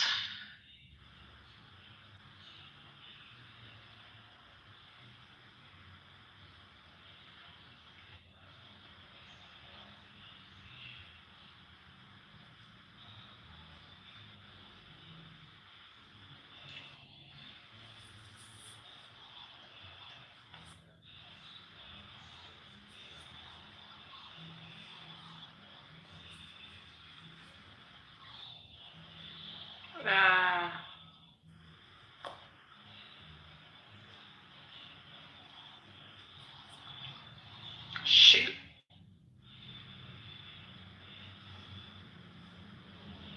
Okay, sorry, my partner at work is actually away right now, so I don't know if she saw the email, but I'll text her later. Okay. Let's open up the base. Okay, so here you go. You can look up, I'm going to put it into the chat for you, Dennis. So sorry to be boring. Purvis, if you want to try to find this text, and it's literally just called neuroscience. Should be easy. Yeah, this should be a lot easier. Wow, I haven't opened these books in like so long. And there's a cute little note from like my best friend because she would skip class. Like, thank you so much for taking notes and tape recording my classes for me. I have 5 blank tapes, 2 like last 60 minutes on each side. Are there massive clouds of dust? No, I actually cleared that off when I moved. There's, no. This is, hi John. We're doing neuroscience lectures today. Oh, so. dear. Did I miss Pro's thing, or is it coming up? Pro has a different room open right now. It's open right now. It might, yeah. You can. Let me see. Well, you guys do your neuroscience lectures, okay? You can hang out. Wait, I don't see. I want to see the interview. Yeah, apparently Well, I'm going to be disappointed. Well, I know. yeah, I got it's stuck. canceled. Oh, was it? Oh, okay. Oh no! Doesn't surprise me that much. Well, Pro, the interview was canceled, and it seems that Pro has closed the room. I see. His lawyer said it would be better off if he didn't do the interview. Where have we heard that one before? Is this like a common thing? What happened with Hermes too? Well, you keep picking all-star guests. I'm really just joking, but yeah, it was probably more of a inquisition than an interview, to be fair. I think Pro doesn't conduct inquisitions. Well, some people feel that maybe he should. He facilitates them. Here we go. Okay, so I don't know if you found it, Dennis. Let's take a look. Yeah, take a look. Let me know what you think. Oh, you have the 3rd edition, which is I have the 2nd. So, yep, this is the right book. It's the full text too. It's almost 900 pages. Nice. Okay, so everyone can follow along if they want. Wow, okay. It starts off, it's very cool, and it starts off completely different than my version. Okay. 800? We're going to go through 832 pages here. I don't know, we're gonna go through not going to go stuff. through all of them. That's crazy. We were at a certain page on the 2nd edition. Maybe it's like maybe on that part it might be the same in whatever section. We're still in section 1. No, I'm taking a look. Well, I mean, I switched over from the graduate medical school, like the actual med school text, back to an undergraduate text. So at least, and you know what the sad part is? It's not that much easier. Computer, why is it raining?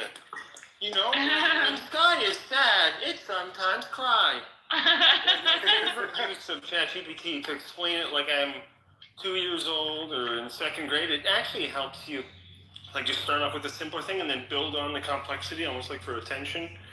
Something that I picked up this week and having a lot of fun with it. The designer of OpenClaw famously does that. He's like, explain it to me like I'm in 2nd grade. Yeah. Yeah, literally in chapter 2, you start going over the Goldman equation and the Nernst equation and electrical signals. Let's see. Let me see if I can find my chapter 1 with your chapter. Oh, because you said actually chapter 1 is straight up different. Well, I mean, you guys actually know it's not completely different. Let me see. We have the axon-hillock and the synaptic. Okay. Should be.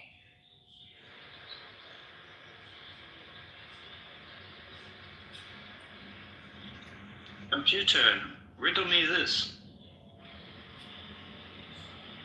Yeah, I finally caved. I named my AI Jimmy. So it happens. I finally gave in. Up until now, it was just named Computer. LOL. Okay. Well, I can just read the text that you put down. It's not that serious. It's the same thing. So, okay. Let's go. Chapter 1, Studying the Nervous Systems of Humans and Other Animals. Overview.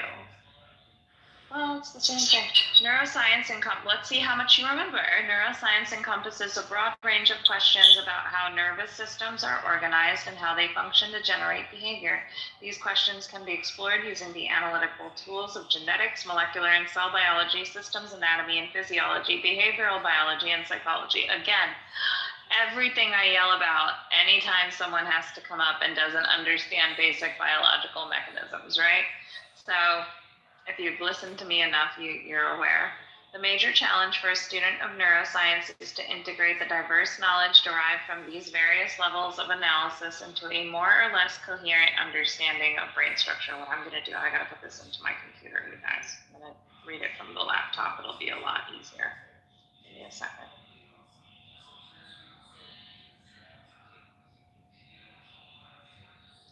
It's not like actually like having lectures ready at the go.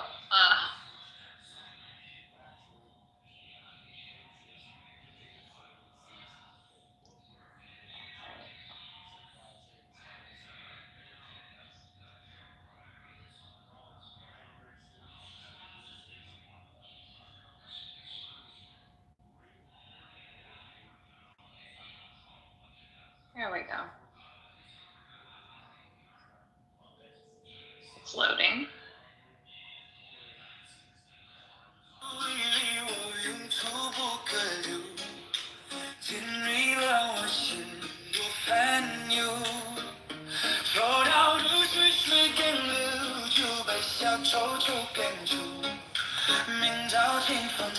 Is this whole music from China?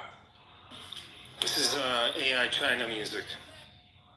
Yeah, this is they made a video of Kanye West earlier this week, and so then I obviously had to remix their song, and that's just been a lot of fun. So Royvis, as some of you know who that is, that's kind of my muse in a funny way, and he is making his rounds. He's doing his world tour. He's in China right now.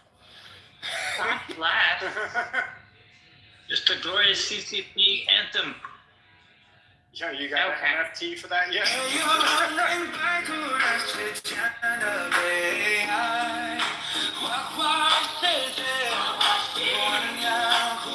They're actually singing about AI. I've never heard the word China and AI.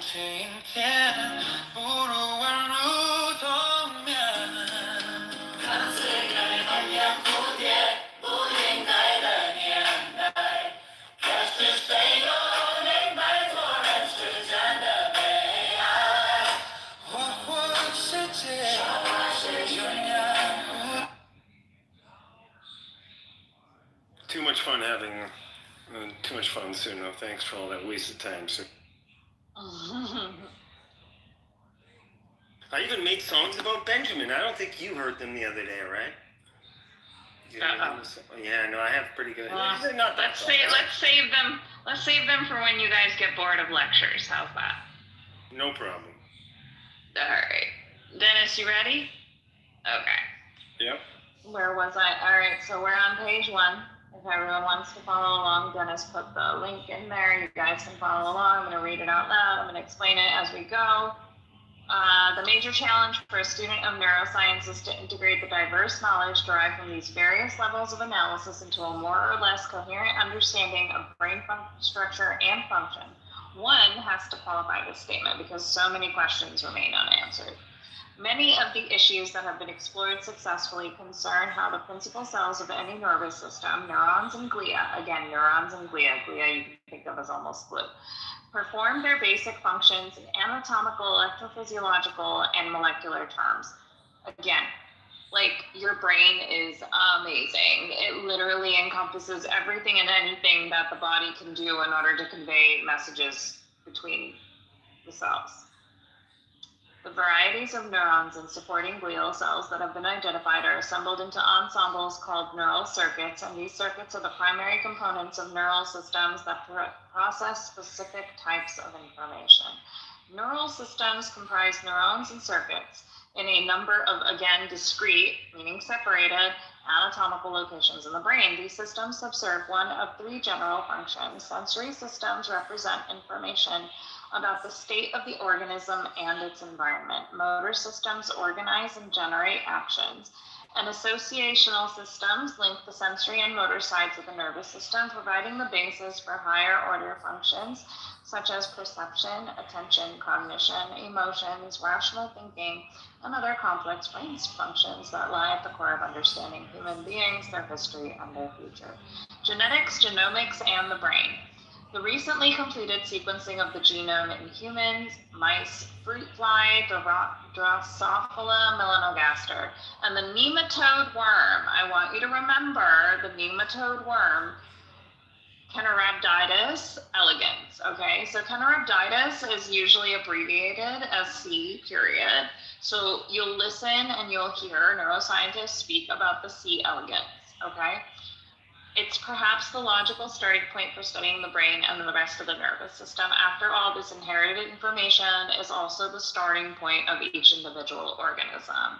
So there are analogous structures between all of these organisms: humans, mice, fruit fly, and nematode worm. Okay, we can follow the development of the brain, we can follow the development of specific stem cells, we can follow the differentiation, meaning the specialization of these cells into different cells through these specific genomes. Okay, that's why we're talking about them, that's why they're super important. The relative ease of obtaining, analyzing, and correlating gene sequences with neurobiological observations has facilitated a wealth of new insights into the basic biology of the nervous system. In parallel with the studies of normal nervous systems, the genetic analysis of human pedigrees with various brain diseases has led to a widespread sense in that it will soon be possible to understand and treat disorders long considered beyond the reach of science and medicine. We are watching this happen in real time in the last few years with the mRNA platforms that have been used to create both the Moderna and Pfizer vaccines, right? So the mRNA platform is phenomenal, specific to the fact that you can have, specialized treatment of diseases, and we're watching it do this, and I can't begin to explain how overwhelming it is to have that kind of set of advancements at our fingertips. A gene consists of DNA sequences called exons that are transcribed onto a messenger RNA and subsequently a protein. Kind of funny that I mentioned mRNA vaccines and the platform just now, and now we're talking about messenger RNA. Now, here's where we have to go back to basic cell biology and understanding what a cell is. And maybe some of you know and some of you don't. If you really have a big question, come on up. We'll go through it together. But the basics of DNA, which is located in the nucleus of the cell, right? So the DNA is in your chromosomes. Your chromosomes have DNA sequences. The DNA is transcribed into RNA. The RNA is translated into proteins, right? This is the basic sequence of events in a cell. This is how your entire body works. You have to have this. And there's so many details that occur in that basic biological sequence. So when we look at DNA is in chromosomes, they are twisted, everything is coiled up, and all of the genetic information that both of your parents through a sperm and an egg, we're not going to talk about the deviations or any kind of sexually dimorphic disorders or anything like that, but when you have it, the DNA has a sequence. The sequence has what we call introns and exons, okay? Those are two parts of the DNA. They contain all of the alleles for the genes that you have that need to be expressed. And when we talk about a gene being expressed, you could talk about certain genes that maybe are there for hair color, for eye color, for your skin tone, whether or not you have congenital diseases. So you need to be able to activate these parts of the DNA, right? So the gene consists of DNA sequences called exons that are transcribed onto a messenger RNA and subsequently a protein. The set of exons that defines the transcript of any gene. Oh gosh, so this is not only basic cell biology, but it's also kind of like advanced cell bio that you would need to know and how this works. Oh, good Lord, I thought I saw a bug. Sorry, I don't have bugs, thank God. Everyone knock on wood. Okay, I just thought I saw one. The transcript of any gene is flanked by upstream or 5', that's how you read that. So anyone who's following along in the textbook and reading, upstream or 5', 5' denotes the end of the DNA that we're talking about, or downstream or 3' regulatory sequences that control gene expression. In addition, the sequences between exons called introns further influence transcription. And this is all going to sound like foreign languages to anyone who hasn't studied basic cell biology, and I apologize. let's see, Kat, you said in the advanced bio, no. Well, we're not talking about that right now, Kat. But thank you for sharing. Of the approximately 35,000 genes in the human genome, a majority are expressed in the developing and adult human brain. The same is true in mice, flies, and worms. Excuse me. The species commonly used in modern genetics and increasingly in neuroscience. Again, remember what was the term that I told you to remember with the worm that we study in neuroscience? Look up the previous paragraph. Someone tell me. Anyone? Yoni is like, do quiz questions on the reading. I am doing one right now. Yes, I am. I'm talking about C. elegans, right? Because right here in this paragraph, it just says the worm, but understand that the worm is named C. elegans. See? So funny. Yoni's like, do quiz questions, and I was doing one as I saw that in the chat. Good job. All right. Worm so, is the bird. Hi, Les. Do you want to come up? You can come up. It's funny though, the title of the room is very, very disparate from the conversation. It is, but it's fine. Like, we're talking about the evidence-based science to help out. It's like the most I important. tried to bring you up, Les. I'm sorry. Let me try again. Oh, it doesn't automatically do it. I guess you have to accept it. Yeah. Go ahead, Dennis. What were you saying? That's like the most important worm, obviously. You know, we hear it in research all the time. All the papers talk about that worm, C. elegans. Yes, they do. It's a very inexpensive model organism to run experiments on. Exactly. Okay.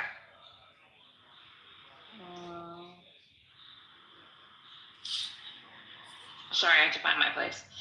Nevertheless, very few genes are uniquely expressed in neurons, indicating that the nerve cells share most of the basic structural and functional properties of other cells. Accordingly, most brain-specific genetic information must reside in the remainder of nucleic acid sequences, regulatory sequences, and introns that control the timing, quantity, variability, and cellular specificity of gene expression.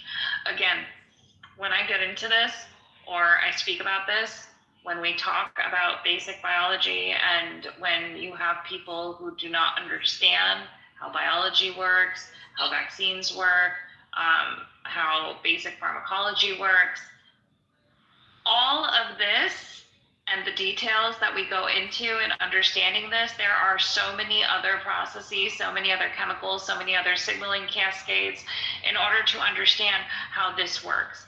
And if it's losing you, I can help explain it. But if you don't, like I can't begin to tell you how many different chapters and how many different lectures that you go into just specifically on introns. Like, I could do an entire lecture on specific introns and the regulatory expression of those introns, right? Like, this is how deep it gets. So when you get somebody who comes up and tries to say, oh my gosh, the DNA from the Pfizer vaccine is integrating into our bodies and it's doing, like, it's physically, it's impossible. Why do we know it's impossible? Because we have studied this in like detail that a majority of non-scientists would never be able to understand, which is why we still have to, as Benjamin doesn't like to admit, give the experts their training and their expertise that platform. What do you think about the manufacturing irregularities in the first few batches that had contamination? Because I think that's actually more likely to be an indicator as to what people are concerned about. And that was an isolated event. But that's the kind of thing where that becomes that wives' tale that you said, which is like, you know what I mean? There's like a certain... Right. No, you're right. I mean, it came from something very small, but that was fixed, right? Like, it wasn't even, first off, it wasn't enough. It was underneath, like, the capacity level of the abnormalities that are allowed, right? Number one. Number two, it's not, again, the integration, like, the way that people had said that there's an integration within our own, like, that it's going to change our DNA and ruin it. Like, there's just no functionality. There's no reverse transcriptase that can allow for that to happen. There's no reverse integrase that allows for that to happen. It's cellularly, like, I mean, the impossibility of it the chances of something like that happening, there just isn't, it just doesn't exist, right? So in order to be able to explain that, we have to explain how promoters work. We have to explain how exons and introns work. We have to explain how gene expression works. We have to explain how, you have to have the helicase in order to unwind the DNA. You have to be able to open the DNA. You have to be able to create space within the DNA. You have to use the reverse zippers, right? You have to use ligases. You have to use all of these other things that have to come together in such a perfect way in order for that to happen. And while it can occur with certain reverse transcriptases, with certain reverse viruses, like with viruses that have that within their system, this is nothing to do with that. There is just no possibility. And if we're saying that, it just involves so many different pieces to the puzzle. So where were we? Let's see. The control that we did that. So one of the most promising dividends of sequencing the human genome has been the realization that one or a few genes, when altered or mutated, can begin to explain some aspects of neurological and psychiatric diseases. This is when we talk about things like nature versus nurture, right? There is an event that occurs and the experience of a person that allows the activation of something within nature, meaning within your genetics, right? So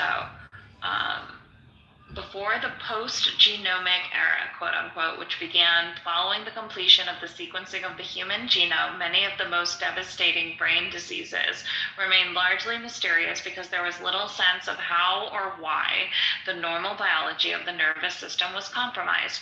The identification of genes correlated with disorders such as Huntington's disease, Parkinson's disease, Alzheimer's disease, major depression, and schizophrenia has provided a promising start to understanding these pathological processes in a much deeper way, and thus devising rational therapies. Genetic and genomic information alone do not completely explain how the brain normally works or how disease processes disrupt dysfunction. To achieve these goals, it is equally essential to understand the cell biology, anatomy, and physiology of the brain in health as well as disease. So you can't say, and this is also another anti-vaxxer talking point, you can't say that something is malfunctioning when you don't understand how its normal function occurs. So that's basic logic. That's my favorite part. People are like, well, it doesn't work that way. Well, do you know how it actually works? What does this word do? Point to this word in this diagram. Show me where that is. Can you even pin that? Exactly. I had a lot of fun with that. When I'd put a basic cell bio picture up and they couldn't actually label it, I'd be like, what's wrong with you? And then you want to sit here and talk to me about what exosomes and you don't know what they are. Anyways, I digress. What is his name? Dr. Copeland on here. He's a military geneticist, and he did a lot of like public outreach on Clubhouse regarding the virus and so on. And he would just grill people. As soon as they came up, there was like a pop quiz. If you didn't get the 3-5 questions right, you were like booted down. It was savage. And the one time that he quizzed me, thank God, I just happened to know those questions. It wasn't like I was able to, for all of his questions that he could have asked, but I was just like thankful that they were pretty. And then he was like, oh, here's my thesis, and then it's like, what does this do? And so you get like a minute to read it. And I was like, oh geez, let me see if I can understand this. And he's just like in on stage waiting for you to read it. And it just gave me PTSD of working with the supervisor. And they're like, here, take my book, go out in the hallway on that desk there and just read it and come back in 10 minutes. I'm like, shit, 10 minutes? Jesus Christ, that might not be enough for my dumb ass to get. That seems like a ridiculous test. Here's 10 minutes on my thesis. Go. What? But you're not gonna know. But I got it. I got it. So it was still very difficult. It was a difficult question because his thing was about he did a PhD thesis on how stress can create morphological changes in cells that then make them less fit subsequent generation. Black people, so you get I forget what structure it is that actually does that, but there's these little thread proteins that form inside the cell, cross from one side of the cell wall to the other, and these reduce its fitness, and they become more and more prominent as you have more and more PTSD over generations of victims. So that's kind of like a marker that you can actually identify in black people. Kind of correct? I want to answer a question in the chat. Yoni asks, did you imply that nurture can and does alter DNA? And if so, could it be said that belief via placebo has the potential to alter DNA? No, it does not. Nurture can help alter DNA. And when I say that, it means the experiences. So there are studies that have shown that if you, let's say that there's a certain type of lung cancer, there are carcinogens in meat, okay? If you take your meat well done, there are carcinogens that form on the external layer of that meat. That is what I mean by experience of nurture. If you already have a predisposition in your genetics to be predisposed by, familial history, your family history, to be prone to lung cancer, that specific type of lung cancer that the study showed, and then you eat more of this specific type of meat, which was seen in that area, that they charred their meat. There was a whole burned area on top of the steak or whatever. Those carcinogens that you ingest, which quote unquote nurture, is the experience plus a stressor that activates the genes to be expressed, can combine, and that's what would begin the uncontrolled cancer metastasis. I know that was a lot of, it's epigenetics. So I know that's a lot of words. I hope that answered your question. It's not about belief via placebo. You can't just will yourself to change your DNA. That's not a thing. Although if you stay up late enough on a Friday, you can with Ancient Aliens, and it's a drinking game at that point. Because every time you say yes, Ancient Aliens, people say yes, and then you get really wasted really fast. Not saying it's alien, but it's alien. I am. Okay, great. I'm happy that helped. No problem. So alcohol abuse can change DNA? Alcohol abuse combined with a genetic predisposition for things like cirrhosis of the liver and jaundice, you can actually express the genes that cause problem. I mean, that's already known on its own to be able to do that, but if you have a predisposition or you already have a pre-existing something like hepatitis C, you're going to cause a problem. So that is like nurture, quote unquote. That is experience. That is a choice that you've made that will cause further harm to your body. Make sense? We good? Everyone here? Hello. Hi, we have a lot of people in here all of a sudden. I live by Highlander rules. I just kill somebody and, absorb their power. Oh. There can be only one, Romero. There can be only one. Okay. Okay. Olivia, do you want to come up and ask questions about the lecture? Hi, Olivia. That's the low rider. Hi. All right. Hi, Olivia. Hello. Is the lecture pinged or something? Not sure.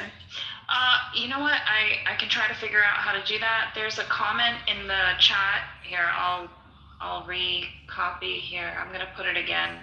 This is the textbook that we're using. This is like a basic neuroscience textbook, but it does require, more or less Bio 101 and basic cell biology knowledge, and I'm trying to explain it as we go along so that we can go over some neuro stuff. I was asked to go through this, so we decided to go through it, and it seems to be an interesting lecture for people, so I put it again there. Wait, hold on. I know how to do this. 1 second. Give me a moment. Let me try to figure out how to pin it to the top. So it's a biology lecture? It's neuro, yeah. It is under the major umbrella of biology. Okay, I just put it up top. There you go. No, listen. All of you are actually under the umbrella of physics, okay? It's been long enough that we've been tolerating this nonsense. It's all the way down. The next chapter, I promise, we'll probably get into some of the physics of neurons. Okay, so yeah. Networks, AI. It's applied physics. It's biophysics. Yeah.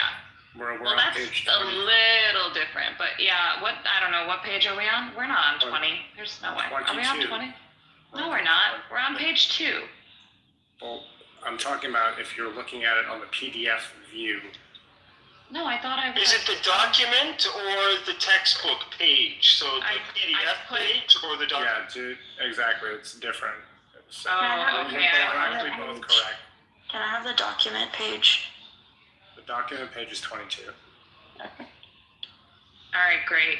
That's helpful because for me, I'm on the text. Oh, okay. Now I It does understand what say, you guys are saying. it does say page 2, like on the actual page.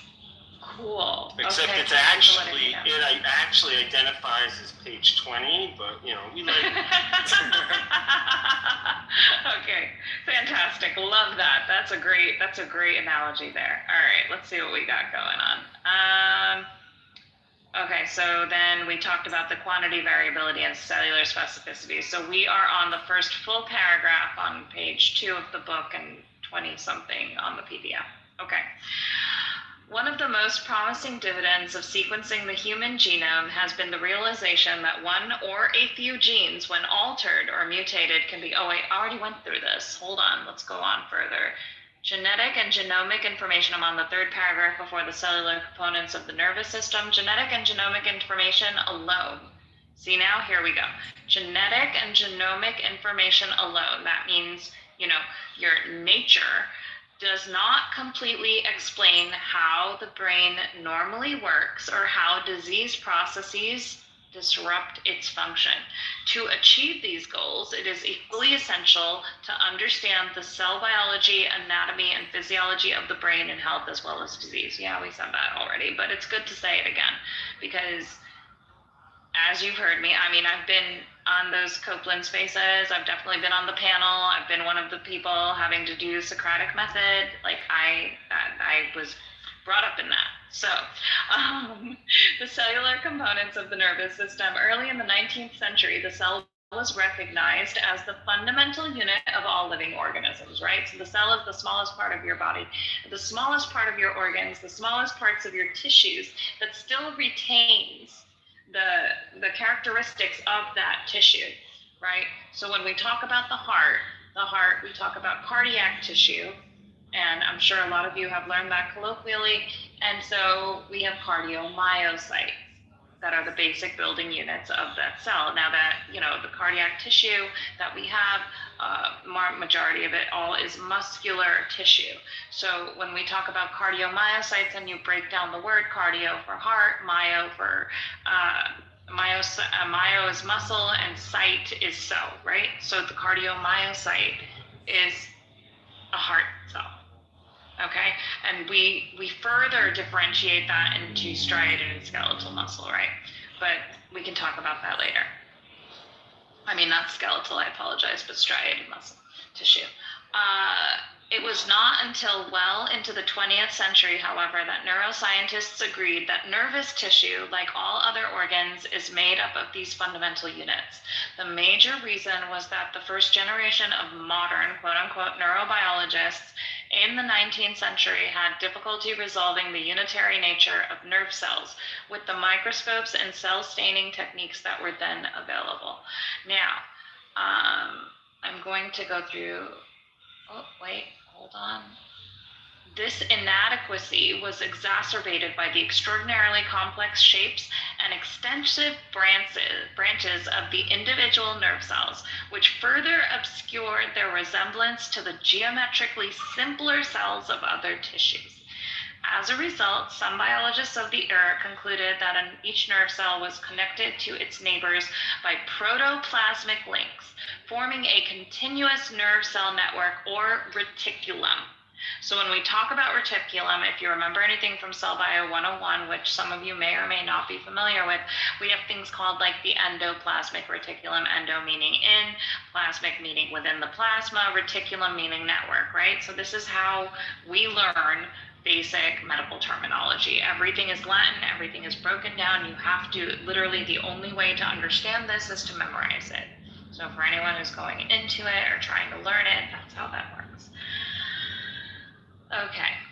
The reticular theory of nerve cell communication, which was championed by the Italian neuropathologist Camillo Golgi. Do you remember that I spoke about Camillo Golgi from the previous text, for whom the Golgi apparatus in cells is named? Again, these are organelles. These are, you think of an organ, an organelle is a mini organ, and in cells, in eukaryotic, meaning animal cells, we have organelles all over inside that cell. And these are different parts of the cell. They have different functions. And the Golgi apparatus is one of them. Again, I would have to do a basic cell biology lecture for you guys just to like understand exactly what we're talking about. But for now, just kind of go with the flow. The reticular theory eventually fell from favor and was replaced by what came to be known as the neuron doctrine. The major proponents, again, you're going to see these names again, of this new perspective was the Spanish neuroanatomist Santiago Ramon y Cajal and the British physiologist Charles Sherrington. Now, again, Santiago Ramon y Cajal is like a major figure in neuroscience, okay? So you're going to hear his name a lot. The contrasting views represented by Golgi and Cajal occasioned a spirited debate in the early 20th century that set the course of modern neuroscience. Based on the light microscopic examination of nervous tissue. Okay, I'm going to come back to this sentence because I really want to go over, is everyone taking a look at these visuals here of what we see, different neurons, right? These are all neurons, okay? I hope everyone's able to follow. It says here, neurons in the mesencephalic nucleus of cranial nerve 5. Now, cranial nerves are the nerves that innervate all throughout your face and your upper body, right? Like your neck and stuff. And I'm still going over them to memorize exactly, each nerve and their innervation points because that's part of my semester and that's part of my anatomy coursework that I have to go through. But again, you have 1 through 9, and the neurons in the mesencephalic nucleus of cranial nerve 5, you can see how they have cell bodies. So the cell body, which is also known as a soma, S-O-M-A, which also forms somatic when we talk about somatic symptoms in the body. So if you go ahead and zoom on that guy, there's a little star next to it. What's going on with that star? Let me see. I don't see a footnote for it. All of them, no, not all of them have stars. I'm not really sure what that denotes at this moment. But if you zoom in, which is great because I kind of love, like, this is the one thing that I can say about a digital version versus the version that I like holding in my hand. You can actually zoom in on these images and take a look. So you see the cell bodies. Now a normal, quote unquote, normal neuron usually looks like what we look at B. Okay, we have a retinal bipolar cell, breaking it down, bi meaning 2, polar, having 2 poles. We see that the cell body is in the center, and then you have an axon, which is the long part of the cell, and then you have so you have an axon terminal, and you have dendrites, and the dendrites take in the information. So these little fingers here on the top, you can think of, they're catching the neurotransmitters. They are propagating, meaning transversing the signal and the information from the dendrites through the cell body, and it goes all the way down to the axon. Dendrites. And the axon, yes, dendrites, and the axon releases the neurotransmitters in a vesicle to the next neuron. And you make me want to make, like, that sounds like those videos where they make the coffee and like it's like this dude with the mustache. I don't know if any of you have seen it, and like it's like coffee. ASMR. It's like kind of ASMR, but it's like this hot chick, like she's so gorgeous, and she just makes like this coconut milk plus coffee plus espresso and adds cinnamon and like in like a coconut or something, and she stirs it up, and there's like a dad with his young children who try to copy and mimic like the sexy way the woman does it. And it's very cute, and if you know what I'm talking about, then you know what I'm sorry. I just like saying like really normal things in like sexy voices. Yeah, but you did it like exactly how that woman did it. Yes, exactly. We're making neuroscience sexy again. We're bringing sexy back. Okay. Okay, back. Can you hear back that? to the still body. What is it, Kevin? Can you hear that? I'm making coffee right now. Oh, Yeah. bubbling. Nice. I just started, okay. yeah. So you're gonna stay up with us and continue studying. Okay. Synchronicity. So, let's do it. So yeah, so that's exactly how we have propagation of the information from one neuron to another. But like, I mean, it's also far more in depth than that. I just want to let you know. So then these dendrites, let's take a look at C. We look at the retinal ganglion cell. Now you see how there are so many more dendrites and it's such a branched neuron and there's still just one axon. Notice how that means that this specific retinal ganglion cell, right, like retina, meaning in the visual cortex, is getting information from multiple places. That's what that's showing you. So, yeah, we're going to go over the differences between our neurons and our glial cells a little later. It should be in chapter 1. I would assume it's in chapter 1 if my memory from decades ago serves me right. So, oh no, I forgot to purchase something. Sorry. Shoot. I wanted to get that jacket today. Okay. I'll remind myself later. Yeah, so that's what we're seeing there, right? So for D, and now we're talking again about another retinal cell, the amacrine cell. Anytime you see INE, you can think of exocrine or endocrine. The dendrites there, you see that there's even more in that one. And the cortical pyramidal cell is also, again, in the visual cortex, right? So, and this is cortical, in the cortical area. Then we have, it says asterisks in these photos indicate that the axon runs on much farther. Sorry, I already knew that innately, and I apologize for not telling you guys. And now if you look at F, the cerebellar Purkinje cells, holy cow, like how much input is going into this one neuron, right? And somehow it has to condense and take all of that information and pass it along to the next neuron, right? So Purkinje cells are a specialized subset of neurons that we can talk about a little later, maybe not in this chapter, but when we get into the physiology, right? So you can read about figure 1.2 there on your own time. So let's keep going. Where was it? We talked about this. The contrasting views represented by Golgi and Cahal were on the last paragraph. Occasioned a spirited debate in the early 20th century that set the course of modern neuroscience based on light microscopic examination of nervous tissue stained with silver salts according to a method pioneered by Golgi. Cahal argues persuasively that nerve cells are discrete entities, again, discrete meaning separate entities, and that they communicate with one another by means of specialized contacts that Sherrington called synapses.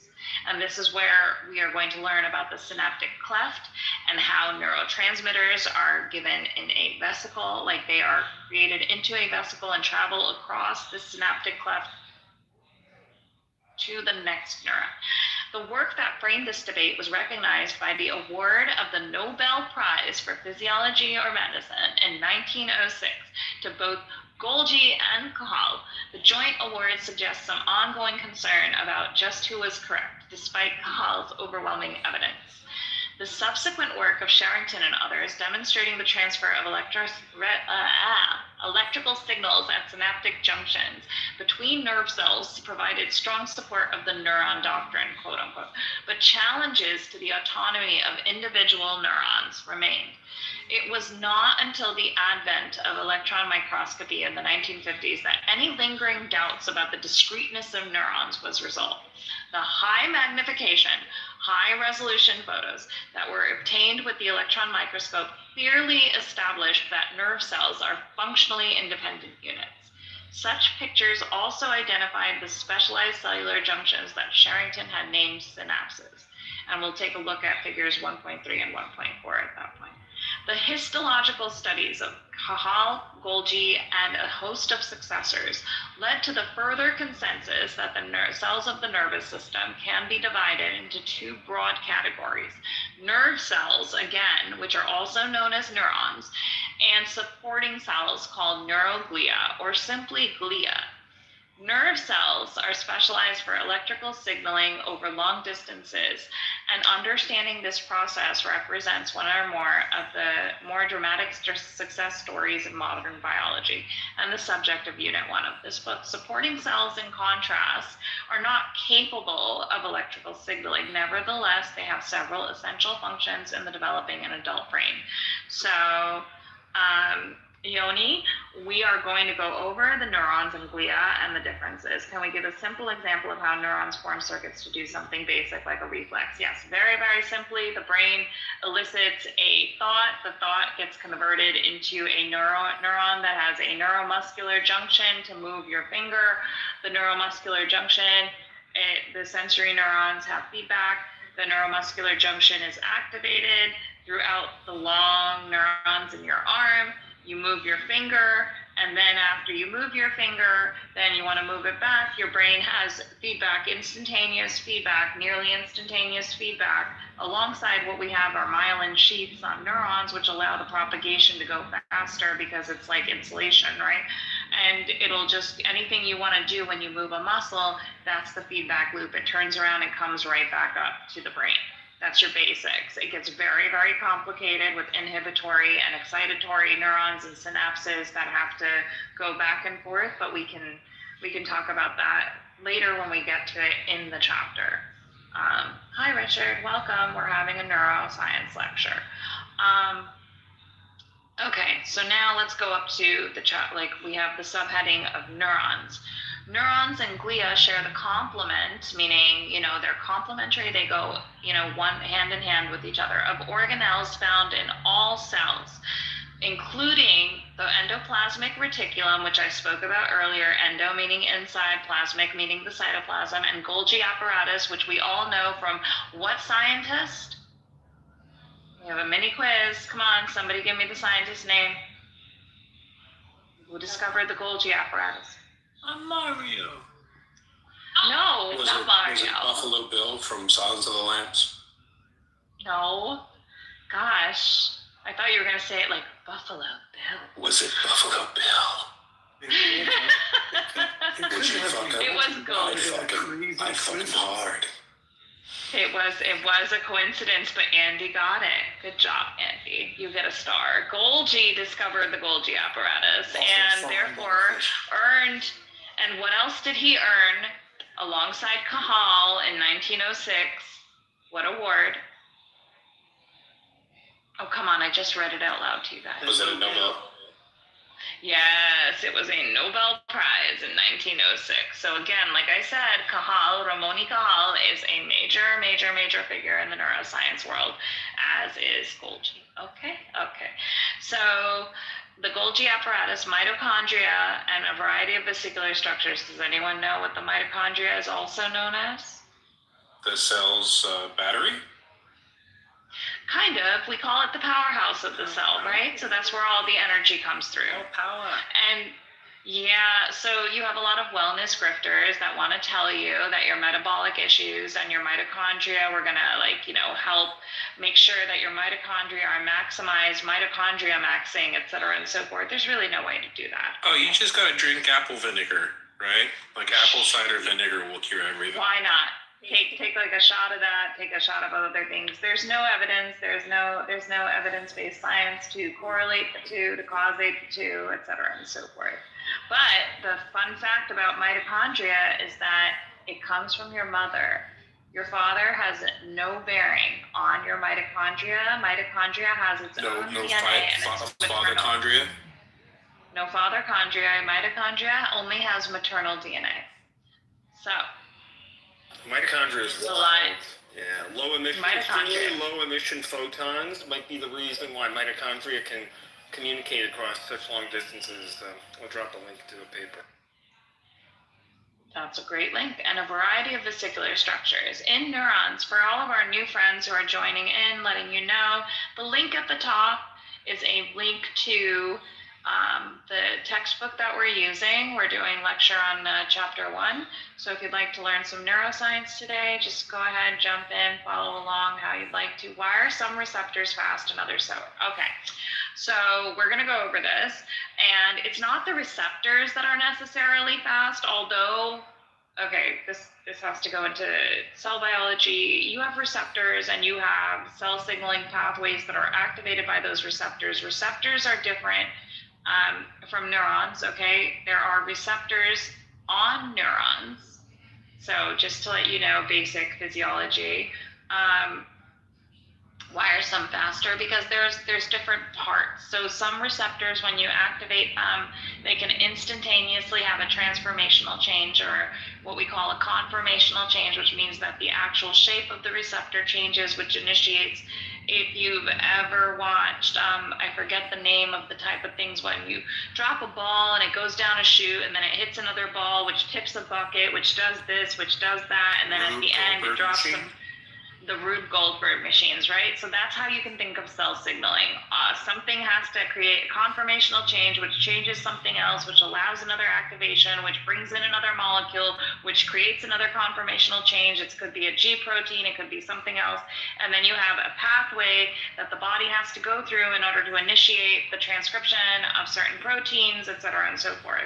Okay, so you can think of it like a Rube Goldberg machine, and the more moving parts that there are to the receptor activation, the slower it is. Now with neurons, the difference is that when we look at the axon, if you go back to figure 1, and you look at the axon, if the axon is myelinated, myelin meaning a sheath, it's a sheath that is like an insulator, and it's kind of wrapped around like you. I wish I could. I use my hands when I teach. Like you have like a roll of let's think about it. Like I guess. It doesn't need to be complicated. Think of it as an extension cord with the plastic sheeting around the copper wire on the inside. The myelin is the plastic sheeting. Myelin yes, you can. And plastic. You can think of it that it's rubber. Okay, when you have those electrical cords, that's like rubber, right? It's an insulator. But it's also like if you, I just wanted to explain exactly how the sheath is made. That's what I'm trying to explain. It's like if you think of a Reynolds wrap. Hold on. And then we can talk about what happens when it doesn't form properly. Yeah, but that's a pathophysiology, right? So 1 second, Dennis, hold on. If you think of how you get Reynolds wrap, right? Like aluminum foil at the store and it comes in a roll. That's how myelin wraps around an axon. That's what I was trying to explain, Dennis. Because it's literally a sheet that goes around. And then there are multiple sheets that go around. And in between there are little holes. And those holes are called the nodes of Ranvier, okay? And if you have those nodes of Ranvier, then the electrical signals, because again, it's an electrochemical signal that neurons communicate with, can jump from each little hole, each node of Ranvier over the myelin sheet. And if your axon is myelinated, if your neuron has myelin, then it can travel the speed of the neuronal messaging can travel much faster than an axon that is not myelinated. So the pathophysiology of something like ALS or MS, multiple sclerosis, or the Michael J. Fox has ALS, right? That is because there's a degradation of the myelin on neurons, which causes the lack of messenger efficiency. Okay. Yoni, you've got a lot. she got a lot of questions here. Okay, why are ionotropic receptors do less complicated tasks than metabotropic? Well, there are two different types of receptors, and if you look at the terms, the ions and the metabotropic, you have to have an actual metabolism event occur. So I will answer that at a later date because that's basic cell bio, and we're going over neuro, and I want to continue on with the textbook and the rest of this lecture, right? So, okay. Where were we? In addition to the distribution of organelles, and oh yeah, no, this is important. In neurons, however, these organelles are often more prominent in distinct regions of the cell. Distinct regions of the cell meaning some are, concentrated in the axon, some are concentrated at the membrane, some are concentrated within the length of the axon, depending on where your vesicular your vesicles are being created. In addition to the distribution of organelles and subcellular components, neurons and glia are in some measure different from other cells in the specialized fibrillar or tubular proteins that constitute the cytoskeleton. So now we have to talk about the cytoskeleton of the cell. It's like the skeleton of your body, but it's cytoskeleton. Cyto means what? I said this earlier. Tubular. Well, tubular is a good word and a good guess, but cyto means cell. So it's the skeleton of the cell. The cytoskeleton is what forms the rigidity of these axons and these dendrites and the neuronal structures that you need in order to propagate messaging, right? So then, although many of these proteins, isoforms of actin, tubulin, and myosin, again, there's an entire lecture that is dedicated, like an entire 3 hours of learning the isoforms of actin, tubulin, and myosin, as well as several others, and how they propagate alongside a cell. And it's not just cell biology, like in advanced neurobiology, you literally could do 3 to 5 hours easily on just actin, tubulin, and myosin. And especially what their functions are throughout the body physiologically, because it's not just neurons that use actin, tubulin, and myosin. You see it in neuromuscular junctions, you see it in the muscle cells, and they're found in other cells. Their distinctive organization in neurons is critical for the stability and function of neuronal processes and synaptic junctions. This is important. The filaments, tubules, vesicular motors, and scaffolding protons of neurons orchestrate the growth of axons and dendrites. Now that's a really, really heavy sentence, right? But the filaments, tubules, vesicular motors, and scaffolding proteins, these are all separate. They all come together to do one function, which is to create the stability of like a basic skeleton for the cell, but they have multiple functions and they're created out of different building blocks, okay? And then they orchestrate the growth of axons and dendrites. So while your brain is forming in utero, when a baby has a brain forming, this is what's happening. You have all of these scaffolding proteins, you have all of these parts of the neurons, they're trying to find other neurons, they're giving these cytokines and these ways of trying to find other cells. They're emitting all of these basic finding, like it's like almost like pheromones, right? Like if you've ever heard of pheromones, which are like scents. But they're signaling components, right? Like they signal that, hi, I'm here. Like there's like an axon on one side, there's like a dendrite on the other. They're trying to like have like isms in order to find each other, right?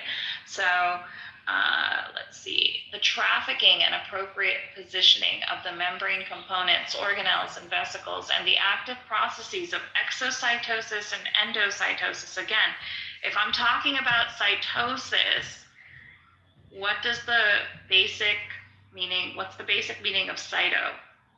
Again, come on, I asked this like 5 minutes ago. Cell. Yay! Thank you, Roberto. Thank you, Kevin. Okay, so exo, when we talk about something exo or extra, we are talking about something that is outside. And endo means inside. So anytime I speak of something like the extracellular fluid or the or the intracellular fluid, it means outside and inside, right? Endo meaning inside. If we're talking about the endoderm, we're talking about skin tissue that is inside. Okay, so this is how you break down specific things in order to understand what they mean. So if you know the basic Latin root words, you're going to be able to figure out what the words might mean. And this is like the basics of medicine, of all medicine. So the exocytosis and endocytosis, what do you think that means? If I'm talking about something outside and inside, what do you think exocytosis is? Outside the cell. There we go. So it's a method of allowing vesicular transmission outside the cell. It's exocytosis. It's moving something outside the cell. And endocytosis is moving something inside the cell. And that underlies synaptic communication. What was the synapse again? It's okay if you don't know. Yes, it's the cleft. When we talk about the cleft, it's a space between. Mind the gap. Yes. It's mind the gap. It's absolutely mind the gap between two different neurons, okay? It's between the dendrites and the axon. Sometimes it's an axonal integration, but we'll talk about that later.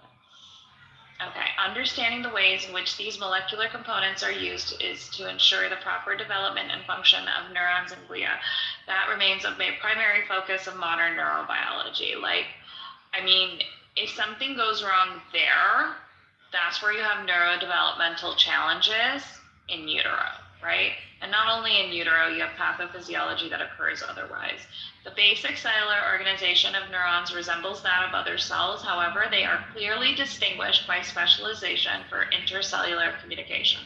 This attribute is apparent in their overall morphology. Morphology just means how they're built, right?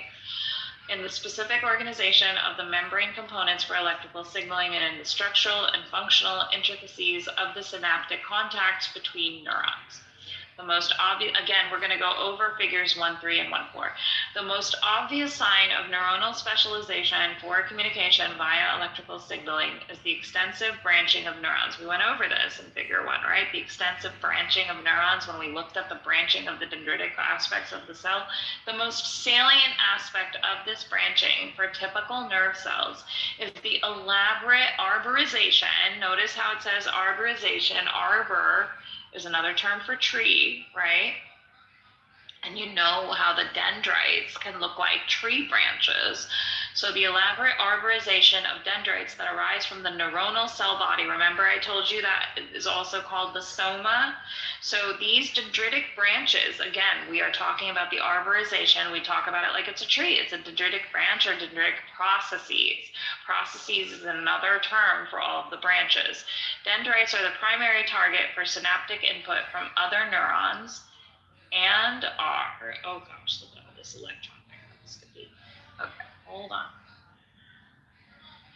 And 1.3, 1.4, also distinguished, we're skipping over to the next page, 2 pages down, also distinguished by their high content of ribosomes as well as specific cytoskeletal proteins that reflect their function in receiving and integrating information from other neurons. So if you remember when I went over figure 1, I pointed out where the dendrites were, where the axon was, how a cell can actually go from one point to the other. I mean, it's highly specialized, but okay, let's take a look at figures. Let me take a look at figures 1.3, electron microscopes. Okay, so this is beautiful here, and I want everyone to take a look at figure 1.3a, if you'd like. I want you to understand when we say soma, that means cell body. So you can see all the way on the right for figure 1.3a, you can see the soma, you can see the nucleus. What's held inside the nucleus of the cell?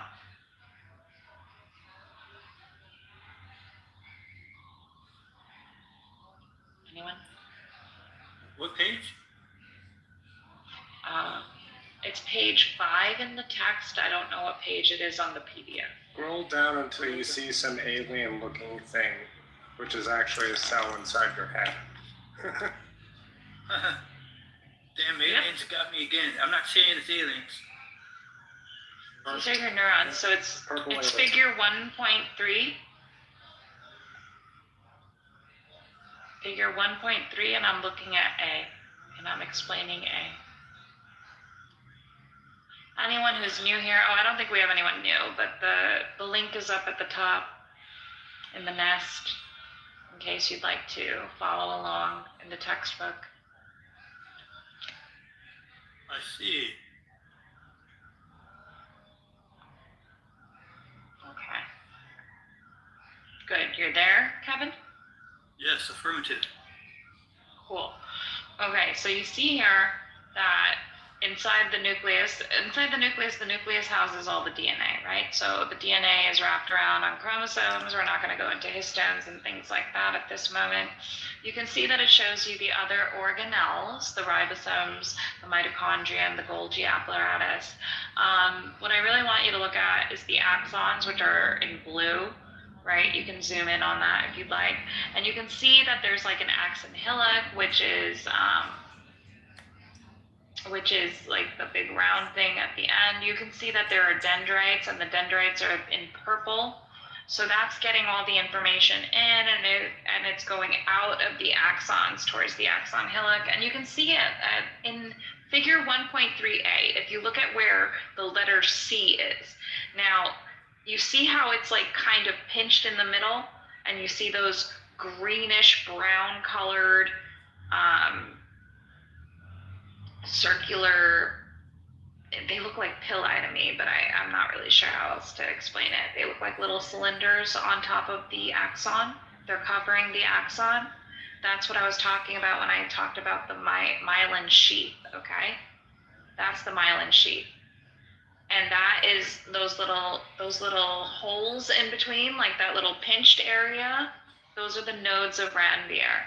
And that's how an electrochemical signal, like the electrical part of the signal, can jump from one node to the other, meaning one pinched area to the next pinched area. And that's why your neurons are so fast to react. If you touch something and it's hot, and like if you touch the stove and it burns your finger, that's why your finger can jump back so fast, because you have myelinated axons on your neurons that allow the information to be processed that quickly. Does that make sense?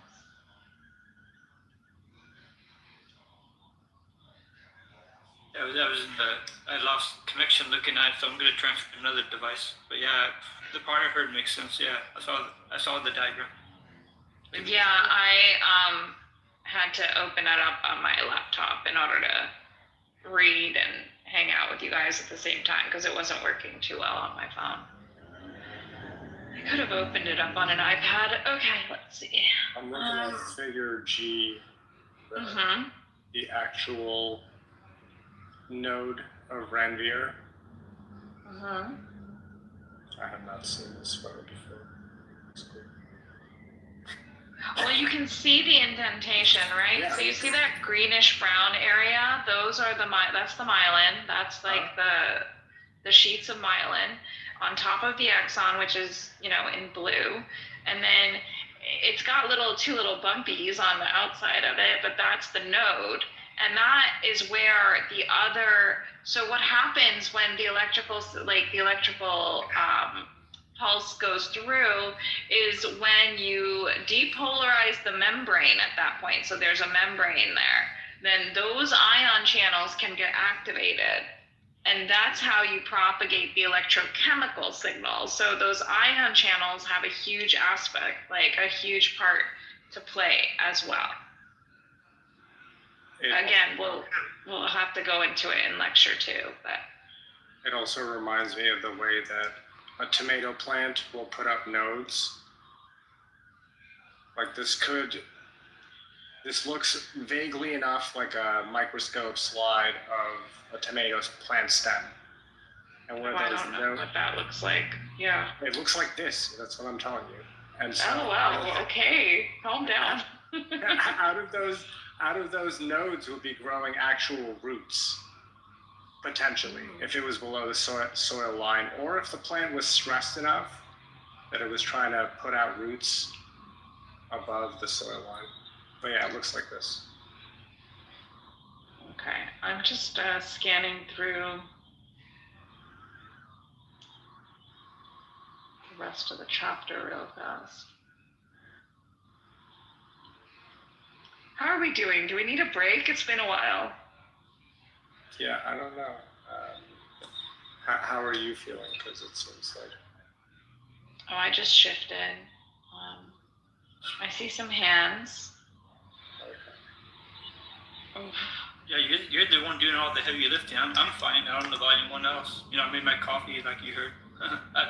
Right before you start, right before you talk, you guys were talking about. Les, I'm trying to let you up. I don't know. I keep sending you the invite. I'm not sure if you have to leave the room and come back or anything. Hanson, hello. Hey, so I just curious about the nodes of Renvia, because it must be different from the other neuron, the mechanism in other neuron without myelin. It seems it should be something that's not just conduction. It should be triggered by the voltage, excited voltage. The depolarization on the other end, yes. It can, Yeah, yes. That's exactly. Go ahead. But the reason is, because there must be a optimal point, because if it is not, because it's kind of contradictory, because let's say if you need the nodes of Renvia, it's just ordinary channels, and then why not take off all the myelin, the insulator, and put the channels all in replace the myelin with channels, and that should even be more. No, it's not. Okay, well. It's not. It won't, because so here's the situation, right? The nerve conduction jumps. Yeah, but so why? It jumps because of the myelin sheath. I know, but so why? It will not. It will take longer, because when you propagate the electrical conduction across a membrane, you have to open every single ion channel. So the transmembrane proteins that are the ion channels, right? They're in the membrane of the axon. And what happens is that it's a lipid bilayer, and it's actually it's liquid. It's actually mobile. Okay, so it changes, believe it or not. There are structural connections, right? Like we said, the skeleton, the cytoskeleton, and all the filaments and tubules and kinesin and everything that has to create the structural. So it doesn't move nearly as much as something else like a lipid cell. But if you have to propagate the electrical conduction, in order for it to go through, it would go through every single ion channel, and there are thousands of ion channels, right, that are going across that lipid bilayer.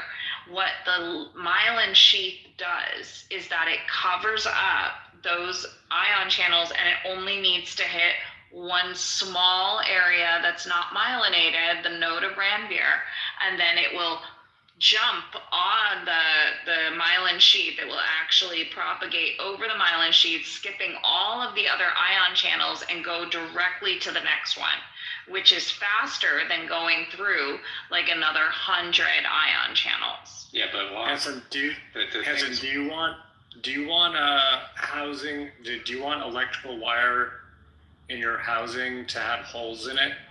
Well, that's the point, right?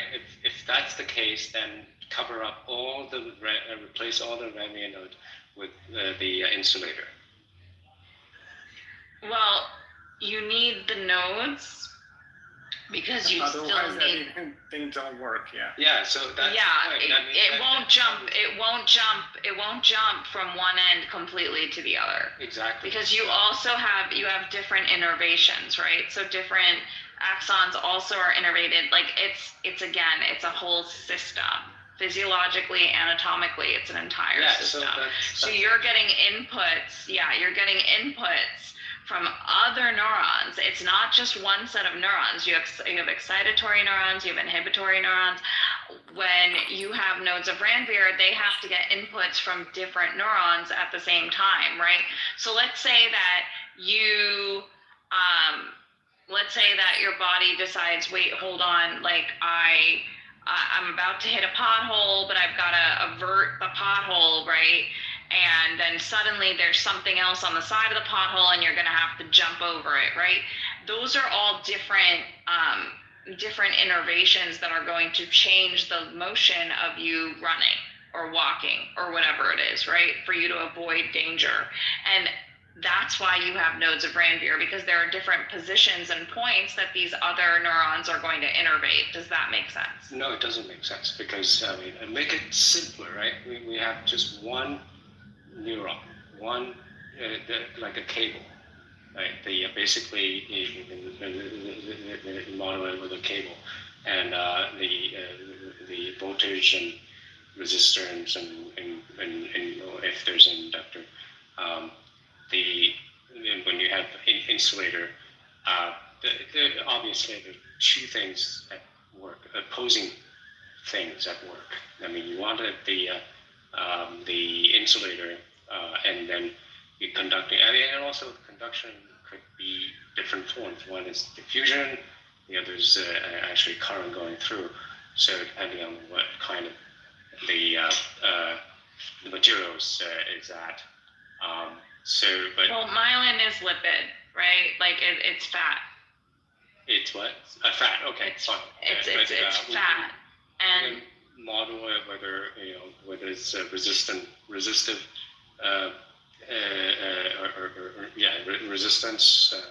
or some kind of capacitor or whatever. But the thing is, if the channel is what helps with the speed, then just add more channel. But if it is No, and you can't do that. It slows it down. It slows the propagation down because you're going through each in like a series. It's like a series, right? Okay, like so it's when you're talking about capacitance, it's like placing these in series. It slows it down. It's like having an alternate route. Fine. Yeah, that's my point. You can say that you want more insulation, then let's do more insulation. But then take out all the It's nodes. not. No. That's just not where it goes through. It jumps over. I know, but why jump? The myelin. Yeah. But Why the does thing it is, jump over? If I let's say the half of it, the originally 1 unit, right? And then you say, well, this is going for it's faster. Then why not make it two unit length? And well, why are you arguing this? Like, I don't even understand the point at all. Yeah, I'm just trying to understand what's the mechanism, right? I mean, it seems that it's been a kind of it must be special, more special than just insulator. Let's say, I mean, if you have a normal. Why does it have to be more special than that? A special what? Why does it have to be more special than that? Special than what? Didn't you say something about why myelin is special? Yeah, because you can have the neurons, axons without myelin, right? Or you can, but that's what happens when you have distinctive diseases like multiple sclerosis. No, not necessarily, right? Yes. Yes. Like by definition. That is. Yeah, no, that's why. So the norm and the healthy cells will have myelin and they'll have nodes of Ranvier. Right, and when you decrease that, then you're unable to make the movements that you normally do. If that's because you reduce the propagation potential of the because it has to go through every single ion, and when you do that, you lose. What happens when you go through resistance, like the intracellular fluid, right?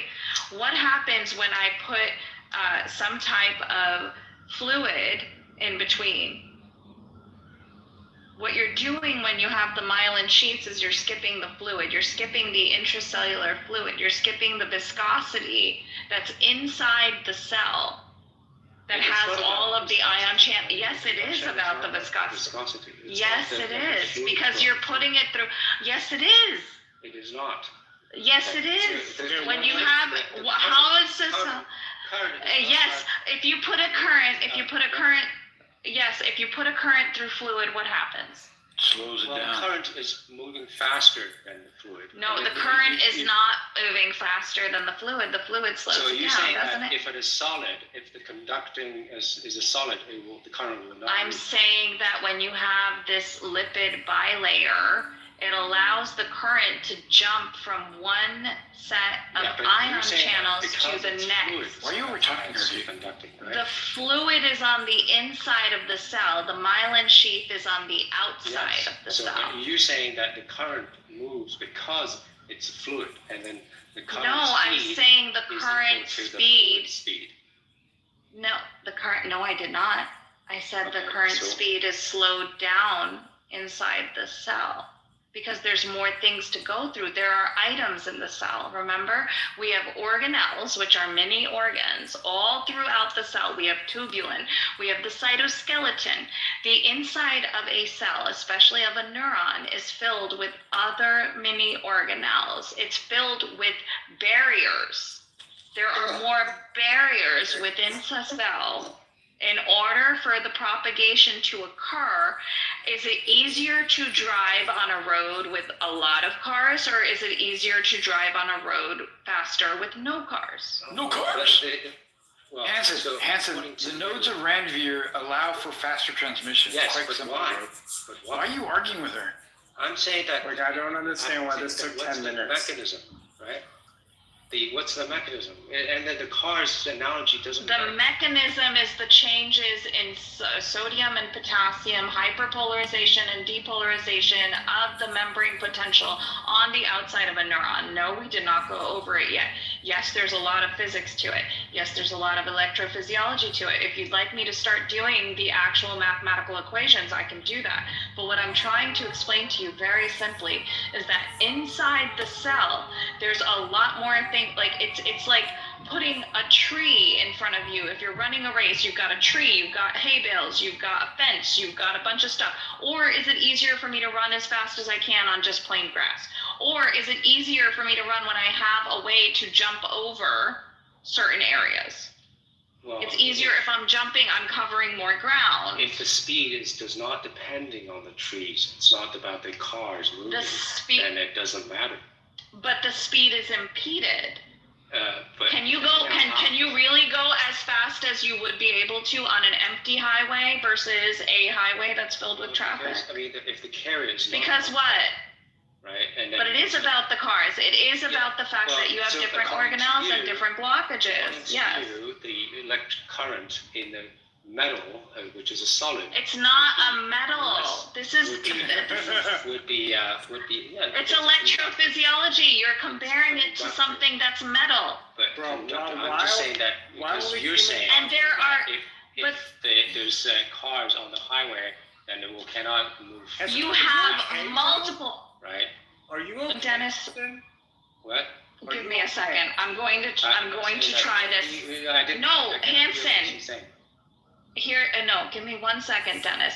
Hanson, there is a multivariable aspect that allows for electrical conduction in a neuron, right? It is not only the fact, I'm trying to simplify it so easily for you and you're still not getting it. So I'm going to add the other it's variables not and that explain this to you.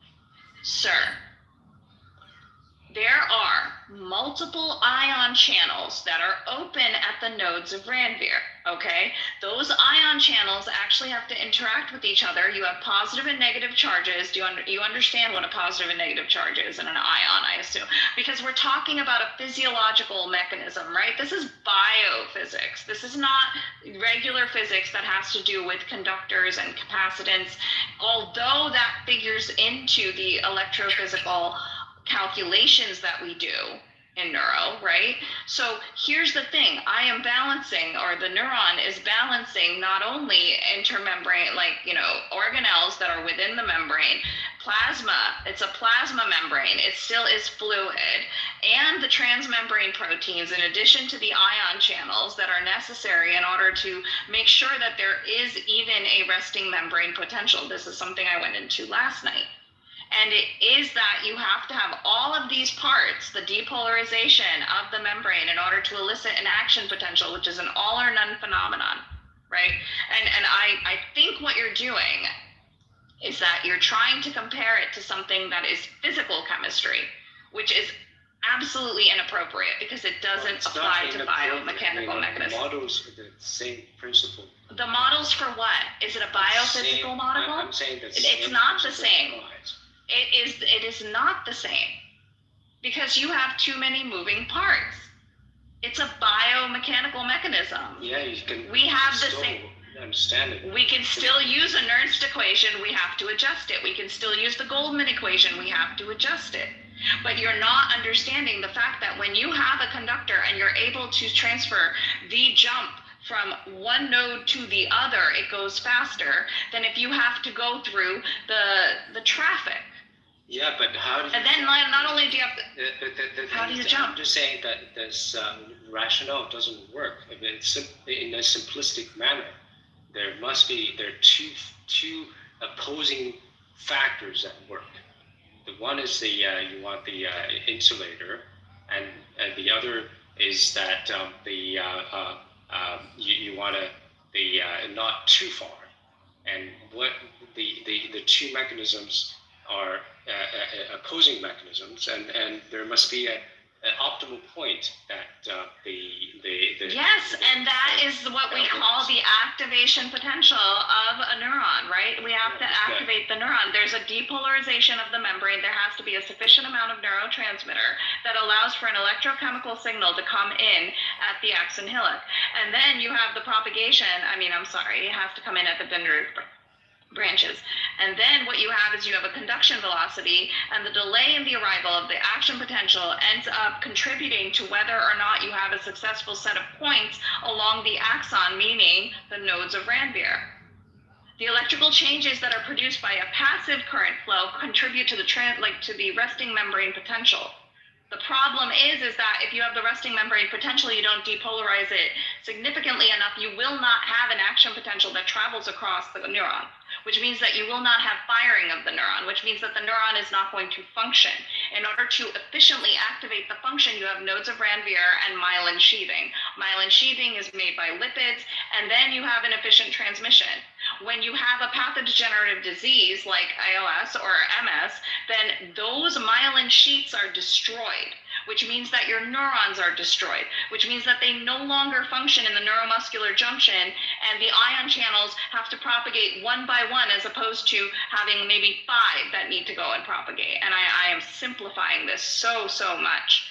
But when you have an opening of the neuron, you have to open your sodium channels, your potassium channels, your calcium channels. They all have to be depolarized and hyperpolarized alongside the axon, the nodes of Ranvier on the axon. It is faster to do it with a propagation potential with the insulation of the myelin sheath, which is made up of lipids. If you have those holes, it jumps from one ion channel to the other. If you really want to go, you can compare it only in a minute sense to basic physics, because you still have these physiological mechanisms that it needs to overcome. You have, I don't know how else to explain it. You have these obstacles inside the cell. Why would you want to go inside the cell where you have tubulin, where you have myosin, where you have structural cytoskeletons? You wouldn't go through there in order to propagate an electrical potential. Yeah, so if there's no way for it to go. It will inhibit.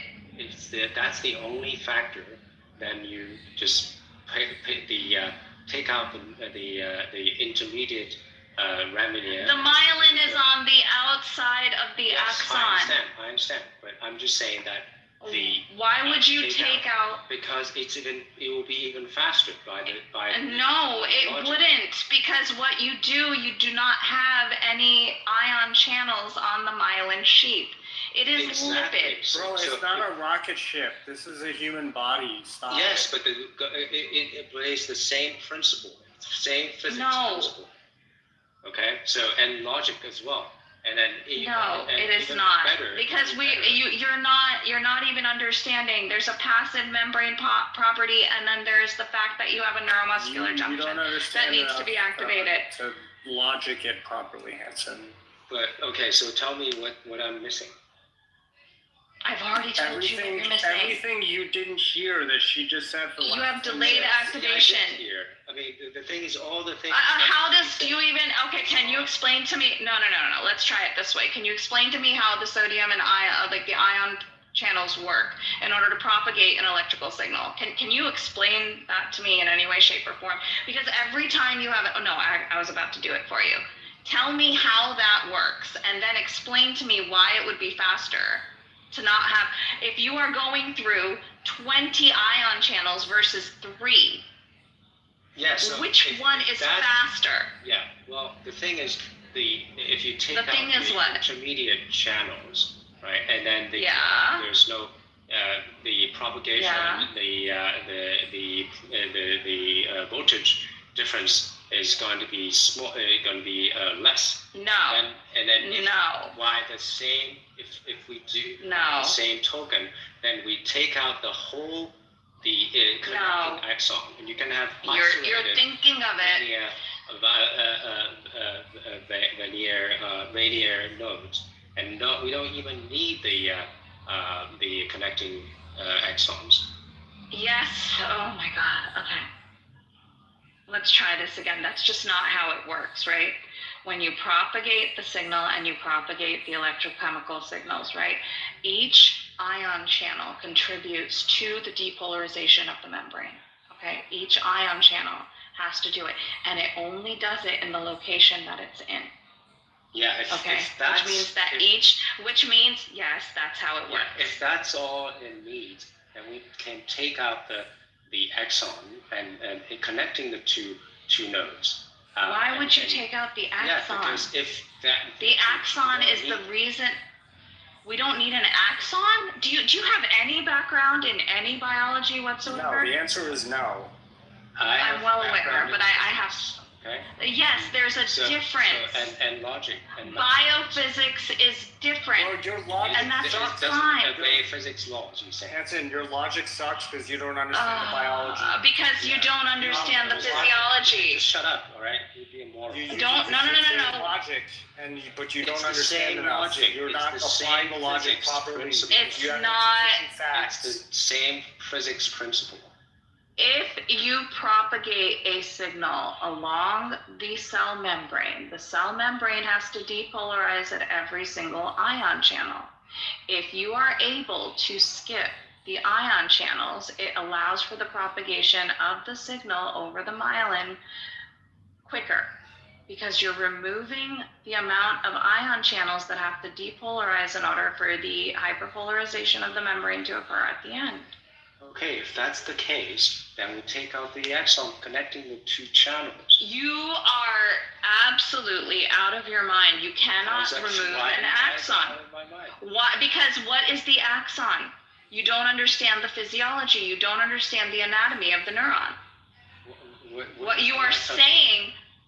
Are you on the page? Can you go back to figure 1.3? Go back to figure 1.3. Looking at 1.3, page 113, 313. No, I didn't. Oh, you're in chapter 3. Great. If you were in chapter 3 and actually read through chapter 3, you would understand why everything you said is not feasibly possible within the human body. And this is why we say that you have to have a physiological background in order to understand why this works the way that it does. Okay, you're not, of course you can say, well, just go read it, and but you're not giving any reason for why you divide. I gave you the reason. You have multiple ion channels that are in a lipid bilayer. Do you know what a lipid bilayer is? She gave you the reason 5 times in waves, but it's not the reason. It's not. You're not interested in hearing it. It's not deriving it. I just asked the question: if the ion channel is all that's needed to conduct the signal, then what's the difference? What difference would it make to take out the axon, which is covered by the myelin, which is not which is not. Oh my God! The ion channels are in the axon membrane. Why would you remove the axon? Because if it is not if it's not functioning, it's useless. Then take it out. It's not useless. Not useless for what? What are you talking about? For conducting. Oh my God! Conducting the signal. If it is What just, else is? Do you understand that there are other functions? From one node to the other. Do you understand that there? Is not functioning, then. What is the axon? How? What? You don't know what you're talking about. Please go back and understand what the physiology of an axon is, how it works, how the lipid bilayer works, because you don't know. And this is the problem. You don't understand what the cytoplasm is made of. You don't understand what happens at this point. Oh yeah, I'm well aware. Okay, so now I'm getting the information. So Hansen, Mr. I'm all physics, you don't know what you're talking about. I just received information. This is what it is. I already explained it to you multiple times. I'm not going to spend any more time. You can. No, Hansen, I'm well aware. No, you are not educated enough to understand this. You have a theoretical physics PhD at Yale. That's what you claim to have, right? Right? So, and oh my gosh, you're so funny. You used to remind me of a postdoc fellow in neuroscience right now because it's really cute. He's also into salsa. And what you don't understand is what's happening on the inside of the cell. You don't understand the physiology. It's really cute that you have a PhD from Yale because this is indicating how absolutely ignorant you are in the field of biophysics. PhD in theoretical physics is indicating. Theoretical physics is ignorance in biophysics. Yeah, I said it. Fantastic. Yeah, it's because you don't know. The thing is, you can't. Because you don't know. I cannot explain. I've already explained it multiple times. Yeah, you don't understand. Go ahead and do the Nernst equation yourself. No, I can do the physics. That's what we had to do. Hi, advanced neuro and a graduate degree in neuro. Let me explain this to you one last time. There are multiple ion channels in a lipid bilayer. Is the lipid bilayer polar or not? Do you know? Do you know what polar is? Yeah. Do you know what it means to be polar biochemically? Yeah. Wonderful. So then that means that you would understand that there's a difference in the actual membrane electric potential, right? Yeah, but the thing is that. Okay. So if you have the signal. When you have ion, how does an ion work? How does an ion work? Hansen, you ignorant fool. How does an ion work? How does an ion channel work? Idiot. Oh yes, I'm a very stupid idiot. Yes. This is cute, but you are ignorant, and ignorance means you don't know. Ignoramus. No, I'm not an ignoramus. I know how this works. You are, oh my gosh, you're so cute. It's adorable when a doctorate, it's adorable when a doctorate doesn't have the balls to actually admit that they are ignorant. Ignorant just means you don't know. You don't have balls. I don't, but it means that you don't know. That's what the word ignorant means, right? It means that you don't know. Whatever you call it. No. Let's explain the English language. No, it doesn't matter. That's an ad hominem. You're falling behind. You're falling behind. Let's keep up. I never called you anything except for a factual statement. I said you are ignorant. Ignorance is not ignorant. Just means you don't know. Yes. So that means you go and learn. An ignoramus means that I would actually have to be like happy about being ignorant. No, that means you go to a book, you go to a bio friend, you go to a PA, you go. No. Study a little bit of the mathematics. I already know the mathematics. I already know the physics. We've already gone through it. I went through it. Maybe you should go to the Hansen. Listen, my mediocre male friend. Now, I have to tell you, you are ignorant. That means you don't know. You don't know. That doesn't mean anything. It doesn't have anything to do with me.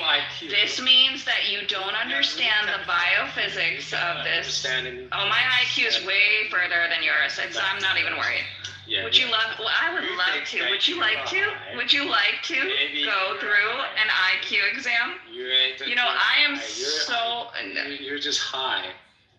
No. I actually have no problem. IQ, but you're high.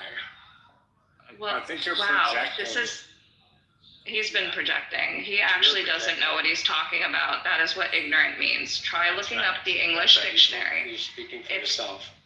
No, I don't need Yes. to. You're Yes, you do. pathetic. You do. Now that is a factual statement. You are absolutely pathetic. Yeah, The because fact that you cannot admit that you don't know, It's a fact. you don't. Yeah, You don't know what you don't know. And this is the problem. He doesn't know what he doesn't know.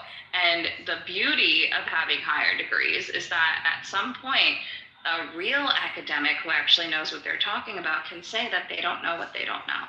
Now, this is a problem. He doesn't understand the biophysiology of this specific axon. He doesn't understand what an axon is. He doesn't understand what a lipid bilayer is. These are basic Bio 101. I knew this in 5th grade, sir.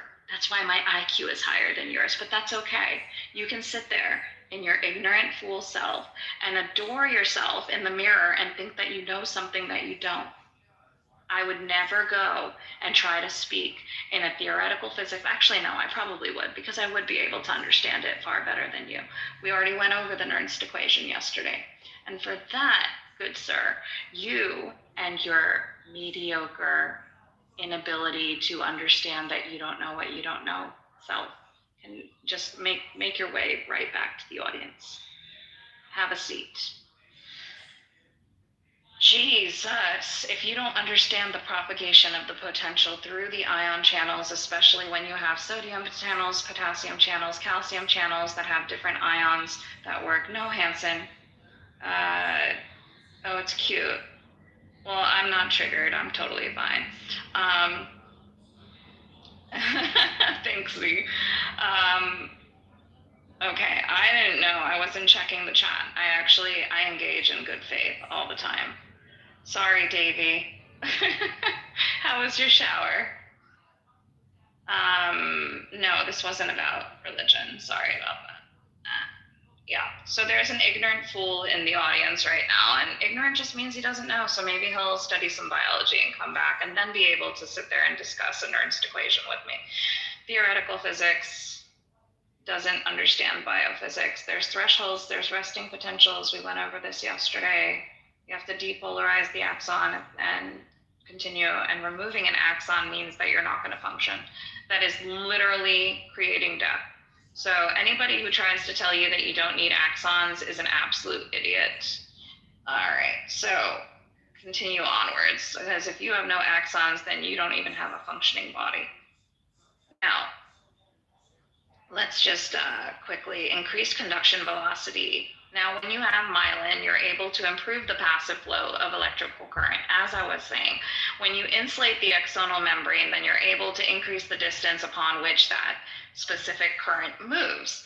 And I was trying to explain this. So you have your oligodendrocytes, which create the lipid bilayer, not the lipid bilayer, the lipid in the myelination of axons. And then you have an electrical insulator, and it allows, again, to speed up the action potential conduction, because you need to be able to depolarize the membrane and then hyperpolarize the membrane afterwards. Now, the nodes of Ranvier, as I was saying, it's generated at one node of Ranvier. It'll elicit a current. Again, we can go to chapter 3 and you can go to page 63 and follow along. So it'll elicit a current to, apologies, I lost my place. By acting as an electrical insulator, myelin greatly speeds up the action potential conduction. For example, whereas unmyelinated axon conduction velocities range from 0.5 to 10 meters per second, myelinated axons can conduct at velocities of up to 150 meters per second. Not sure if a PhD understands the difference in that speed, but just letting you know. The major reason underlying this marked increase in speed is that the time-consuming process of action potential generation occurs only at specific points along the axon called the nodes of Ranvier, where there is a gap in the myelin wrapping. If the entire surface of an axon were insulated, there would be no place for the current to flow out of the axon, and action potentials could not be generated. This is what we talk about when we talk about having ion channels, because the ion channels is how you generate your action potentials. When you have a change in the positive ions and the negative ions on both sides of the lipid membrane. That is what creates your resting membrane potential that needs to be depolarized in order for an electrical current to pass through the cell. And it becomes electrochemical when you have the vesicular transfer. And that's where you have your neurotransmitters that are encased in an exocytosis in a vesicle in order to elicit the same reaction and the same depolarization of the next neuron in the process. If the entire surface of an axon were insulated, there would be no place for the current to flow out of the axon, and action potentials could not be generated. This is what this person was trying to make a statement about. As it happens, an action potential generated at one node of Ranvier elicits current that flows passively within the myelinated segment until the next node is reached. That's basic insulation. This local current flow then generates an action potential in the neighboring segment, and the flow and the cycle is repeated along the length of the axon. Because the current flows across the neuronal membrane only at the nodes, this type of propagation is called saltatory propagation, meaning that the action potential jumps from node to node. Not surprisingly, loss of myelin, as occurs in diseases such as multiple sclerosis, causes a variety of serious neurological problems. This is what happens when people step out of their scope of practice and try to talk about things that they don't know about. You wouldn't go to a neurologist when you're having a problem with a broken bone. You'd go to an orthopedist, right? So this is what we talk about when we talk about scope of practice. So if you go to page 64 in the text, I'm sorry, I don't have the PDF page, you can take a look at what happens with a myelinated axon and the nodes of Ranvier and the oligodendrocytes that create the myelin in order to wrap around the membrane of the axon, the lipid membrane of the axon. You instead have the easiest action potential that goes through with just a few ion channels having to be activated. So saltatory action potential, saltatory is just the term for going from one node of Ranvier to the next. And if we go further, I'm sorry, I had to skip into chapter 3. We're going to go to box D on page 66. Dennis, do you know what the PDF page is? Again, you can go to the top of the page. 86. And 86. So if anyone's following along, we're going to go through box D. I'm going to go over multiple sclerosis at this point. It's characterized as a disease of the central nervous system characterized by a variety of clinical problems arising from multiple regions of demyelination and inflammation along the axonal pathways. Now, only an ignorant person would say to remove the axons, right? Because this is part of the problem. The disorder commonly begins between the ages of 20 and 40, characterized by the abrupt onset of neurological deficits that typically persist for days and weeks and then remit. The clinical course ranges from patients with no persistent neurological loss, some of whom experience only occasional later exacerbations, to others who progressively deteriorate as a result of extensive and relentless central nervous system involvement. The signs and symptoms of MS are determined by the location of the affected regions. Particularly common are monocular blindness. Again, let's break down the word monocular, right? It's one eye. Due to lesions of the optic nerve, motor weakness or paralysis due to the lesions of the corticospinal tracts, which is again another aspect of having back and forth communication within the body. And then abnormal somatic sensations due to the lesions of somatic sensory pathways, often in the posterior columns. Double vision due to the lesions of medial longitudinal fasciculi, and dizziness due to the lesions of vestibular pathways. And again, vestibular pathways are located where? In your ears, right? With your eustachian tubes and tiny little crystals that I've spoken about before. Abnormalities are often apparent in the cerebrospinal fluid, which usually contains an abnormal number of cells associated with inflammation and an increased content of antibodies. A sign of an altered immune response. Again, this is an autoimmune disease that attacks your own axons and the myelin that's on top of it. The diagnosis of MS generally relies on the presence of a neurological problem that remits and then returns at an unrelated site. Confirmation can sometimes be obtained from the magnetic resonance imaging, MRIs, or the functional evidence of lesions in a particular pathway by abnormal evoked potentials. You can continue to read about this if you'd like on your, but it's right here, the paragraph where this is one pathology, right? The concept of MS as a demyelinating disease is deeply embedded in the clinical literature, although precisely how the demyelination translates into the functional deficits is poorly understood. The loss of the myelin sheath surrounding many axons clearly compromises action potential conduction, and the abnormal patterns of nerve conduction that result presumably produce most of the clinical deficits of disease. However, MS may have effects that extend beyond the loss of the myelin sheath. It is clear that some axons are actually destroyed. Wait, here we go. We have to address the fact that axons are actually destroyed probably as a result of the inflammatory processes and the overlying myelin and the loss of trophic support of the axon by the oligodendrocytes. Thus, axon loss also contributes to the functional deficits in MS, especially in the chronic progressive forms of the disease. This is the problem, right? When you act outside of the scope of your practice, imagine stating, like with any type of feasibility, that you should remove the axon for a better saltatory conduction and electrochemical conduction. Like, how dumb. Maybe Like, he was a I don't even, denier or some shit. I don't know. I don't know. That was fucking but weird. That is what we call ignorance. That is literally just not knowing. Now, if he decided to go back and decided to learn about the physiology and anatomy of basic neurons, right? And it wanted to learn about this, that's just all ignorance is. It's a sad statement that he had to go there and start calling me names. But the reality is you have a PhD in something completely different. You don't have a PhD in biophysics. You don't understand the physiology of the neuron. You don't understand the differences in the ions and the action potentials and the depolarization that's necessary in order for this to occur.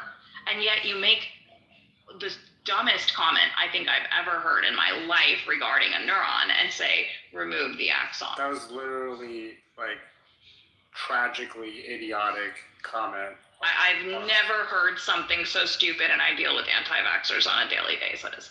Like, I literally have never heard of something so incredibly dumb. He was okay. I was like, what the fuck is going on, bro? Honestly, my hand retired. He's one of our biggest contributors over the years at quantum photonics, but he does it. Yeah, he does this a lot for different rooms. But it sounds like he's trying to invent the wheel. You know, billions of years of evolution, and like Denise said, trying to. It's not a rocket ship. That's what it sounds like. I've never heard something so stupid in my life. And I deal with anti-vaxxers on a daily basis. Sounds like you're talking about Hanson. Jesus. Yeah. I've met Hanson. Hanson is ignorant. It's a blockhead. Hanson's a blockhead. Hanson is incredibly ignorant. I have never in my life ever heard something. A binary thinking, I'm smarter than you no matter what you tell me. I was like, oh, you got a degree from Yale? You better return that money. Did he actually go to Yale? Who knows? Who knows? I don't know. I mean, I'm sure I could find out. I don't care.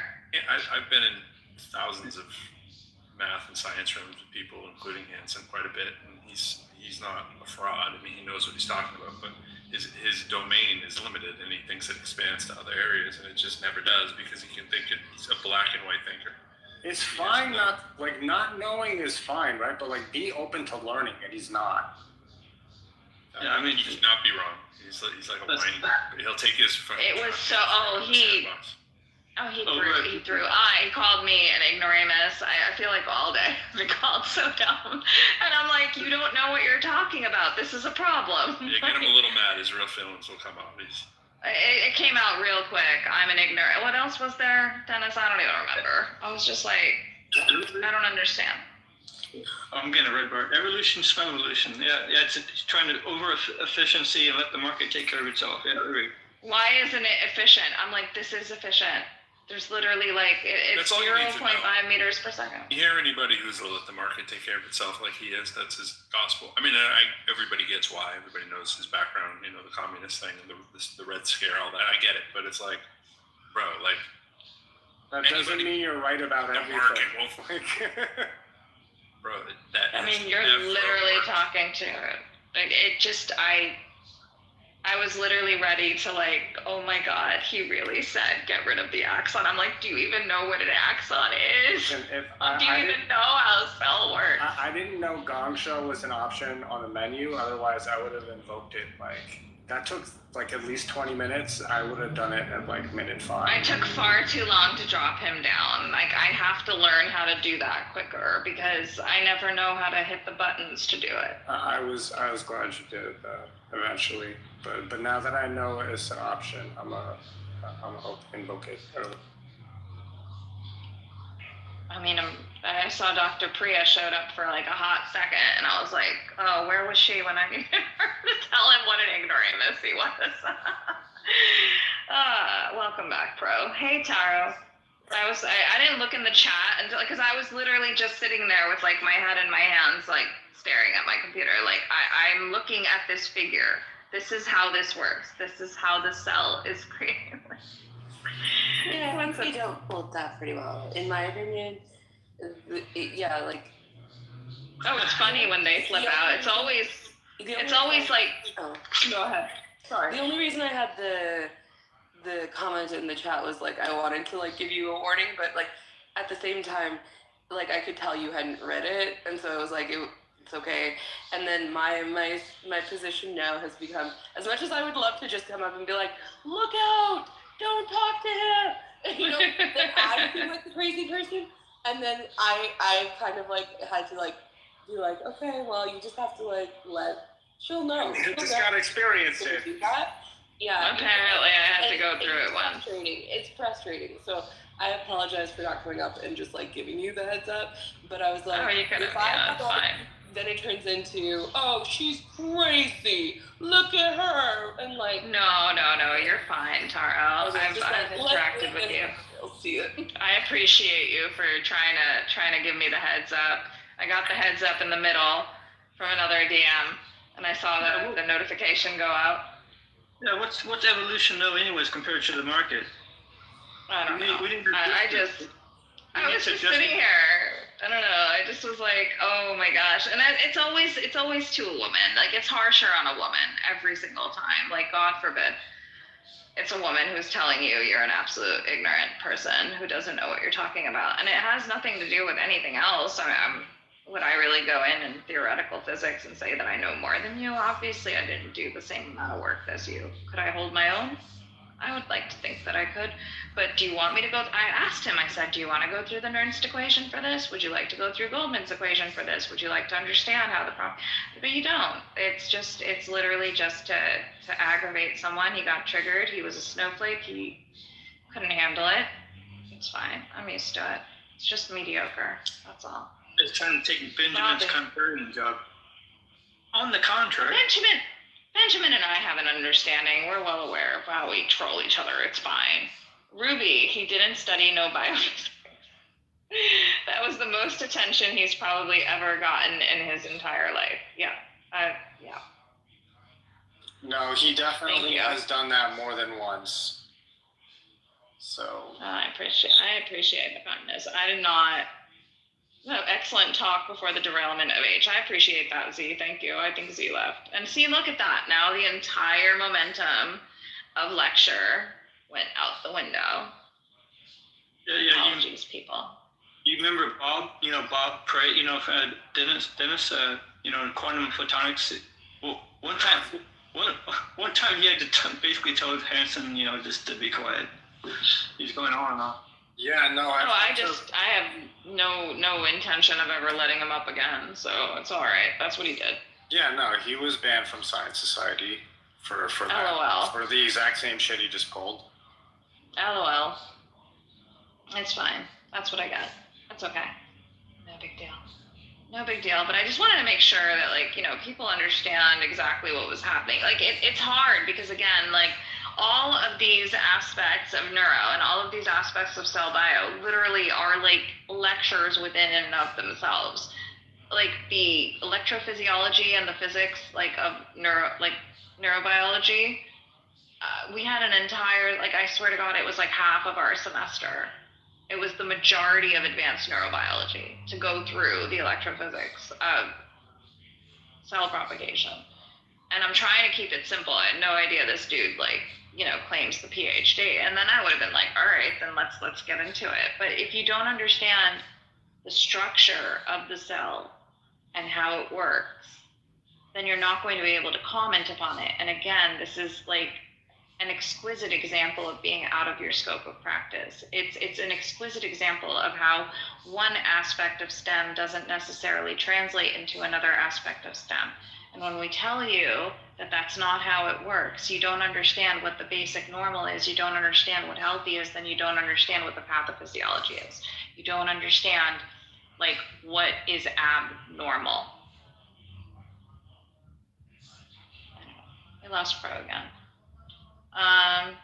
She's basically like, give everyone MS. I'm like, what the fuck is wrong with you? That's exactly what he was saying. What are you saying, man? I've just never heard anything so stupid in my life. And I deal with anti-vaxxers. That's definitely up there and dumbest. I think that's up there. For at least 6 months. I gotta say that's up there. I swear to God, I'm going to be referencing this the next time I give a lecture. I mean, it's really difficult for some people to understand that they can be very educated and still be very ignorant about things. But Sure. Usually people that are in his position are very aware of how ignorant they are about most things, because they know how much it requires to know what they know about their specialty. And so this usually propagates some sort of understanding that this is the reality of knowing things, is that it requires a lot of understanding, and then you can understand that you don't have that particular understanding.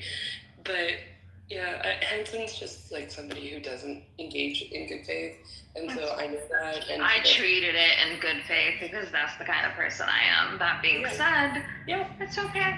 It's all good. It's a lot easier if I had I like my whiteboard. I like being able to draw things. I like being able to point. I was trying to help everyone out. If you guys jumped onto the PDF or whatever, and then I could at least push you towards the figures and how things work. I mean, you did still. You were able to reference the figure, and then it would allow people to kind of follow muscular dystrophy, and you did a full explanation of that. So I think that helps to for anybody who doesn't understand why that was so idiotic, then they now understand why it's idiotic. But they should, I would hope. But that's where it is, right? And we were having this conversation about education earlier today, and that's why if you don't have the basic background, and it's not to say that anyone is less than because they weren't able to learn these things in a previous life or in a previous time. It's just that you need the basics and you need the building blocks in order to understand how the rest of it goes. And I feel terrible because honestly, even this book is not the basics, right? You already need to have a foundational a fundamental understanding of cells and how it works. And I'm hoping that I give some kind of, understanding as we're going through it, and I don't mind, but and it's helpful to me because at least it's getting, I kind of miss lecturing, not gonna lie. But these this idiot. It's just it's clear that you miss lecturing. But I don't mean to state that in a way where I'm saying clearly you're on Clubhouse teaching. Clearly you need to be back in a space where you're teaching. And I hope you get there. I don't know if you're taking some time away from that right now. I just couldn't do it. They did ask me to do another adjunct position, but it's unfortunately the same time as my semester starts. So I can't. I literally I just don't have. It takes a lot. It doesn't take that much, but it will take some out of me, but I mean, I'm just in an accelerated program. I just can't. It's too intense. I just don't have the opportunity to be able even to work a few hours a week. It takes away a lot from the work that I'm doing. So it's fine. Hopefully, like, in a different part of your career, there's like a chance to go back to like that, because it clearly you enjoy it too. So there's that. Oh, thank you. I appreciate that. Yeah, I mean, they asked me to come back after I complete my degree, so I'll definitely go back. Yeah, and if it makes you feel better, there's years of recordings of him, debating the top-notch, Ivy League, UC system, all the top of the entire world. There's vast recordings of that, so don't feel bad. Oh, jeez. There's vast recordings of him wasting everyone's fucking time. I'm so sad. Dennis, I'm so sorry I didn't listen to you and continued onwards. That was a bit. I sorry everybody. I don't know why I'm apologizing. I didn't mean to. I didn't know. That's okay. I know better. We live and we learn. Indeed. He's like, he wants to talk about capacitance. I sometimes so it's funny because these pages in my actual textbook, there are so many highlights, so many notes in the margins and things like that, going on. So I can actually, my memory comes back anytime I see these things. So it's not, my brain works in a certain way, and I can remember all of my notes and my highlights and things like that, even if they're not here. So. All right, now. Anyways, we get it. We get it. It's not that. We get it. It just makes me madder that I was I can't understand how you don't understand, and you claim to understand capacitance and all this. It's all coming back to me, and I'm like, why? No, I was just teasing, but it's also it's fine. We love a little humble flex there, okay?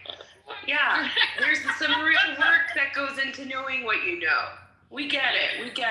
No, I'm just teasing. All good. I appreciate you, Tara. Thank you. Hi, David. Welcome back. My lecture got derailed.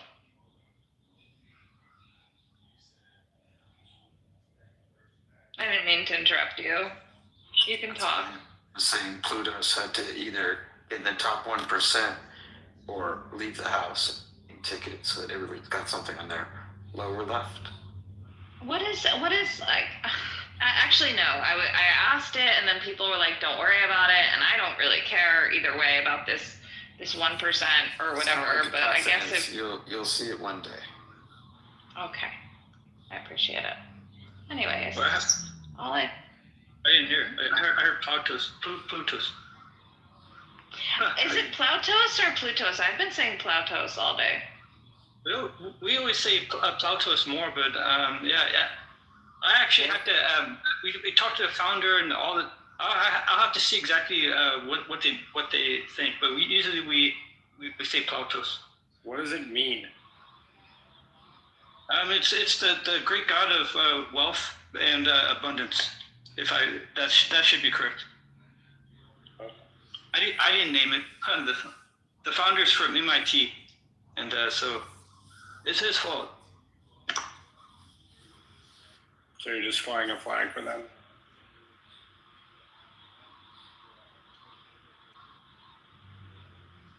Yeah. Just quantum photonics. That's how it happened.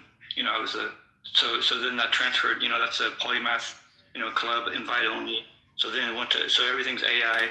So then Cecile joined Plautos, and then so I naturally, they invited me. So it was just a natural progression.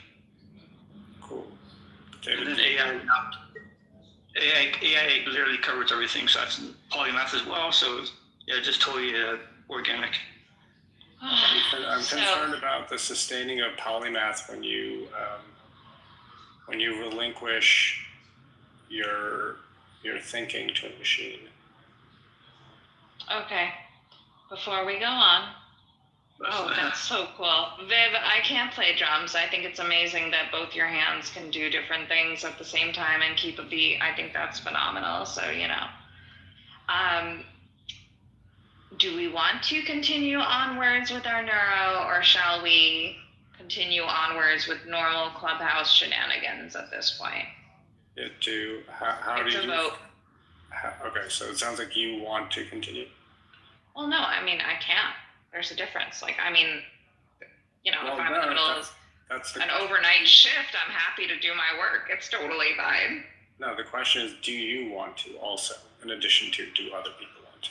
No, I'm letting it up to a vote, whatever people vote. Okay. And on page 41, I don't know what it is on the PDF. I've been talking about this giant squid axon, okay? I started to talk about that last night. That is a picture of the giant squid axon. So in case you are curious about it, you can look over that. We can always do another lecture tomorrow. I could like make a room or something. Benjamin is working on his own project. That is why I was able to have a lecture. Benjamin's been begging me to do like a specific lecture. And the poor man is in the middle of his own project that he's been pushing off. Is it in this text? His request? I think he wanted to go over stem cells.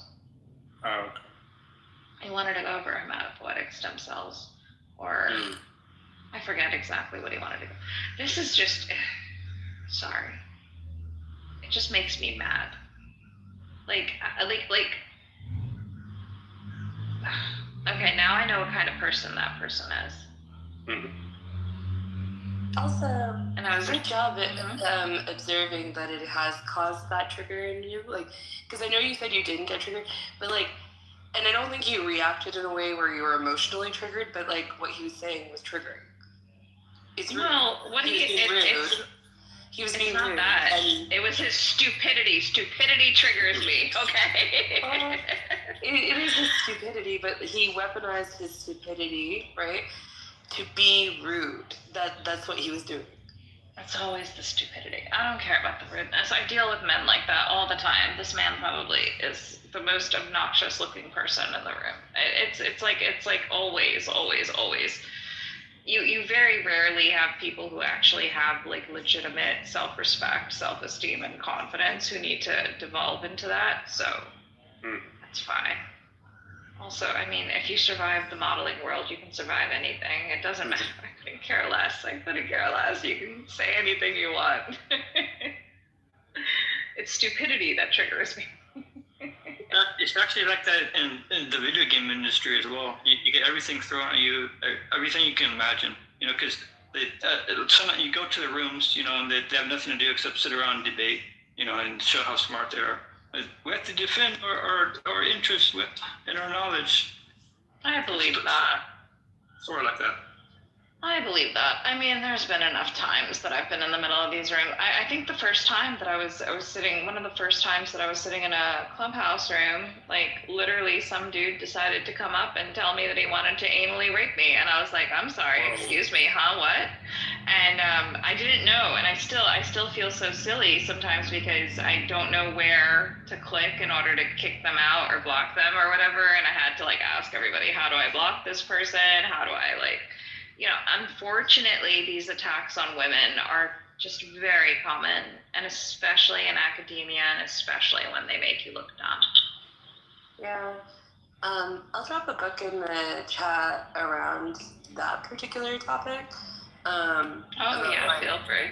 Yeah, you might enjoy it, actually, because there's several writers in there that I think will be very relatable.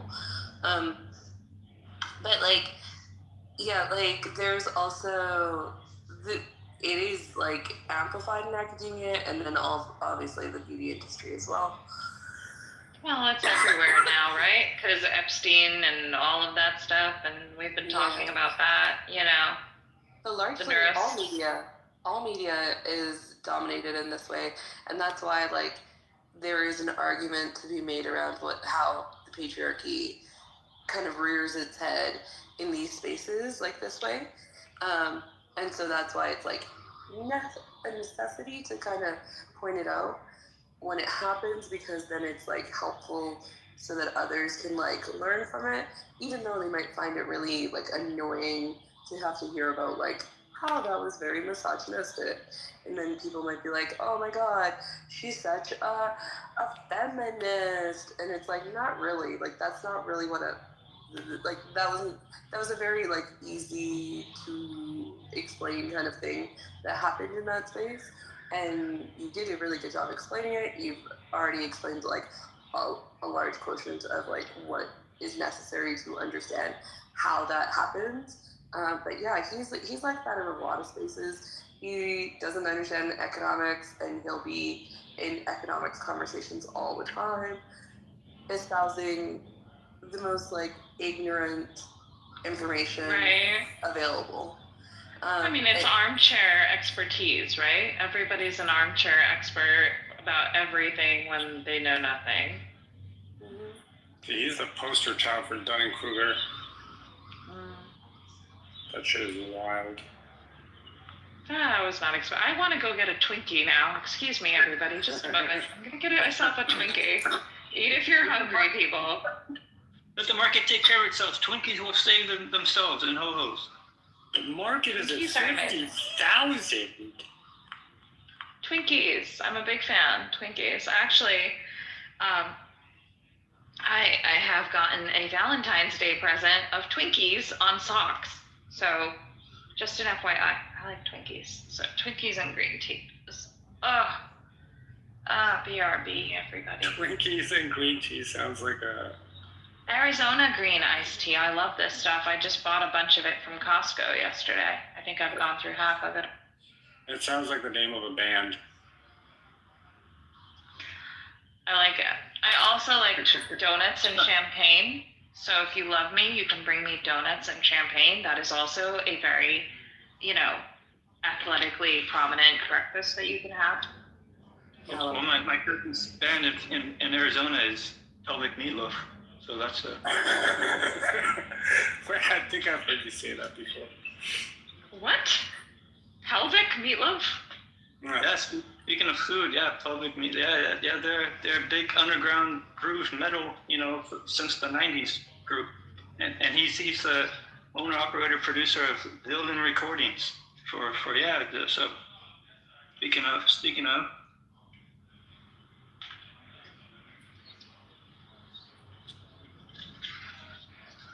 Too much.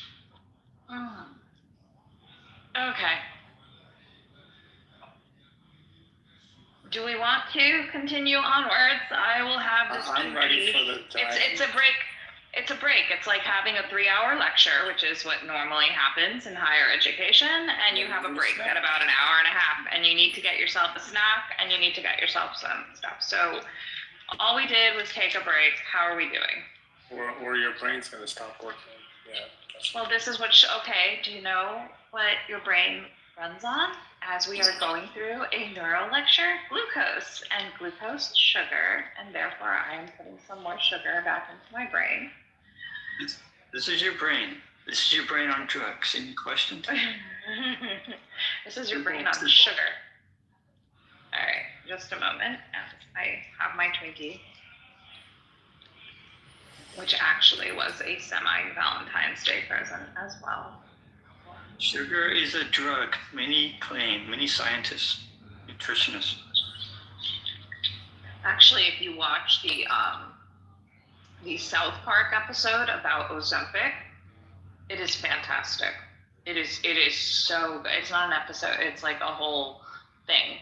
It is very well done. It touches upon absolutely every single aspect, like the moral aspect and the just losing weight aspect and the keeping up with the Joneses and the, societal like beauty standards and the sugar and the nutrition. And it's so good. And the fact that it was so expensive, I mean, it's still expensive, but it was so expensive that poor people have, like, they had this quote that was like all over for a while, like Lizzo is poor people's body positivity, like kind of thing, and rich people get Ozempic. But that's like a reality with the disparity in medications and the offerings and the availability, right? Like, you can't just like will your way out of certain things, as we were discussing earlier, right? So So you must replace it with gap. Something must be replaced. Replace the whatever is missing from your life. Emotional, physical. Well, no, I'm just going. We're doing the Friday night thing.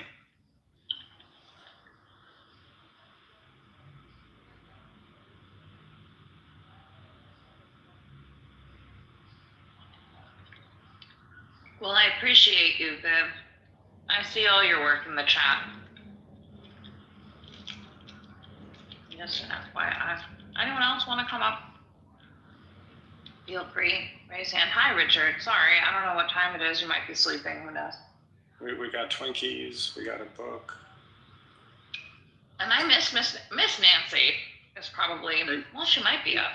I have to shout out Miss Nancy. Beautiful PDF. It's huge. What? A huge, beautiful PDF. It explains everything. No, you found too.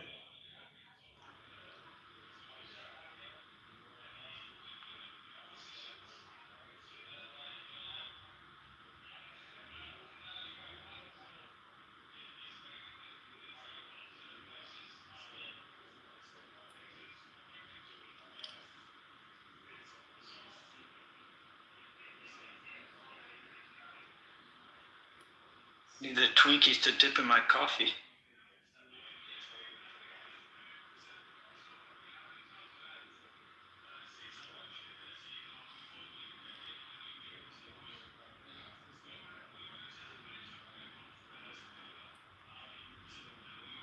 I may or may not have purchased like 100 Twinkies last semester. I may or may not. You know, I crave Twinkies about once a week. And then that craving kind of went up and down, and then I realized that I had 100 Twinkies in my house, and that was probably pretty bad. How many? That's what makes you like twink. How many like come in a box or whatever? They have 10 Twinkies in a box. I ordered 10 of them, and I got one as a gift. They are my Valentine's Day Twinkies for sure. And unfortunately, this green iced tea has 35 freaking grams of carbs. 34 of them are sugar. So this is a really bad thing for me to be drinking. But anyways, okay. So I'm revived. Welcome back, Pro. Hey, Pro. I just want to tell you that I almost didn't take my kids tonight so that I could hear you grill JB. Oh man, that would have been child abuse, but I thought he might talk him. Yeah, man. Or Jabaco. I heard word about this JB character, Pro. Oh, you don't even know him? Yeah.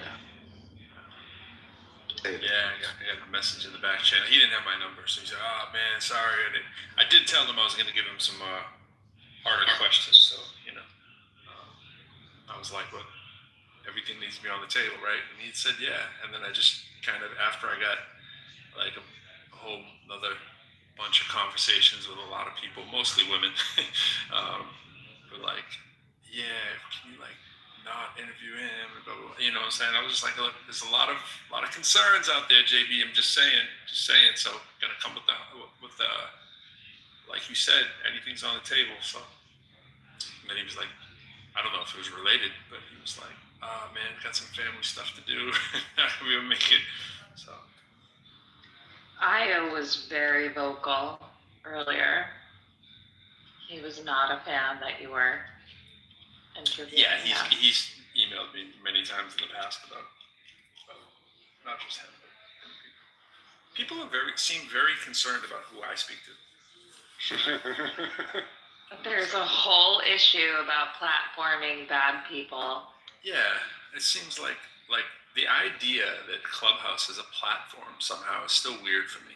It is. It's not like It's not like it's a program.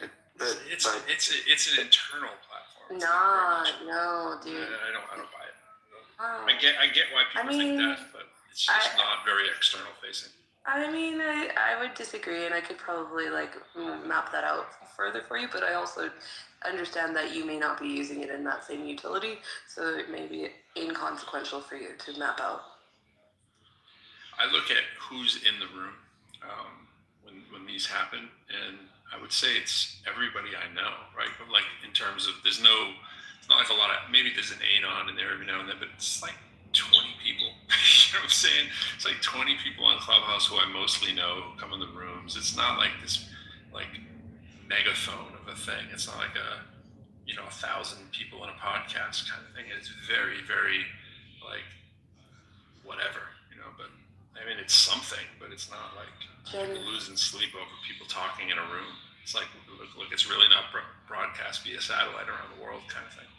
But I think a part of it is that people genuinely respect you here and they appreciate you and they don't want to believe that you would want to associate yourself or contribute to someone who may be morally, on the stage with Benjamin, indefensible. Benjamin has his redeeming qualities when he plays his guitar. And we don't think that that's true necessarily about everybody. We don't think that there's. I know. You can take that. This is the thing that draws my ire, right? So like, I said most of you guys know and have heard me beat the trumpet that for my career, right? For 9 years, 7 of those years, I've chaired hearings at my university, right? Like I am the voice of reason, or at least I'm put in that position to listen to the grievances of students versus their faculty, and I deliver the verdict to the dean, who writes up her final verdict, which is 98% of the time exactly what I say, right? So ultimately, I'm hearing a story, which is just like if you were to email me and tell me, so I don't mean you Aisha, but anybody, if they were to tell me a story about something that has happened, it is almost never as the way that they say it's happened. Never. There's never been a case where I've read a student or a faculty presentation of the facts, and those have been the facts. Right? It's just like if someone says, it's just like, and it's a learning thing, right? And I'm not saying that, I'm not casting judgment on whether or not the person's bad or not. I'm doing the interview to determine whether or not the person's bad. You know what I'm saying? So it's like if someone said right now, Pro just came in and busted the door down, and then another person's looking at that same thing, and someone goes, Pro just saved this kid from a fire. Those could be the same things. And from somebody else's point of view, it's completely different. And I did one yesterday, right? And you look at it on paper, and the faculty come in who are part of the committee, because I put the committee together too, my 5-person team. They see what's going on. They go, God, this is going to be a wrap. Like, this is slam dunk. No, bro, it's almost never a slam dunk, So because someone hears this person has this past, or this person said this to this person over here, or because you trust the source, even though you didn't hear the person say it, it's not the same as, everybody having the exact same story and everybody witnessing the same thing. And there's this high school vibe of like, oh my God, can you believe blah, blah, blah on this app? And that's not a good way, I don't think, for society to function. I think if you're gonna run a room and there's an interesting character in it and people are losing their shit over it, get the fuck out of the room. If you can't deal with it, don't come in the room, right? But I'm going to find out. And because if that person's coming in my room, I'm going to find out if Hermes is a fucking pedophile, and I'm not going to find it out from what you tell me. I'm going to consider it, what you tell me, because it's a piece of evidence, but it's not the final story. So it's not like, oh my God, Pro's platforming a fucking pedophile. No, you don't fucking know. You heard it from somebody else, right? And you're not man enough or woman enough to say some shit when the person comes in the room, but I am. Right? And so it's like, I'm the one who's going to go, wait, hold the fuck on. What's going on? Like, speak the fuck up when the person comes in if you got something to say, instead of sitting there on your hands and being like, oh my God, can you believe the person came in? That's what happens on Clubhouse, and it's frustrating as fuck. That's what happened in real life, too. I don't know. I thought you were. I would also put out there though, kudos. I'll be quick. That every time like I pointed out to people that like there's a problematic person here, and I can like map that out for you, people think that I'm the crazy person. So that's why I know now to just take a back seat and let the person find out for themselves. I'll try here and there because if I have a personal, like, if I feel that I have a personal relationship with somebody that I've like extended more time with, where I've like listened to them for a long period of time, where I respect them for their work, and I feel like there's a mutual kind of like space that exists, then I will go ahead and like say something to them. But I generally speaking I don't always make those like those what are they called, the Decisions? like interferences, like interferences, because it's not like then other people feel like you're coming into their sphere and like you're taking away their access to things, and so you have to allow people to have enough space for it. But yeah, like I don't know, like on this app, the way Lex Friedman was with me and stuff, I just know that I have to be really like aware of how much I let people be in my space, because nobody else will look out for me. And like that man can come up with as many accounts as he wants to like follow me or like do this and that, and it can be very creepy, right? Like it can be creepy, it can be very emotionally draining, and you have to like move away from it yourself. Whereas like other men might find him really attractive because he does have a podcast with 1 million people who listen to it, and therefore he's so great. But like meanwhile, like, he's on here and he can't make fucking 2 sentences like click together for himself. We end up having to be in these conversations where he's like punching down on all, like, you know, like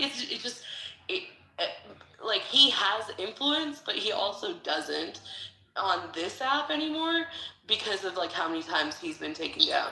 Do you know what I mean? So like he doesn't come on here with his name anymore, but he does have like his own accounts. And I know like I've had to block out like people that are just trying to get me into a space where he can like irritate me again, like because that's how his influence works, is other people. Hello, I am new to the app. Are you talking about religion in here? No, not yet. Just joined the app today. No, not yet, Honey Badger. Sorry. Okay, I'm trying to find friendly people to talk about my religion. Okay. Have you ever considered that just like speaking over somebody might be rude? Yeah, I did that on purpose to sound like one of those people that just comes into rooms and just does that. Yeah. Okay. How refreshing. Mission accomplished. Yeah. Yeah. So you guys Go ahead, Taro. So no religion today? It's fine. I'm good. We're not back to religion yet. Yeah, we're not back to religion yet. No. Or not. That's fine. Yeah. It's there. And Benjamin's doing a project. So. But yeah, no, I mean. Go ahead. I was going to say, Pro, I thought you might have been sort of trying to expose and educate people, but I was pretty surprised to hear about education that the faculty is wrong. You know, a lot of the times, like the police and the courts don't allow witness testimony usually isn't that valid, and so. But I was wondering, how many times? I mean, can you divulge? Is it 50-50? No, it's never 50-50. It's faculty are usually the ones that are wrong. Oh my God! But they're preventable things. Like yesterday, I had a discussion with the dean after, and I was just like, "Look, we had to side with the faculty on this particular, the one that we had yesterday, and I'm trying to think what I can say and what I can't say, but it was irritating because it didn't need to happen. So the student ultimately failed, and the student appealed, and they weren't even appealing for an A. They were happy with a C. And the students' average at the time of the, let's just say, the not being able to complete the rest of the assignments or whatever, was like an 83, right? And there's a very, very, very good reason, which the faculty was aware of, the advocates for the student were aware of, everybody knew the reason that was on the table. And there was extra time that was permitted due to the situation that happened. And the student wasn't able to quite get it all done, and there was a communication gap. The faculty basically did everything they were supposed to do, they just didn't do anything extra. And everyone knew that this was a situation that would have demanded extra. Any reasonable person in this situation would have both provided the extra time and probably preemptively done a little bit more, I think. And so the faculty didn't bend over to do anything. They said, just the facts, ma'am. Basically, it was like, this is what I'm going to do. This is it. There were no extra considerations, right? And the faculty doesn't have to do anything else. But the deal is, you can't be in meetings at a university where we're trying to say, what can we do to remove potholes for students, and then not remove one that was very, very simple, that was not the student's fault. It wasn't the faculty's fault, but it was technically by the book, the faculty's not at fault. But the faculty also has a grading scheme that's out of 271 points. Like, are you fucking trying to fuck up with the student? Like, you make your grade out of 271 points, and the student has to figure out what each, like, there's like a million assignments, right? 5 points, 7 points, 2 points, 1, 8, 62, 74. It's like, what are you doing? Like, that's not pedagogically a sound thing to do, right? Is to do it. But that's a whole nother issue because they can't, right? They're in charge of their stuff. It was in the syllabus. It wasn't like the faculty did anything particularly wrong in this case. They just didn't try to do anything extra because they said, that's not my job, right? And in a very, very big situation that if it would have happened to you, you'd have wished somebody would have looked out for you. So that is kind of like the closest thing to a 50-50, but that was just that one case. And I can't say the faculty was wrong on that, but most of the time it's a faculty miscommunication. Your syllabus is essentially your legal document. If it's not in the syllabus, it doesn't count. That's basically the golden rule of higher ed, right? And you can say and do anything you want. You can jump up and down, stand on your head. But if you didn't document it and you didn't edit your syllabus or you didn't put it in your syllabus, it's like it never happened. And the amount of times that a faculty just kind of said something, staggering, right? Or that they do something that isn't a rule, right? They just make some shit up. And it's just like, no, you can't do that. You can't just say, I did X, Y, and Z, and it goes against what the university's posted grading policy is, right? You can't just say, well, that's nice, but I'm going to do this shit over here. It's like, no, you have to abide by a couple things. There's wiggle room within that, right? But if like if the minimum grade for a C is a 70, you can't say, well, they got a 76 in my class, 76 is more like a 62. No, too fucking bad. Make your grading scheme work according to the university. That shit happens all the time. It happens less because I'm also the faculty development director, so I can turn around when I'm doing faculty development and say, you know what we can't do? We can't be having some bullshit grading schemes. Like, if you want a 72 to be a fucking, A or whatever, make it a fucking 90, right? Like, that's incumbent on you, not the student, to read between the lines and figure out your process, and it's that kind of shit. Yeah, I mean, just change the grading mechanism that you use, or the way that you weigh that you're. Some things just seriously. That's sort of like the video game industry. They instead of you get the high score of 100,000, now it's 100 million. It's unnecessary adage just to make it sound more grandiose. Yeah, I mean, rules are rules.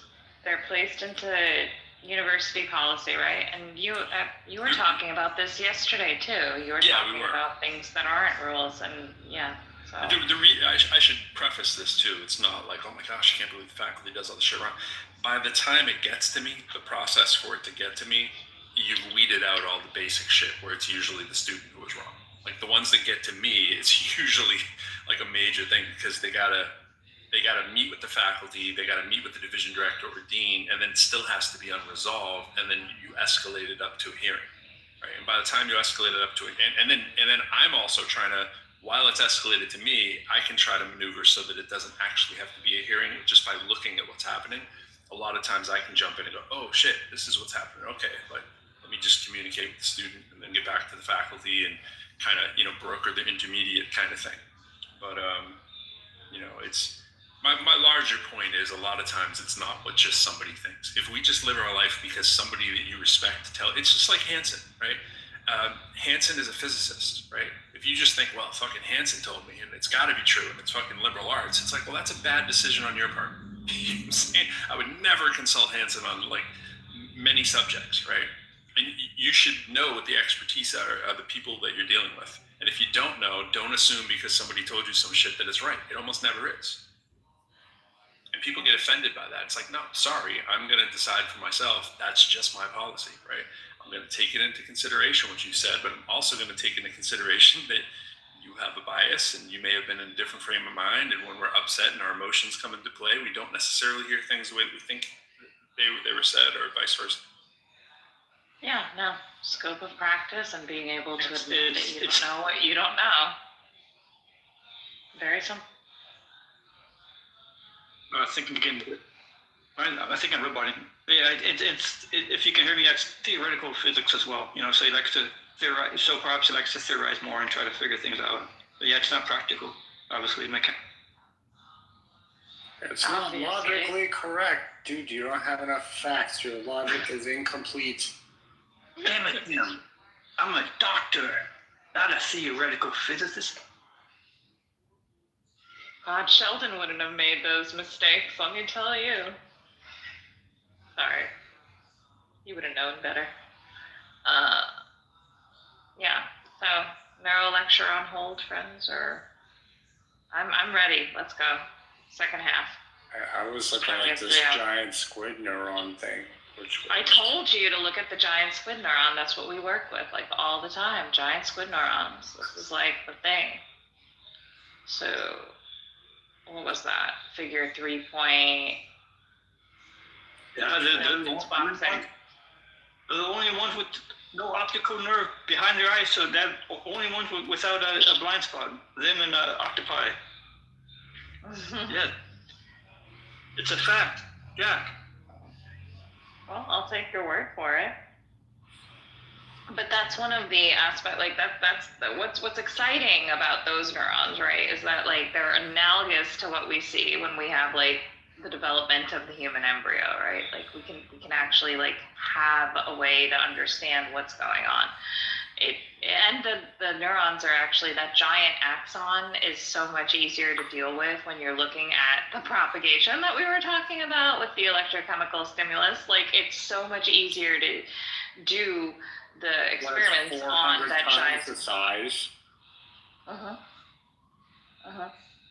So we do things like patch clamping in neuro world, right? So that's to actually clamp a set of ion channels in order to figure out what not only the resting membrane potential is, but what happens when you try to depolarize the cell properly, and whether or not there's an action potential that occurs, as I was saying before we got so rudely interrupted.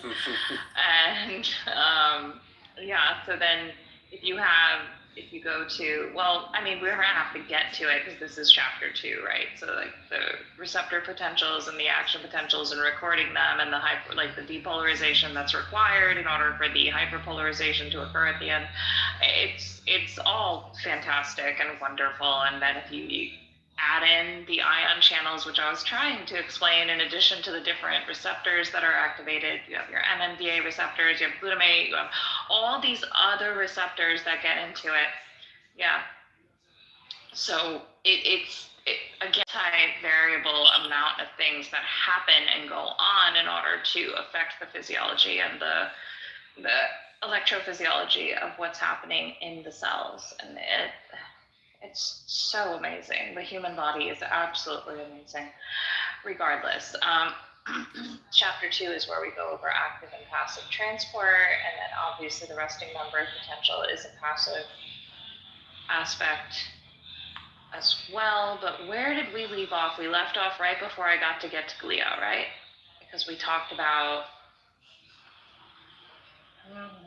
Okay, so yeah, we were literally on our way to go through like motor reflexes and specific reflex arcs, which would have brought us to receptor potentials and synaptic potentials. So. But then like around like 885 or something on the PDF? I didn't hear, I was in the matrix. No, you're fine. I didn't say where we were. Let me see. I gotta find. We were looking at figure 1A and whatnot. No, we went over figure 1A, didn't we? We finished figure 1A. Yeah, but Oh, that's when we got. we were around 1A when we got derailed. Yeah, so we were at 1A, and then I was talking about the node of Ranvier, and we were on 1,3G with the myelinated axon and the node of Ranvier. So everyone learned a little bit more about the node of Ranvier and how that works and why that happens to propagate the electrical potential across the cell. So 1,4, figure 1,4, you guys can just go over that on your own if you'd like. Any questions about that, you can go through it. So we are back on track. Sorry, I know it's not about religions and cultism right now, Honey Badger. I apologize. But someone did try to ask whether or not your thoughts can change your DNA, and that was a good question, because I was talking about nature versus nurture and the fact that epigenetics exists. So, okay, where were we? We're on page 7 actually, because 2 pages worth of. We were talking about the arborization of dendrites. So remember how we were talking about how dendrites can look like trees and there are so many branches, and that's where you're getting intake. So let's see. So we have the elaborate. So the last sentence we're going to go from page 4 all the way to page 7. So what's the PDF versions of that, Dennis? Page 4. Yeah. It would be 27. Hold on. Yeah, sorry, it doesn't show me the PDF thing. Yeah, my computer.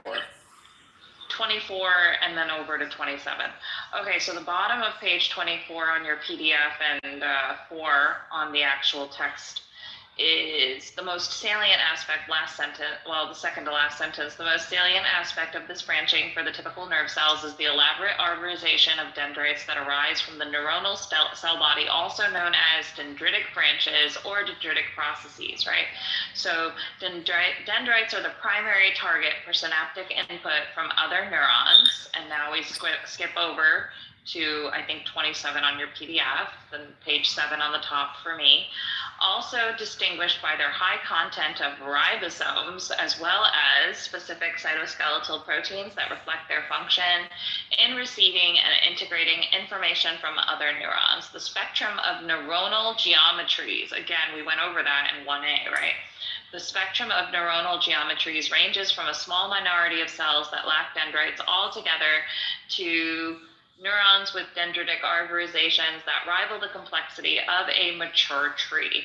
The number of inputs that a particular neuron receives depends on the complexity of its dendritic arbor. This makes sense, right? Like you have more branches, then you have more complexity in a neuron, which means that there's more information that the neuron is taking in.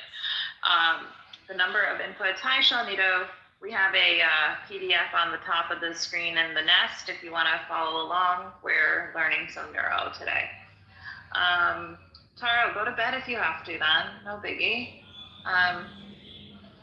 Okay, so the number of inputs, I already said that. Nerve cells that lack dendrites are innervated by, thus receive electrical signals from, of course, if that man wanted to continue onwards in the conversation, in the lecture, that just one or a few other nerve cells, whereas those with increasingly elaborate dendrites are innervated by a commensurately larger number of other neurons. So this is also what I was trying to say. When you have these electrical conductions and these depolarizations that contribute to an action potential in a neuron, we also have different nerves that are integrating and innervating on the axon, on the axonal body, right? So there are many inputs that are happening, and this is the problem with not understanding the physiology, the basic physiology and anatomy within not only just a neuron, but like basic anatomy, right? So welcome back, Les. I'm going to try to bring you up again. I hope it works. Yeah, I totally sent you an invite. Hopefully it works. If it doesn't, hopefully the next time we hang, you can come up and keep your questions or whatever. I don't know. It bums me out that it's not working.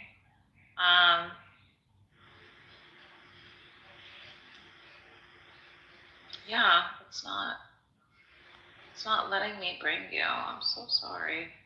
Okay, we're back to the page. Oh, there you are. Hello. Welcome. You made it up. It worked.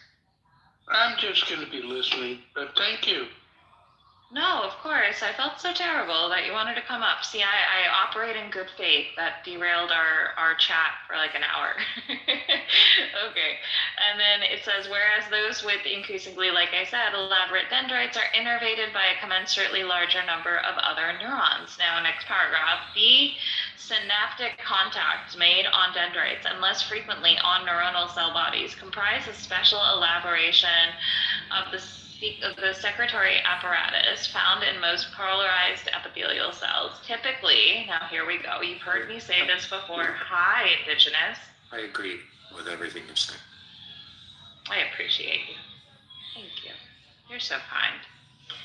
I agree with his agreement. Lead and we will follow.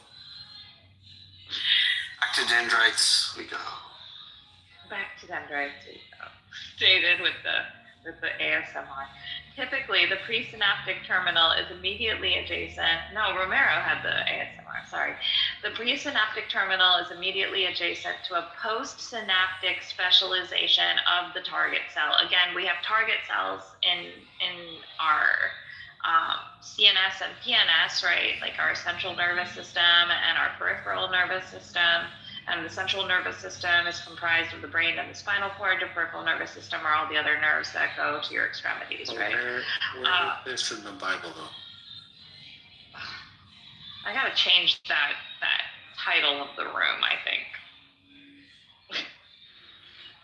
I'm gonna make it neuroscience. Neuroscience, not a cult. I don't think Jesus. Not a religious cult. I don't think Jesus ever uttered the word presynaptic or target neurons. I don't think he did either. He did not talk about dendritic trees. He talked about infected trees. There we go. Neuroscience is not a religious cult. There we go. Okay. So for the majority of synapses, there is no physical continuity between these pre and post-synaptic elements. And this is incredibly important when we talk about electrochemical signaling. It's because we have vesicles. We have these little, you can think of them as like little dough balls, and they're carrying inside of them neurotransmitters like serotonin or dopamine or other ligands that are receptor activated. Acetylcholine, yes, you got it. Norepinephrine. Epinephrine, yes. Anything else? What do we know? GABA. There are GABA receptors on neurons. Is GABA inhibitory or excitatory? Inhibitory. Indigenous is just like star pupil life right here. Okay, so where are we? So this is really important. There's no physical continuity. Again, we talked about the synaptic cleft, we talked about the synapses, right? And when your synapses fire, that's what it means, that it's ejecting a vesicle that has a neurotransmitter in it and propagating the excitatory action potential from one neuron to the next over a space. Okay, the synaptic cleft, however, is not simply a space to be traversed. Wait, nope, I skipped the sentence, I apologize. The molecules must traverse an interval of extracellular space, again, extracellular outside of the cell, intracellular within the cell, between pre and postsynaptic elements called the synaptic cleft. The synaptic cleft, however, is not simply a space to be traversed. Rather, it is the site of extracellular proteins that influence the diffusion, binding, and degradation of molecules secreted by the presynaptic terminal.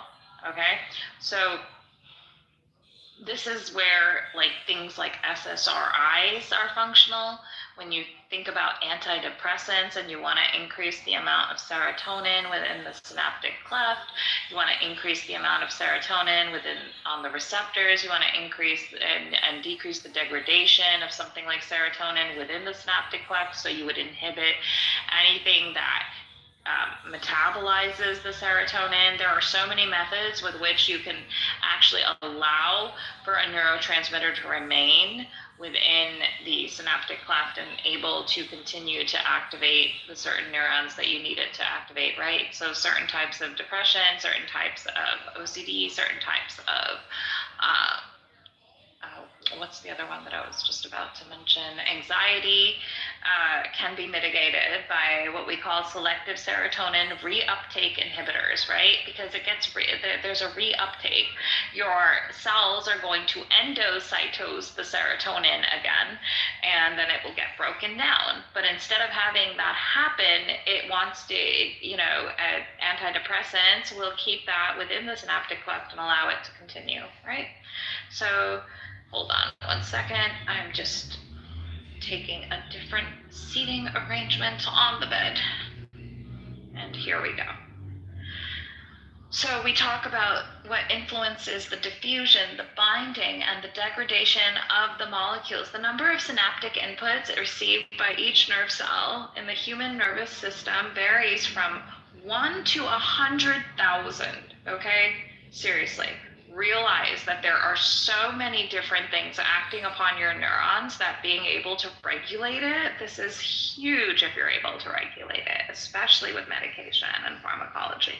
This range reflects a fundamental purpose of nerve cells, namely to integrate information from other neurons. The number of synaptic contacts from different presynaptic neurons and onto any particular cell is therefore an especially important determinant of neuronal function. The information conveyed by synapses on the neuronal dendrites is integrated and read out, quote unquote, at the origin of the axon, the portion of the nerve cells specialized for signal conduction to the next site of synaptic interaction.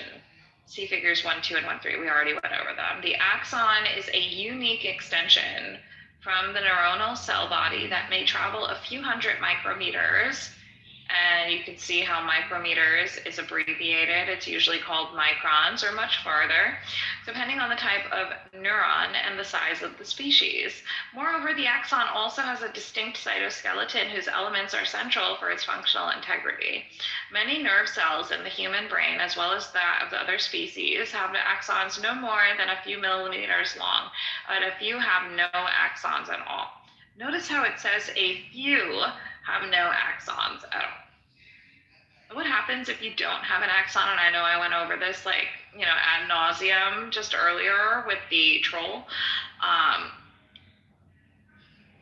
You just don't have propagation among the axon to the axon hillock. Relatively short axons are a feature of local circuit neurons or interneurons throughout the brain. The axons of projection neurons, however, extend to distant targets. For example, and this is where it's really important that we talk about, things like MS where the myelin sheath is degraded. The electrical event that carries signals over such distances is called the action potential, which is a self-regenerating wave of electrical activity that propagates from its point of initiation at the cell body, called the axon hillock, to the terminus of the axon where the synaptic contacts are made. The axon hillock, you've heard me say it a couple of times. So that's where the axon connects to the cell body, otherwise known as the soma. And to the terminus of the axon, the target cells of the neurons include other nerve cells in the brain, spinal cord, and autonomic ganglia, and the cells of the muscles and glands throughout the body. The chemical and electrical process by which the information encoded by action potentials is passed on. Again, it's a chemical and electrical process. It's passed on at synaptic contacts to the next cell in a pathway called synaptic transmission. Presynaptic terminals, also called synaptic endings, axon terminals, or terminal boutons, again, it's French, bouton. And the postsynaptic specializations are typically chemical synapses, the most abundant type of synapse in the nervous system. Another type, the electrical synapse, is far more rare, and the secretory organelles in the presynaptic terminal of the chemical synapses are synaptic vesicles. So it's a secretory organelle. Again, an organelle is a tiny little organ, and they are generally spherical structures. It's so funny. I use my hands to try to explain it to you guys, not like you can see me, right? Like I'm creating little spheres and trying to point, and yeah. Anyways.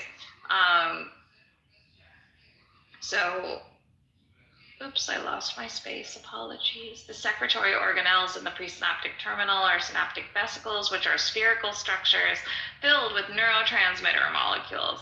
The positioning of synaptic vesicles at the presynaptic membrane and their fusion to initiate neurotransmitter release is regulated by a number of proteins either within or associated with the vesicle. The neurotransmitters released from synaptic vesicles modify the electrical properties of the target by binding to neurotransmitter receptors, which are localized primarily at the postsynaptic specialization. Reread over that again. It makes sense. I know it's overwhelming right now, but definitely it's from presynaptic to postsynaptic. There's a whole series. Go ahead. Oh, what page Kevin. do you know? Or around where you may be? 28 on the PDF, 8 on the regular, page 8 in the book. Are you there? Okay. I'm trying to get there. I'm I sorry. finally transferred to my to my laptop. 28. Okay, good. Yeah. My laptop isn't showing the 28, it just shows the 8.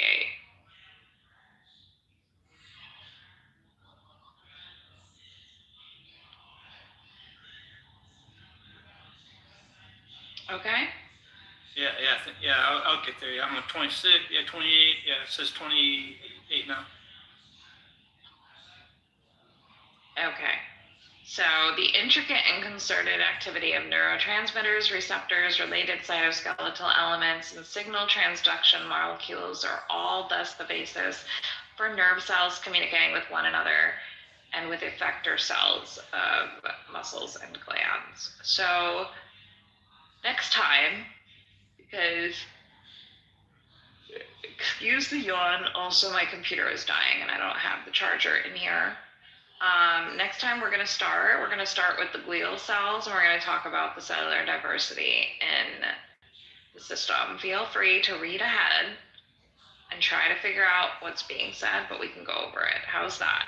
And then we're going to go over coronal planes and sagittal planes and horizontal planes, and you're going to be able to understand your MRIs better. Sounds a Oh, lot we're good going to to go me. over some neuroanatomy. And the neuroanatomy is rough. I've learned It's so a rough much. thing. Thank you. Oh, you're welcome. I'm so happy that you're learning stuff. Les, did you enjoy it? I hope.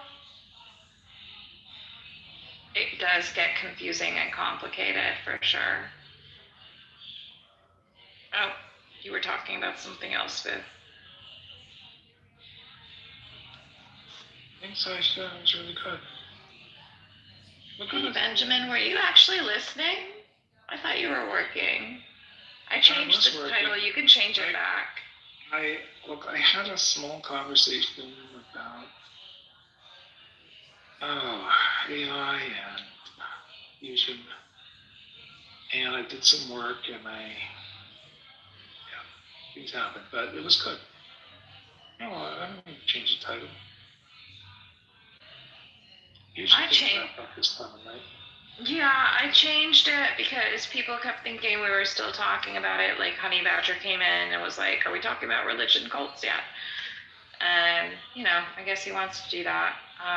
My real life conversation was about Bremsstrahlung radiation. Well, that sounds interesting. But You know I what it has? It has ions in it. ooh, Those little guys show up physicists all do over not the understand. They do. They do. place. Just barely.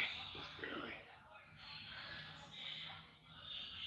Anyways, That was great. Thank you for reading the discussion. yeah, for sure. I mean, I don't mind. We'll go through the next part next time. Oh, oh yeah. No, I would love to come talk to the scouts. It's so important. Sport is so important. I appreciate it. How are you doing, Richard? I'm happy you enjoyed it. I mean, I really appreciate that. What is it? Dennis found the textbook. I mean, this was my basic neuro book, right? And I know it's anything but basic for anyone who may not have like a background in biology at all. It's probably super overwhelming. Maybe we'll have to do a cell bio class too. We can do that. I'll have to find that text. I mean, my basic cell bio book was really, it was, I probably sold it back to to the bookstore. I didn't keep all my books. If it was simplistic, I kind of gave it back. If it was liberal arts, I definitely gave it back, with the exception of like the stuff I liked reading. I stopped giving it back because they were paying out like a tenth of the purchase price, and I'm like, you know what? Two things. Number one, fuck you for being cheap. I'm keeping it just in spite. And two, like, I've just added to my library.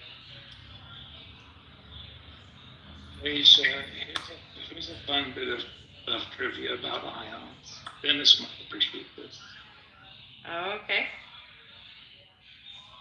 So we have cat ions, but we don't have dog ions. I love it, Benjamin. That was great. That was great. That was exactly what we needed to close out class. Yes. And but here's the bit of trivia. Would you ever guess that the cat ion is just an accidental? What's the word for things that sound the same? Antonym? No. What is it? They sound the same. They don't mean the same. phone. Homophone. Homophone. Yeah. There you go. So you would think that cation is just like a partial homophone, and the cats have nothing to do with cations, right? But here's the trivia. Cations are named cations because of cat. Isn't that crazy? Well, because, cats are positive in people's lives. So cations are positive ions, and anions are like onions, and onions are gross and negative because they make you cry. It's not a way of remembering. It has nothing to do with how cats feel. But that's the whole point. But it has something to do with cats. Wait, is there really something to do? There are. How is a cat ion connected to a cat?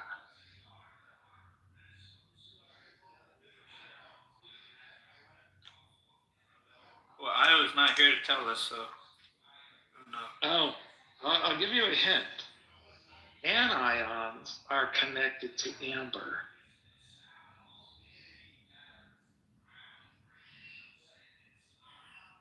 No clues? Okay. I have no clue. This is new to me. Back in the whatever century it was that they were playing around with these things and established this nomenclature, and noticed that there was one group and there was a second group, and that sort of like the behaviors of charged particles were either thing A or thing B. There was no thing 3.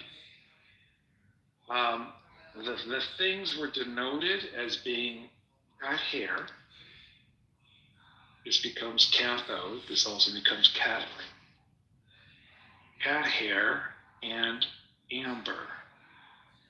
But when you rub cat hair on amber, you have a very strong signal of wiping off the electrons and creating 2 charged objects. The amber is charged and the cat hair is charged, and they attract. Things that behave like cat hair are called cathodes, and things that behave like amber are called anodes. And you can swap anodes with each other and still get the same effect, right? And you can swap the cathodes with each other and still get the same effect. All things that behave like cat hair are called cathodes in this relationship, including cat ions. Huh. Isn't that funny? Yeah, I know what an anode and cathode is. I've just never known that that might have been the background for it. You could have made all that up and I'd be like, Cat hair and amber. All right. I like it, but again, that's how I remember. But I mean, when I was talking about cations and anions, that's how I learned it and remembered it from when I learned chemistry, like basic chemistry. So they have this. Cats are positive. I just made like a cute little cat picture. It's a cation cat picture. Put a little plus sign in it. Cats are positive. And then anions are like onions, and onions are negative because they make you cry. It doesn't matter what you use, whatever mnemonic or method you use to memorize things. Yes, it's easier. And what are the other things? The other one, it's an anion, which is a negative ion, and I think of onions. What's the picture of onion? Okay. Because O-N-I-O-N, all you're doing is like switching one letter, right? So you're switching the A for the O, and you get an onion. So an anion is like an onion, and it's a negative thing because it makes you cry. So you know it's a negative ion. Well, it's backwards with the cathode and anode, obviously, because the cathode has to attract in the wrong direction for all of eternity, electronics. Dennis just asked about that in Let's Walk Together this morning, right? About a memory house. You know, what's a memory house? That's how you remember things. You connect things. Oh. It's better if you can remember things because you understand how they work rather than just having some imaginary picture in your head, but okay. This isn't something you can remember that way, so it's no problem. But it is really fun trivia that your picture in your head was actually more accurate than you thought. Isn't that hilarious?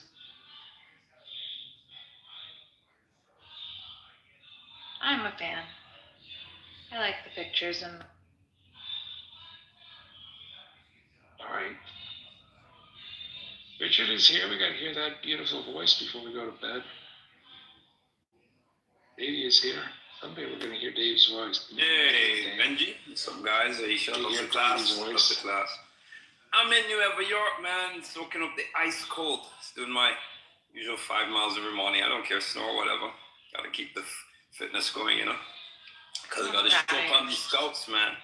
You know, I lead by example every time, so I got to be better than that. I was going to go for a nice walk outside in the park near me, and all the snow was melting, so I figured I was just gonna ruin all my sneakers trying to get in. I'm pretty sure nothing was, cleared away from the snowstorm, and I was like, oh, that's a bummer, because it was actually a really nice day outside today. Really nice. Yes, sunny. Yes. Well, you Jamaicans, you have a different world down there.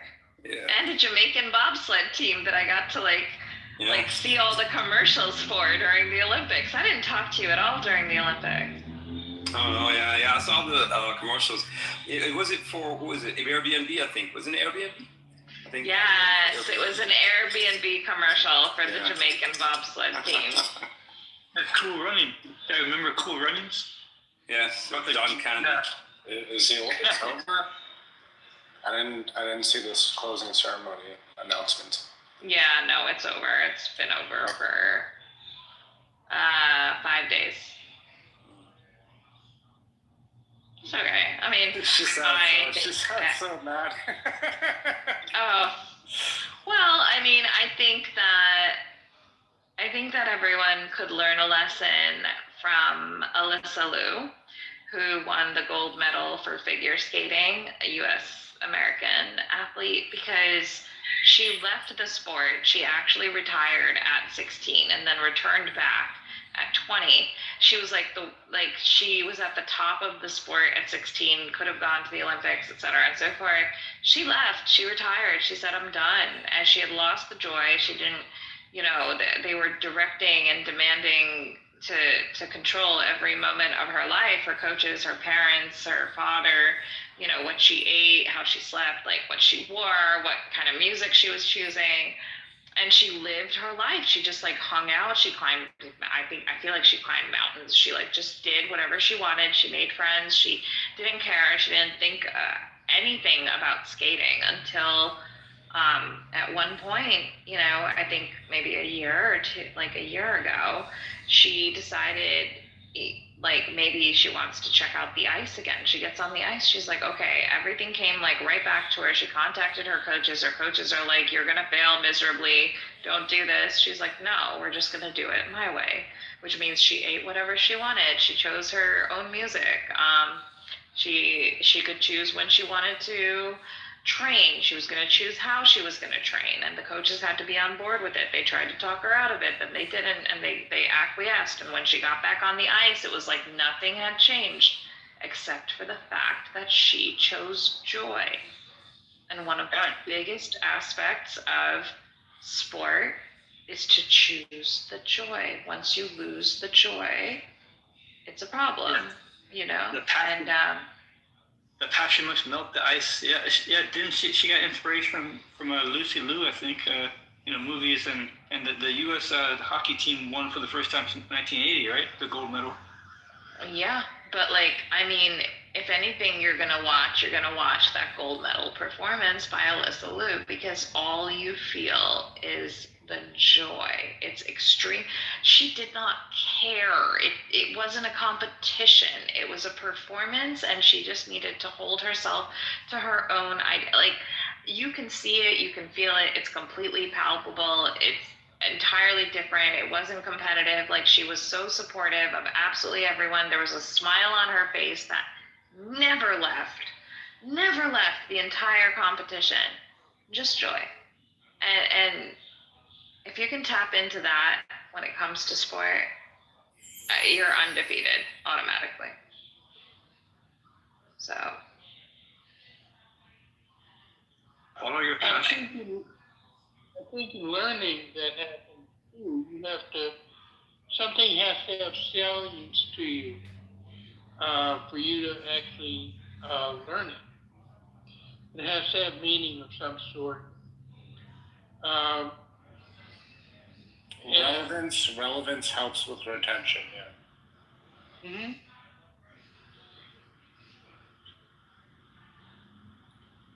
Yeah, didn't you write some of the operating? I think I remember you in the industry, Les. Didn't you write some of the operating programming, operating systems? Yeah, I did work on that.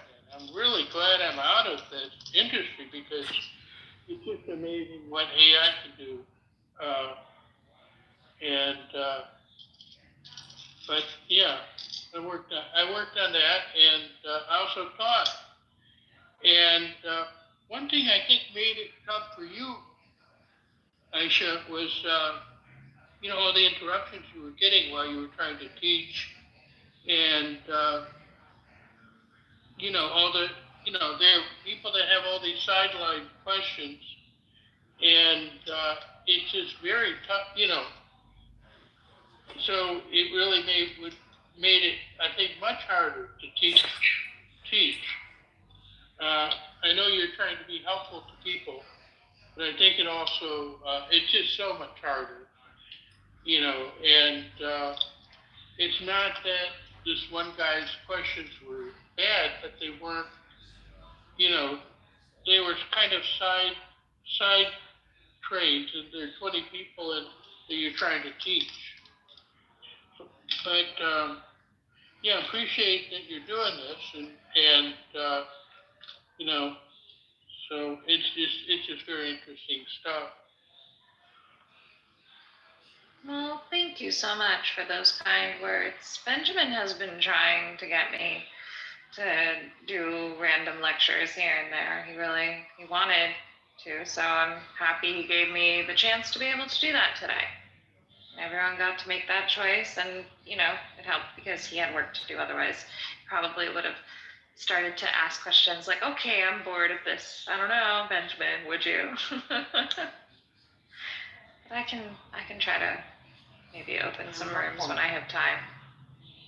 No, neuroscience. Wow. Well, thank you for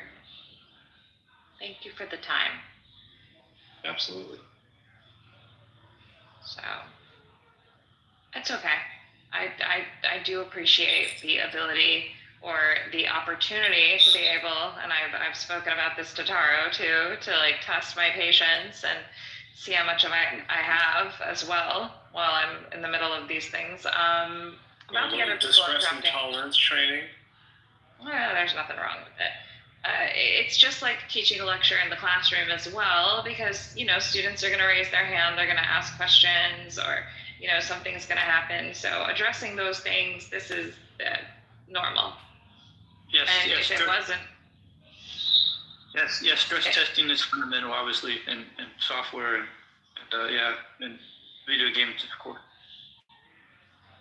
love that. I like the analogous nature of all the video games. So thank you guys for having me. Benjamin, what do you want to do next?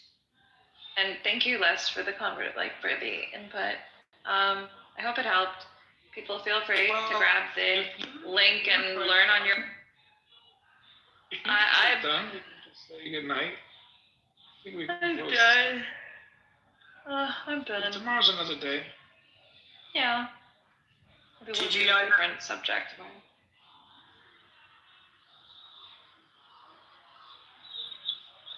I don't think the Twinkie is sitting right in my belly right about now. It's a little too close to sleepy time. But I don't regret it. I never regret anything I eat.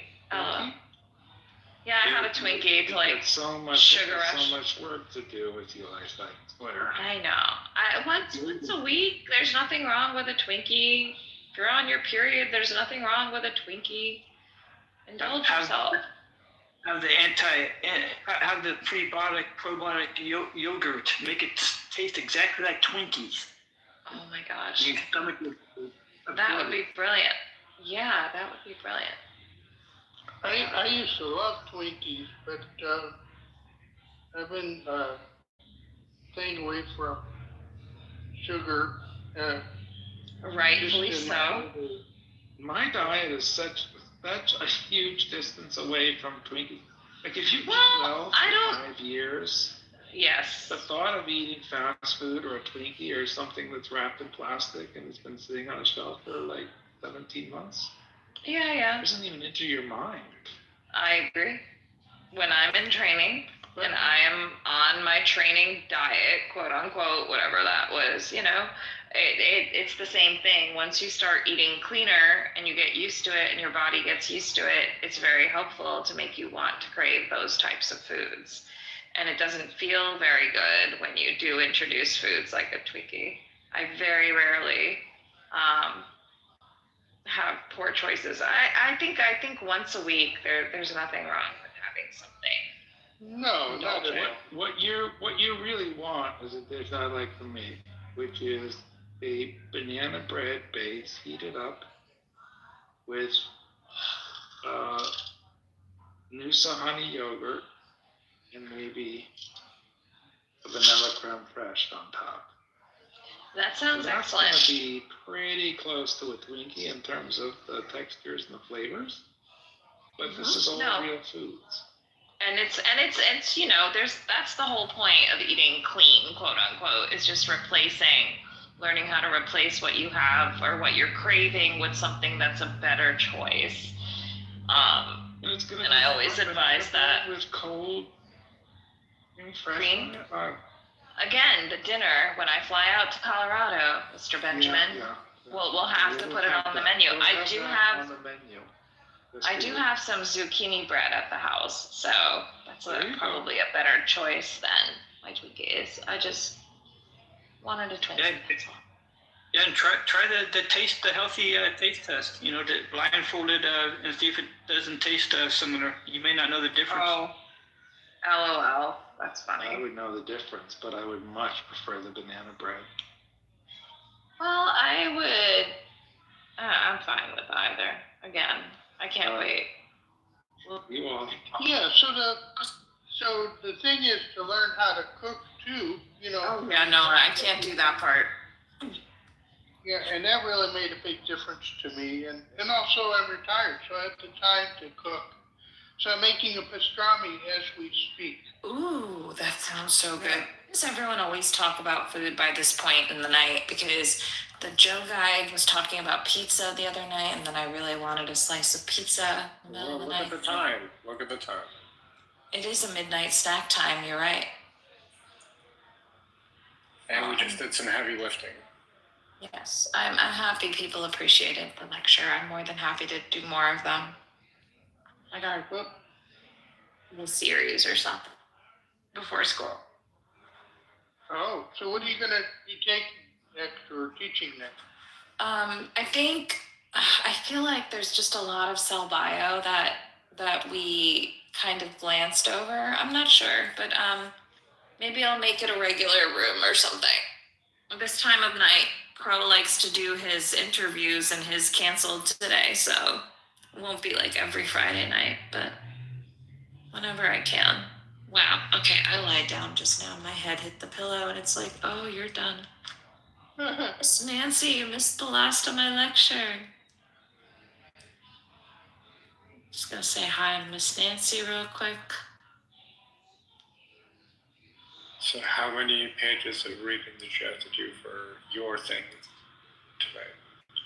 I didn't touch my reading. I do need to go over some pharmacology before semester starts, so we might do some pharmacology work. I'll set up rooms. I'm studying.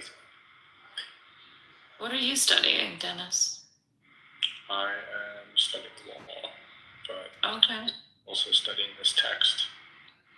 Oh, fun. Les? Virology and immunology, and I'm particularly a beginner at immunology. And they're just, we talk about salience, and they're just questions that I have, that I'd like to be able to more intelligently talk about. Sure. And I have a dentist, and so she has this idea that you can't take more than one vaccine at a time. And oh boy. So she doesn't really understand the immune system, how it works. And, remember when we were toddlers, you basically, your mom never had to do the rug because you would just eat everything off the rug. And so you're getting hundreds of antigens a day, and your immune system isn't getting overwhelmed by that. No, it's built to be able to withstand those things, yeah. Yeah. In a normal functioning immune system. Right. And we're actually putting fewer antigens into the vaccines total than we used to, because the smallpox was just a big old mess of all sorts of things. Well, it was an inoculation, right? And it came from the pus of the sores, and that's what helped inoculate people, which is why it was contaminated with a bunch of other things that you wouldn't really want, which is why vaccines, when they are extricated and, isolated, then that's a better way to do it with minimal disruption to your system. Yeah, you just find out what does your immune system actually train on, and you just give it that, and you just make it so the immune system focuses on those things. Or inactivated. Yeah, and then what you really, and this is to avoid infection, because infection comes with harm, and controlling what you're exposed to is a far better way to dose it, because the dose makes the poison when it comes to toxicology and stuff. Miss Nancy, you knew about this Hansen character and you didn't warn me? I see. Miss Nancy is a chat person. She's a chat cat. Actually, do you remember was it some sulfur compound they used to inactivate, for example, like polio, to give vaccines? Or I couldn't tell you off the top of my head for that right now. I'd have to look it up. The original, they use formalin and heat to inactivate it. well, there's heat, but there's also like a chemistry Formula. I think it's somewhere in my notes. That's not what I remember it, but it could be a different name for what I'm thinking of. Okay. But definitely they use formalin to kill it too. I use the word kill in quotes. We're doing a paper tomorrow, on Platos. If I can't get you unbanned by tomorrow, it's a watermarking degrades the alignment in language models. So that's I don't know. I think you may like it, Dennis. There's and he's from in JIT, New Jersey Science and Tech, University. Interesting. And that's for what exactly? To learn how to see the watermarking. As far as that, it degrades the alignment in the language models apparently, and then he analyzes it and tries to conceptualize the mitigation as well. But I have to study for tomorrow more. Okay, you said he was NJIT? I was recruited to NJIT for my first degree. They wanted me to race for them, and I was like, yeah. they didn't have the major I wanted, so. We've never had anyone from, as far as I don't remember anyone having anyone from there. It's Apurv Verma. Yeah, that's his name. Yeah, APURV Verma. I don't know him, but it's okay. It's always good to know. Sorry, I'm watching that. So question, they're trying to identify things that have been modified by AIs is it that kind of watermark that they're trying to put in? Or is it, I don't know what the watermark part is about. Yeah, exactly. Yeah, for poisoning the models. It should be. But like I said, I'll try to bring up the paper actually right now. But yeah, that should be right. Digital watermarking.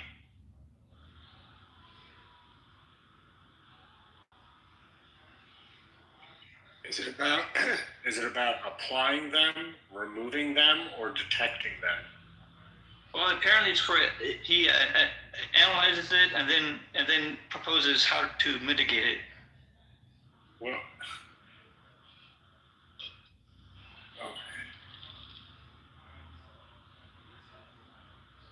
Yeah, I'm trying to bring it up right now.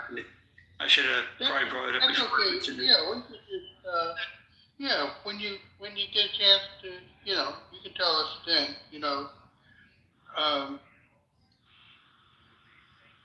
I don't need to know about it in real time right now.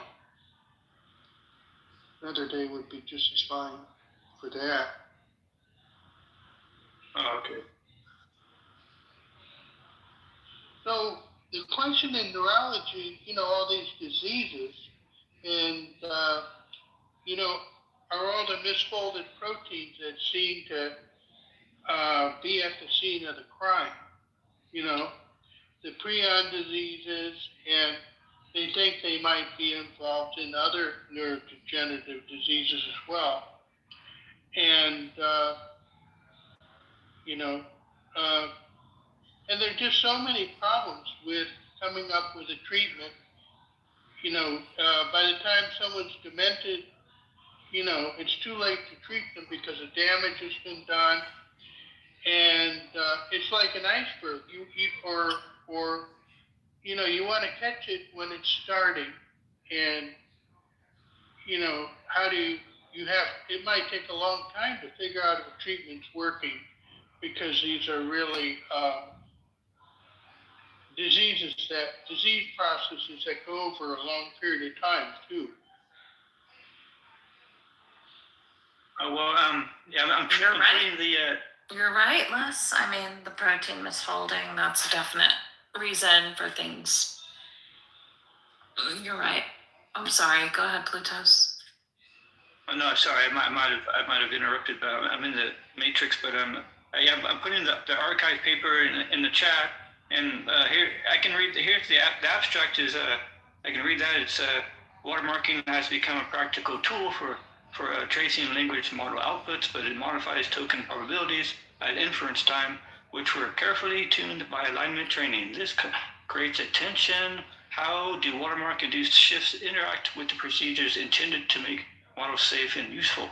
Experiments on several contemporary models and 2 representative watermarking schemes reveal that watermarking induces a non-trivial, patterned yet model-specific shift in alignment. We see 2 failure modes: guard attenuation, where models become more helpful but less safe, and guard amplification, where refusals become overly conservative. These effects persist even after controlling for the perplexity degradation, pointing to alignment-specific distortions, not just quality loss. We address this with alignment resampling, AR, a procedure that samples multiple watermarked outputs and selects the most aligned response according to an external reward model. Using standard results on the expected maximum of Gaussian random variables, we derive a theoretical lower bound showing that alignment gains grow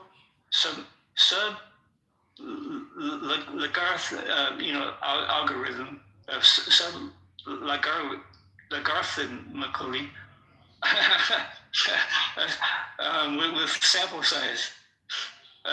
In practice, sampling as few as 2 to 4 candidates largely restores unwatermarked alignment, performance, and truthfulness, safety, and helpfulness, without some good comedy, without hurting watermark detection.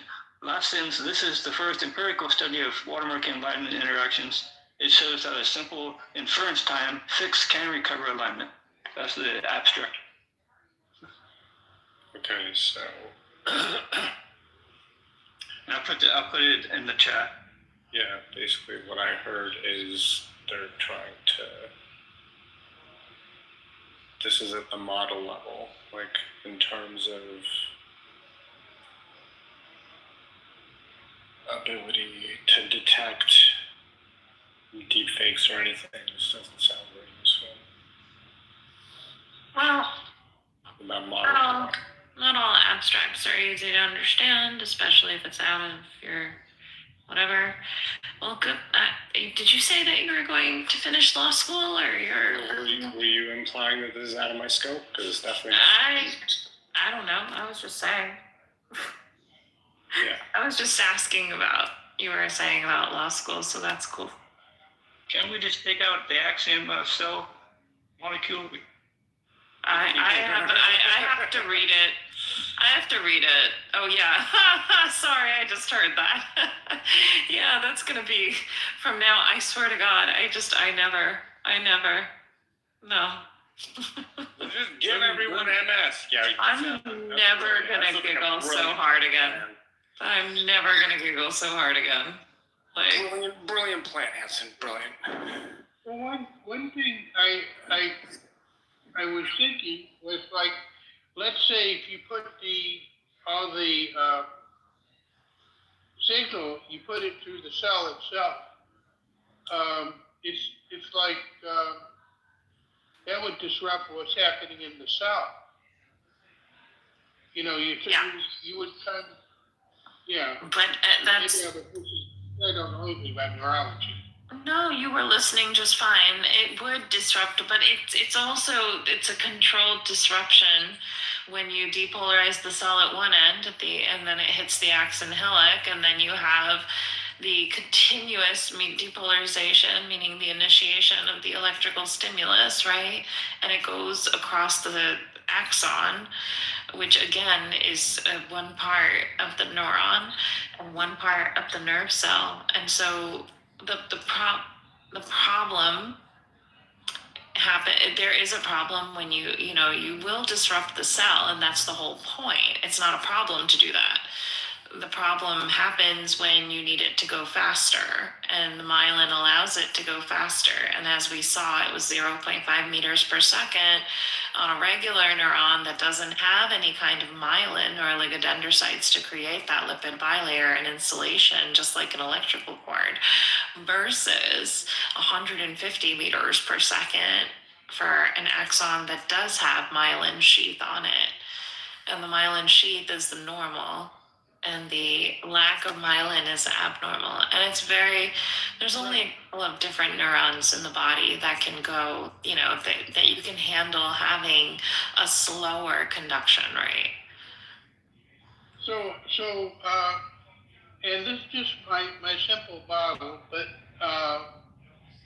you couldn't, like if I was going to handle a electric current, I mean, you wouldn't have it going through your ribosomes, it's very crowded in there too. You see these pictures that artists draw, but it's incredibly crowded in there.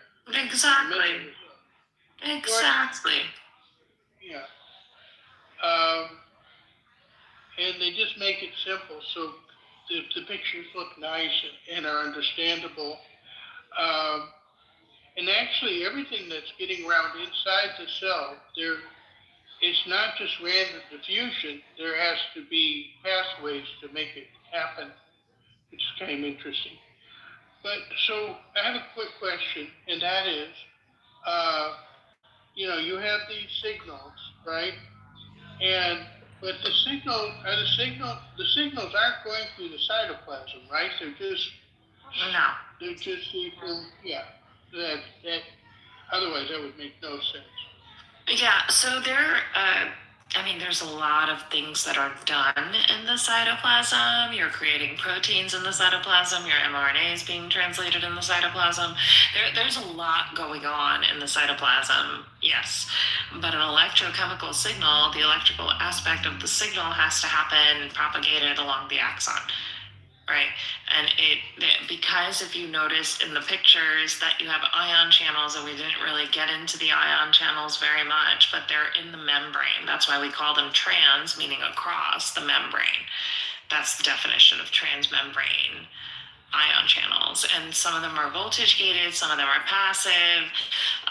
There are different types of channels, but the reality is you need the ions to go back and forth across the membrane, because they are charged, and then the changes in the charge when you have a signal come in is what allows the electrical conduction to go down the axon.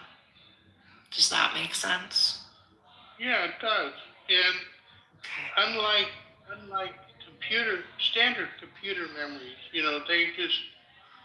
we just have the memory cells, and then everything has to go to a central, go into Sure, you can think of it that way. Yeah. No, but I'm saying no, that's not how it works. In this case, you've got each of these things independently in parallel, are connected, and there's not just one connection, but there's maybe 1,000 connections. You're getting there, yeah. Information is as much in the network as it is in this, an individual cell. You could cut out an individual cell and really wouldn't tell you very much. But it's a network that has the smarts. You're good. And the computer analogy does work for when we talk about the brain itself. So hold on to it. It's not necessarily like the neuron, but it is how the brain is arranged and what we know functionally. It's all fascinating. It's fabulous. The human body is amazing. I can't wait to know more. I don't feel like I'm ever going to know everything, and that makes me sad. But, yeah. And it was built by a tinkerer, right? And sometimes now we can bring it back to God, or the back of a god, or whatever. Yeah, we can can do that. They can get their religious chat back up. Okay.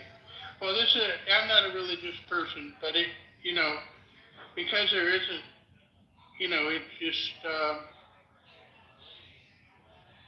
the way it's developed. You have things that are good enough, but the sophisticated thing, especially in the immune system, is a feedback loop, and the fact that you don't have a strong immune system that's going to kill you, but you have a balanced one. And, you have to know not only when to turn it on and when to turn it off and that sort of thing. So that makes it more complex than you would think it would have to be, but it has to be that way to,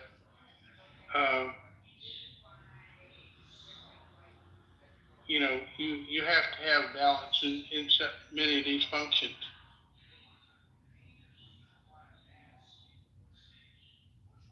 I appreciate you, Taro.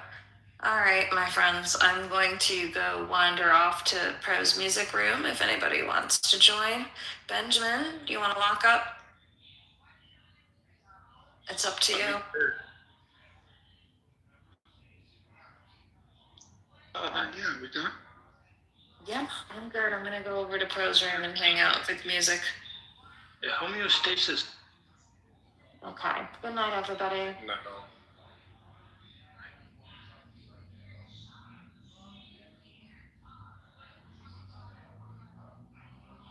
Yes, thank you, Jesus. Thank you, Jesus. That is the language of the morning. Thank you, Jesus.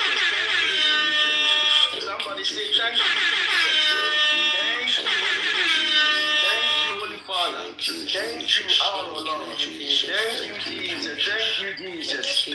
Somebody say thank you, Jesus. Thank you, Jesus. Don't get tired. Don't get tired. Thank you, Jesus. Thank you, Jesus. Thank you, Jesus. Thank you, Jesus. Hallelujah. When it comes to Jesus, we don't get tired. Though. Yes, sir. No, you are a father. When it comes to your child, you will not joke. You say, after the mature, I'll be a baby so. Mature, I'll be a baby so. I'm drawing attention, right? When it comes to your wife, you joke. Yes, when it comes to your children, you don't. When it comes to your properties, you don't joke. Jesus Christ is not our property; it is our inheritance. Yes, sir. And it is a spiritual inheritance. And Jesus Christ is not a normal inheritance; He's a God. God, we have inherited God. My God. Oh, yes. Yes. Your thank you, Jesus, is opening me up.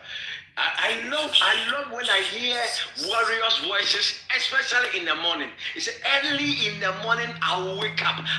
There are transactions in the morning. So Satan will even speak to your flesh and tell your flesh that your flesh is doing too much. You are abusing yourself. He knows that when you say no to your flesh, the spirit wins the war ahead of time. My God. You know that's when you are able to wake up in the morning and you position your spirit well. You overcome, you overrule. You say no to things that are about to take you down. You say no in 5 minutes, 10 minutes, 15 minutes, 30 minutes, whatever Satan is preparing towards you. When you position yourself well in the morning, you overcome them, you oversee. Yes, sir. So if we don't joke with our children, how much more Jesus? How much more Jesus? Yeah. Linda, you say, before you wake up in the afternoon, there are millions and billions of Christians that have gathered in the morning giving praise to God. So your praises will be late. God is a God of order. He's a God of order. He said early in the morning when the angels of the Lord aroses, the angels aroses in the morning. Kings aroses in the morning. Night watchers aroses in the morning. We all aroses in the morning and we connect to the transactions, both good and bad. That is how you know what is about to happen. So your thanksgiving and your voice is needed in the morning, not in the afternoon. Now the one dama about whether consua sensuo besiwo aye bibiya pass out your in the power be dware sa. Yembre ma o anopano Now the real waba, they do real so also now I know the obey the day. So please now, yeah. Jesus. Time I need a change Lana no Pananawe. When the warriors wake up in the morning and they took their garment down, showing their back, the mark and the scars at their back. Where were you? When they receive their rewards, you wake up in the afternoons and in the evenings, and then you come and make noise to God. Somebody say unnecessary noise. Unnecessary. So some of the prayers that we pray in the afternoons and the evenings are unnecessary. And noise making. What? Noise making. It is good. Take Christians.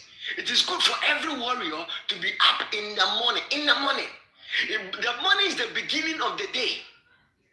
And the day is like thousands. So the way we wake up in the morning can affect this ahead of you. Your 5 years, your 10 years, and your 20 years is in the morning. Joy comes in the morning. His message are new every morning. Can't you tell? Are you here with me? If you are here with me, I know sleeping. If you are here with me and you are not sleeping, go to the comments and say, I am here. So therefore, the morning is a breakthrough. Your breakthrough is in the morning. Yes, sir. Yes, sir. The way you start the morning brings your breakthrough. It will accelerate your breakthroughs in the afternoons and the evening. We are ending this month too. January, 36. We are going to church. We are going to whatever it is. Second month of January, 2026 is passing by slowly. As a slow poison, yes. 2026 February is passing. March is coming. The moment we hit March, we are in the quarter. Maybe our first quarter. Oliver, speak to me. I need your voice. I need your attention.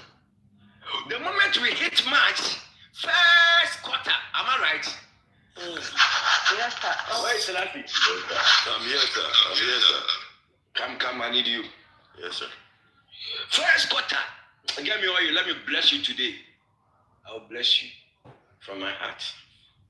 I will bless you, Oliver. The thing have hit my heart like that. Today, I will bless you. You become like Bible. Do you know what that means? Stop whatever you are doing, because if you joke, I will skip you and replace someone else. I have the oil, sir. Bro, Philip, come on. If Selassie is not well. I have the oil, sir. I was taking the oil. Wait for me. Yeah. Listen, I will pray for you through the grace of God. Listen, there is grace and anointing that is about to follow you. You become like scriptures. A time will come, you quote scriptures off head. Amen. That is the grace that God is about to you right now, as I'm speaking to you. You become like what? Scriptures. You be like walking scriptures. My God. Listen, anointing is about to follow you to the extent that, listen, you won't pay attention to anything else apart from Bible. You ever guess what about that? You'll be reading Bible, sir. You'll be so busy about the scriptures. Are you ready? I'm ready, sir. Mother, you stand by for me. Give me the oil. Sir. Whatever. Our attention is that in the morning. Listen, the Lord just spoke to me prophetically that there are senses in our blessings. Blessings, they are blessings. There are spiritual senses in blessings. Sense our initiative. Yes, sir. So they sense you. When you wake up in the morning, you connect yourself, because there are locations and certain gathering that the Lord wants us to be there. When you come, blessings sense you. They sense you. I'm gonna pick you up, huh? So the moment you continue to do that, now they release the blessings itself can't do anything to release yourself, because why? You have been anticipating when it comes in the morning. There is something in the morning. The Lord is speaking to me prophetically that there is something in the morning that we have been mentioning for so many years. So this era, this time, you don't have that much time to waste time in the morning. Stop sleeping in the morning, especially from 11 a.m. 12. This time is what? A.m., right? 11 p.m. in 12 to 12. 12. What time is it now? 12 a.m. or 12 p.m.? 12 a.m., right? Yes, sir. Oh, speak to me. I need your voice. Yes, sir. AM, sir. 12 a.m. Don't joke. Yes, sir. You're 12 and you're 11 into 12. Don't joke.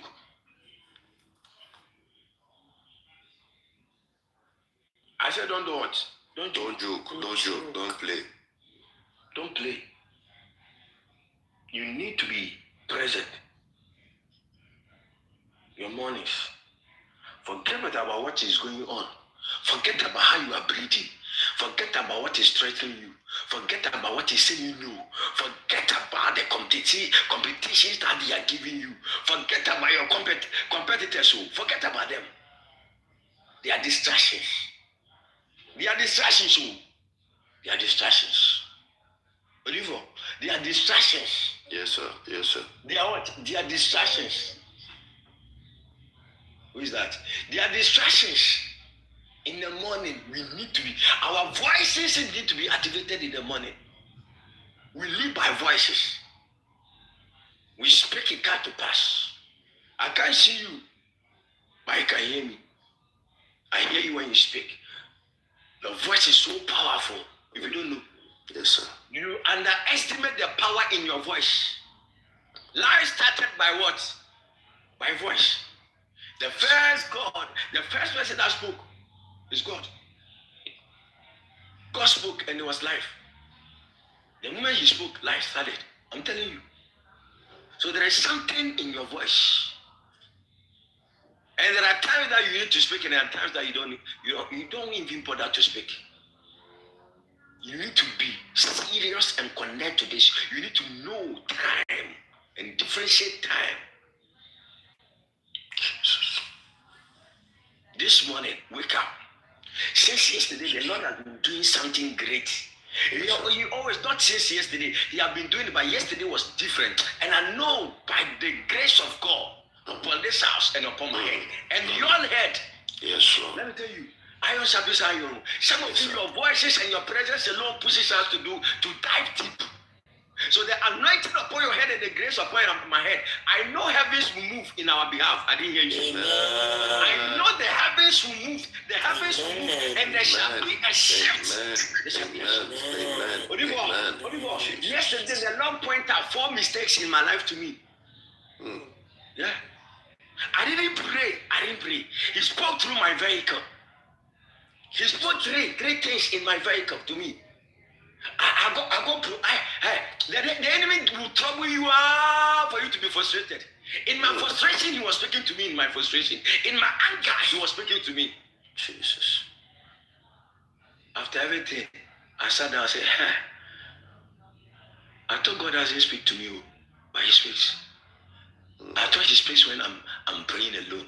I thought he speaks when I want to prophet. No, he speaks every time. Just that I don't pay him mind. And what he said to me, I've now come into understanding to his voice. By Odivo, this voice has been activated for some time. Yes, sir. Oh, yesterday to me. I didn't pray yesterday. I was so blessed. Wow.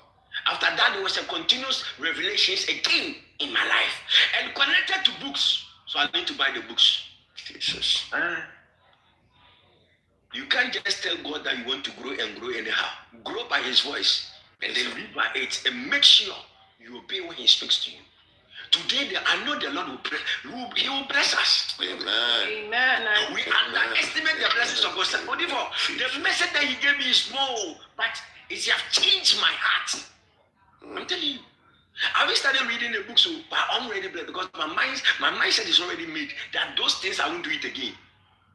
Impatient. One of it is the impatient. You are impatient. So, when was the last time you prayed for patience? Be patient. Don't rush. Don't rush. Society will give you pressure. Yes, men will throw their pressure out. Yes, sir. They say your ways are not my ways. Even twins have a different names. What do you want to say? Twins that came out from the same womb. They were in the same belly. The same thing, whatever it is, but they have different names. Yes, sir. Their finger, their thumbprint is not the same. It's different. It's different. So don't allow people to give you pressure like that. Be patient. Somebody say be patient. Be patient. We need to be patient. Be patient. Yeah, to what here? Yamisha. Yamisha. Amen. Yamisha. we have to be patient. Yes, sir. Patient. This time, Odivo, let me tell you one thing that this year is about prayer. Yes, sir. This year is about prayer. This year is about prayer. This year, pray. This year is prayer. If you don't know what the Lord is doing, at least I said this year is about prayer. Pray more. Yes, sir. Oh, pray more. I said pray more. Pray more. Jesus. Anytime that I want to set this, I forget. Do what to do for. Pray more. Pray more. Oh, pray. Pray more. Pray. Pray, oh. Pray more. Oh, pray more. Jesus. Pray more. Yes, sir. May you receive the grace. Receive the grace. The grace to pray. I receive the grace to pray. I receive the grace. I say if you are here, receive the grace. Receive the grace to pray. I receive the grace to pray. Receive grace and strength to pray. Receive grace, strength. This year is about prayer. Pray. This year is about prayer. This year is about prayer. You pray. Your prophet prays. Everyone prays around. You know what the Lord is doing. Listen. When you are in prayer, the angels that are moving on assignments, then the Spirit of the Lord will carry you. He will carry you with him. Yes, sir. Yes, sir. Or he will carry you. I see that happening. I'm telling you. He will carry you with him. He will carry you. You grow by force. You grow. Because there are vessels needed. There are vessels needed for heavenly assignment on earth. Yes, Which sir. is what from American.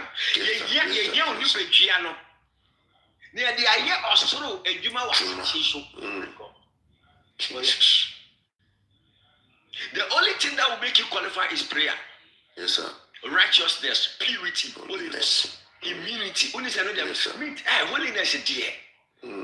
I can never I can never go a day without talking about holiness. Holiness, be holy. Be holy, oh.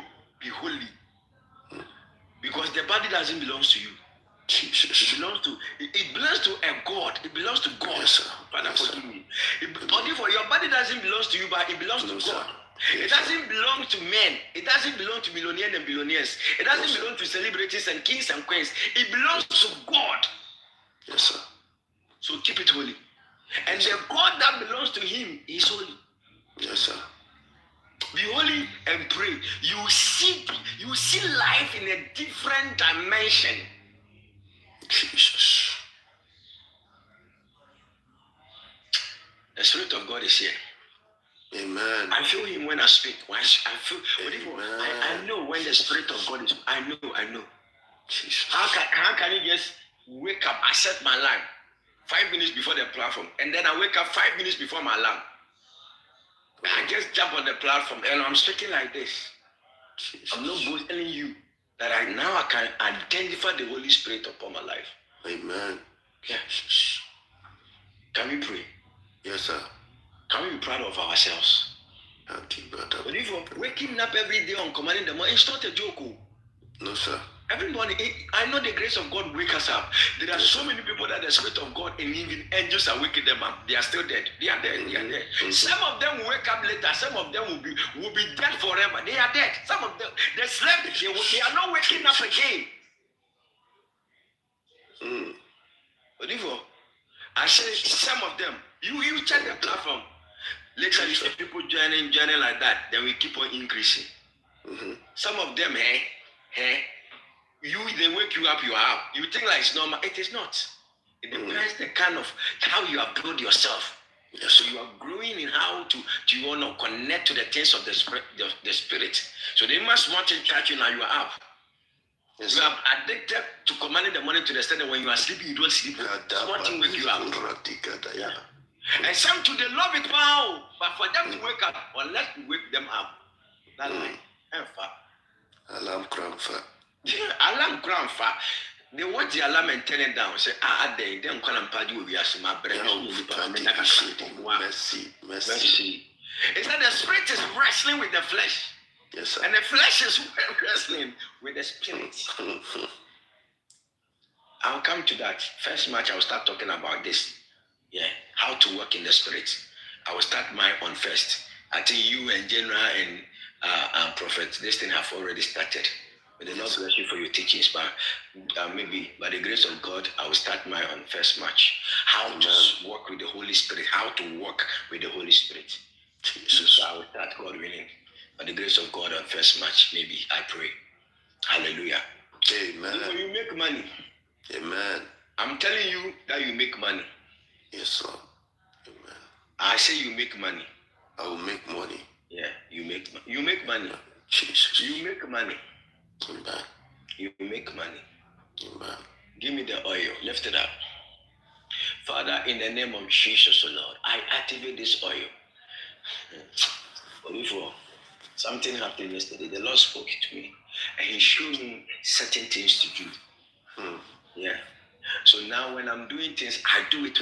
And before I do it with the scriptures and with the Holy Spirit, but now confidence and authority and different aroma and spices is being added. And even they say, what? I don't even know what to say. They say, I said, "What if you actually want the wounds? One must stand here. It's the oil now. I pay down the wound. Soon you ask me, yeah, they were oil before. And first I can bomb by a keke. But I'll do be a duty. Amen. Yami be a dream. Yanin Copa Yonko Fano, on cry any day. Jesus. In America, giving yourself to God, avoiding certain things like that. Wonderful. Running away from women that you are still single now, when you are Kabeware. Now, money, but no, now, and you may be balancing me, Yaminti. And when I'm Jim Bowso. Amen. Yes. And I yes, sir. Yes, sir. True, sir. Yeah, I'm telling you. Why did He say we should keep ourselves? Because He knows that it's not easy. Living keep sacrifice. Live it as a sacrifice, as a living sacrifice. Yes, sir. Holy and acceptable. Holy and you see, if you move like this, that's it. You open up our spirit. Holy and acceptable. Jesus. God created us like that. So for you to live like this, it's not easy. So don't kill yourself. Don't underestimate yourself. When you wake up in the morning, the first thing you have to do, go on your knee and thank God. And after that, open the heart. The heart is everything to Him. Offer Him your heart. Offer Him your heart. And then He will move with you. Oh, you are doing great. Oh, United Kingdom is so cold.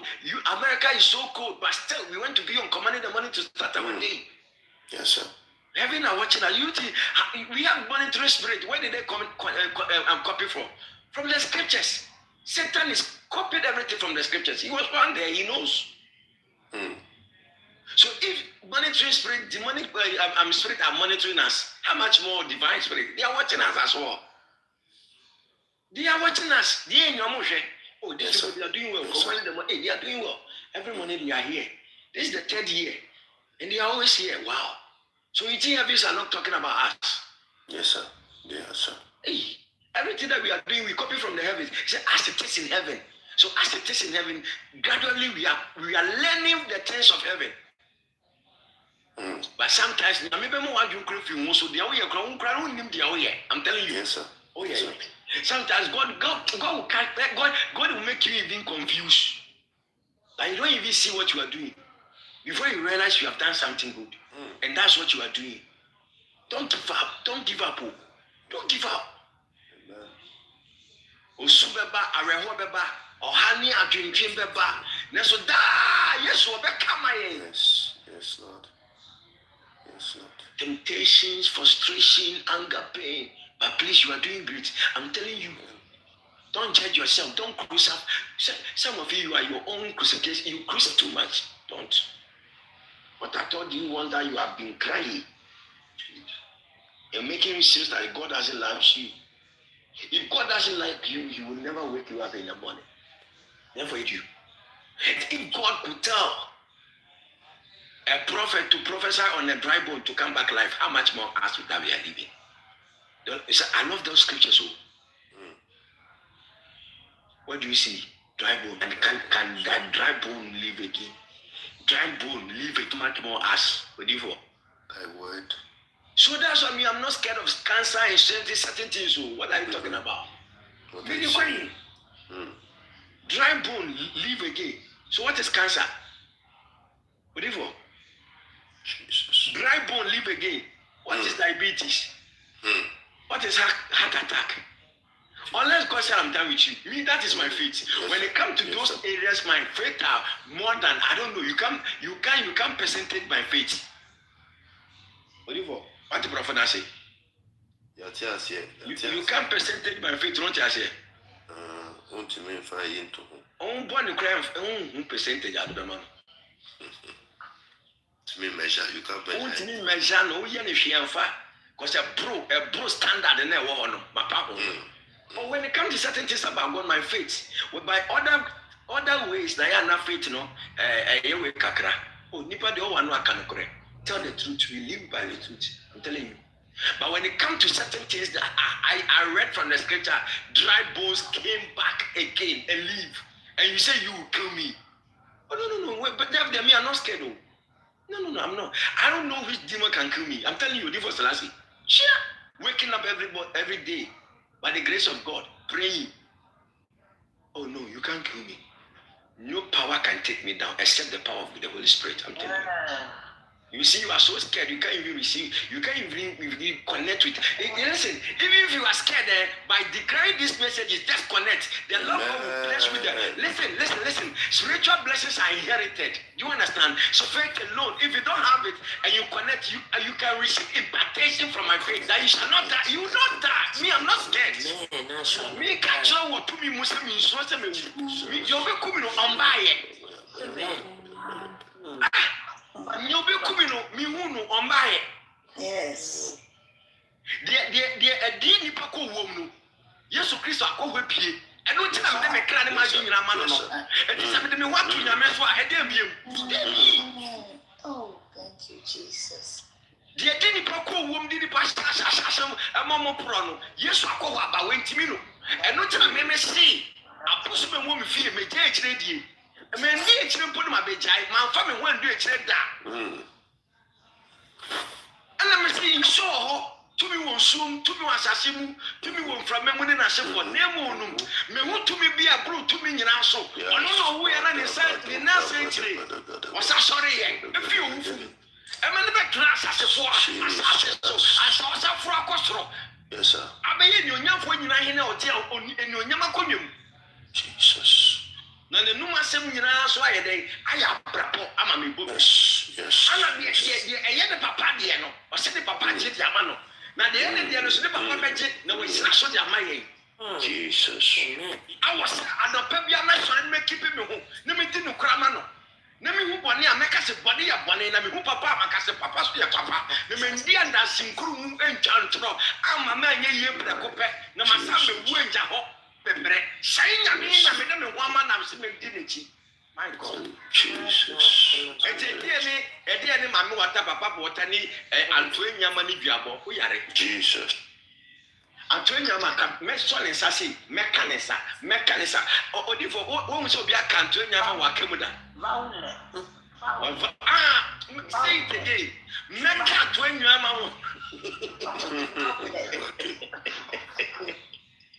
and my say, Namima Sashi. Chef, Antoine Kumi, Mechanism Wakem won't spirit to Wakamuda. Oh, there was a last speak to me. Oh, one spirit to Wakamuda. There be you. That one who's root to me. And Linda, where is it?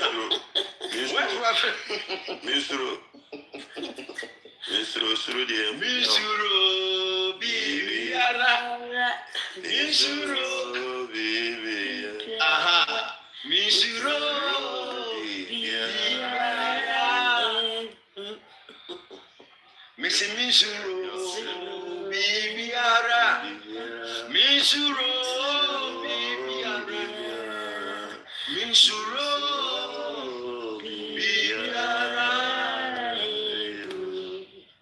Oh, if he said, dear Otimimu, also say, dear warriors, Misuro.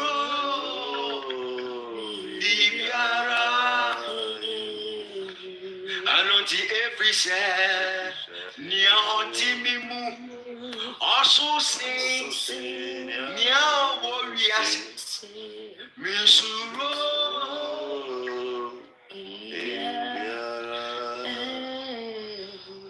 Can we take it one more time? Misuro, Bibiara, Kalamasakatalaba, Misuro. Oh Jesus. And unto every say, that is the reason why I'm not scared. Oh,